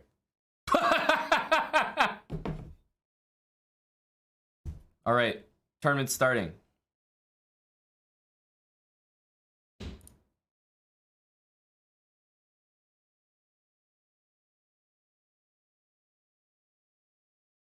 Let's watch the FM. Let's watch the FM.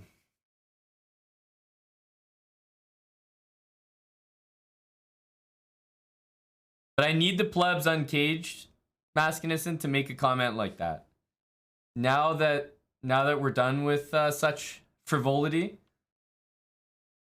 I think we can we can return to our naturally caged state. Let's adjust some goals here. We've been caging the plebs on and off today. Love-hate relationship. The plebs outnumber us, and we must never forget that. So we have to be kind of, on and off. Good cop, bad cop with them. Are you playing in this tournament, Rebecca? Benjamin? I see a lot of people in the chat. The chat should be absolutely dead. The only person who is allowed to chat right now is Maskinison, because he's too high rated to play in the event. He's the only person with a pass. Everyone else should be focusing on their games. You should be in this tournament. You have no excuse. Magnus is the only one who's being gatekept from this event.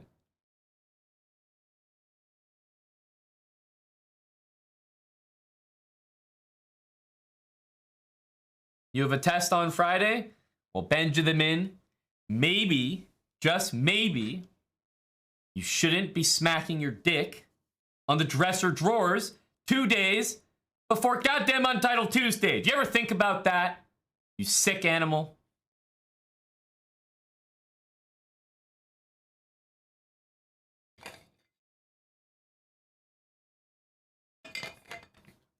All right, what do we have here? What do we have here? I mean, we're looking at a 1200 playing FM. Kind of rough for the lad here. Kind of rough, I'm not gonna lie. Let's check out our buddy Sad Rabbit. Let's check out a different game. We don't have to stay here. Just check in and, just bounce around a little bit here.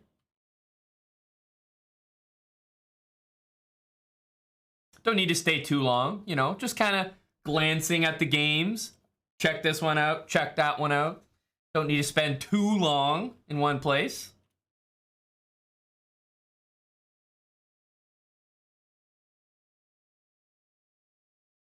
Oh, Nitsid Prime, by the way. I'd like to share a story that I shared earlier, but Nitsid Prime was recently in Canada. And as you may know, Magnus was also recently in Canada. And Magnus had the privilege of meeting Nitsid Prime. He wasn't the only person that he met from Edmonton, but I would say that of all the people Magnus met from Edmonton, Justin here had the biggest impression on him. Because now Magnus has copied his hairstyle. He's gone for the bun look. And I think it's safe to say it was inspired by Nitsid Prime right here.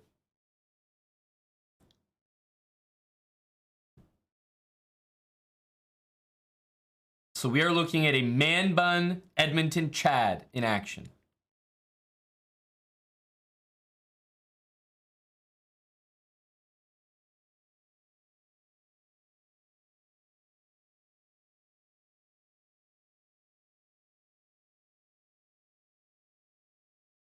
Oh, the ladies love a good bun.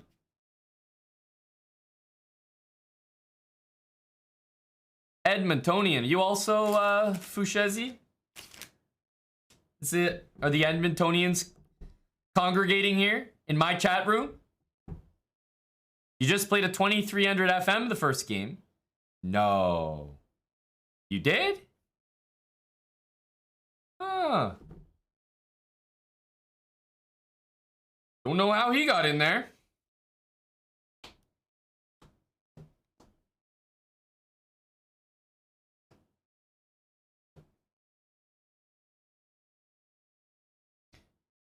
Uh-oh.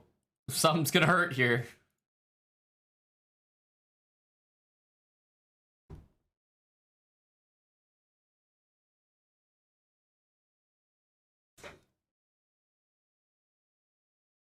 It's okay, Zentro. There's many games in this tournament. 11 rounds. It's 3 minutes with 1 second increment. I know the first couple games, it might look a little lopsided in terms of the opponents.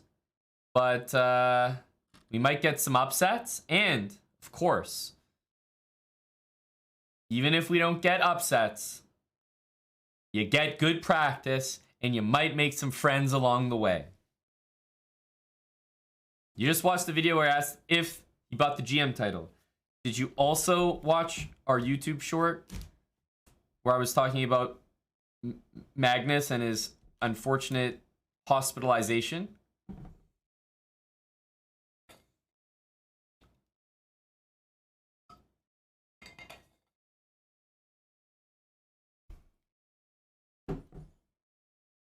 Damn, Salty wins on time. What a dirty flagger. Oh, Salty's just a time player. Let's check on the man bun. Looks like he's got things under control here. Some funny moves, but I suppose it's really, really hard for Black to not be dead lost here.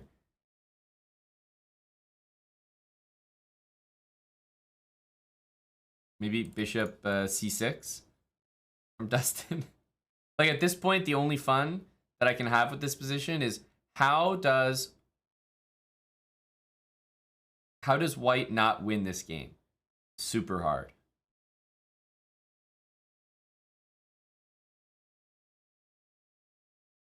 Hey, I respect it.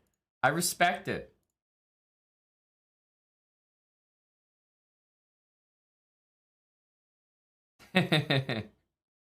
White has 4 seconds. That game was closer than you might have thought.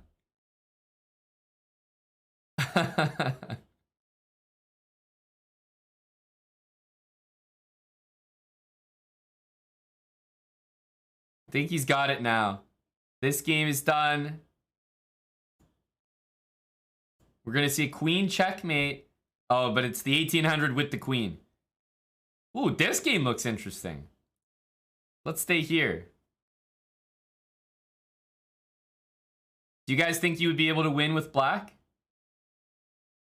Uh-oh, I can see this happening. Oh, oh, the king's going up. White can win this game. Oh no. What's gonna happen? I think White's gonna win it. It's too tough for Black. Oh, it was available. Check. Oh, he moves. And he wins on time. Wow, the 1750 barely, and I mean barely, taking out the 900. That's why these tournaments are so interesting. There's always upsets.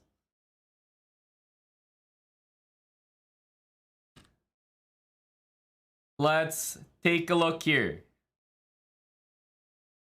Tommy, you're in here as well? Good to know, good to know. Let's see here. We always host this viewer tournament after Title Tuesday. Let's go with our buddy Coacher22. If anyone's been watching our stream lately, you may have seen that I've been hosting some classes on how to play the Stonewall. This is part of the class on how to not play against the Stonewall. The Stonewall is OP.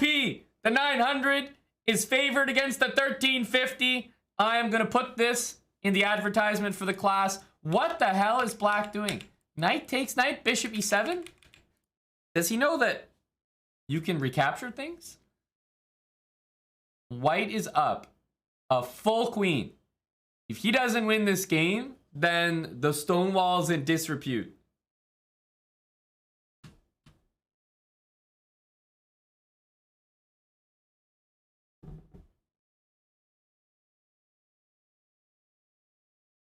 No, I mean, is this, seriously, is this the worst 1350 on Earth? I mean this is an honest question. What's going on here? Everything is hanging. Like, bro doesn't know about, like, hanging knights for, like, multiple moves. His piece got taken, and he just didn't take it back. He hung his full queen. I mean, I am confused. I'm not gonna lie.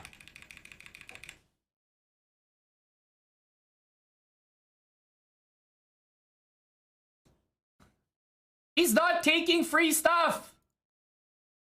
What's going on here? I am confusion. If you would like to join our little tournament here, viewer tournament, it's quite fun. I think you'll have a good time. Maybe score some upsets. But if you'd like to participate, I believe you probably only have one and a half more games, and then it'll be too late. Because you can only late join usually until like halfway through round 2, or I don't think you can late join past round 3. Exclamation mark join.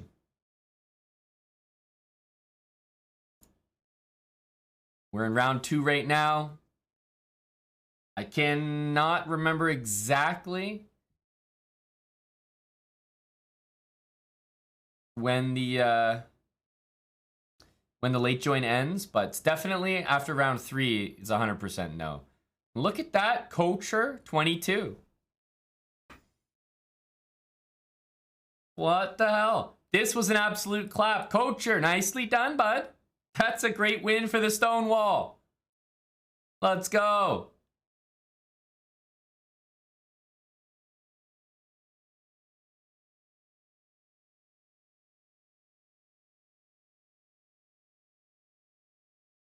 Nemo said she's stronger than me in speed chess. You don't believe it, though. I'm sure she said that. Definitely sounds like something she would say. I'm just surprised you don't believe it.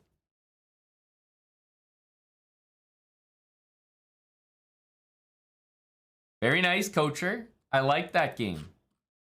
Let's make sure to keep up with Big Tom here. TFS. He's playing a 2179. Tough game for Big Tomothy.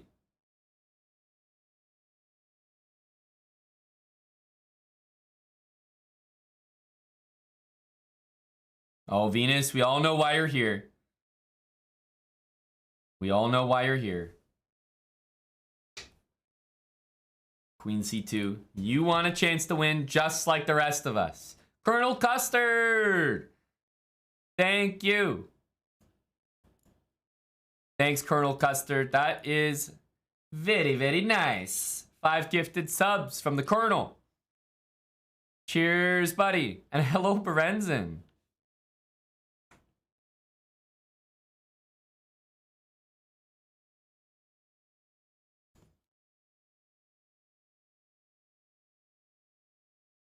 Oh, Tommy is looking to say hello here, guys.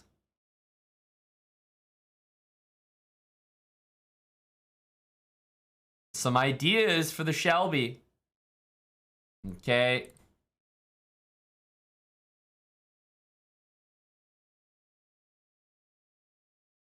Black's king is very weak. So is White's, but do not underestimate Tommy here.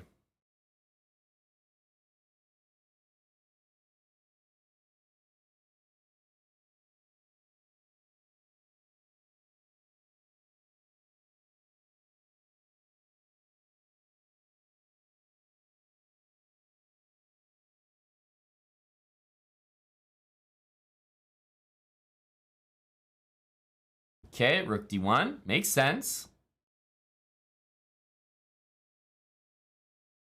You scored the biggest upset of the tournament? Let me know what it is. What's your rating and who did you beat?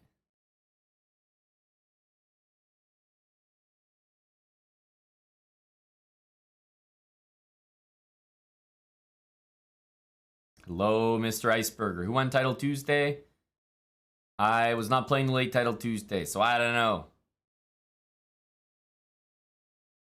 Tommy went king here and should have probably just played bishop here, threatening queen f6 and going for mate. Tommy should be beating this individual right now, but we are not seeing that happen.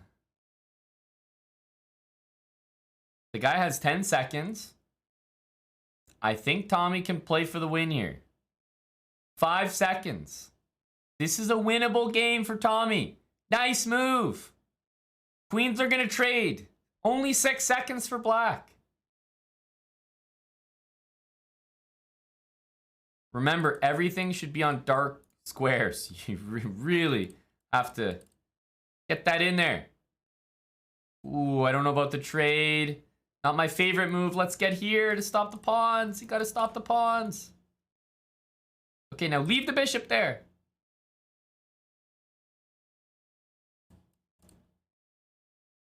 Okay, so at least he's got the bishop, but I really feel this should be winning. Oh, why not bishop check? Damn. Oh, no, this is way too... Tommy's been way too generous here. We could have easily held that for a draw.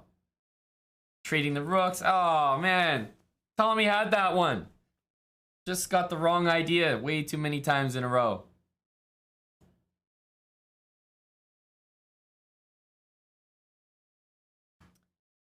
Okay, let's see here.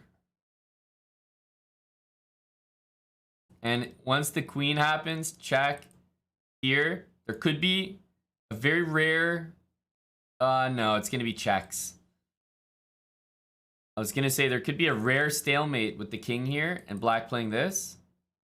Because you would normally think that it's impossible to stalemate, but your king is on a1.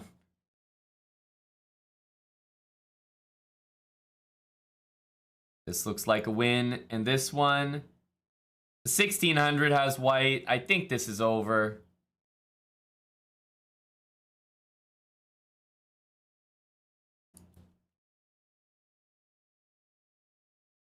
GG Tommy. Ah, there you go. Queen has to be on the outside. He remembered. Oh my god.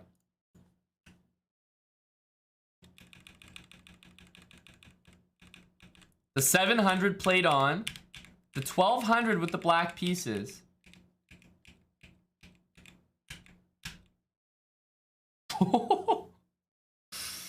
This is how the round ended. This was the last game to finish.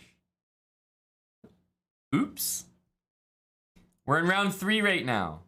I think maybe the late join might be over, but if not, this is the absolute last time you can join. So if you're not in the tournament, you can try. I think it might be too late already, but let me know. Dark Bone.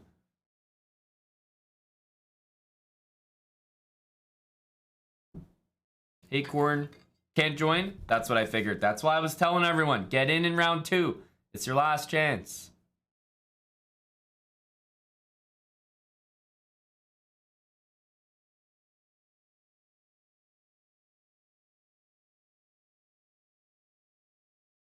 Let's have a look at some of these games here. Salty is playing a 1300. Oh, Salty's playing his line. We might see a checkmate from Salty Clown anytime now.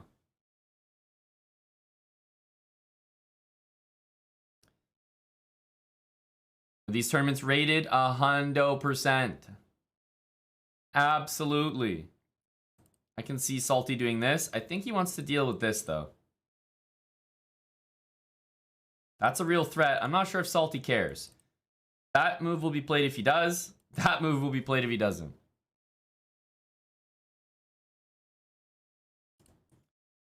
Yeah, I think he's definitely going to go there.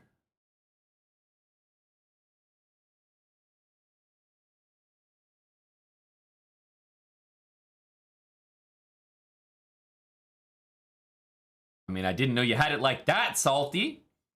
I didn't know it was like that. Queen takes f4. I'm going to have some homemade banana bread and think about this.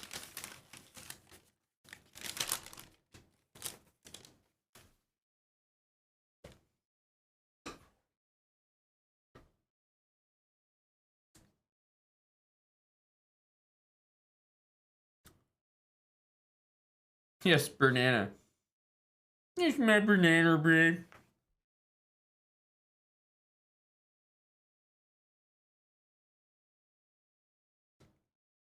Always a good sign when Salty sacks his queen and then goes into a tank.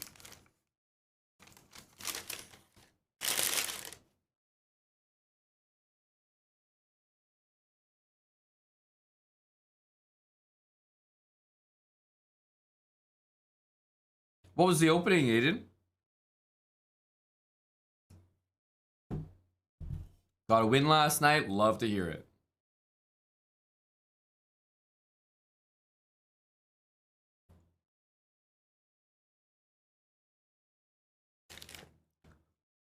Wow. Sacks the queen and then king b8. Insane move by Salty.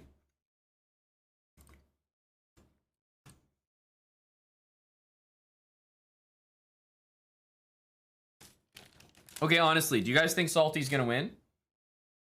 Would you take Salty Clown himself in this position, 2 bishops, queen for a bishop, essentially? Or would you take the 1300? Salty's also down a minute.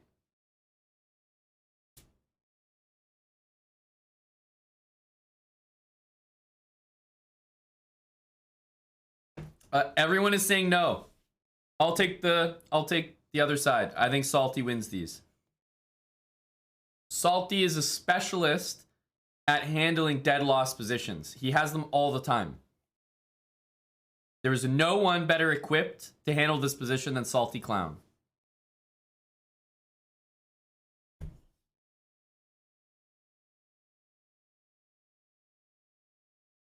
Now, Salty wins this for sure.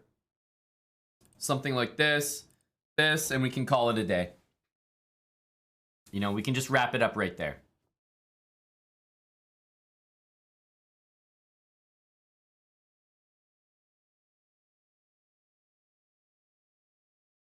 Real world experience, exactly. Go Salty from this awful position. We need base guy 33 to make some blunders. Let's get some blunders from White. We need him to make some mistakes.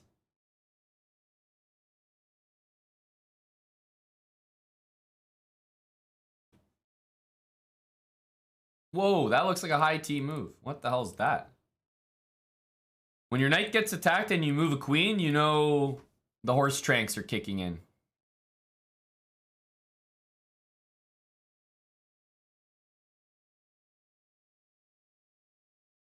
Okay. Opportunity missed there.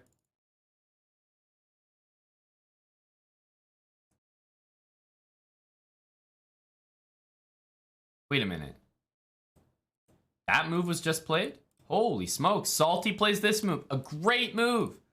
Preventing that liquidation move. Rook down to e8.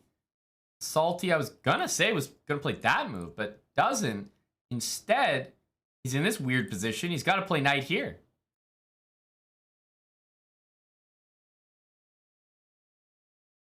Salty? Hello? Get a wellness check on Salty Clown? Where the hell is the guy? Not even making moves. He's not even at the board.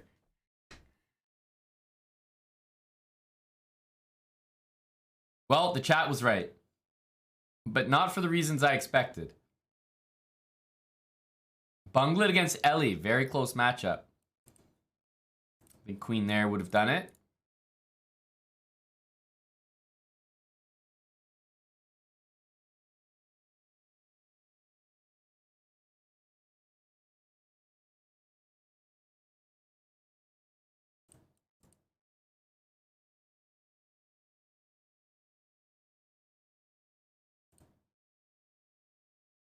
Mm-hmm. Oh, Bunglet. Don't tell me that Big Bunglet is big bungling this position. Wait a minute. Can someone tell me why Ellie is not... Wait, what? What's going on here? Why is Ellie not making a draw by just shuffling the queen?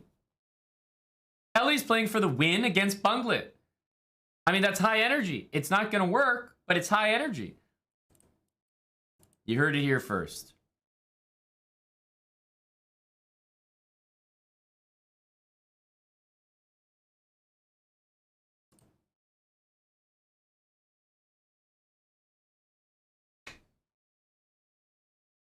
That's not the one there, bud.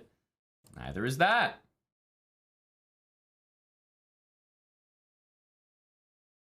What the hell is this? King's running rampant here. There's no queen A1. Oh. What are these queens doing? This is a hilarious game. What's going on? Big Bunglet. Finally. What the hell? That should not have happened. Oh my goodness. What the hell was that? You've got to be joking me. Oh no, you have mate in 2. You have a winning a rook, but you decide to give up your queen. And this is the rook checkmate technique we see? I mean, that is ridiculous. Offensive, if you will. I can't believe it.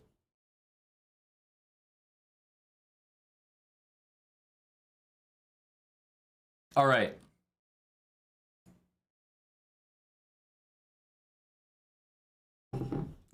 Let's observe the matchups.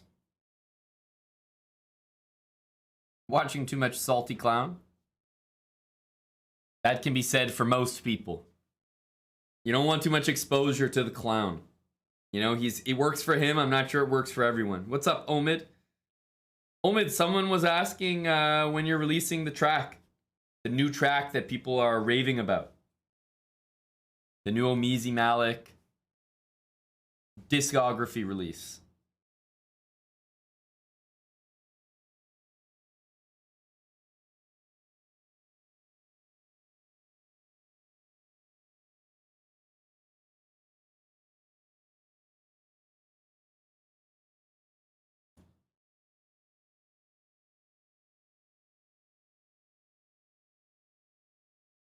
March 31st, tentative release date, says Omizi.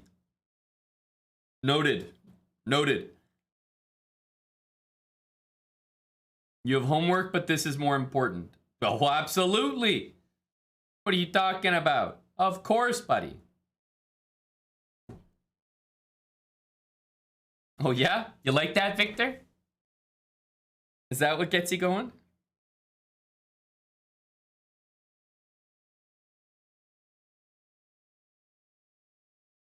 Wow. Omizi going for the BCGV birthday release.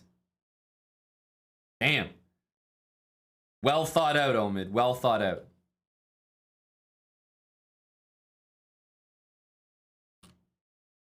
Let's have a look at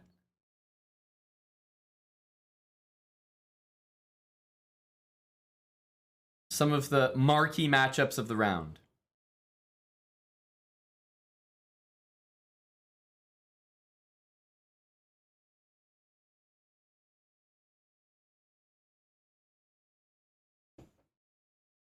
Hey, congrats, Barney.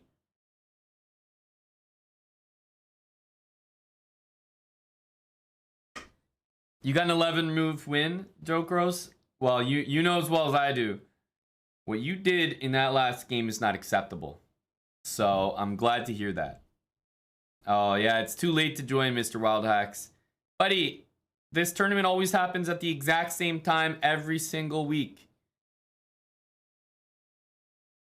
And there's never any late joining past round 3. Let me take join out of the title. Unfortunately, it's too late. It's a Swiss tournament. You can't late join Swiss tournaments, generally. But you can late join arenas. Can I restart the tournament just for him? For Wild Hacks 11? Do you think he's going to add a lot of value to the tournament?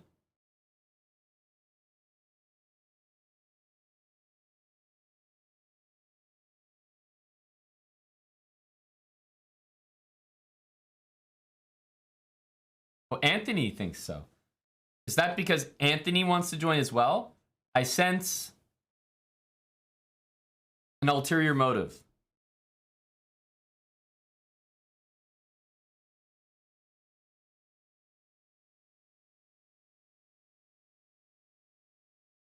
Wow. That is a long way away. I don't think he sees that. That's too far.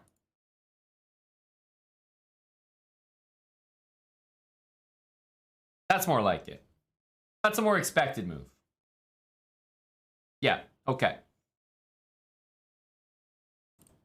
Hanging, hanging, hanging. This is more like it. There we go.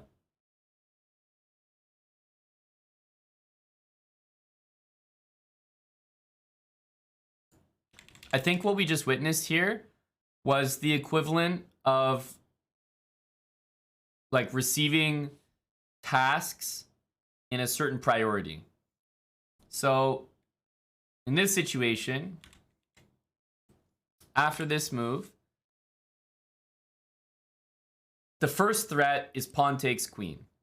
That's priority number 1. The second threat is bishop takes rook. That's priority number 2. So they have to be dealt with one after the other. So the queen moves first. Priority 1 dealt with. Then the knight moves. Now it doesn't matter what's going on over here because this is formerly priority 2, now priority 1.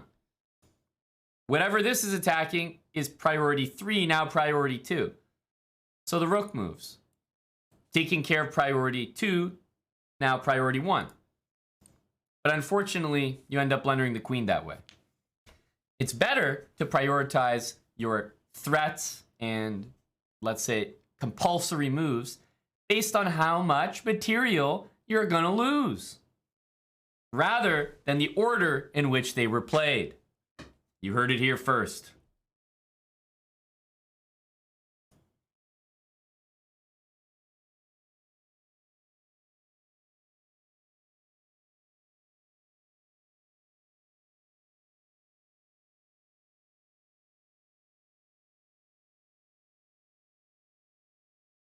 Hang on, don't count out Venus yet. The knight might be trapped. The bishop might be stuck because it can't move. But god damn it, where there's a will, there's a way. We're just not sure if there's any will.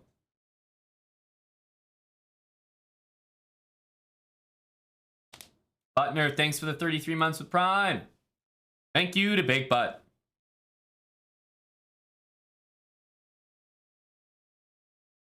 R.I.P. The ladies have lost. Nitsid Prime.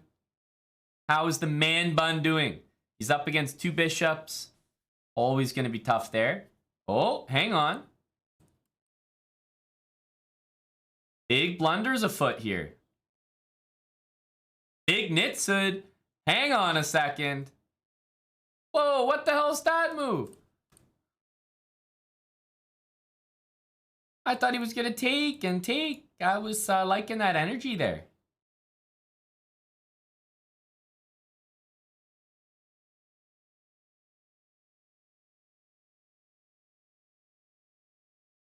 Take that. What the hell is that move? Oh my goodness, white just threw this.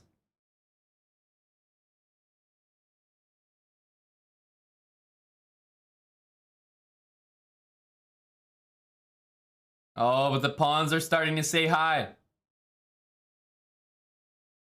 Uh-oh.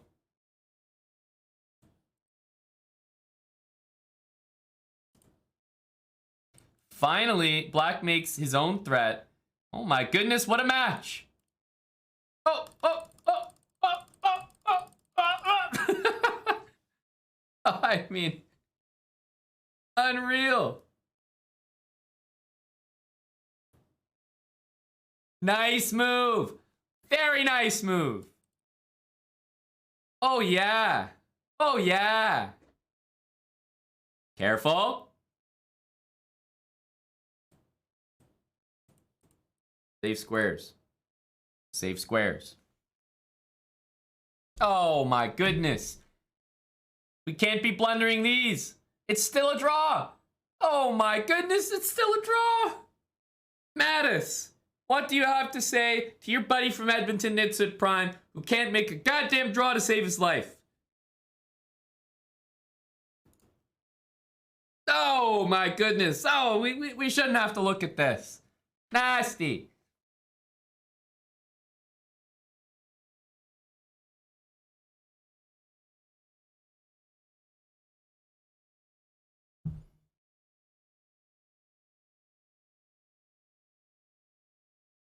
Salty Clown just sacked a rook, so the 50 move rule is a long way away.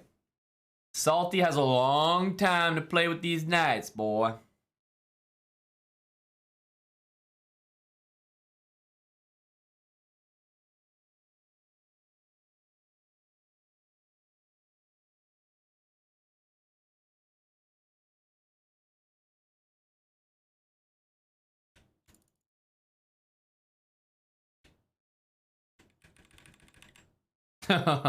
You thought that was mate.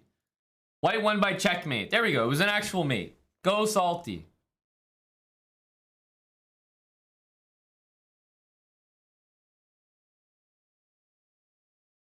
Of course we saw that choke, Dustin. Disgusting. I mean, what the hell? What the hell?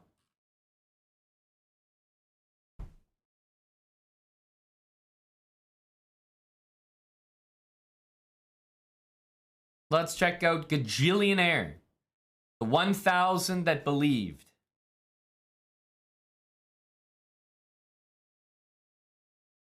Mad Maximusi. Thanks for the prime sub. Mad Maximus. Mad Maximusi.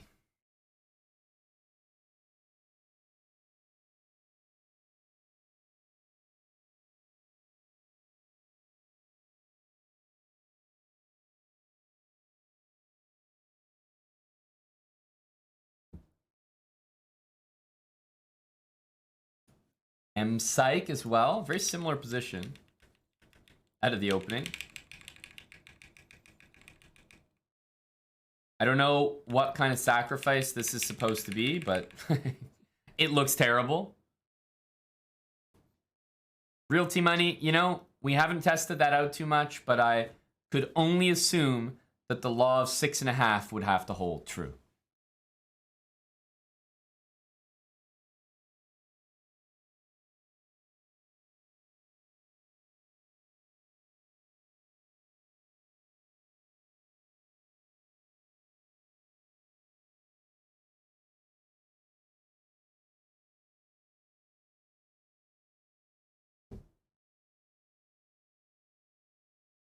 Let's check out a few of the games here. Let's visit Brotesian and Cody. Big Cody AJ8.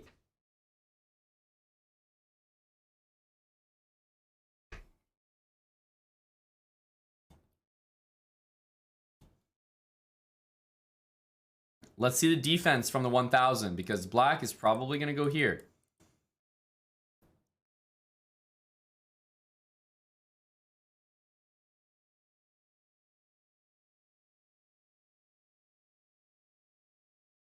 Did the house lose a lot, Dr. Lord? How did Vegas fare?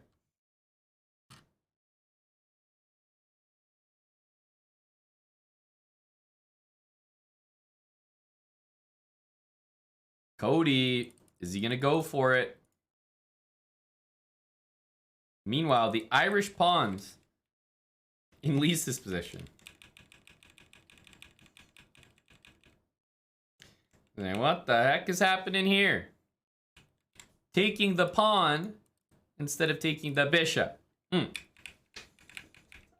Nevertheless, solid stuff here. Equal chances. I like it. I like it from both sides. Just desserts.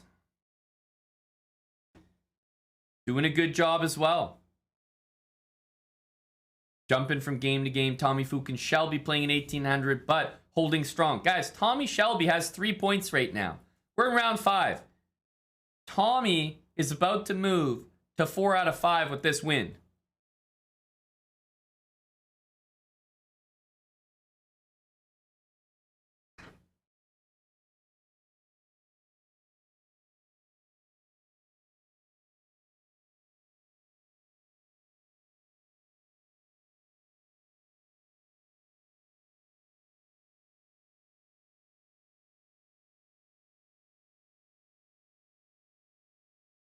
The 1800 is gonna make him work here. That pawn's gonna be lost. I could really see this happening.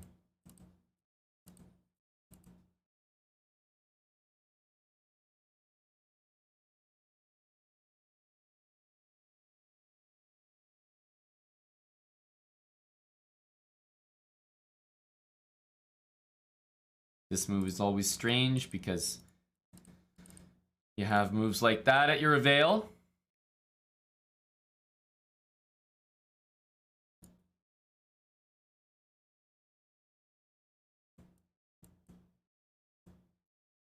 Wow, the gusto to give up the queen for 2 rooks. I respect it. And the knight comes in. Wow.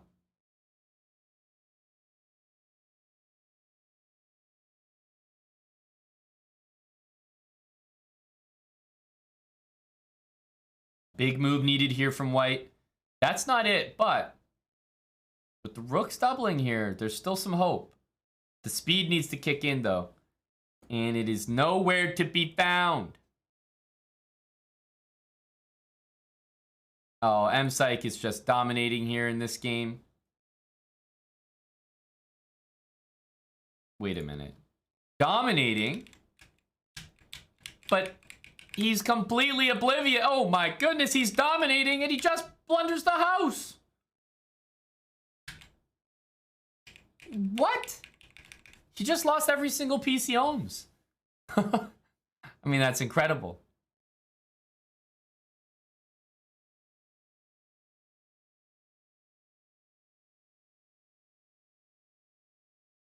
Well, this is brutal. This looks like it's going to be an L. White is completely winning.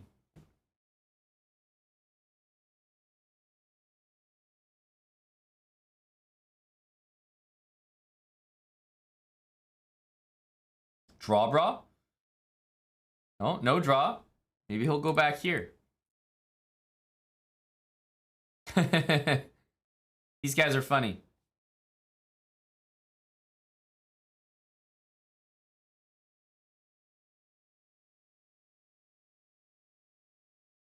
White has 13 seconds. Black's gonna play King G8 again. We've already seen this song and dance.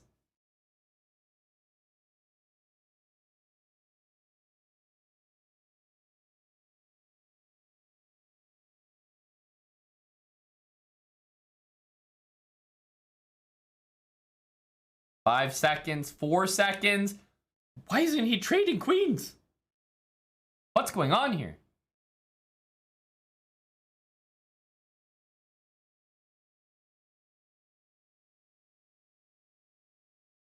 Five seconds. Does he have the speed? Well, he has the speed. Does he have anything else other than the speed?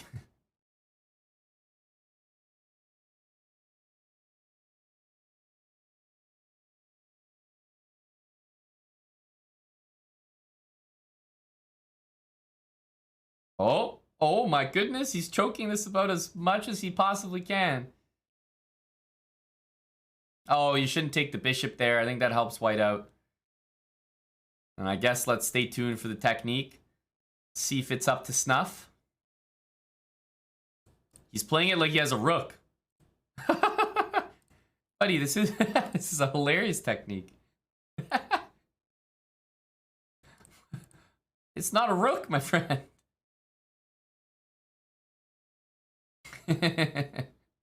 I mean, it's getting the job done. I mean,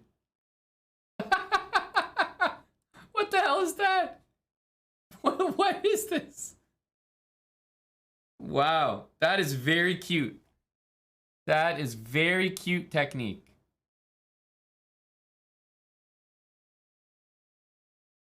This is the final game of the round. Does the 2000 have it in him? Oh, oh, that was the wrong move. Uh-oh, he's choking. He's getting nervous. Oh, he found it. Damn it.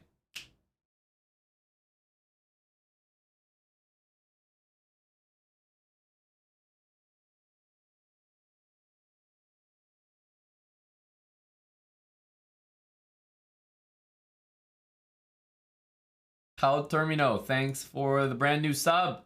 Long Shanks, thanks for the 3 months with Prime. 5 lives, 27 months. Welcome back, 5 lives.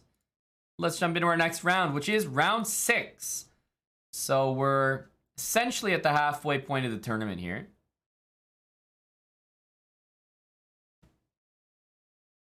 Let's check out the Kazi. Ooh, do you guys know about this opening? F4, E5, D6. And usually this is the move here. I mean, you can play this, but normally black goes like that.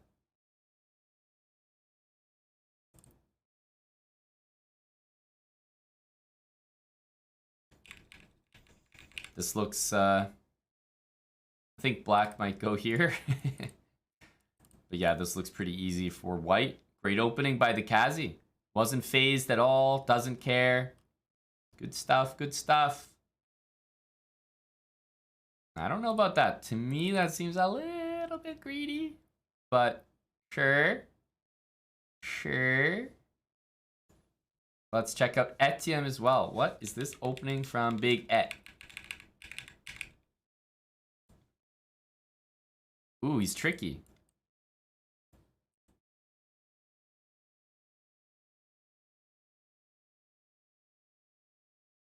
Guitarra clásica.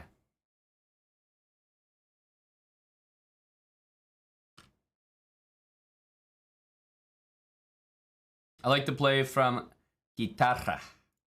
Big bunglet against Uzo chess. 4 out of 5 for each of them.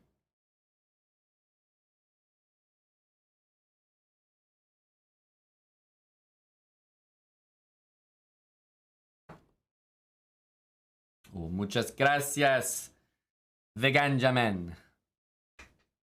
Muchas gracias.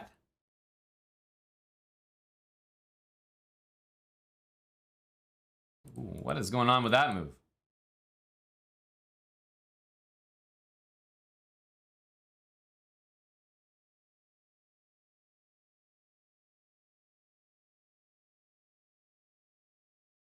Man, a lot of people on 4 out of 5. Very good start. As you can imagine, the FM has a perfect score still. Would you look at that?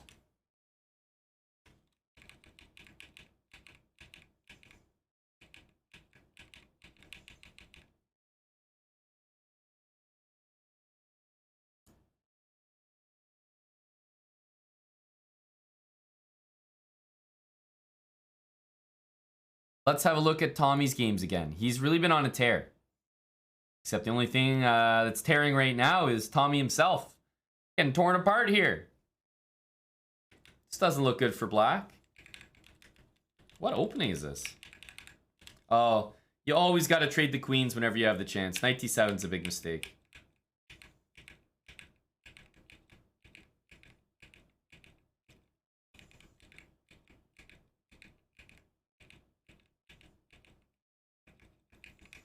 Wow, this is a high-level game from both of these players. From Calgary. Eric's from Calgary, Quaff. I'm not. I'm from Toronto. Wow, what the hell? These guys are playing a pretty stand-up game here. Tommy and Big Dan. I'm impressed. I am.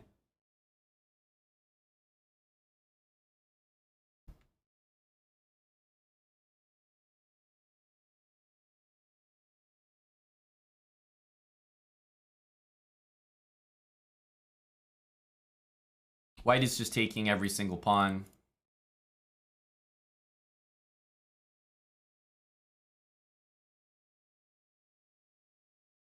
Be nice for black to get the bishop on an anchor square here.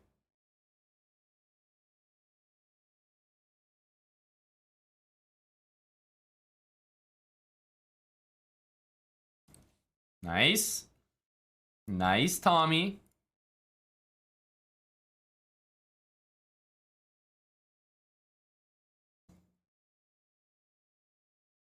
Not much to do here. Whoa! Did Tommy try to get him on a pre-move there? That was maybe a good try.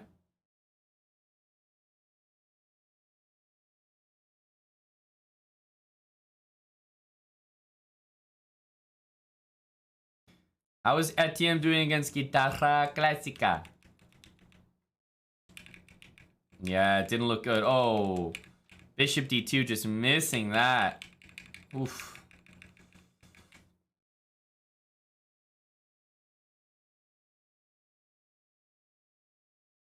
That's a KO move right there. That is a KO.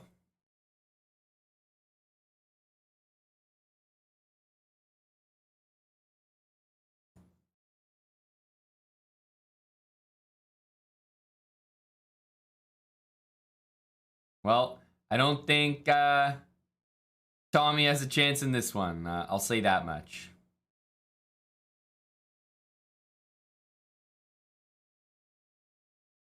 Go, Tommy.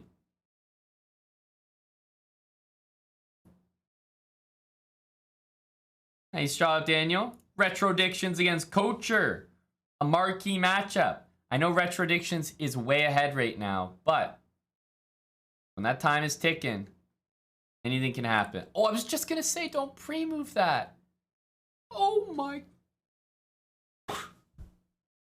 You have a minute. You got to see the hanging. Oh, my God. What is this?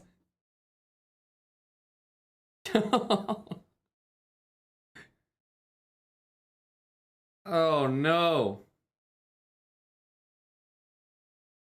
1 second. He loses. Guys, I've shared this a lot. Do not fork something and pre-move taking it. There are often ways that both things can be dealt with, especially if it's a check. And then you just look silly. Amazing.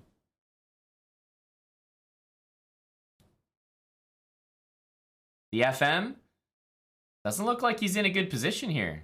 This is anyone's game. Ooh, knight d4 is nasty though. Knight d4. Oof.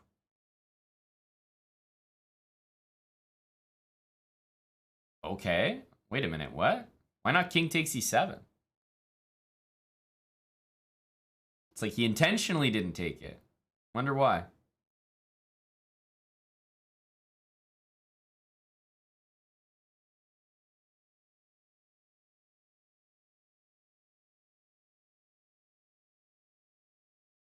Now, this should be game over.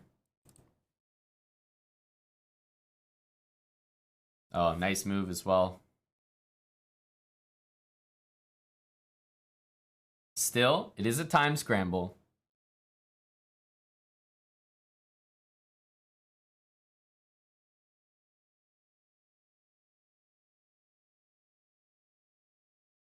Ah, it's impossible. King c3 is a pretty nasty fork.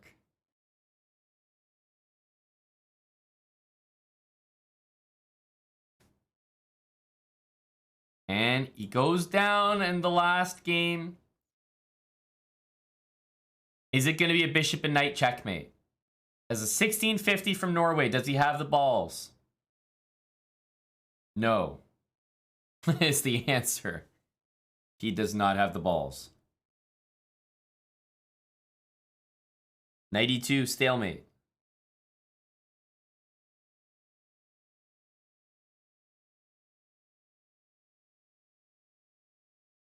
Oh no, don't pre-move knight f3. Yeah, there you go.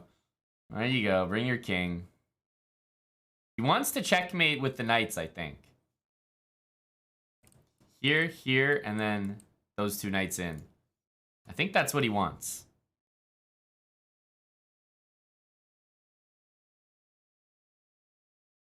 He's panicking, that's for sure.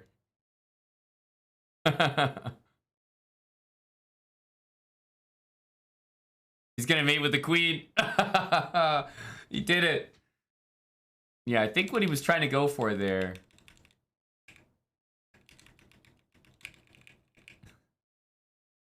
Oh, we got the next round. I think what he was trying to go for was a pretty looking two knight mate.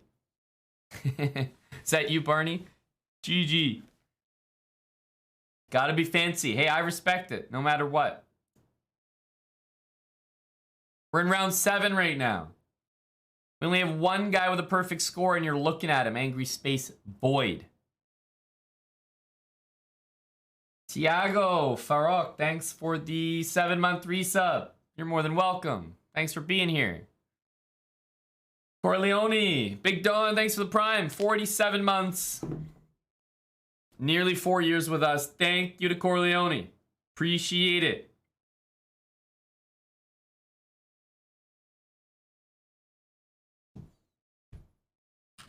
The lowest rated game, Dr. Lord, I believe it will be this one right here.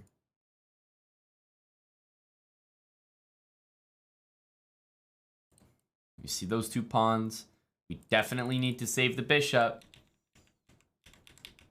But no matter what, when you're playing chess, you gotta follow some basic habits. What the hell is this move? What the flying fuck is this move? When has this move ever been played on this stream other than the Hambleton defense? This is not part of any habits, nothing. This is awful. This is bad habits right here. Oh, and then moving the bishop again and just kind of walking into this. Ugh. Ugh.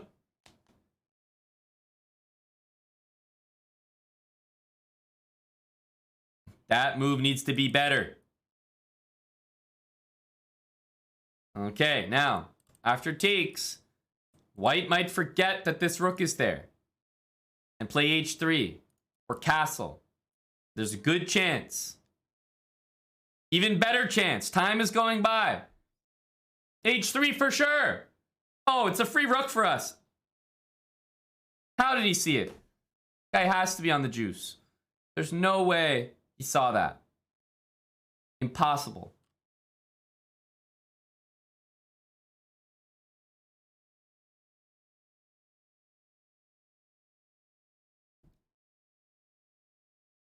Let's check WCM Emily. We have to check all players that write the titles in their names, you know?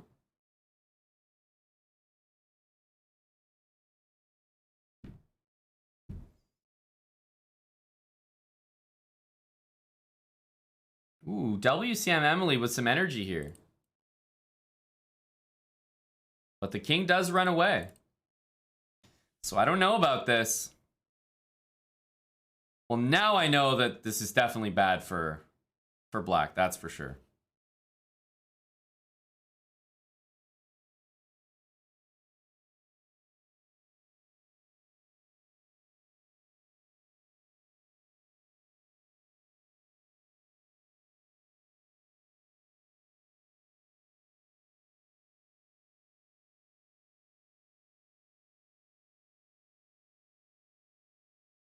Let's check in with Nitsud Prime. With the black pieces, I think he's got a good position here, looking very, very solid.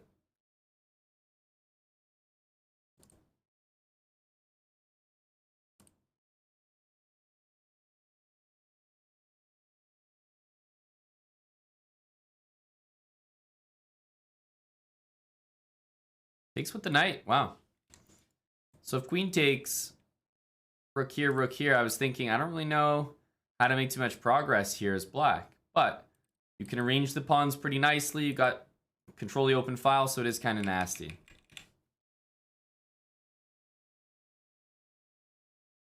But white gets that anyway, so I'm not sure if this is any better.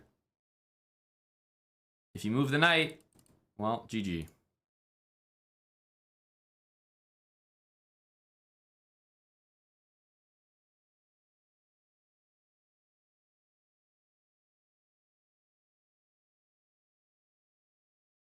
Tommy against Yo Mami's Sass.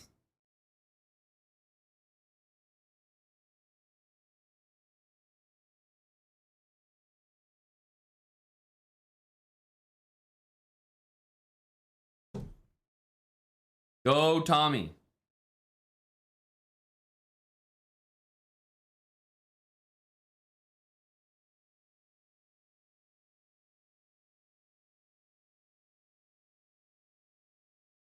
Tommy's done a great job this endgame. The one thing I would have liked to see instead of that was probably this move to hit the pawn, which is actually indefensible.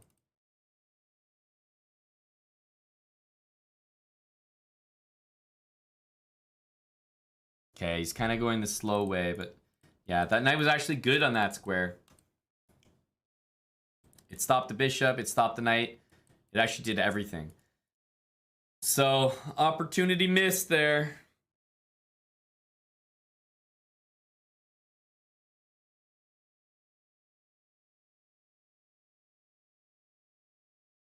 Okay, but hang on. There's ideas here.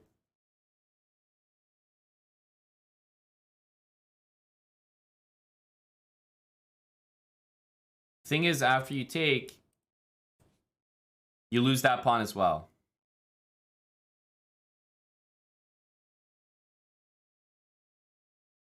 Hey, Alec Martin.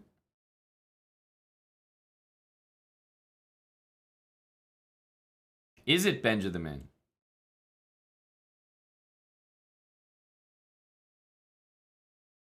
A marquee matchup we didn't even know about. Careful, Tommy, with this knight. You could get it trapped. That's a fantastic move by Tommy. Good stuff. Nice. Black can play this for a win. Bishop here. And say hello to buddy Tommy. Oh, Tommy can absolutely play this for a win. No, what the hell was that? Okay, Tommy still got it. Still got the idea. It's opposite bishops. It should be a draw. But something tells me Tommy might wiggle here.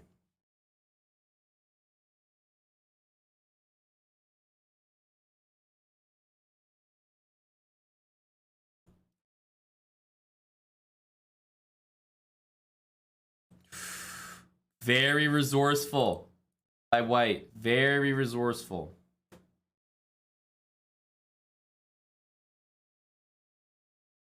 That move is happening. Oh, not the flag. Tommy gets the win. The flag, of all things.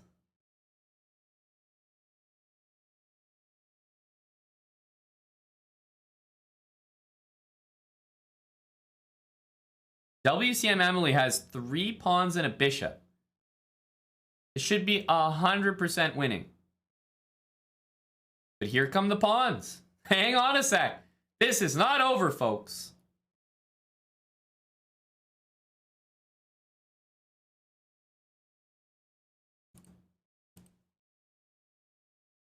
Okay. Who do you guys have winning this game? Oh, no. Can't give up your bishop, buddy. Bishop b4. There was everything to play for. Ace guy 33. I really honestly think that white could have won this game if he just kept the bishop.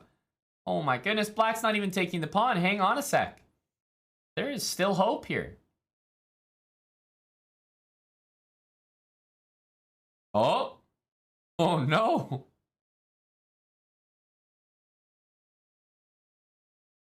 Oh, but you gotta move. You gotta do something. What the hell is with everyone flagging? You guys keep telling me in my title Tuesday, just move, come on, just move. Just move faster, man. You guys are just as fucking slow. See how it feels? Slow ass bastard thong me. Just move. That's what I thought. It ain't that easy when you're in the game, huh? Ain't that simple all of a sudden, is it?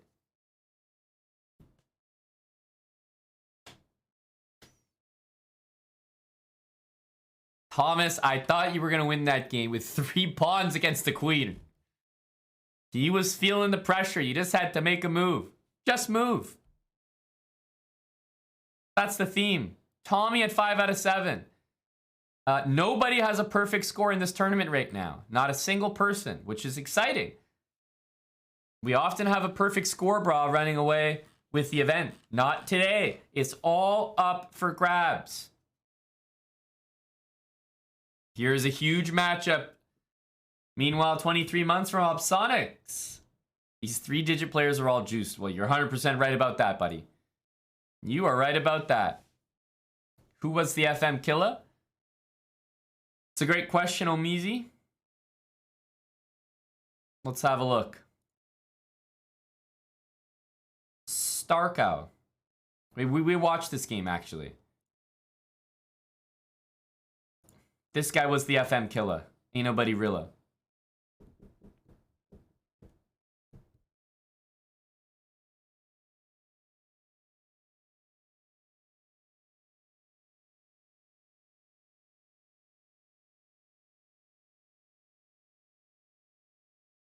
Zacer and Big Bunglet. I think they're playing some kind of theory here.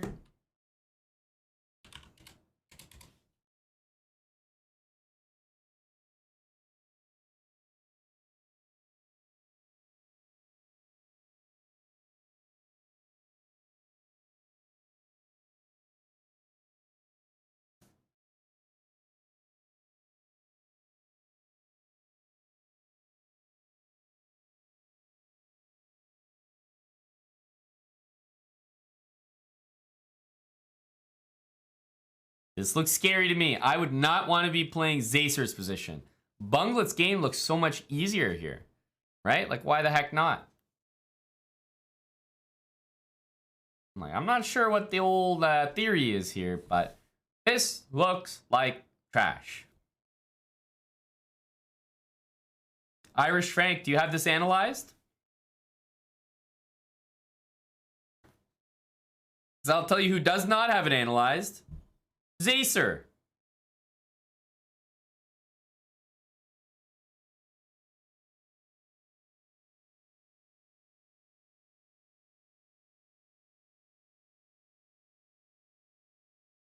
Yeah, I don't see anything. Knight d2 just makes a strange impression. So I don't know if this is theory, but I already hate this. Right? White already needs to play knight d2, but doesn't want to. I mean, this whole thing looks bad. Ugh. Get out of here.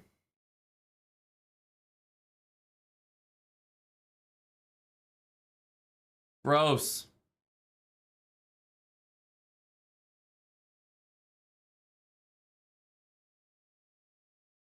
Tommy Fukin Shelby against Guitarra Clásica.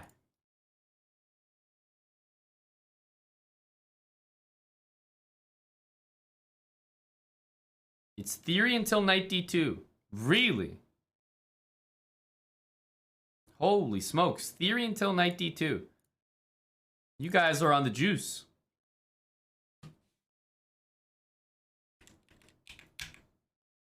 Nasty.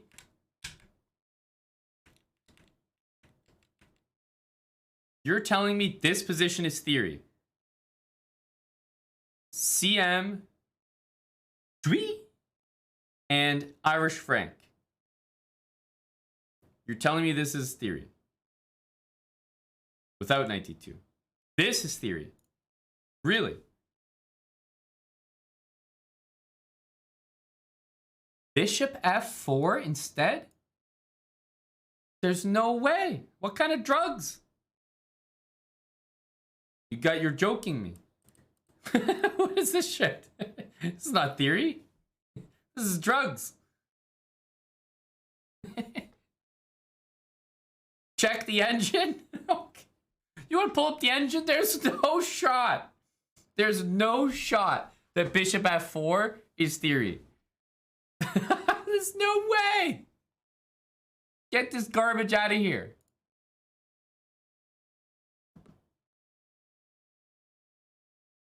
Bishop f4, bishop h3 minus 2.6. You're telling me the theory is to play g4 and fuck yourself? What's going on here? Is this whole line theory? Rook a, you want to tell me this is all theory? Rook a e8.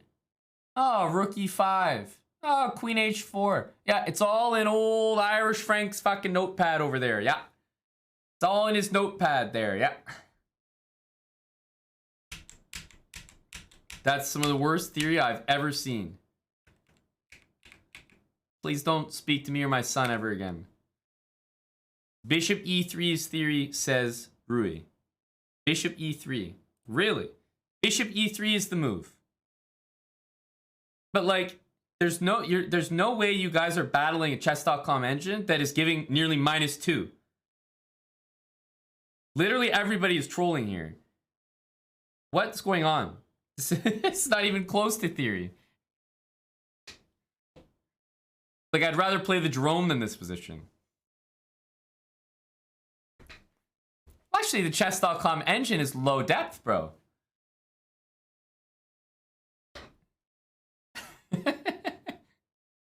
I do not believe this for a second.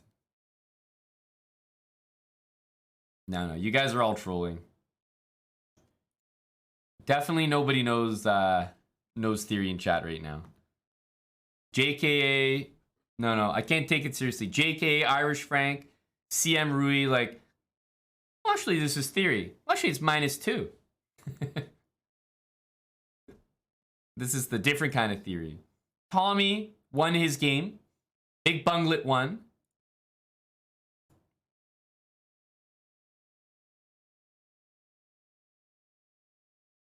Uh-oh. Oh, he's gonna resign, yeah. Probably smart there. And Dusty and Venus. Are we gonna see a checkmate? 4 seconds for Venus. 2 seconds.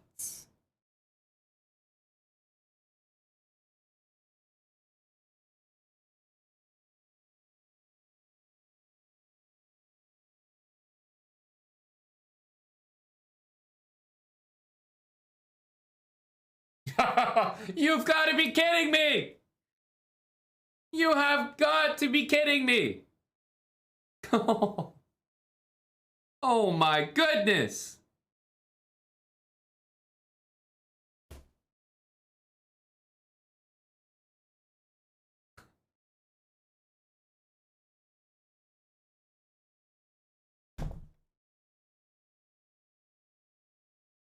Oh my God, come on. Oh no.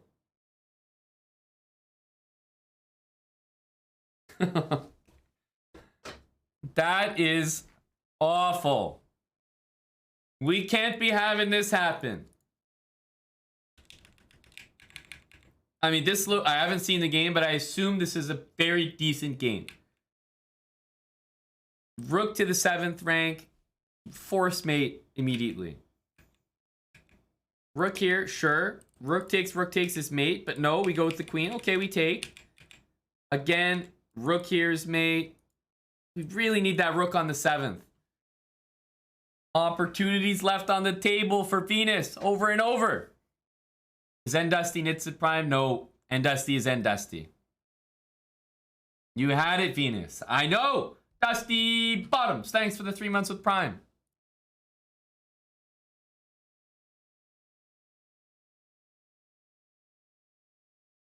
Now, in terms of the standings, these two are the highest rated. Sorry, have the highest score, 7 out of 8. We have some 6.5s there. But everyone's beating everyone at the top.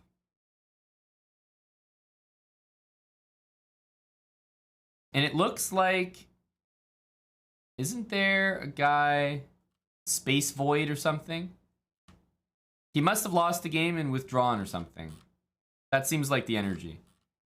Because he usually has a perfect score or something close to it. But I have a feeling he lost the game and withdrew.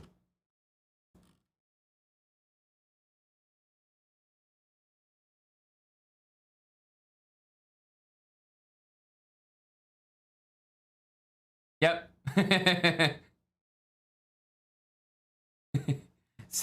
Looks about right.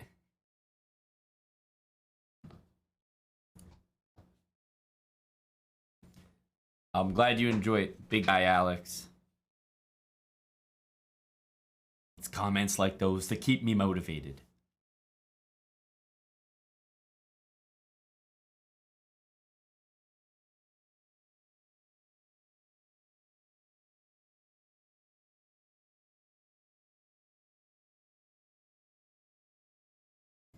Have I seen all the chess.com streamers in the Utah mansion? It's fun in seeing them congregated. Dania, Eric Rosen, Gary, Canty, etc. Why aren't I with them?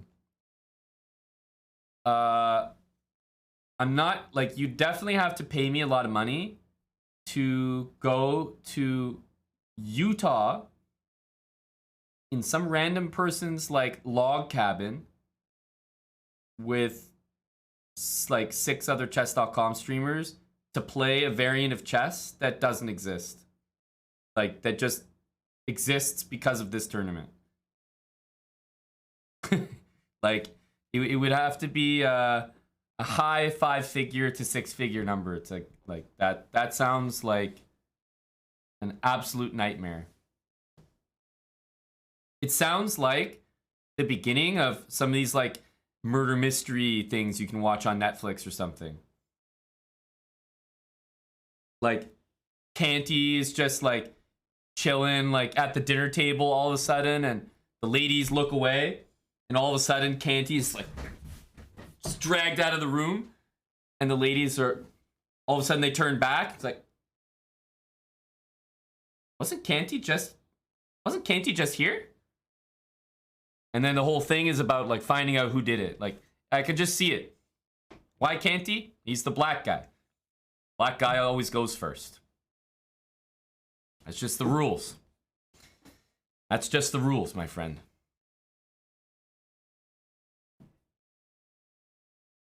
I don't make the rules. I just know them.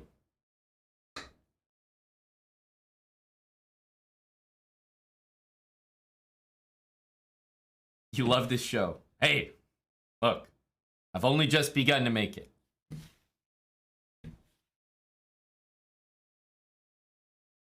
That's right, Tommy. I think there might have been some issues here. I mean, Bishop D3 was played, but the funny thing about this is Bishop D3 actually doesn't threaten. Like, it's defended, you know?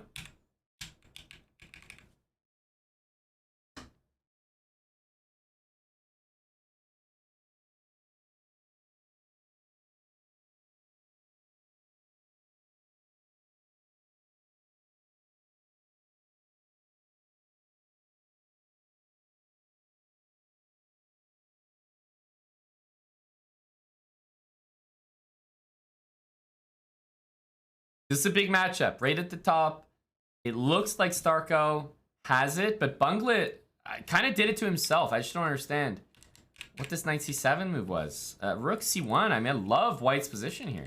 Rook c1, rook d1, rook e1, any move. So I thought Bunglet played a good game, but okay, it's not over, but still. I think, I mean, you're going to have to explain knight c7 to me earlier, and you're going to have to explain leaving the knight hanging on c7. Like, what? Hello?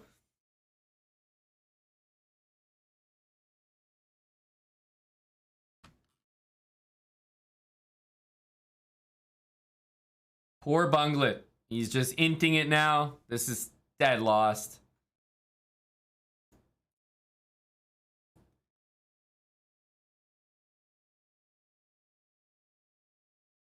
Salty definitely appears to be dead lost.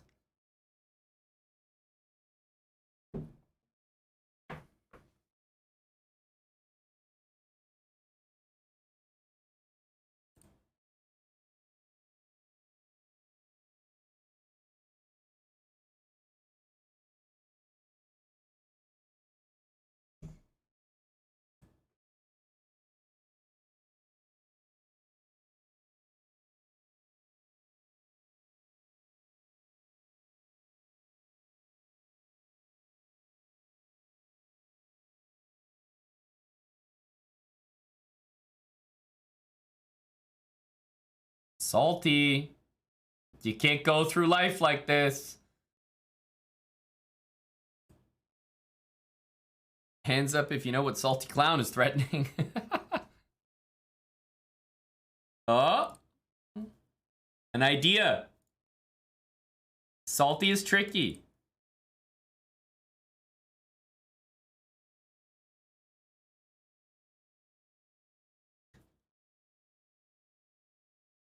If that queen moves, this will happen.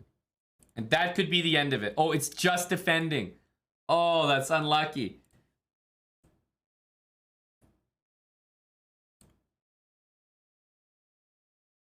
I mean, look. It's not like it saves you, but Salty, how do you not move the piece and make the goddamn threat you've been threatening for like 10 moves? I don't get it. How do you not even play it? If you're gonna bother making one threat the whole game, at least play it when you have the chance.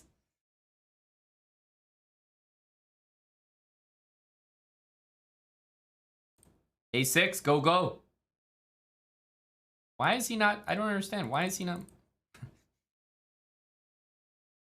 Send it. Now it's like. Now it's too late, you know?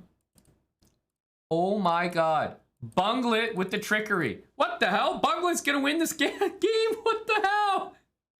Bunglet's got 2 seconds. Move! Bunglet! How do you make the worst fucking move on the board? You're shit, Bunglet. Why are you trash? What the hell is Queen B8? You're absolute trash. What the hell is this? Like, literally, what on earth is Queen B8? That's just atrocious. Good lord. That was for first place in this tournament, heading into round 10.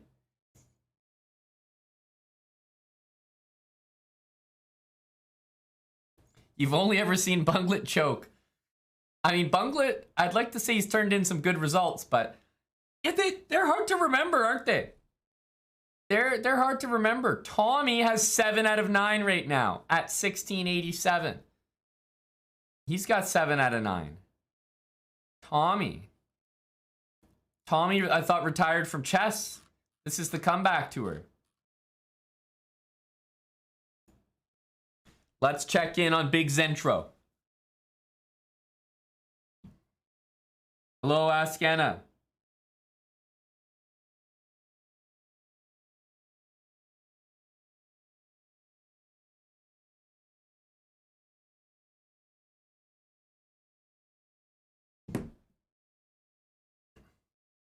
Okay, maybe a little Stonewall energy here.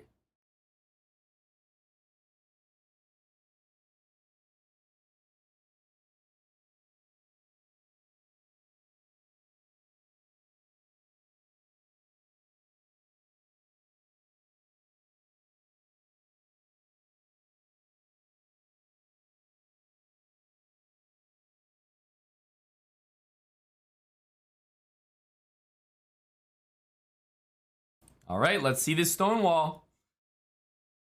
Max blunders 15. Stonewall it up, baby.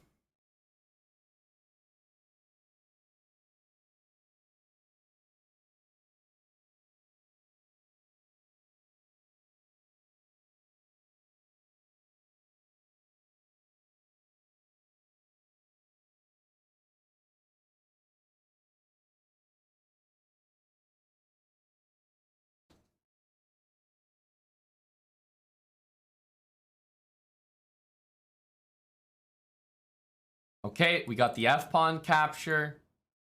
Technically, this bishop should kind of be on that diagonal, but you know, you get the idea.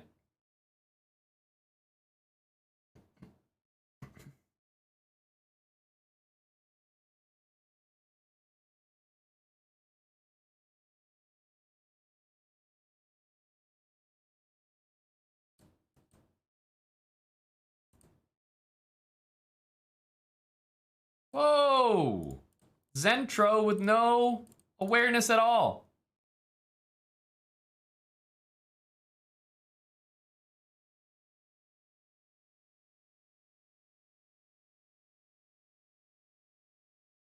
Okay. Hang on.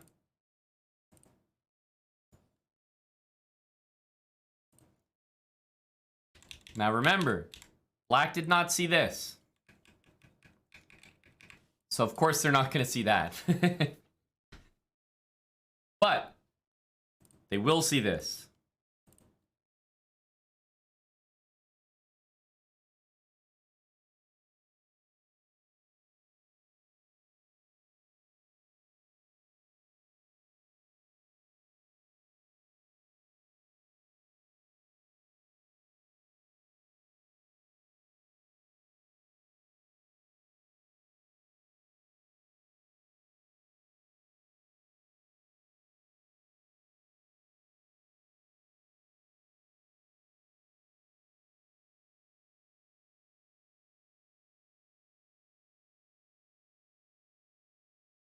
We're all waiting with bated breath.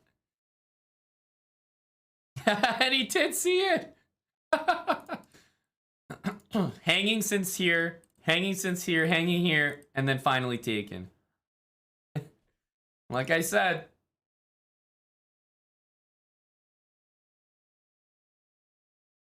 You just have to turn it into a tactic, baby. All of a sudden it makes sense.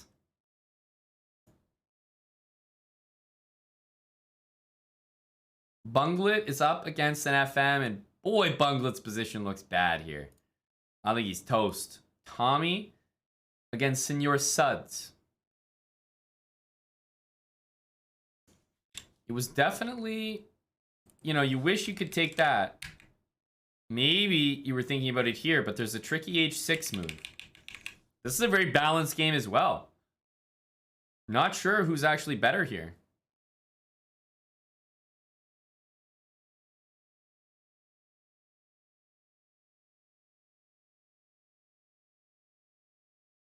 Let's go back to this one.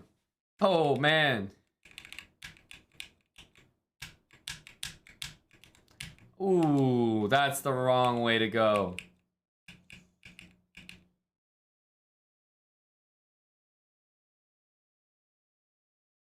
Of course, this is protected.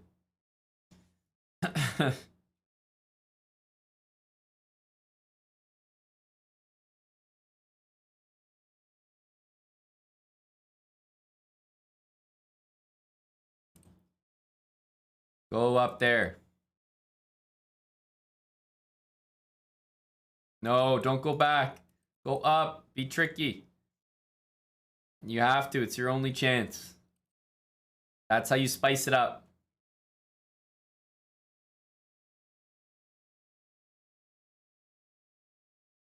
It's not going to save you, but it might.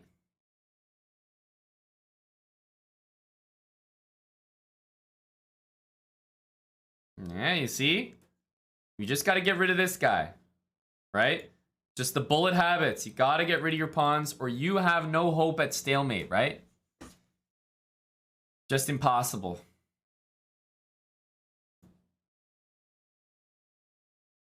Tommy's game. Looks completely winning for Black. Will Tommy win it? Tommy, by the way, is going to have 8 out of 10. What the hell? Tommy is absolutely smurfing this tournament.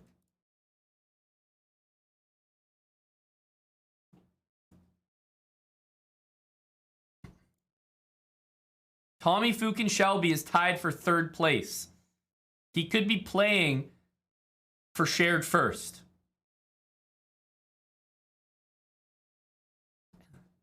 Eight out of 10 is Tommy Fukin Shelby. No, there's one more game. There's one more game coming up.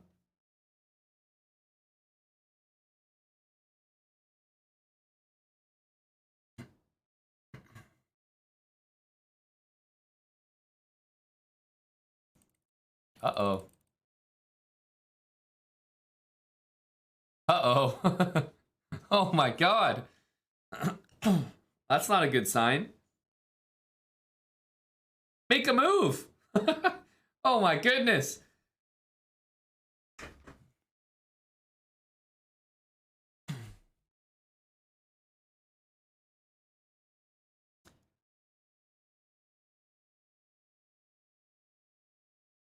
Black's bishop is so... Oh my goodness. He picked his pocket. He just picked his pocket. Black tries the same thing. It's not gonna work. Oh my goodness, what an end to that game. Two guys just went after each other. Dirt after dirt. Speaking of dirt. I think that's all the games there. We got our last round underway. We have our very last round underway. And Tommy Fucking Shelby, the story of the tournament at 1600, is playing, that's right, a FIDE Master. And he has a shot at first place right now if he wins. First place. This guy, Starcow, currently has first place. LE2000 is a difficult opponent, though. I don't know what Wheaties Tommy had this morning. But, oh, baby, anything can happen. Tommy will also hit 1700 with a win.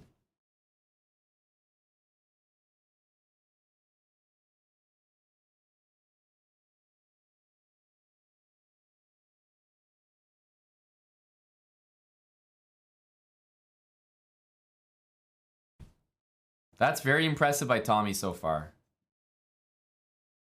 So that's at the very top. Everything to play for. Meanwhile, Zentro, Lisa, gotta show some love down here. Venus, waiting for L2 Knight to move. No moves here. Go Tommy indeed. Big Bunglet. I mean, not a bad tournament for Bunglet. It looks like he's absolutely clapping this last round. But it'll kind of end on a sour note. Oh, B5. What a mouse slip. Bunglet was actually just lost here. But literally the worst possible mouse slip. Oh my goodness. That is bad. That is bad. Oh. That is disgusting.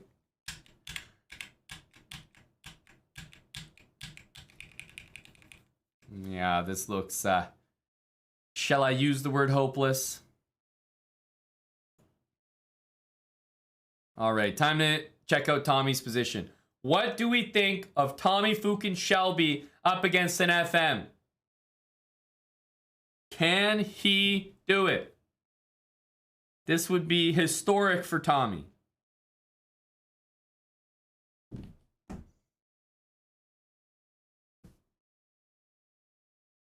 I mean, I love his position. Time advantage. I prefer Black's position, honestly. What am I missing? You know? What am I missing? Okay, he's gone for C3.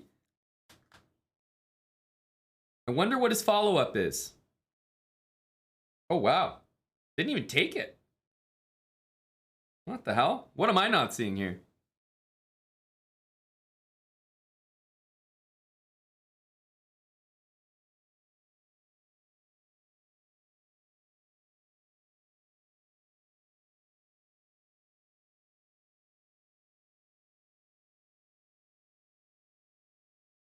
Venus with a win in the last round because the opponent didn't show up.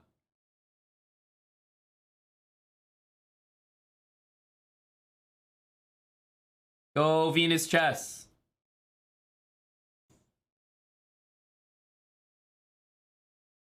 Oh, we were watching it there, Big Bungle.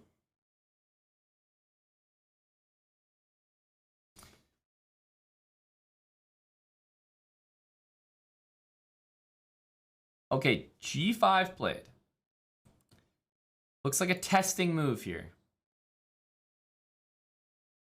I would say maybe trading first was kind of nice, but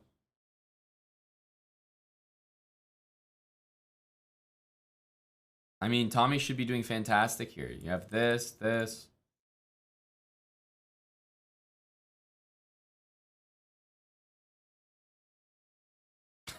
Funny comment from Dr. Lord.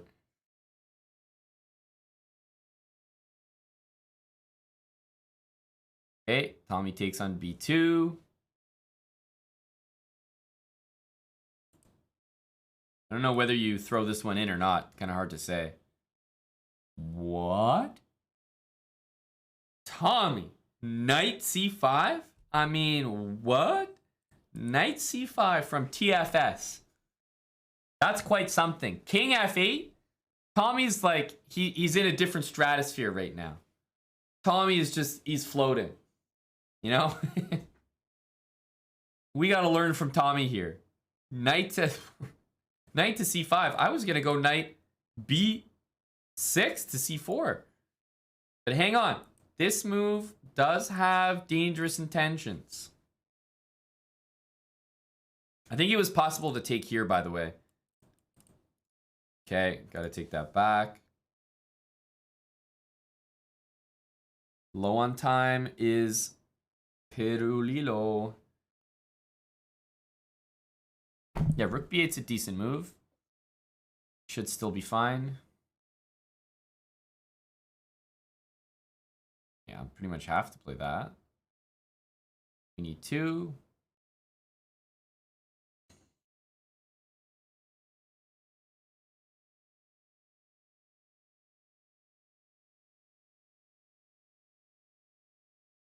Tommy just beat an FM.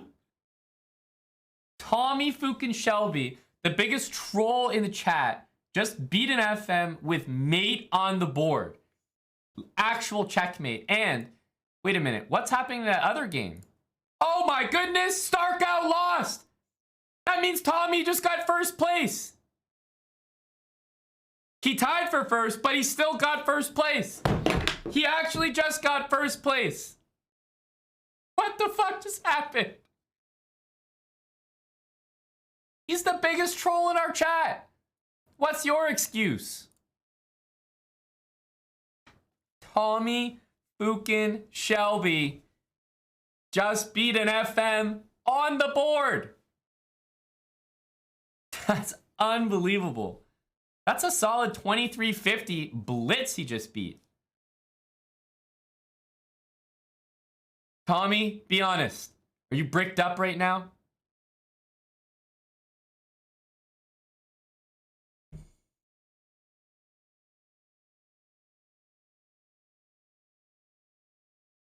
Tommy hit 1700 blitz as well.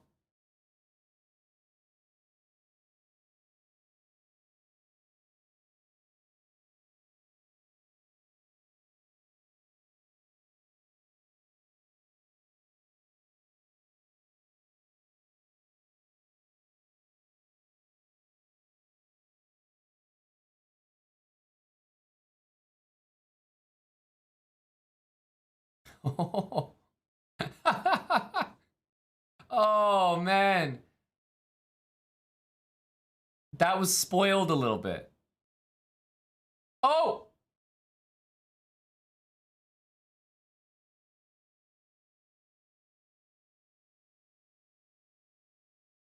He just didn't have the recognition. He didn't have the recognition that this was a stalemate. I think it was done. It was there. Check.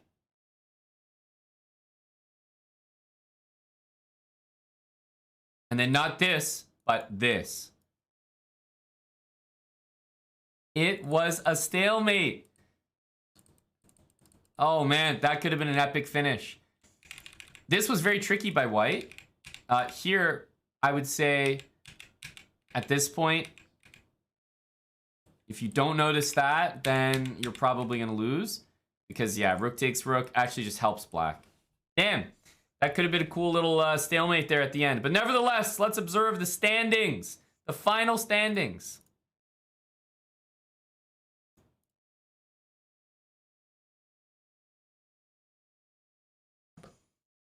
Look at that. Hey, however you want to read it, Starkow, Ellie 2000, and Tommy Fukin Shelby all tied for first place. Obviously, Tommy is more of a household name in this chat than Ellie 2000.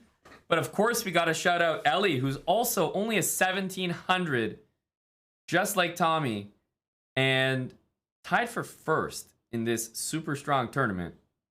So congrats to Ellie as well. But Tommy Fukin Shelby, the man of the people, the troll, who put down his troll sword in order to play some good chess for us. 9 points out of a possible 11. Vita FM in this tournament. Super impressive. Look at this. Seba 235, 1500, 7.5 points. Fantastic. The Kazi, tremendous score. Mick Muff D, 1288 with 7 points. I mean, that's crazy impressive. Some big scores here.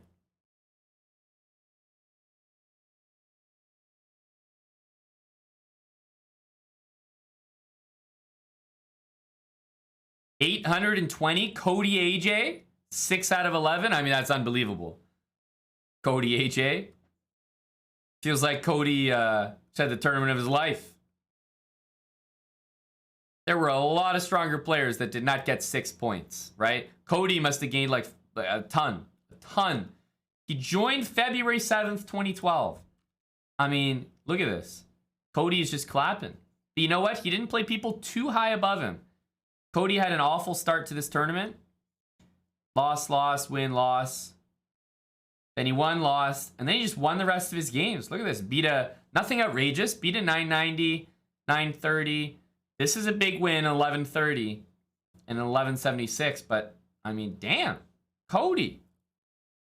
Impressive. Yeah, he had a 0-move win. Hey, they were too scared to play him. What can I say? Coacher, you had some good games I was watching.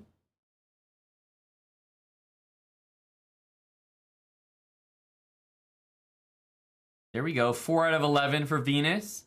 Put some points together at the end there, did you? Oh, yeah, look at that. A win without anyone playing. That seems to be common in this tournament.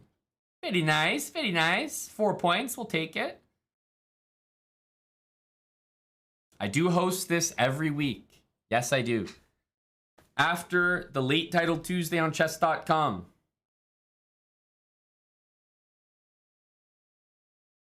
Everyone here still played every single game. There's Max, Just Desserts. Bill with the only 2.5. Bill, you actually know how to draw games at sub 1,000. You should pat yourself on the back for that, Bill. Seriously. Lisa, 2 points. Now, if I'm not mistaken, one of those points was an actual point. Because I think you got a full point buy. Here it is. Here's the culprit.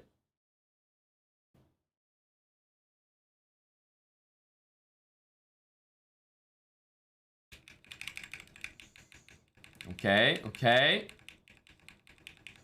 This is a very solid game so far. Oops. Good defensive move, F3. Very good move, actually.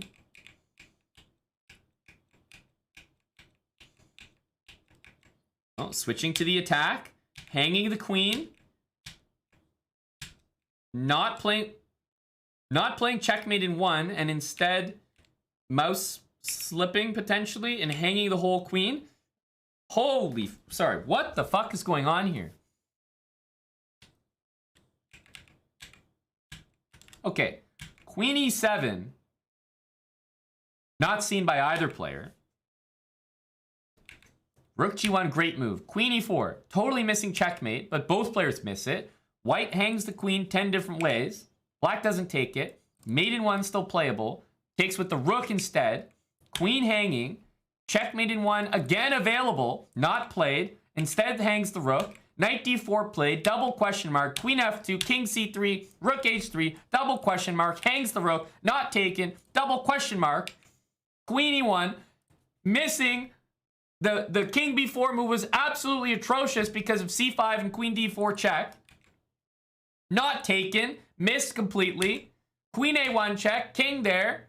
a5, checkmate in one, unplayed, c5 played, king b5, only move, a6, king c6, rook c3, double question mark, white plays king takes d5, and wins on time.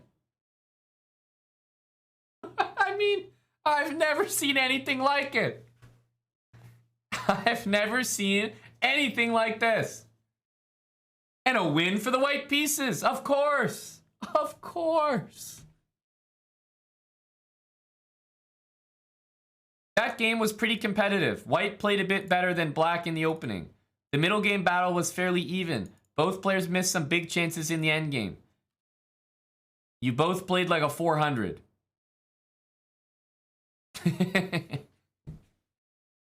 I love how the end game is just double question marks all around. Like, security needed to step in.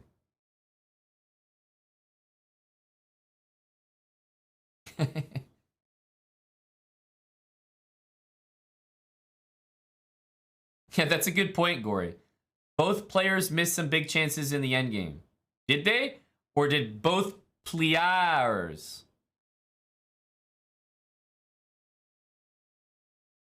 Both players.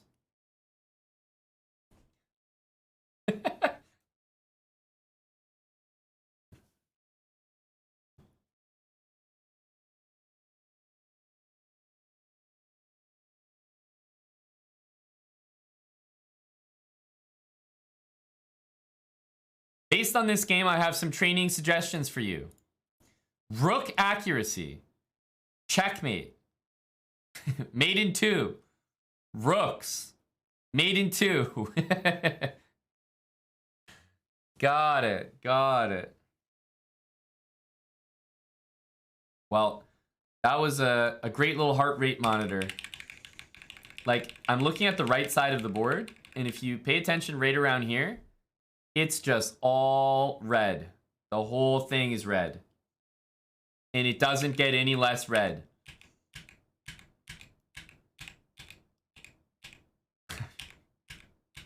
No, this is... That is a bright red over there. Paid attention to the clock. That's what matters. That is what matters. Panic Pawns, thanks for the 500 bits. For Lisa D.C. Well, there you go. 500 bits for that. That's some funny stuff. You kept your stick on the ice, as they say. Secured that victory. Good stuff. Sarcasm Dragon, thanks for the Prime sub. Brand new with us, thanks Sarcasm. Zarko, 37 months with Prime, going on year number 4. Thanks, Zarko.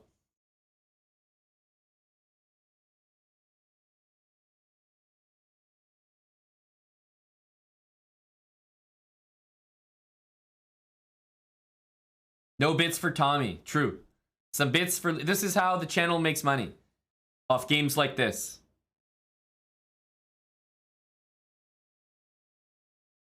No one cares that Tommy Fukin Shelby got 9 points out of 11 and tied for first. Boo. Oh, that was good stuff. I just about lost my voice. Bunglet. I'm still disappointed in you. Tommy, I'm still proud of you.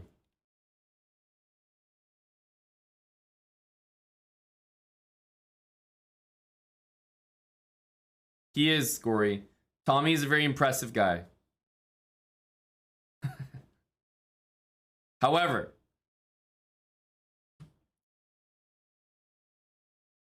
Tommy Shelby, with that performance, I want to say has clocked in one of the biggest performances, you know, obviously relative to rating, that we've seen in the channel. Beating an FM in Blitz as a 1600 is insanely hard, especially when it's not like an old FM who's like just, You flagging them? No, I mean that's a legit 2350 chess.com Blitz FM.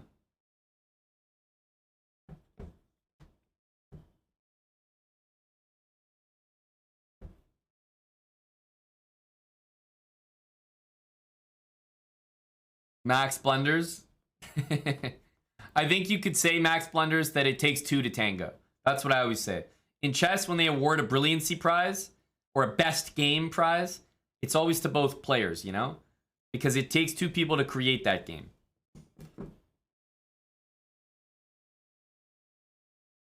So I would say those 500 bits can be split equally. Split equally among you and Lisa.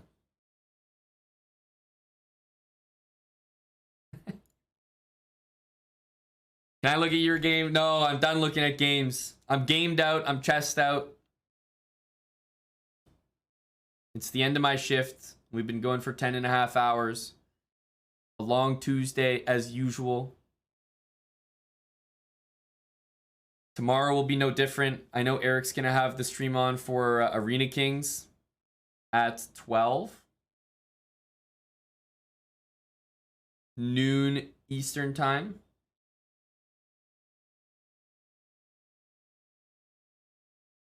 One marbles. No. No marbles. I'm done. My head hurts. I've been looking at a screen all day. So I'll see you guys tomorrow. Eric's doing Arena Kings. I'm taking over after. So it should be around maybe 2 or 3 p.m. for myself. V for Victor. Thanks for the 4 months. One piece of advice for someone going to their first OTB tournament, what would it be? Whatever your rating is online, be prepared to be worth a lot less than that over the board. Lower your expectations. All right, guys. See you later. Lots of people streaming. Let's send the raid off. I'm going to raid Ben Feingold.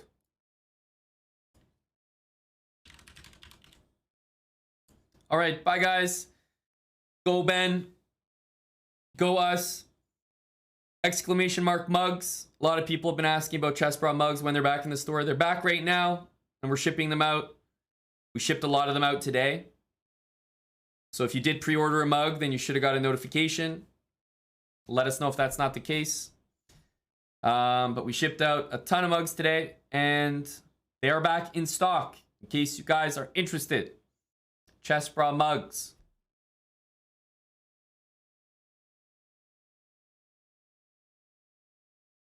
All right, we're going to raid Ben. Bye, guys. I'll see you tomorrow after Arena Kings. Arena Kings is on at 12 noon.